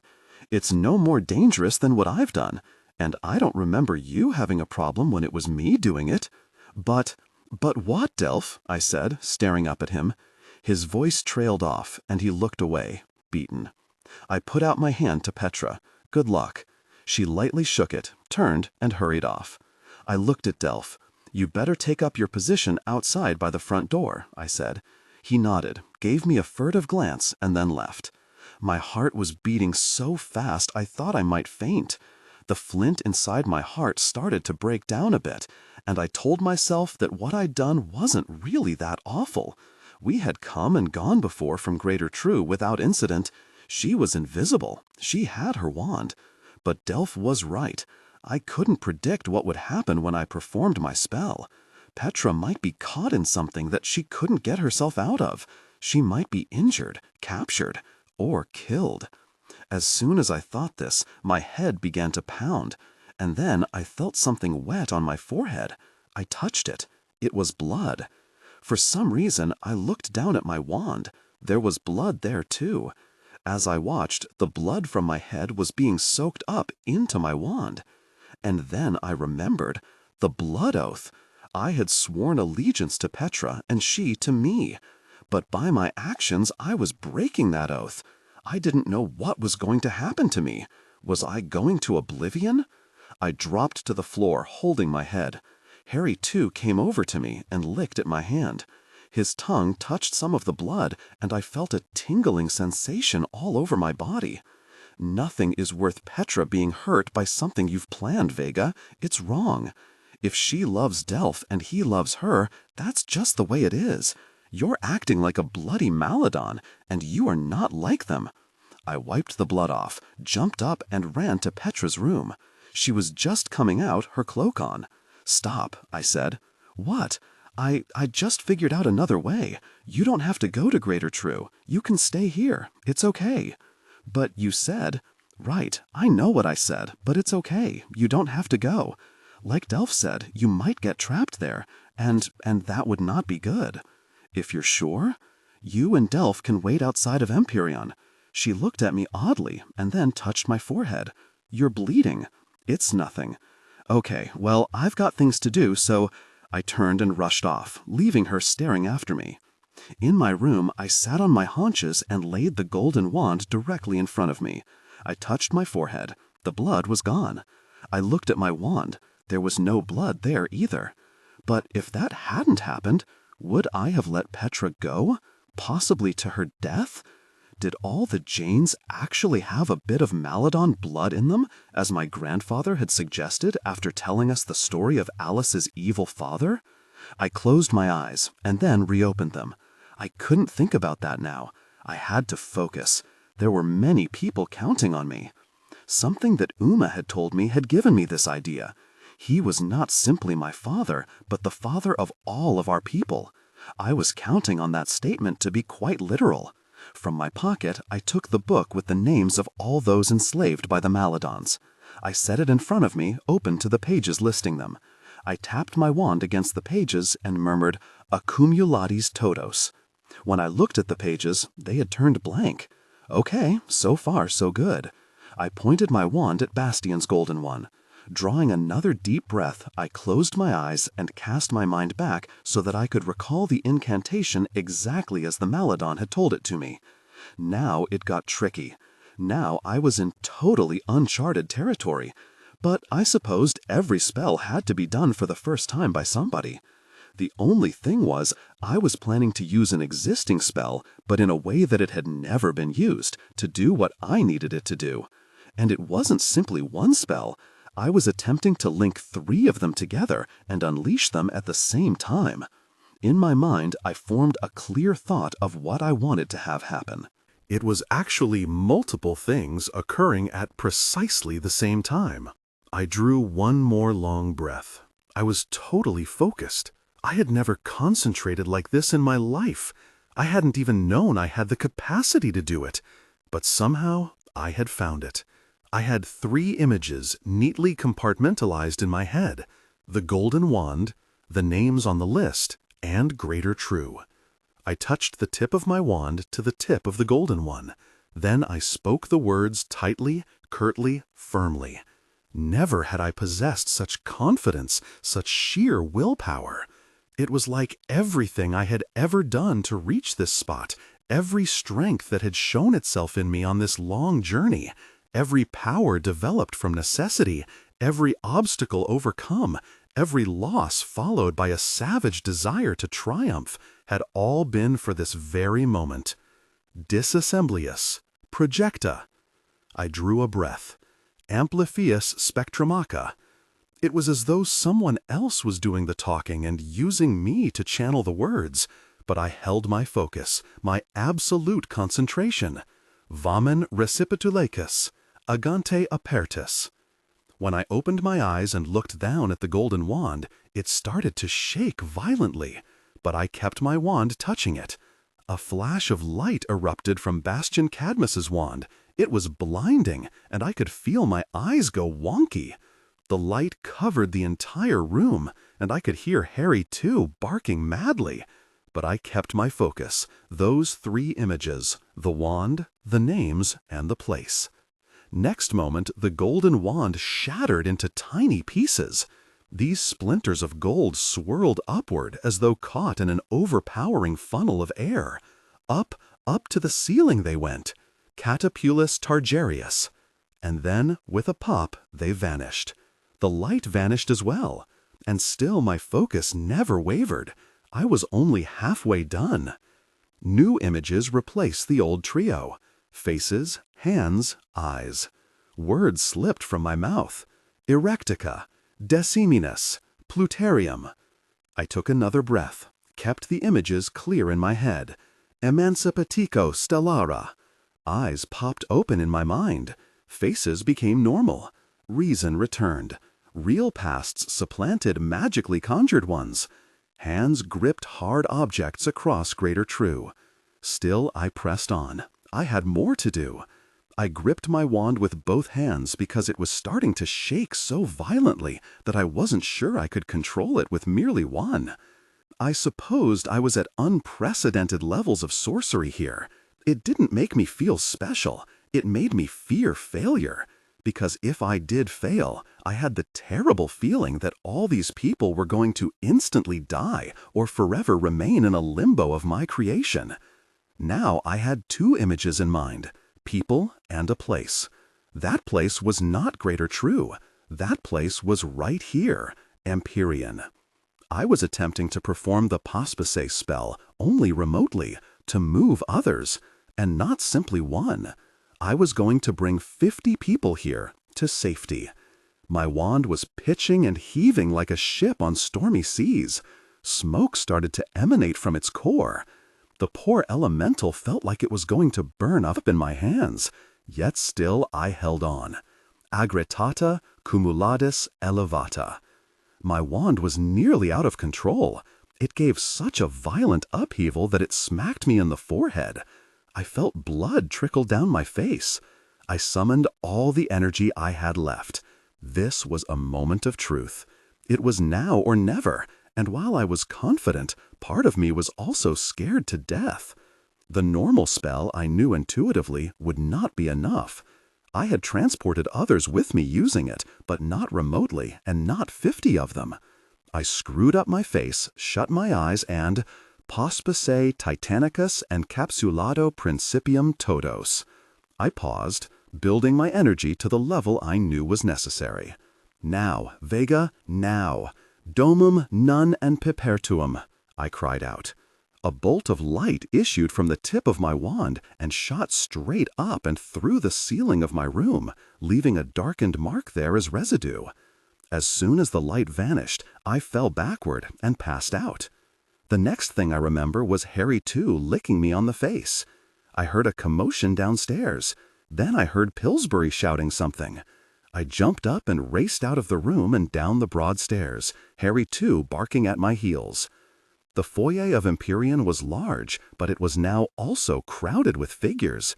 Pillsbury and Mrs. Jolly were running around trying to restore order, although I dare say they were destined for failure, at least with respect to those who were unfamiliar with walking and talking suits of armor and brooms with appendages. I raced into the foyer and shouted, "Everyone quiet down!" When that didn't work sufficiently, I raised my wand to the ceiling, muttered an incantation, and the resulting boom was so overwhelmingly loud that only quiet followed its release. They all stood there staring back at me. There was Cecilia Harkis, Anna Dibble, Sarah Bond, and Clive Pippin. Over near the door was Amicus Arnold, looking serenely pleased. Next to him was the chubby but buoyant-faced Artemis Dale. On his right was Miranda Weeks, looking confused but excited. Standing next to each other were Dennis O'Shaughnessy and Reginald Magnus, who looked so much like each other they could be brothers. And by a large vase of flowers, Didoto Dot stared around in silent wonder. And on they went, all 50 of them. They stared at me, and I stared back at them, or at least at their hands. I saw with immense satisfaction that a full-size golden wand was gripped in each. My spell had worked. I couldn't keep the enormous smile off my face. Until I noticed something. Or, more to the point, I noticed the absence of something. Even more to the point, the absence of 2 people. I rushed over to Pillsbury. "Where's Delph and Petra?" "Oh, they left quite a while ago." The blood iced over in my veins. What? Yes, they told me to be ready to receive what they termed guests, and then they left. Together. I couldn't process what he was telling me. Where the hell had they gone? At the same instant, I felt my wand tingle and shake slightly. And in my head, I heard, "Vega, help us. We're in greater true." It was Petra. She was communicating with me by wand wire. I barked to Pillsbury and Mrs. Jolly, "See that our guests have all the food and drink they require, and then find rooms for them to rest." "But," began Pillsbury. I shot forward and nearly collided with Alibertus Trumbull, who luckily leapt out of the way. Charlotte Token and Pauline Paternoss cried out after me, but I didn't really hear them. All I could hear was Petra's desperate plea. I could not lose them. I just couldn't. My first problem was that I could not become invisible without the ring, and Petra still had it. Thus, when I appeared on a street in Greater True, someone instantly saw me. Luckily, it was a doddering old man who continued to walk past as though someone materializing out of thin air happened all the time. At least it was late at night, and I immediately withdrew into the shadows, attempting to regain my composure and my wits. This was hard to do because I was frantic to find Delph and Petra. I peered around to see if anything unusual was happening in Greater True. I had just removed 50 of the servant class with one fell swoop. I was sure that the town would be up in arms about this. But then as I thought about it, I realized that might not be the case. It was very late at night, and most, if not all, of their former masters would still be sound asleep and unaware of what had transpired. The first they might learn of it was when they awake and realize no one was there to serve them their morning tea. But then again, I wasn't sure how my spell had manifested itself here. Had there been noise, incantation, lights? Had the former slaves been seen flying through the sky, if but for a moment? Had someone in one of the houses been up late, seen something suspicious, and alerted the Maladons? But why had Petra and Delph come here? Suddenly in my head appeared another wand wire. Train station. Same room. Hurry. I focused on the 4 walls of that room where we had slept while locating those whose magic had been stolen from them. I twice tapped my wand against my leg, muttered the spell, and a moment later I was standing in the little room at the train station. I looked frantically around for Delph and Petra, but they weren't there. However, I wasn't alone. 4 bowler hats encircled me, their wands pointed directly at my chest. I was so stunned I had no time to think, which was probably a good thing. Imbatelmento. Their 4 spells hit my shield, but my magic held. In fact, their spells rebounded off my conjured wall, causing them all to duck. I used this opportunity to once more tap my leg twice and say the incantation. I was instantly on the street outside the train station. I was frantic now. Delph and Petra had obviously been captured by the Maladons. They must have used her wand to communicate with me. I couldn't become invisible, which was a colossal setback. I wondered if they had taken my grandfather's ring from Petra. But how would they have even been captured? They couldn't be seen behind its invisibility shield. Next moment, the 4 Maladons burst from the front of the train station and looked wildly around for me. I scurried around a corner and then peeked back. I performed my magnification spell and looked at them more closely. I recognized 2 of them. My heart sank as 4 more joined them, appearing out of thin air, after no doubt having been summoned. I wondered if Endymion would make an appearance. Indeed, I was more than a little surprised that he wasn't right in the middle of all this. Under the magnification spell, I searched the fingers of all of the Maladons for the ring. I didn't see it. I had been told that they had never learned how to make themselves invisible. They might not know the ring had such powers, or how to turn it around to engage the shield. But given time, they would probably discover its secret, or do so accidentally, as I had. I looked nervously around, wondering how many more Maladons would appear to join the hunt for me. But my only goal was to find and save Petra and Delph. Were they here? Had they already been taken to the castle? Were they already dead? I looked down at my wand. 1 wand against 8. But I had always been the underdog in every fight I'd ever had, including the duellum back in Wormwood. And I had won them all. Everyone said I was special somehow. Well, I guessed I was about to find out if that was really true.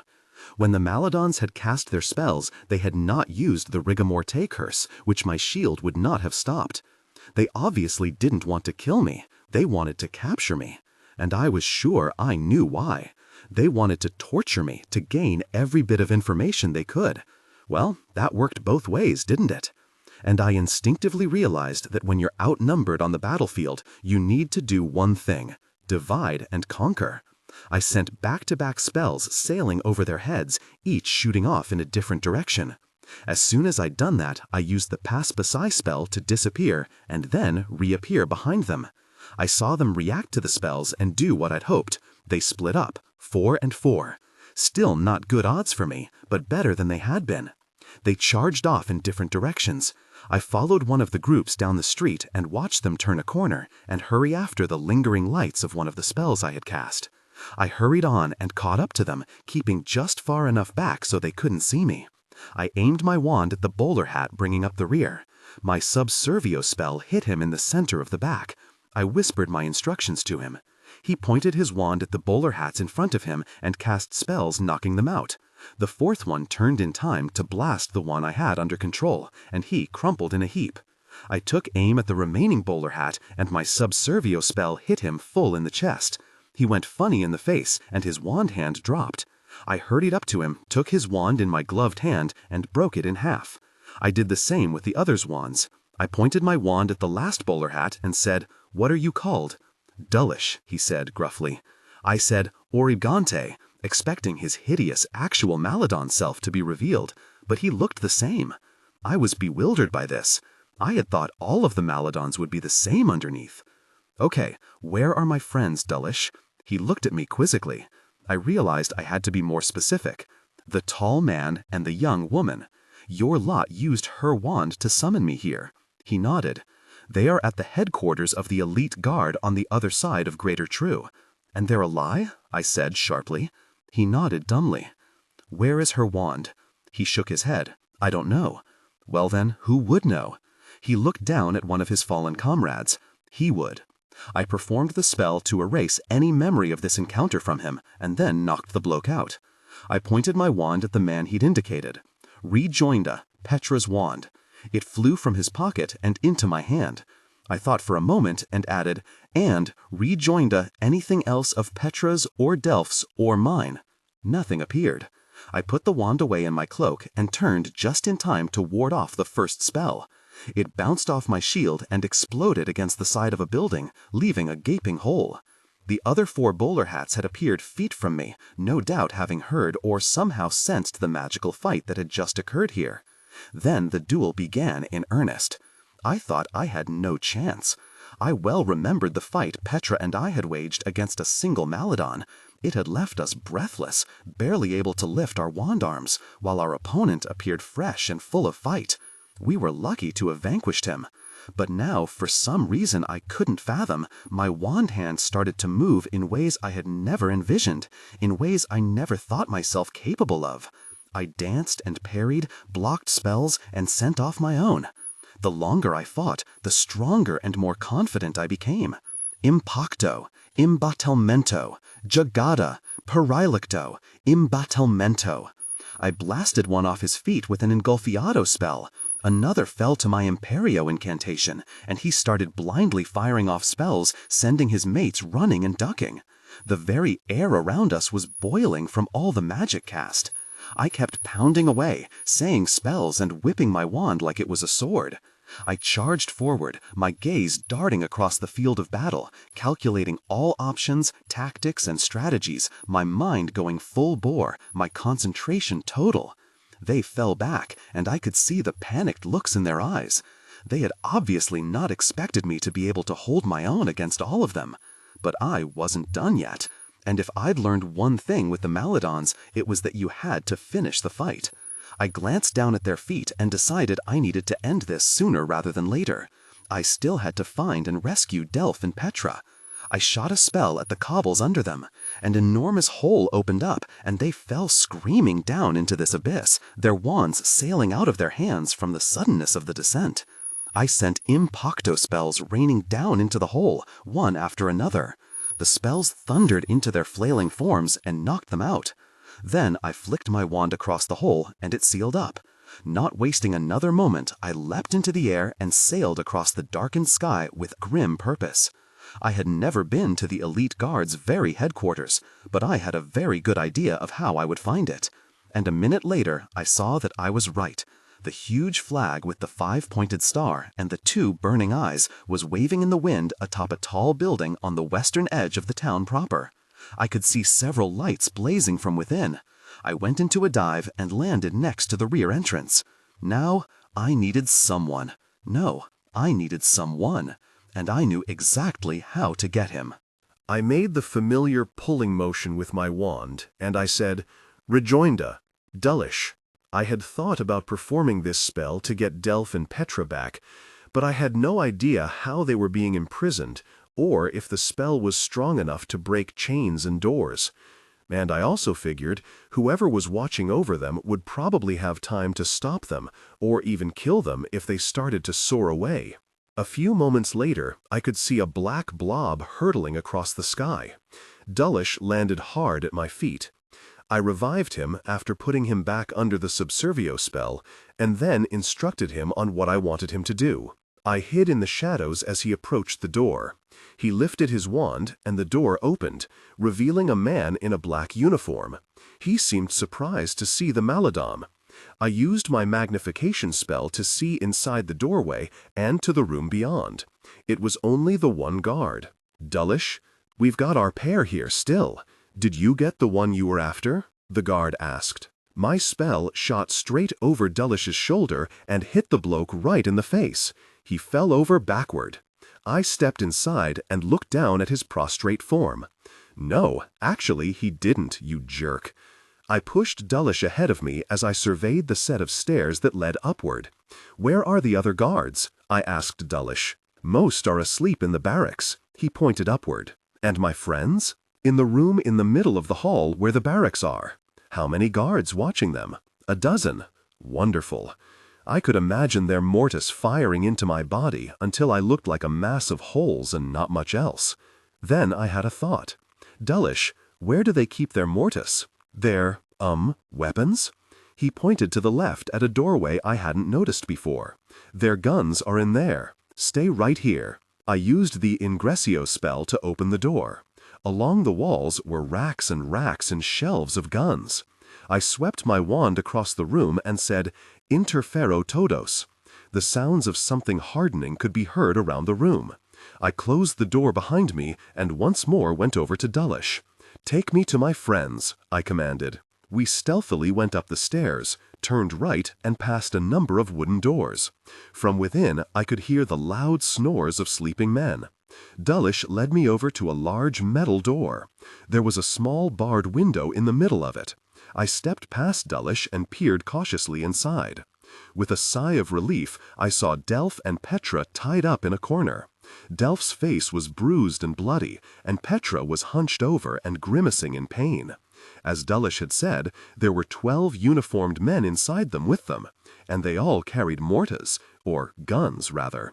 But I carried something too, my wand, and I wouldn't trade it for 1,000 of their awful weapons. I blasted open the door. The guards all turned, as I knew they would, toward the door. They lifted their guns to fire. I already had my wand pointed. Ingolfiado. The torrent of water exploding from my wand tip hit them with the force of a lightning spear. They were lifted off their feet and blasted backward against the wall, where they slammed into the stone and dropped to the floor, unconscious, their guns falling from their hands. I leapt inside. "Vega Jane!" exclaimed Delph. "How did you find us?" asked Petra breathlessly. "Not now," I shot back. I quickly untied them and led them out of the room. My spell had awoken the sleeping guards, as I knew it would. We scrambled down the steps even as we heard doors slamming open. We reached the main floor and hurtled across its width to the door leading to the outside. I heard someone scream, "Get your guns and blast them to gosh!" We were outside the building and running down the street when I heard someone yell, "Fire!" I turned to look back and saw 40 guards with guns pointed right at us. "Look out!" screamed Petra. "Don't worry," I said. All 40 guards pulled their triggers, and all 40 guns blew up in their hands, their barrels magically obstructed by yours truly. "Wow!" exclaimed Delph. Wow indeed, I thought, a grin emerging on my face. I tethered us together, and we shot upward, leveled out, and zipped onward. We weren't invisible, so I was concerned that a Maladon would see us and take up the chase. I just wanted to invoke the Quick Pass spell and get back to Empyrean as quickly as possible. I tapped my leg twice and said the incantation. The next moment, we were staring at the front of Empyrean. Before we went inside, I whirled, spitting mad, and barked, "Why the very gosh were you in Greater True? I told Petra she didn't have to go. Then I find out you both went. You could have been killed." Delph wilted under my fierce gaze, but Petra stepped up and said, "It was my fault, Vega. I thought you didn't want me to go because you thought I couldn't handle the job. I wanted to prove that I could, so I decided to go. But I told Delph, and I told her unless she let me go along, I'd tell you and she wouldn't be able to go at all." I looked between them, fury and relief competing for control of my emotions. Finally, the latter won out, no doubt aided by the guilt I was still feeling for nearly sending Petra to her death. I gave them each a hug. I said, "Well, thank goodness you're all right. But what happened back there?" "All gosh erupted, I guess, when you did whatever you did," said Delph. "I saw blokes soaring out of houses all over the very place, and then they just disappeared. Good thing it was so late at night and nobody was out and about to see it except us. I did a mass spell for all the people on the list. They're here at Empyrean now." That's wonderful news," said Delph. "But how did you get caught? You were invisible." "Were being the right word for it," said Delph. "Your spell brought this huge wind across the town, like with the mighty fin. Me and Pet got blown all over the really place, landed in a heap against a wall, all dazed-like." Petra added, "And the ring got jostled. It never fit me proper, and it spun back around, and there we were. And before we could move a muscle, a bunch of Maladons were on us. They took the ring." So my fear had been realized. The Maladons had the ring. "That wasn't all they took," said Delph. "Show her, Pet." "No," Petra said fiercely. "Show me what?" I said. "Petra, show her. She's going to see at some point." Slowly, Petra held out her hand. I felt sickened. Not only was the ring gone, so was the finger on which she had worn it. "Thanks for coming to save us, Vega," said Petra. I reached into my pocket, took out her wand, and handed it to her. "How did you find it?" she asked, obviously thrilled to have it back. "A bit of luck," I said dully. "Thank you," she said. You're a good friend, Vega. I know I can be quite the pain, but I know you're always looking out for me. A pang of guilt hit me, and I inwardly winced. Petra wouldn't be saying that if she had known of my original plan. I couldn't lose you, either of you, I said. We're in this together. Tried to fight him off, but I couldn't, said Delph. I saw what you did to that Maladon that took my finger, said Petra. Picked him up and threw him into a wall. I'm surprised they didn't kill you, I said. Delph said, they wanted to question us, and they knew about you, Vega Jane. They used Petra's wand to send you a message. I walked right into their trap. How'd you get away? Asked Petra. I fought my way out. There were 8 bowler hats, but I managed to beat them. Blimey, 8 of them, said Delph, while Petra looked shocked. Delph added, Vega Jane, you've been hit. He pointed to my torn cloak and the blood soaking into it. I hadn't even noticed. It doesn't hurt much, Delph. I eyed Petra's really stump where her finger used to be. In fact, it doesn't hurt at all. I led the way inside. Pillsbury was waiting for us. Where is everyone? I asked. They have been well fed, and we have found rooms for all, Mistress Vega. That's good.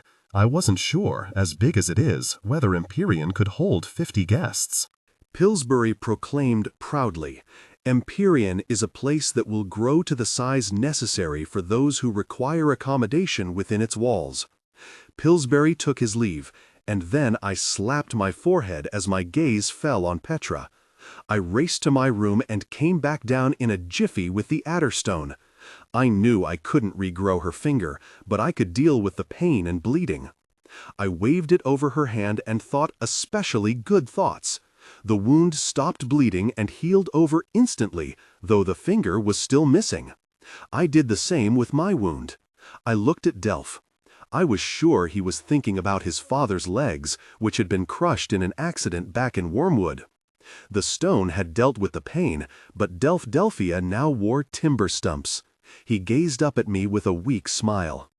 "Dad," he said, confirming my thoughts, "that's much better, Vega." "Thanks," said Petra. Delph said, "We should get some sleep. We'll have a lot of work to do tomorrow." We walked upstairs, and Delph bade us good night and went to his room. I followed Petra to her door. "So we have 50 people here who can do magic," she said. "Now what do we do with them?" "We train them up," I replied promptly, "just as Estrella Prime did me. And I did for you."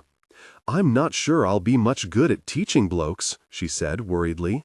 "I taught you spells, Petra. You can do the same for them." "Well, they will have to be mightily well trained up to take on the Maladons. Remember the one we took on?" I looked at her darkly. "I don't think I'll soon forget, since I killed him." "That's not what I meant, Vega." "Well then?" I asked. "We had a terrible time fighting one bloke. I was exhausted, and I know you were too. And he seemed fresh and ready to keep fighting. And if Harry too hadn't helped, I'm not sure either of us would be here."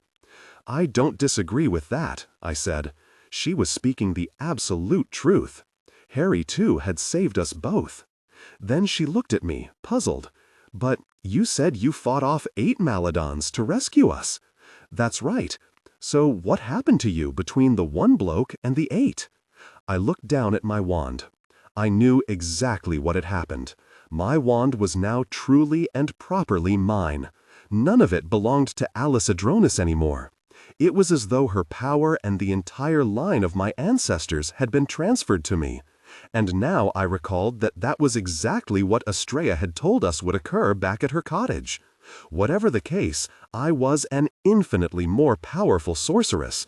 I just hoped I was powerful enough. "I just got better," I said. She startled me by giving me a hug and then disappeared into her room, closing the door behind her. I just stood there for a few moments as guilt once more ate away at me. How could I have even contemplated putting Petra intentionally in danger like that? Was I more Maladon than I had accused her of being? I shuddered at this terrible thought. When I returned to my room, Harry too was waiting for me. I patted his head. When I looked down at him, the expression on his face was inscrutable. He wasn't smiling. His eyes weren't as animated as they usually were. Perhaps he was mad at me for leaving him behind. As soon as my head touched the pillow, I fell fast asleep. But my sleep was troubled. We had accomplished much. Rescuing 50 people from a lifetime of humiliating servitude was something to be proud of. But now it seemed that the task only became harder. These people had never wielded a wand before. They had never used magic in battle. And they would one day be pitted against the most murderous band of sorcerers in all of existence. So truly, how many of them would survive the coming war? Or Delph, Petra, or Harry too? Hell, would I survive it? I restlessly turned over onto my side. Harry too was right next to me, and I instinctively reached out and rubbed his fur. This calmed me, but only a bit. So was it better to be enslaved and alive, or free and dead? The answer seemed to be obvious, only it wasn't. It was always better to be free, that was clear enough. But it was usually not better to be dead, that was also clear enough. In my anxiety, I sat up, climbed out of bed, and started pacing. When the sun rose, I would be expected to commence shaping an army to go into battle. Me, Vega Jane. I was not yet 16 years old. I could feel a cold dread filling every inch of my being. But then I touched my wand, and warmth flooded back into me. It was then that I realized I had accomplished a great many things I initially thought were impossible. So why not build an army? Why the really hell not? I got back into bed, and this time I slept so soundly that I only awoke when I heard Pillsbury say into my ear, "Would Mistress Vega like some breakfast?" I sat straight up and noted the light streaming in through the window. I yawned and stretched. "I would indeed," I replied, feeling better rested and easier in my mind than I had since I'd left Wormwood. "Very good, Mistress Vega." "And the others?" I inquired. "Taking their breakfast in the dining room, all in good spirits and curious as to what is to come," he added excitedly. I washed up and changed my clothes. By the time I was done, my meal was there. I ate unhurriedly while Harry too did the same next to me. Finished, I picked up my wand and checked my appearance in the looking-glass, giving myself a little inspirational wink. I had a job to do, and I meant to do it. I strode purposefully into the great hall. All 50 people that we had saved were there, and so were Delph and Petra. They were surrounded by the others, and I'm sure were being peppered with questions. Yet all fell silent when they saw me walk in, and all eyes turned to me as though connected by magical tether. I felt my face grow warm, and my heart started pumping faster. Blimey, I wasn't used to all this attention. I stopped with Harry too right next to me. My free hand went down to rub his ear while I surveyed the room, as I suppose a general would his army, or in my case, her army. They all stood there looking back at me. They were a mix of colors, very pale, white, brown, black, and pleasing combinations thereof, roughly divided between males and females. My gaze fell over first Delph and then Petra. They each gave me encouraging smiles. Before I could speak, something totally unexpected happened. Amicus Arnold, who was in the back of the room, began to clap. Another joined him, and then another, and soon the entire hall rang with the applause. My face turned red, and tears crept to my eyes, and it was only when I raised my wand that the tumultuous sounds ended. I welcome all of you to Empyrean, the home of my ancestors and of yours. Empyrean is safe from attack, but we must maintain constant vigilance to ensure that it remains so. It is a magical place, with many facets, not all of which I have discovered. I pointed to my wand. You each now have a wand. This will be the source of your magical powers. The Maladons made you what they call ordinaries, but I know each of you to be truly extraordinary.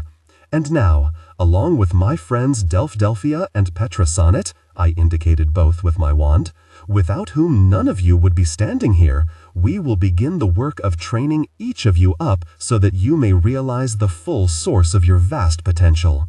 I paused here, both for breath and a bit of clarity. The training will not be easy or without risk. Injuries almost undoubtedly will occur. Mistakes will be made. Frustration will be rampant at times, and didn't I know that better than most? But I promise you that if you work hard and with dedication, the sorcerer or sorceress you will become will be truly amazing. I paused to let this sink in, and watched as each of them looked around the room at the others. Now, once you have been trained up, the most difficult task you will ever undertake will commence. I paused again here, because this truly was the entire crux of the matter. The Maladons enslaved you and have complete control of this world. They are a cruel, ruthless, and evil lot. They are remarkably gifted at sorcery and employing that magic in the matter of combat. They vanquished many of our kind who were magically gifted in a long-ago war. I propose to take the fight to them once more, and this time I intend that our side will win. I raised my wand. Are you with me? As one, they all raised their wands, and this time I decided not to stop the cheering. I decided to let it go on as long as they so desired, for it was indeed cheering to me as well, perhaps to me most of all. Things were not going all that well, really. It was fine to make grand speeches and then to cheer them. It was quite another to actually train and mold an army of magical warriors from basically nothing. We had taken over the Great Hall and used it for our training area. I could now well understand Pillsbury's comment that Empyrean grew to accommodate its guests. For the Great Hall, large to begin with, had seemed to inflate and now easily held all of us and all the spells cast. I had started out with a short lecture on the mind, body, and spirit, sounding perhaps more like Astrea Prime than I had intended. I then had moved on to simple wand motions and the most mundane of spells. I well recalled how awkward I was while being instructed by Astrea, but compared to this lot, I was 10 Excaliburs combined. In the back of my mind, I could imagine all of them lying dead on the battlefield after having succumbed to the Maladons in record time. We had divided the group into 2 equal components. Petra had taken on the job of training one group, while I headed up the other. Delph also had a teaching role to play, and in a separate room, he explained to small groups all about our history and the journey we had taken from Wormwood to here and everything in between. We had no idea what might be more important than something else, so we had made the decision just to tell them everything. I ventured into the classroom from time to time and found that good questions were asked and lively discussions abounded. Parchment and ink sticks had been provided by Pillsbury so that the students could write everything down and read and discuss it later.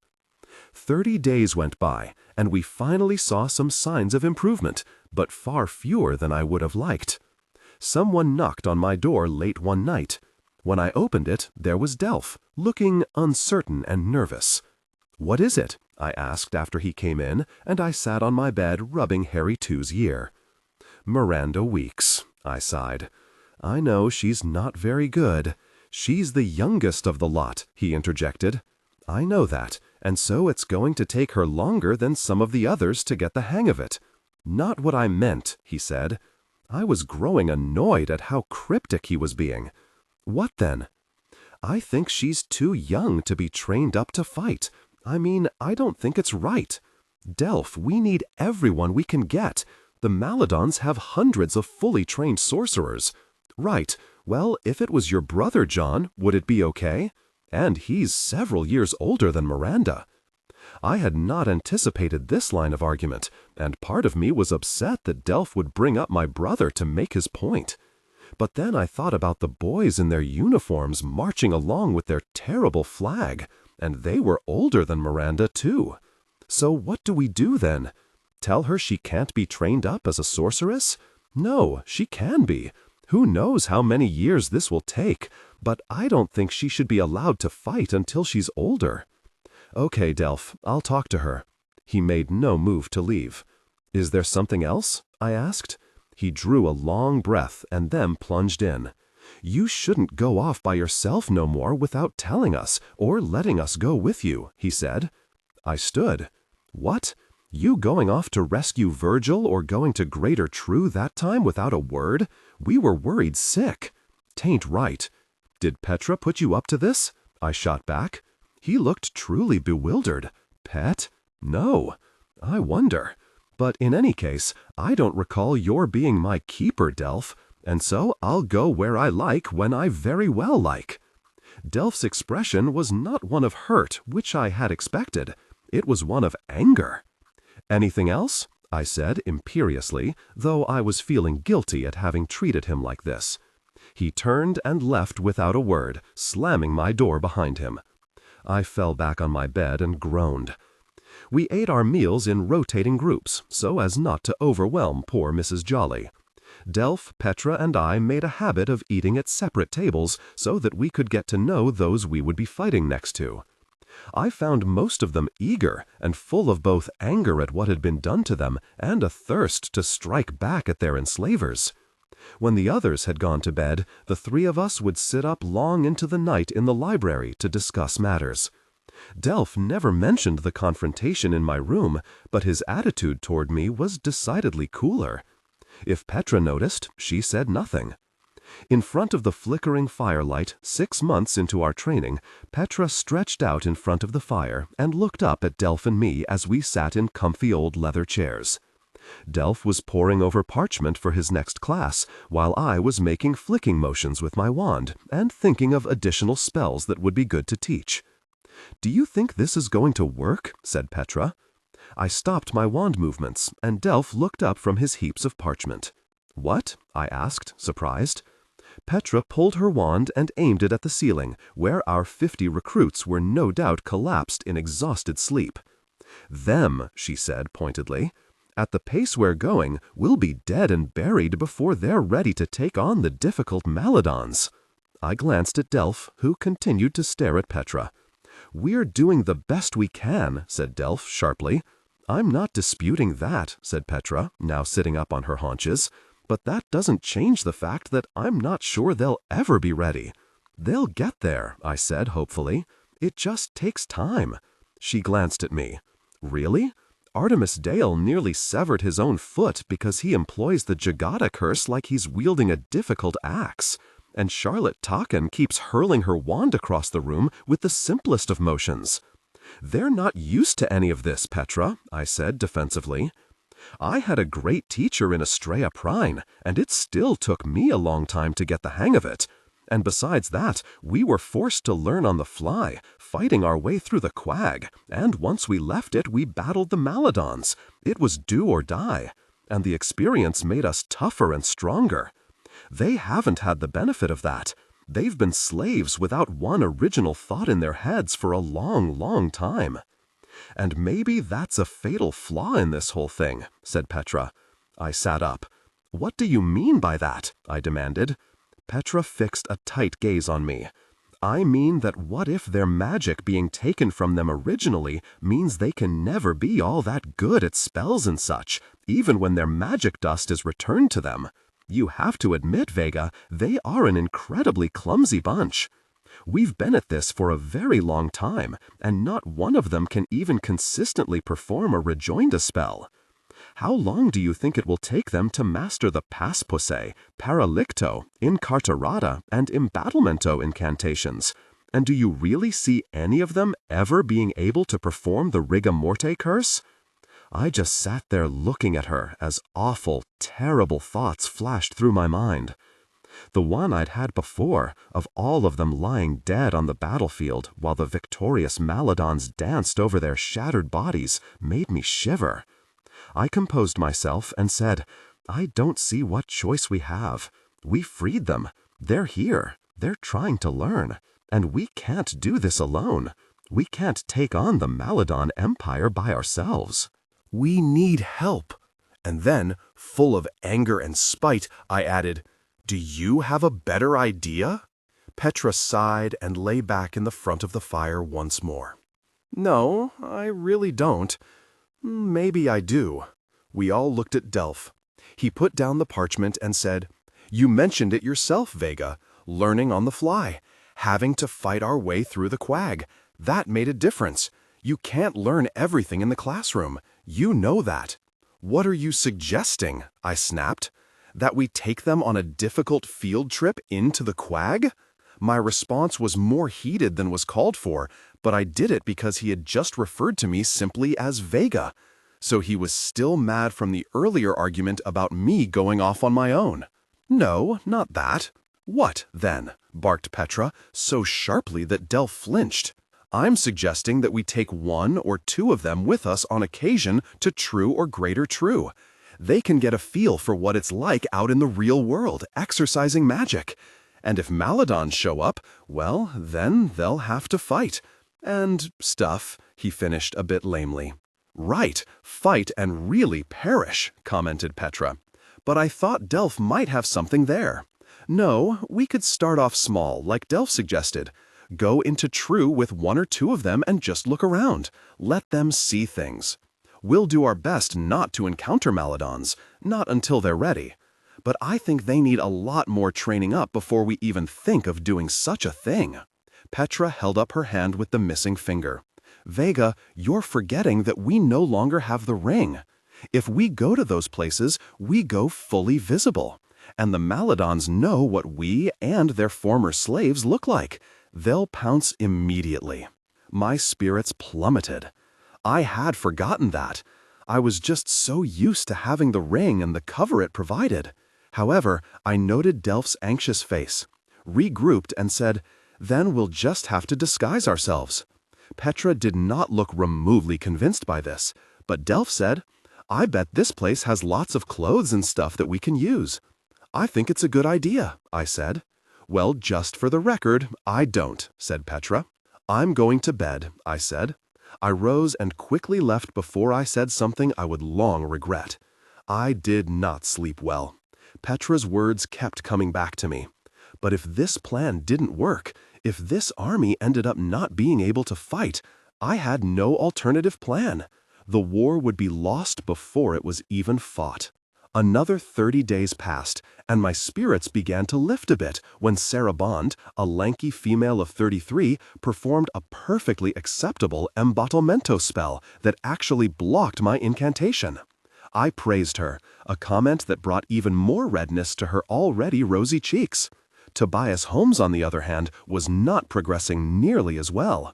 Tall and broad-shouldered and, I had seen for myself, a bit overconfident in his abilities, he could not seem to grasp the concept of pointing his wand at the actual target.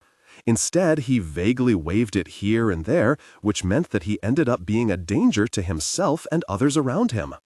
I worked with him until he could at least aim straight. I had spoken with Miranda weeks after my conversation with Delph. She took my decision without argument, yet there was something in her look that made me think she was not okay with it. But I knew that Delph was right. She was simply too young. Besides, she had not a jot of confidence in her small bones. She held her wand as though it were a serpent about to bite her. She never looked at the target of her spells. She mumbled the words with no confidence, and indeed seemed relieved when no magic was produced. She wouldn't have lasted a sliver in battle. I stood in the corner watching her, and others like her, as my own confidence, bolstered a bit by Sarah Bond's enhanced performance, now headed the other way. The truth was, there were far more Miranda Weekses among the 50, and several, like Louise Penny and Dom Satin, didn't seem to want to fight at all. I guess I shouldn't have been surprised that among a group of 50, I would get a great variety of blokes. When I glanced over at Petra's group, I saw that the same held for her lot. When I caught Petra's gaze, her thoughts were clear for me to see.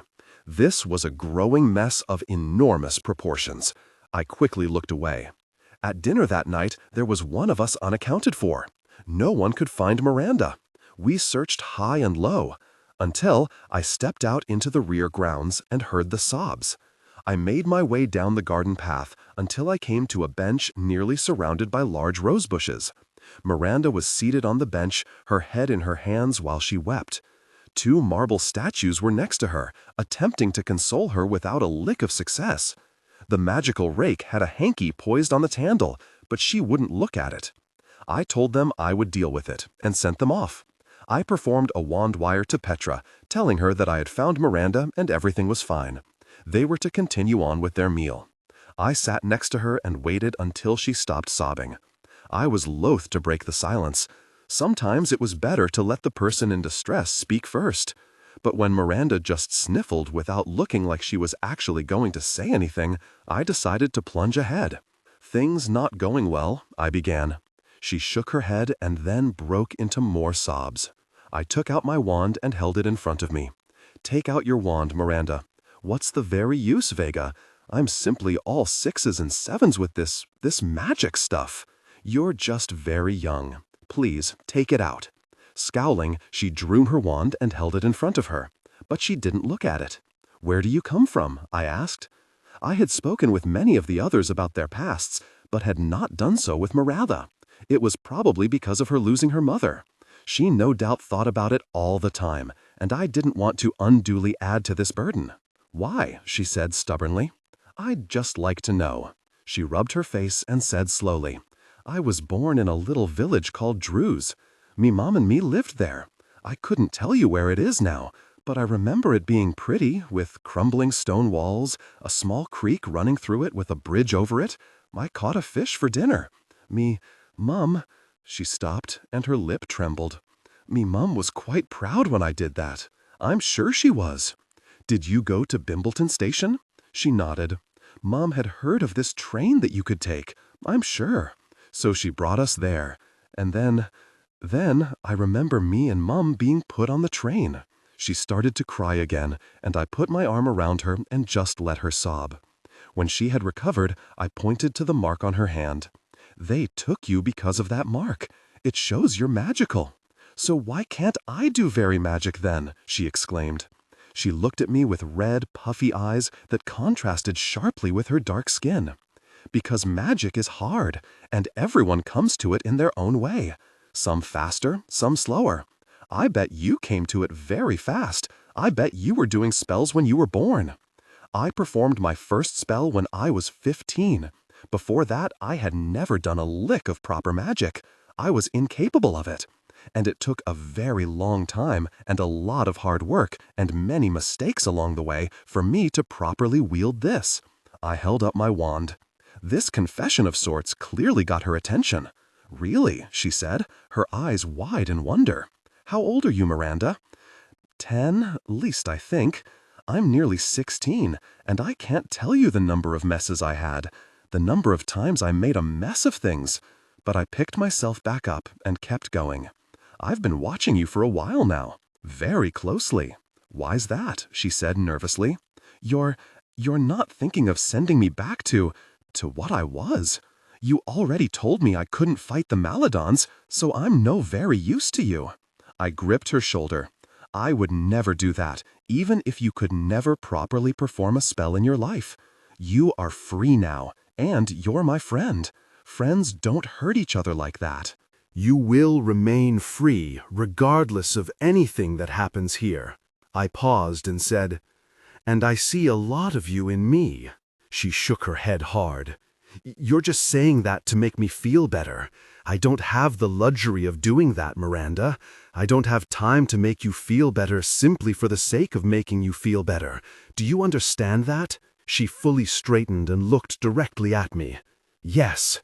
When I first used my wand, I had no confidence, not in it and not in me. I wielded it like the thing and I were two separate bits of stuff." She looked at her wand. "But aren't we?" "No. That wand was created from the wand of Bastian Cadmus, the father of us all. It has a bit of him embedded in it. That bit is now your wand, which means it is also embedded in you. Your wand is you, and you are your wand. You are truly inseparable. It will perform for you better and more powerfully than it will for anyone else." "But it won't perform for me at all," she said miserably. "That's because you have no confidence in yourself, meaning you have no confidence in your wand. It senses that, Miranda. That's why it won't perform. Because you, as yet, don't trust it. And so, it does not trust you." She stared down at her wand again, this time not like it was a serpent, but with a look of intrigue, with a look of one considering certain possibilities. You really think that's the problem?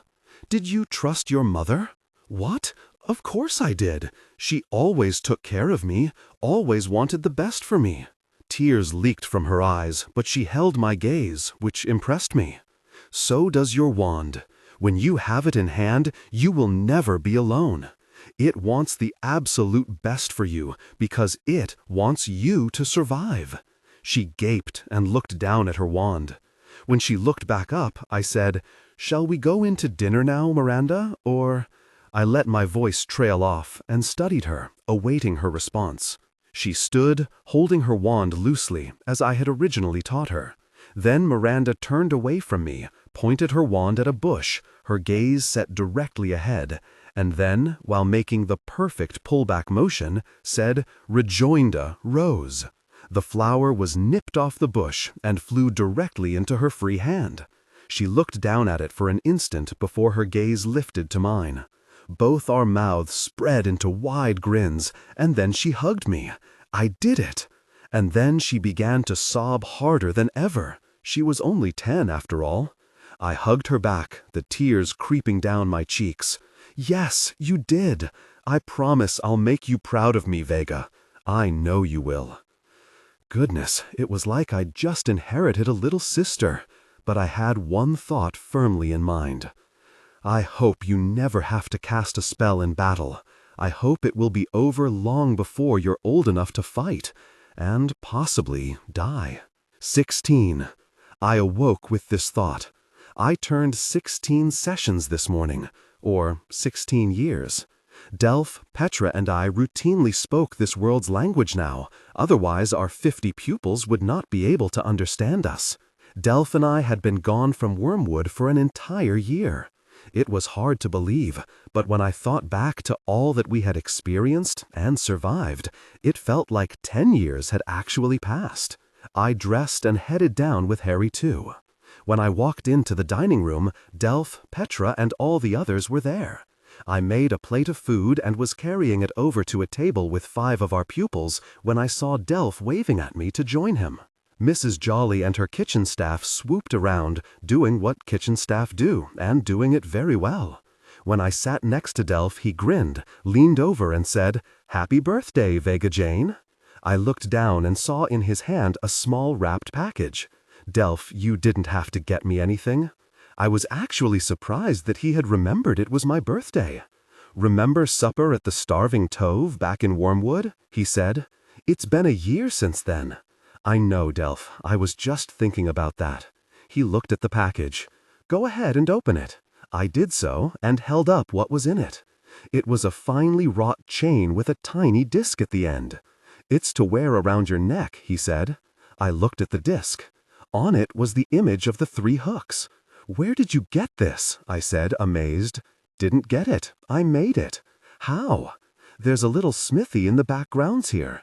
Gus, he's one of them marble statues is horse show, showed me. Got a little forge and metal and all the tools I needed. Delph, it's beautiful, truly beautiful." I put it around my neck. "Thank you so much." He turned red, but smiled broadly. My features turned somber. "Delph, about heading off without telling you, it's okay." "No, it's not. You were right. I shouldn't have done it. And I shouldn't have spoken to you like that. So I just won't do that anymore, okay?" He smiled warmly. "Thanks, Vega Jane." He gave me a hug. When he sat back, he had a funny look on his face. It was as though he wanted to do something. "Delph, are you okay?" He nodded, rose, and hurried off without finishing his meal, which was practically unheard of for Delph. I sensed someone watching, and I glanced over to find Petra staring at me. She slowly looked away. The training had been going really well for a long time now. Artemis Dale had mastered the Jagata spell, and Charlotte Talkin hadn't lost control of her wand in 2 months. Miranda Weeks had made enormous strides, wielding her wand with skill and confidence. But all of them had worked hard and shown true grit and determination. I knew it had not been easy, because it had not been easy for me either. Training was going so well, in fact, that I sat with Delph and Petra that night with an idea. I want to take 3 of them to Greater True tonight. They both looked startled at the abruptness of my suggestion. Why Greater True? Asked Delph. That's where we lost the invisibility ring. Petra looked down at her missing finger. I said quickly, Petra, I have never blamed you for the loss of the ring, but I think we need to try to get it back. But how can you? Petra asked. You don't even know if it's in Greater True. You said the Maladons jumped you? That's right. And one of the Maladons had your wand. Well, that makes sense if they were the ones that attacked us. But yet you ended up in the barracks of the elite guard, and not in the custody of the Maladons. Petra looked confused. How did they take the ring and your finger? By magic? It happened so fast. I glanced at Delph. And you lifted one of them up and threw them against a wall? A Maladon with a wand? I know you managed that at St. Necros in True, but you weren't invisible that night. You said the wind knocked you around and the invisibility shield was thrown off. That's right, said Delph, looking puzzled. I had been giving this some thought lately, and what they had initially told me now didn't make sense. Well, it was one of the blokes that attacked us, said Petra. So, Maladons patrolling the streets en masse, and they just happened to be there when you became visible? Well, yes, right, Petra. He looked at her, but she didn't seem nearly as certain. I asked, what were they wearing? Suits and hats? Black cloaks with red hoods? Cloaks, said Delph at the same time as Petra said, coats. I gazed at each of them in turn. Well, which was it? They glanced sheepishly at each other. I don't know, admitted Delph, and Petra shook her head in agreement. I was a bit wonty in the head from getting thrown by the wind, she said. Come to think of it, it might have been a knife that cut off my finger. Let me see it, I said. She held it up, and I studied the stump. This was not done by a spell, I said, wishing I had examined it more closely when it had first happened. A spell would have been more precise, and it would have burned the skin. This is jagged, and there is no burning. I think it was a knife. Petra said, they grabbed me, and I couldn't really see what they were doing, and they didn't have to cut my finger to get the ring off. It was loose anyway. That's why we became visible when it got turned back round. They did it to cause you pain. I think members of the elite guard were the ones who attacked and captured you, not the Maladons. I wondered why you were taken to the barracks and not somewhere else, like the castle. When I used one of the Maladons to get into the barracks, the guard there said, "We've got our pair here still." And then he wanted to know if Dullish had managed to trap me. And when I searched the Maladons, I got your wand back, but not the ring. So you think one of them elite guards might have it? Asked Delph. It's possible. He might have thought it was valuable, and he could sell it. And regardless whether one of the guards or a Maladon has it, I want it back. Who do you want to take? Asked Petra. Amicus, Sarah, and Dennis. Delph nodded. Yep, they're 3 of the best. So it'll be the 5 of us? Said Petra. I shook my head. The 4 of us. You have to stay here. If anything happens to me, you need to carry on. She looked at me as though the weight of the world had descended upon her shoulders. Me? Carry on? We took a blood oath, Petra. For me, it was more than a way to stop our squabbling. It was also an unbreakable bond, so that if one of us falls, the other one will continue on. We can't count on both of us surviving. She slowly nodded, and Delph said, Then I'll go with you. No, Petra will need your assistance, Delph.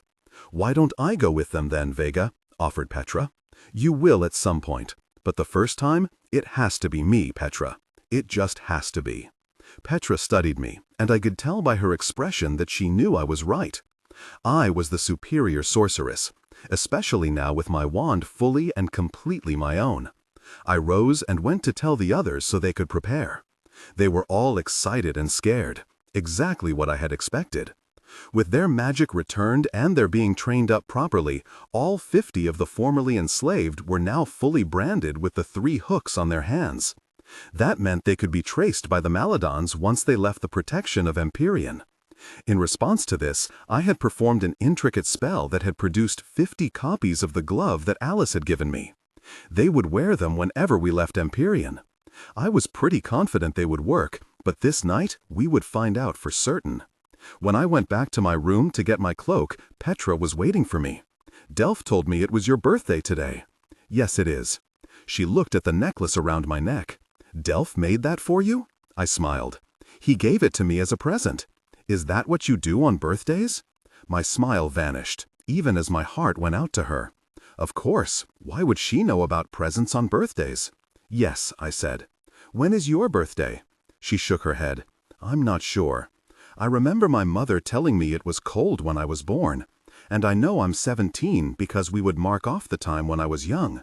And I would cut a notch in a stick I kept for each one. Well, it's cold outside now, so maybe your birthday is coming up, I said. She shrugged, but kept staring at the necklace. I ended the awkward silence by saying, I need to get ready. Happy birthday, Vega, and much luck on your journey. I'll see you when you get back. Thanks, Petra. I hope I do too. She turned and left. We silently appeared at the rear of the train station in Greater True. We were wearing long coats and hats pulled low that covered most of our faces. I knew that Dennis, Sarah, and Amicus knew this place better than I did, having lived here for so long. We had gone over the plans several times before leaving Empyrean. When I looked at them, I could tell they were ready. Their wands were held loosely in their gloved hands. Their gazes were steady and calm. I led them through the darkness toward the barracks of the elite guard. Along the way, I saw a paper tacked to a wooden post. I used my wand to illuminate it so we could see what it said. Reward for any information leading to the return of the following individuals and the capture of their kidnappers. And there listed were 50 names. Dennis, Sarah, and Amicus reacted when they saw their names there. I thought they might be frightened, but I was heartened to see that each of them looked, well, proud. I took down the paper and balled it up. So they turned this into a mass kidnapping instead of a mass breakout for freedom, I said. And no doubt blamed it on the awful Campions. As we continued on, I was hoping for something, and it turned out to happen. Subservio. The spell hit the uniformed bloke dead in the back.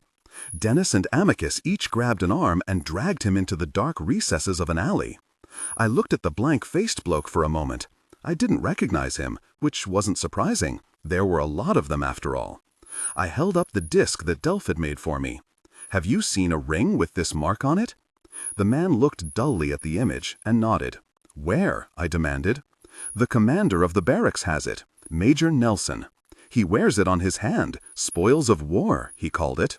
Did he tell anyone else that he had it? Mr. Enderman or any of his blokes? The man shook his head.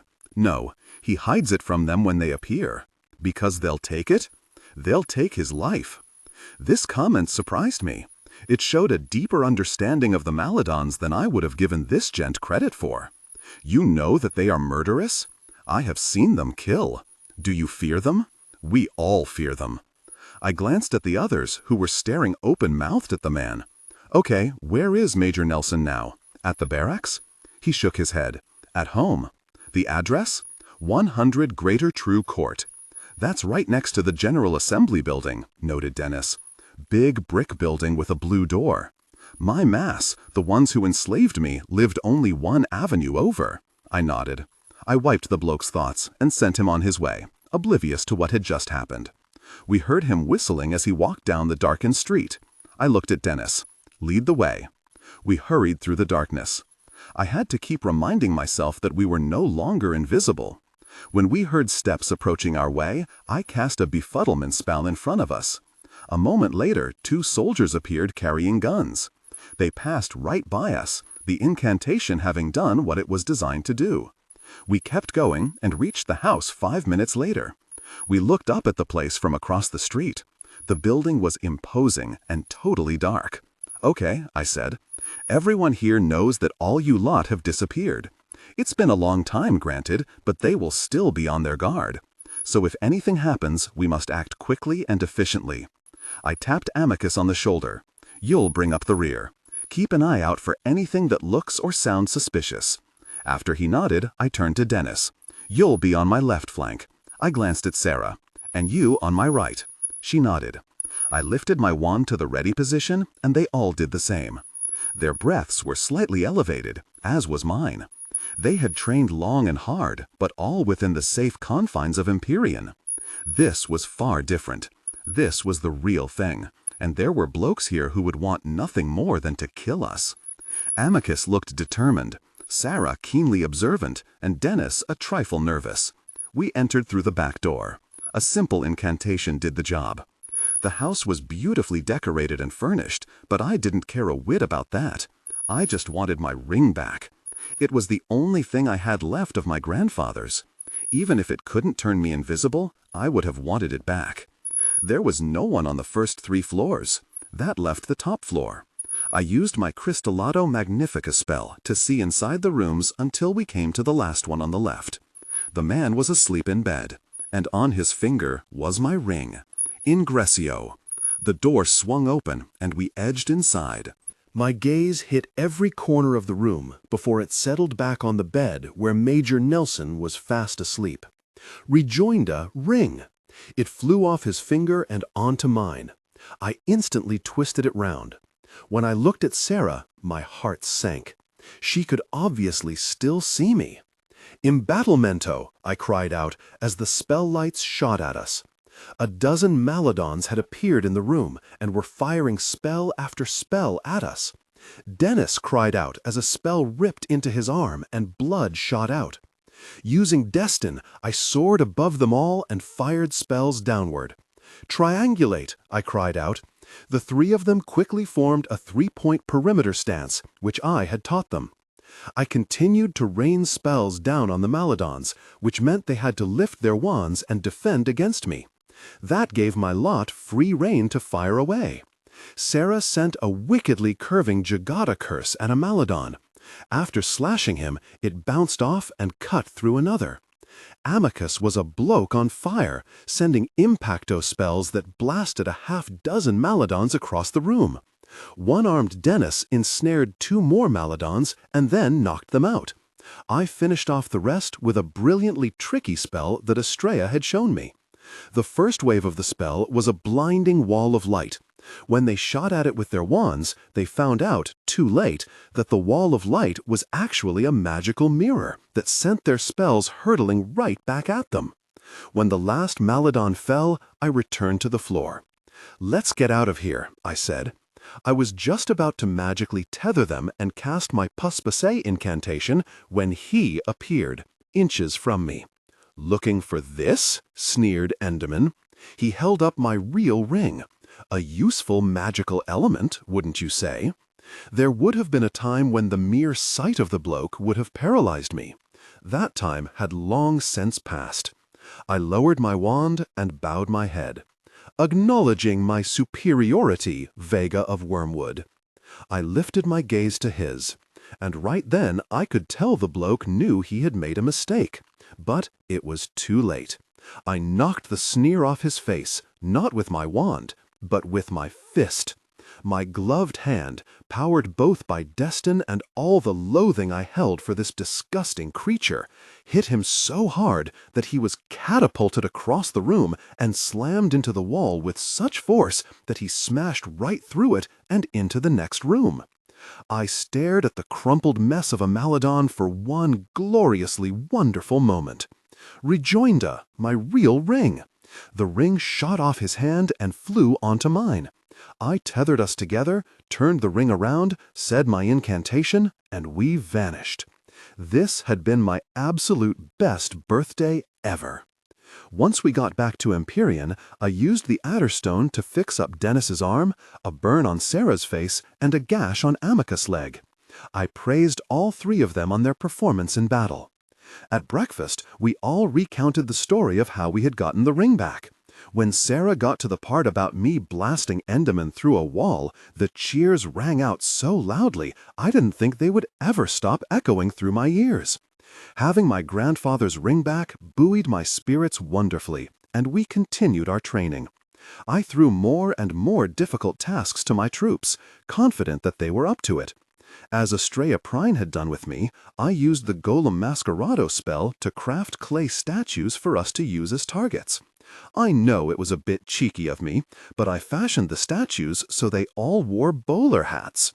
As time passed, we moved on to ever more complex spells. And as I looked around the great hall, I saw lights zipping across and smashing into the statues, either exploding them or ripping them to pieces.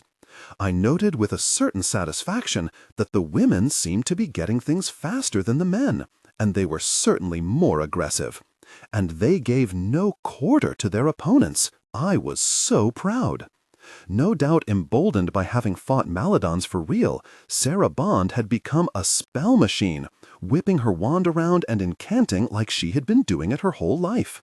And she had become one of the most popular among the 50.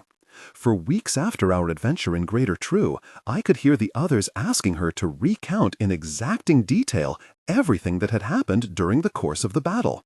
Dennis and Amicus were inundated by these requests too, but I didn't mind. I wanted them to explain to the others exactly what it felt like to be in a fight for your very life. I knew that would be important later on. Now that we had the invisibility ring back, Petra and I took turns shepherding groups of 2s and 3s to True, Greater True, and even Bimbleton Station. We had several skirmishes with soldiers and Maladons, but we always survived and came back intact. And the experiences were helping to mold my young army to quite the fighting machine.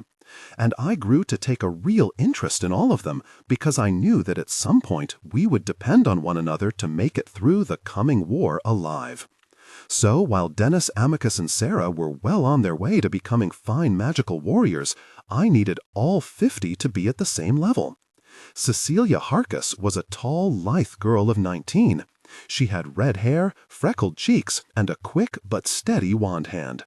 We had rescued Cecilia from an elderly Greater True couple who thought nothing of making her sleep next to the coal bin, forcing her to eat her meals from a bowl served on the floor, and slapping her across the face whenever they bloody well felt like it.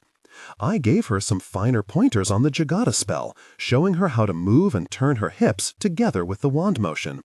As Estrella had shown me, it added to both the speed and potency of the incantation. I watched her do it once more, and nodded approvingly as the clay statue became riddled with innumerable cuts and slashes. "Nice job, Cecilia. Couldn't have done it better myself."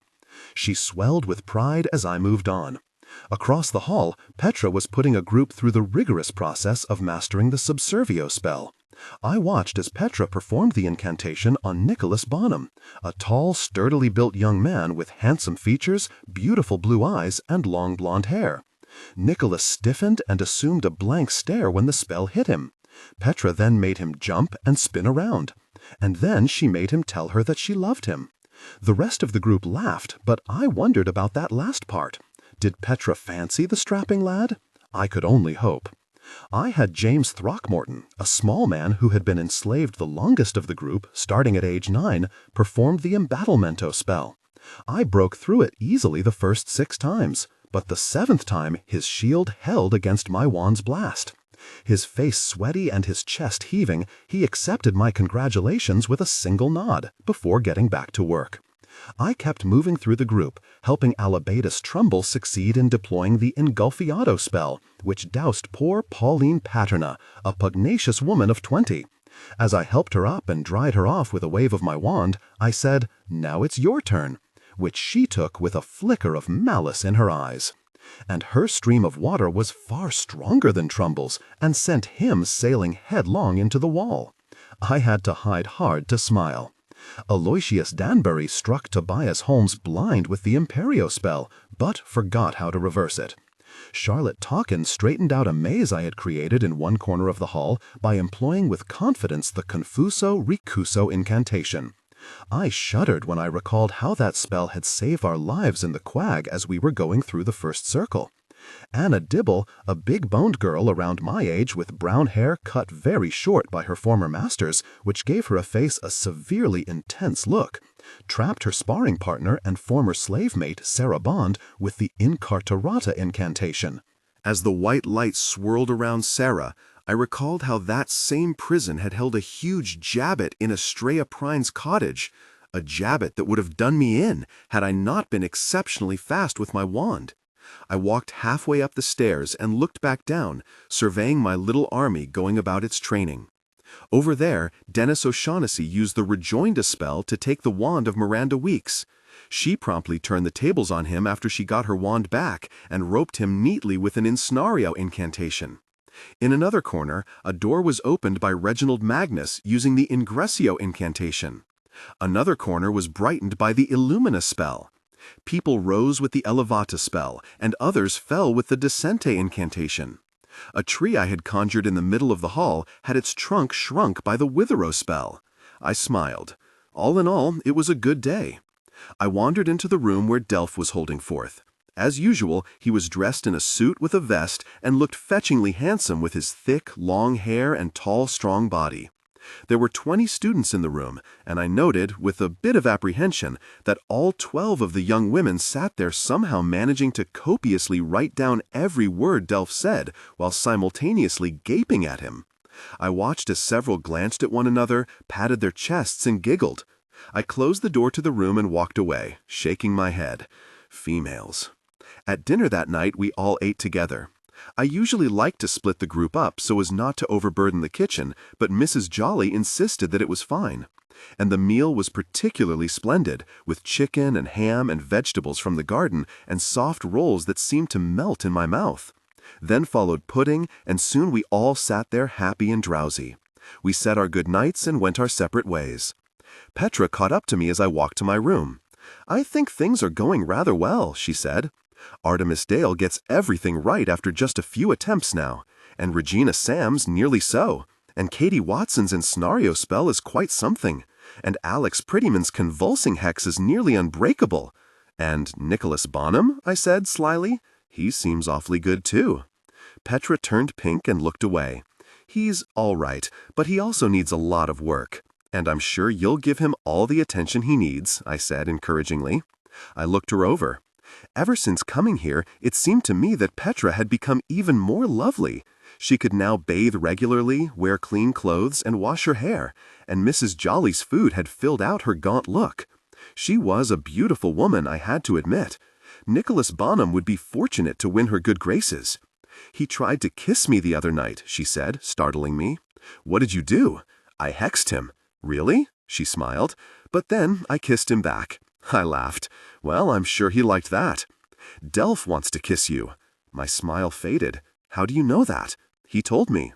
That night I was in his room. We were talking about you. He really loves you, Vega. I've always known that. I guess I flirted with him sometimes just to make you mad. Anyway, he wanted my opinion about what he should do. I thought back to that night when I had almost sent Petra to her death. They had been talking about me? And what did you tell him?" "To follow his heart." I shot her a curious glance. "So you're not?" "I didn't say that, did I?" She paused, but only for a moment before adding, "And I plan to follow my heart too." She said goodnight, spun on her heel, and went off to her room, leaving me standing there. What else should I have expected from bloody Petra Sonnet? A moment later, Delph came around the corner.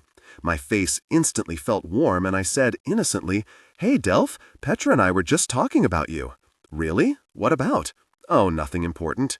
You've become a fine teacher." "Right." He seemed estranged, and I wondered why. "What's up?" I asked. "I'm glad you liked your present." I touched the necklace. "I love it, Delph." He edged a bit closer. "I wanted to give you another present on your birthday, but I wasn't sure you'd like it." "Delph, I'm sure I would love whatever you gave me."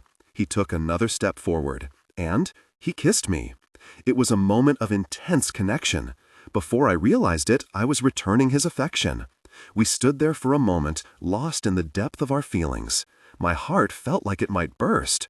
Then we heard a giggle, and then someone cleared his throat.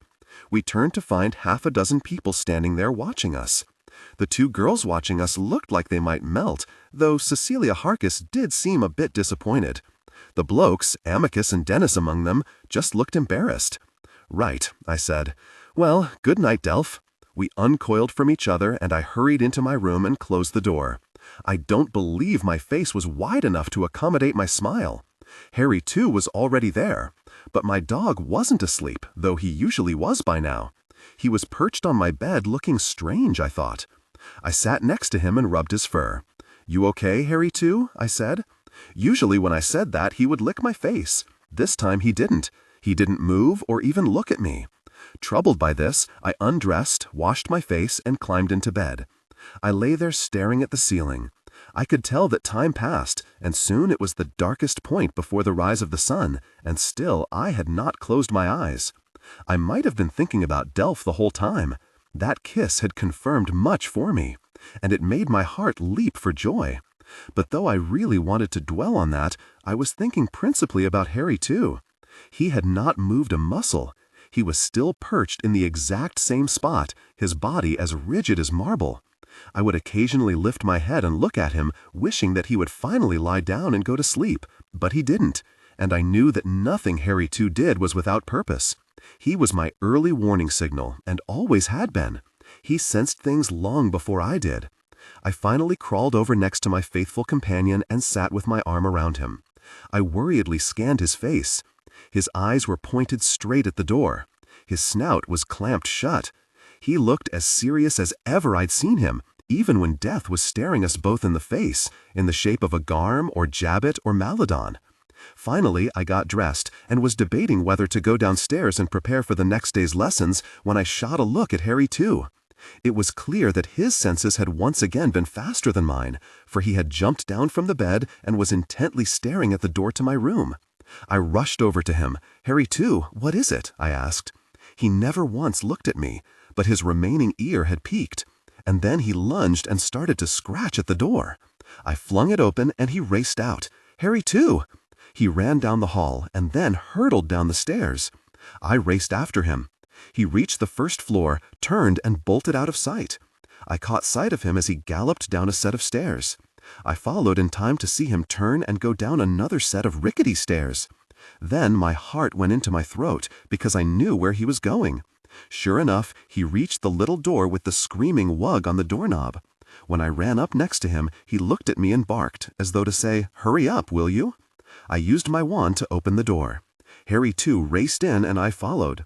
The sounds reached my ears as soon as I closed the door behind me. It was someone sobbing. The bits of light were swirling everywhere, as before, though there appeared to be more of them, and their flight more frenetic than it had been. I rushed around looking for Uma Cadmus, or Alice Adronis, in her pierced armor and with her mortal wound, but they were not there. So where were the sobs coming from? Harry too was not of a loss, though.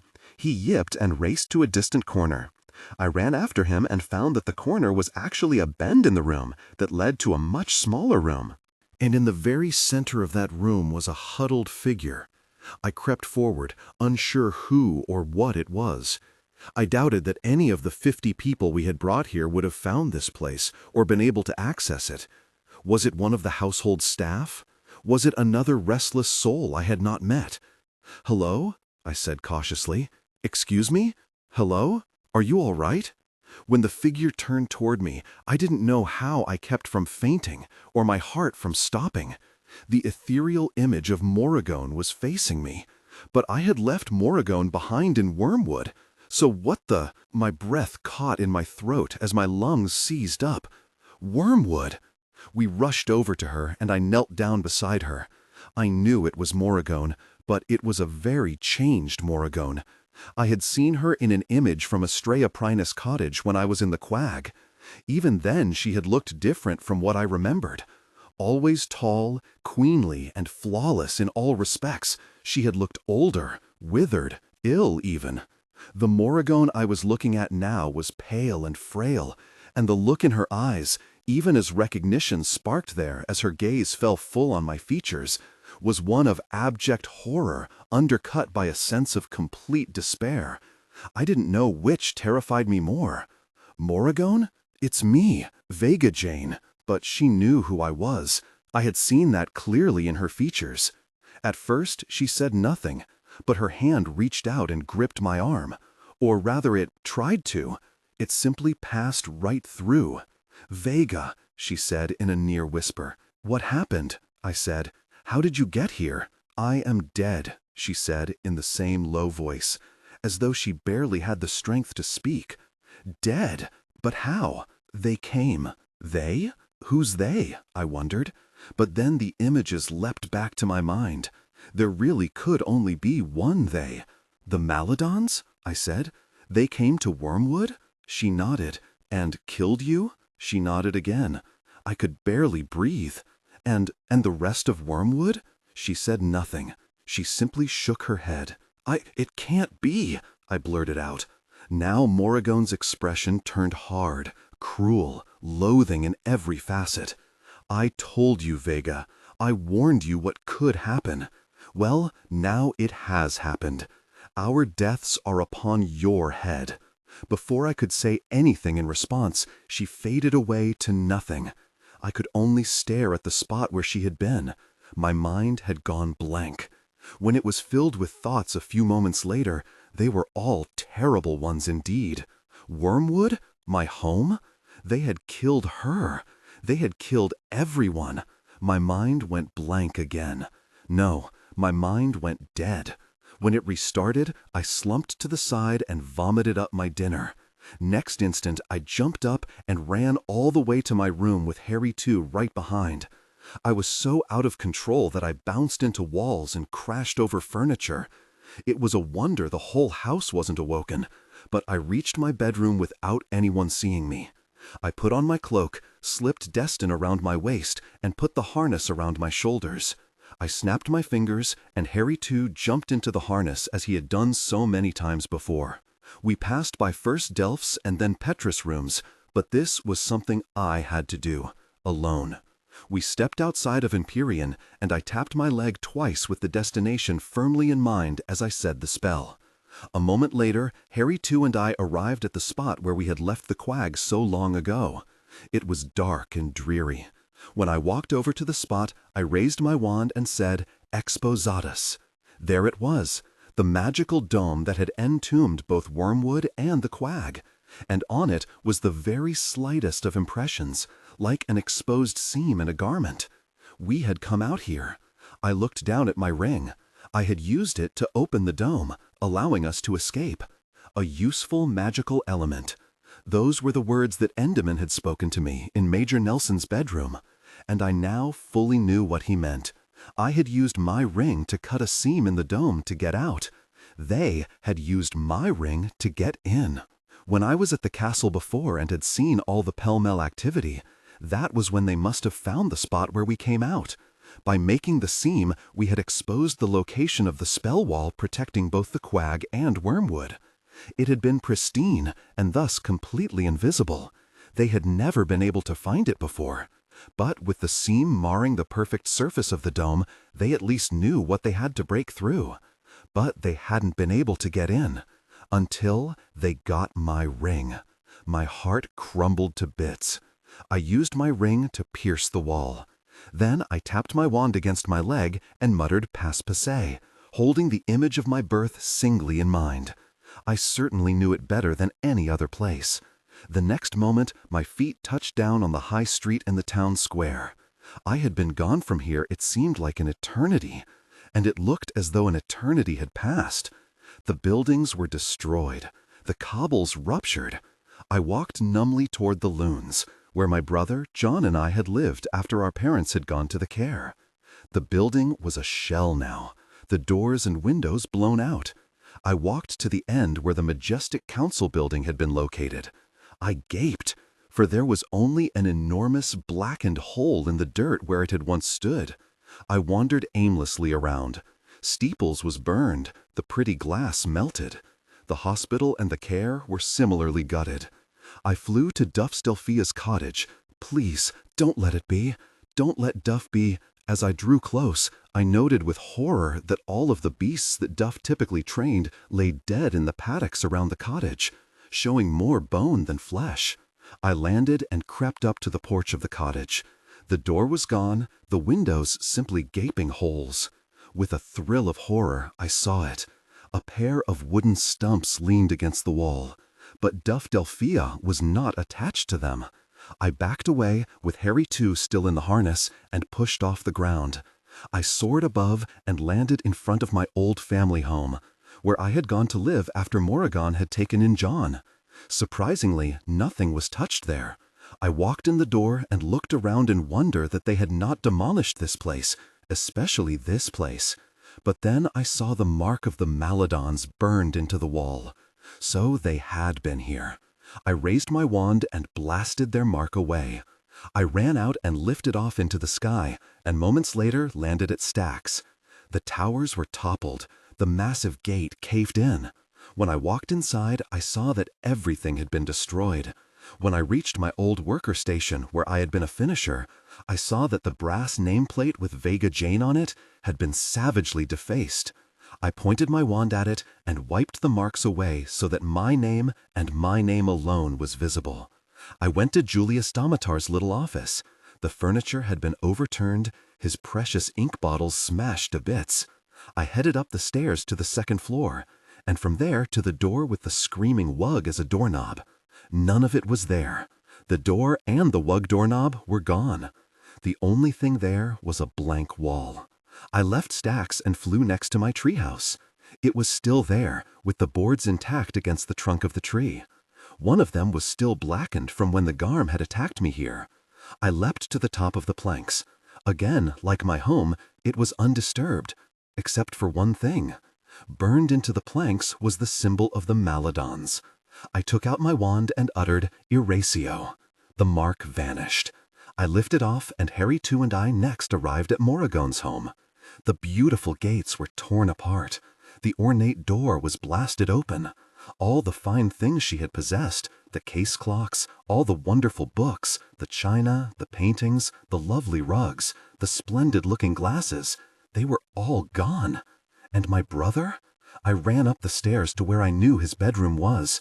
I opened the door, terrified of what I might find. And what I did find absolutely terrified me. But for a different reason. The room had not been damaged at all.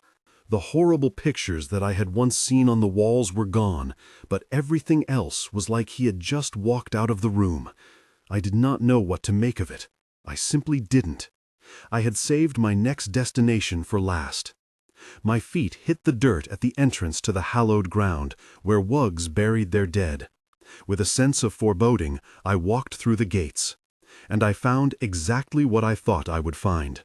New graves were everywhere, with headstones and names etched on them. The loons were all lined up in a row. Julius Domitar and Disfidus were buried side by side upon a little knoll. Roman Picus, my old landlord and nemesis, rested at the end of one row, his garm-skin boots dumped on top of the pile of dirt covering his grave. Tears spilled from my eyes when I saw Doof Delphius's plot. And to the right was Herman Helvet, who owned the confectionery shop. And next to him were Jurek Cronin and Non. And there was the foul Ran Digby, who Delph had beaten in the duellum.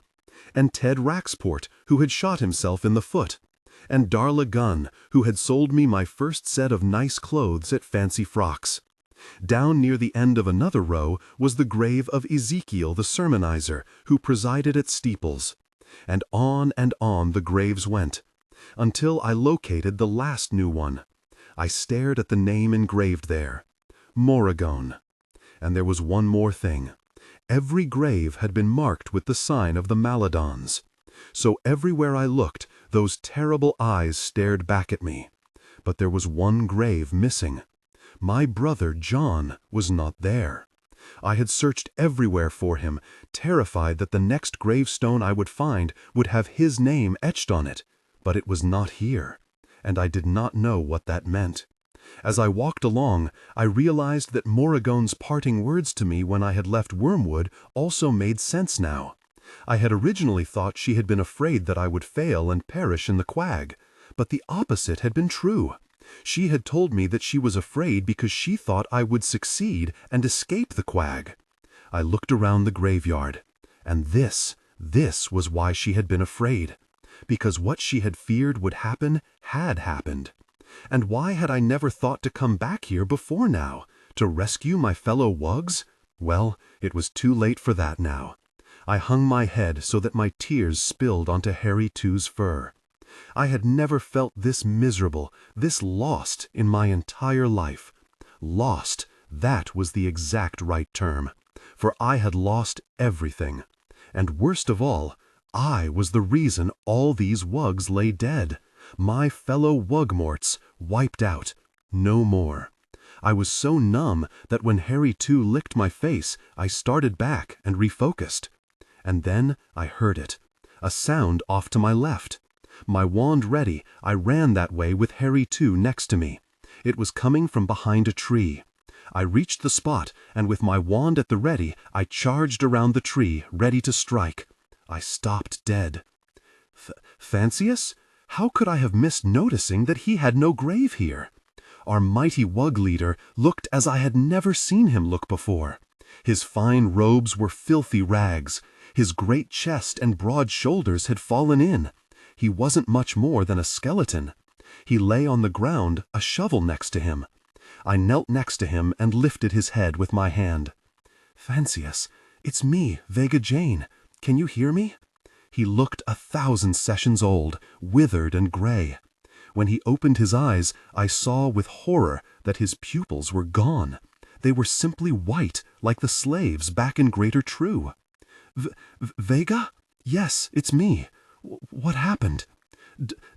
All dead, except for me. But how did you survive? But even as I said it, I thought I knew the truth. I looked at the shovel lying next to him. He touched his sunken, bony chest as though in great pain. I unbuttoned his torn and stained garment. Underneath, burned into his skin, was the mark of the Maladons. When my gaze fell upon it, my eyes filled with tears. Fancius, I am so sorry. I'm so very sorry. Fancius had been so strong, so indomitable, and so noble. We all had looked up to him, which was the only reason the Maladons had done this, to humiliate him, to show him as weak, inconsequential, not in their class, leaving him to dig the graves of his fellow wugs. Fancius, do you have any idea what they did with my brother? Took him where? He gurgled a bit. I looked around and pointed my wand at a tree and mouthed the spell to draw water from it. I conjured a flask to catch it and then held it to Fancius' mouth. Here, drink this. I can help you. I'll take you with me. I'll nurse you back to health myself and everything will be just... I drew the flask back, for he had stiffened.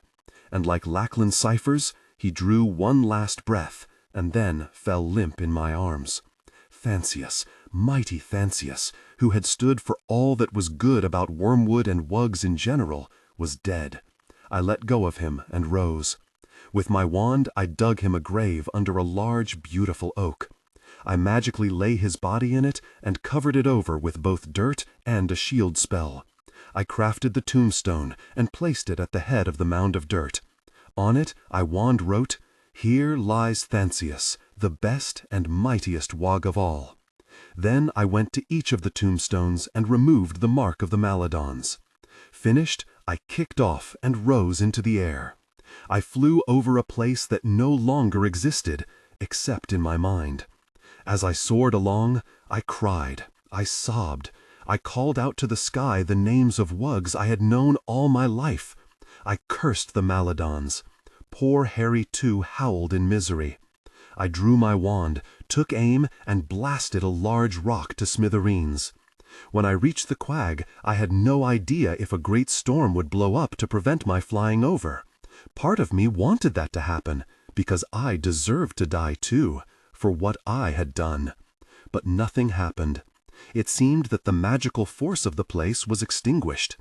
Should I try to find Estrella and her son Archie? Had the Maladons found them already? I couldn't bear to find out. I flew through the opening in the dome. When my boots hit the dirt, I knew that I would never cry again, no matter what else happened. I pointed my wand, and a beam of black light heated the seam. And there was no longer a seam. Yet I kept my wand pointed and the light going for so long that I thought I might ignite the entire wall around the Quag. But I wanted to do something permanent. I moved the wand around, spelling out the words. When I lowered my wand, my chest was heaving, my lungs felt scorched. I looked down at Harry too. He was looking at me in a way he never had. He was looking at me in a way that told me my dog was seeing me differently than he ever had before. And Harry Two's senses were spot on, because I was different. My trip back to Wormwood had been unlike anything I had ever imagined, even in the worst of my nightmares. It had changed me. I was not the Vega Jane of barely 60 slivers ago. I turned away from the wall and kicked off. We were sent soaring into the air. I looked down. The words I had seared into the wall were plainly visible from here. This time we will triumph. I could feel every muscle in my body begin to harden as I turned and headed back to Empyrean. But it wasn't simply my sinew growing stout. It was also my heart that had turned to stone. I was changed forever. I was the leader, and leaders could become close to no one. I gripped my wand loosely as we flew along. I wanted to run into a Maladon. I wanted to run into an army of them, because I wanted to kill them all. And as I flew back to the safe embrace of Empyrean, I swore to myself that I, Vega Jane, would destroy them all, even if it cost me my life.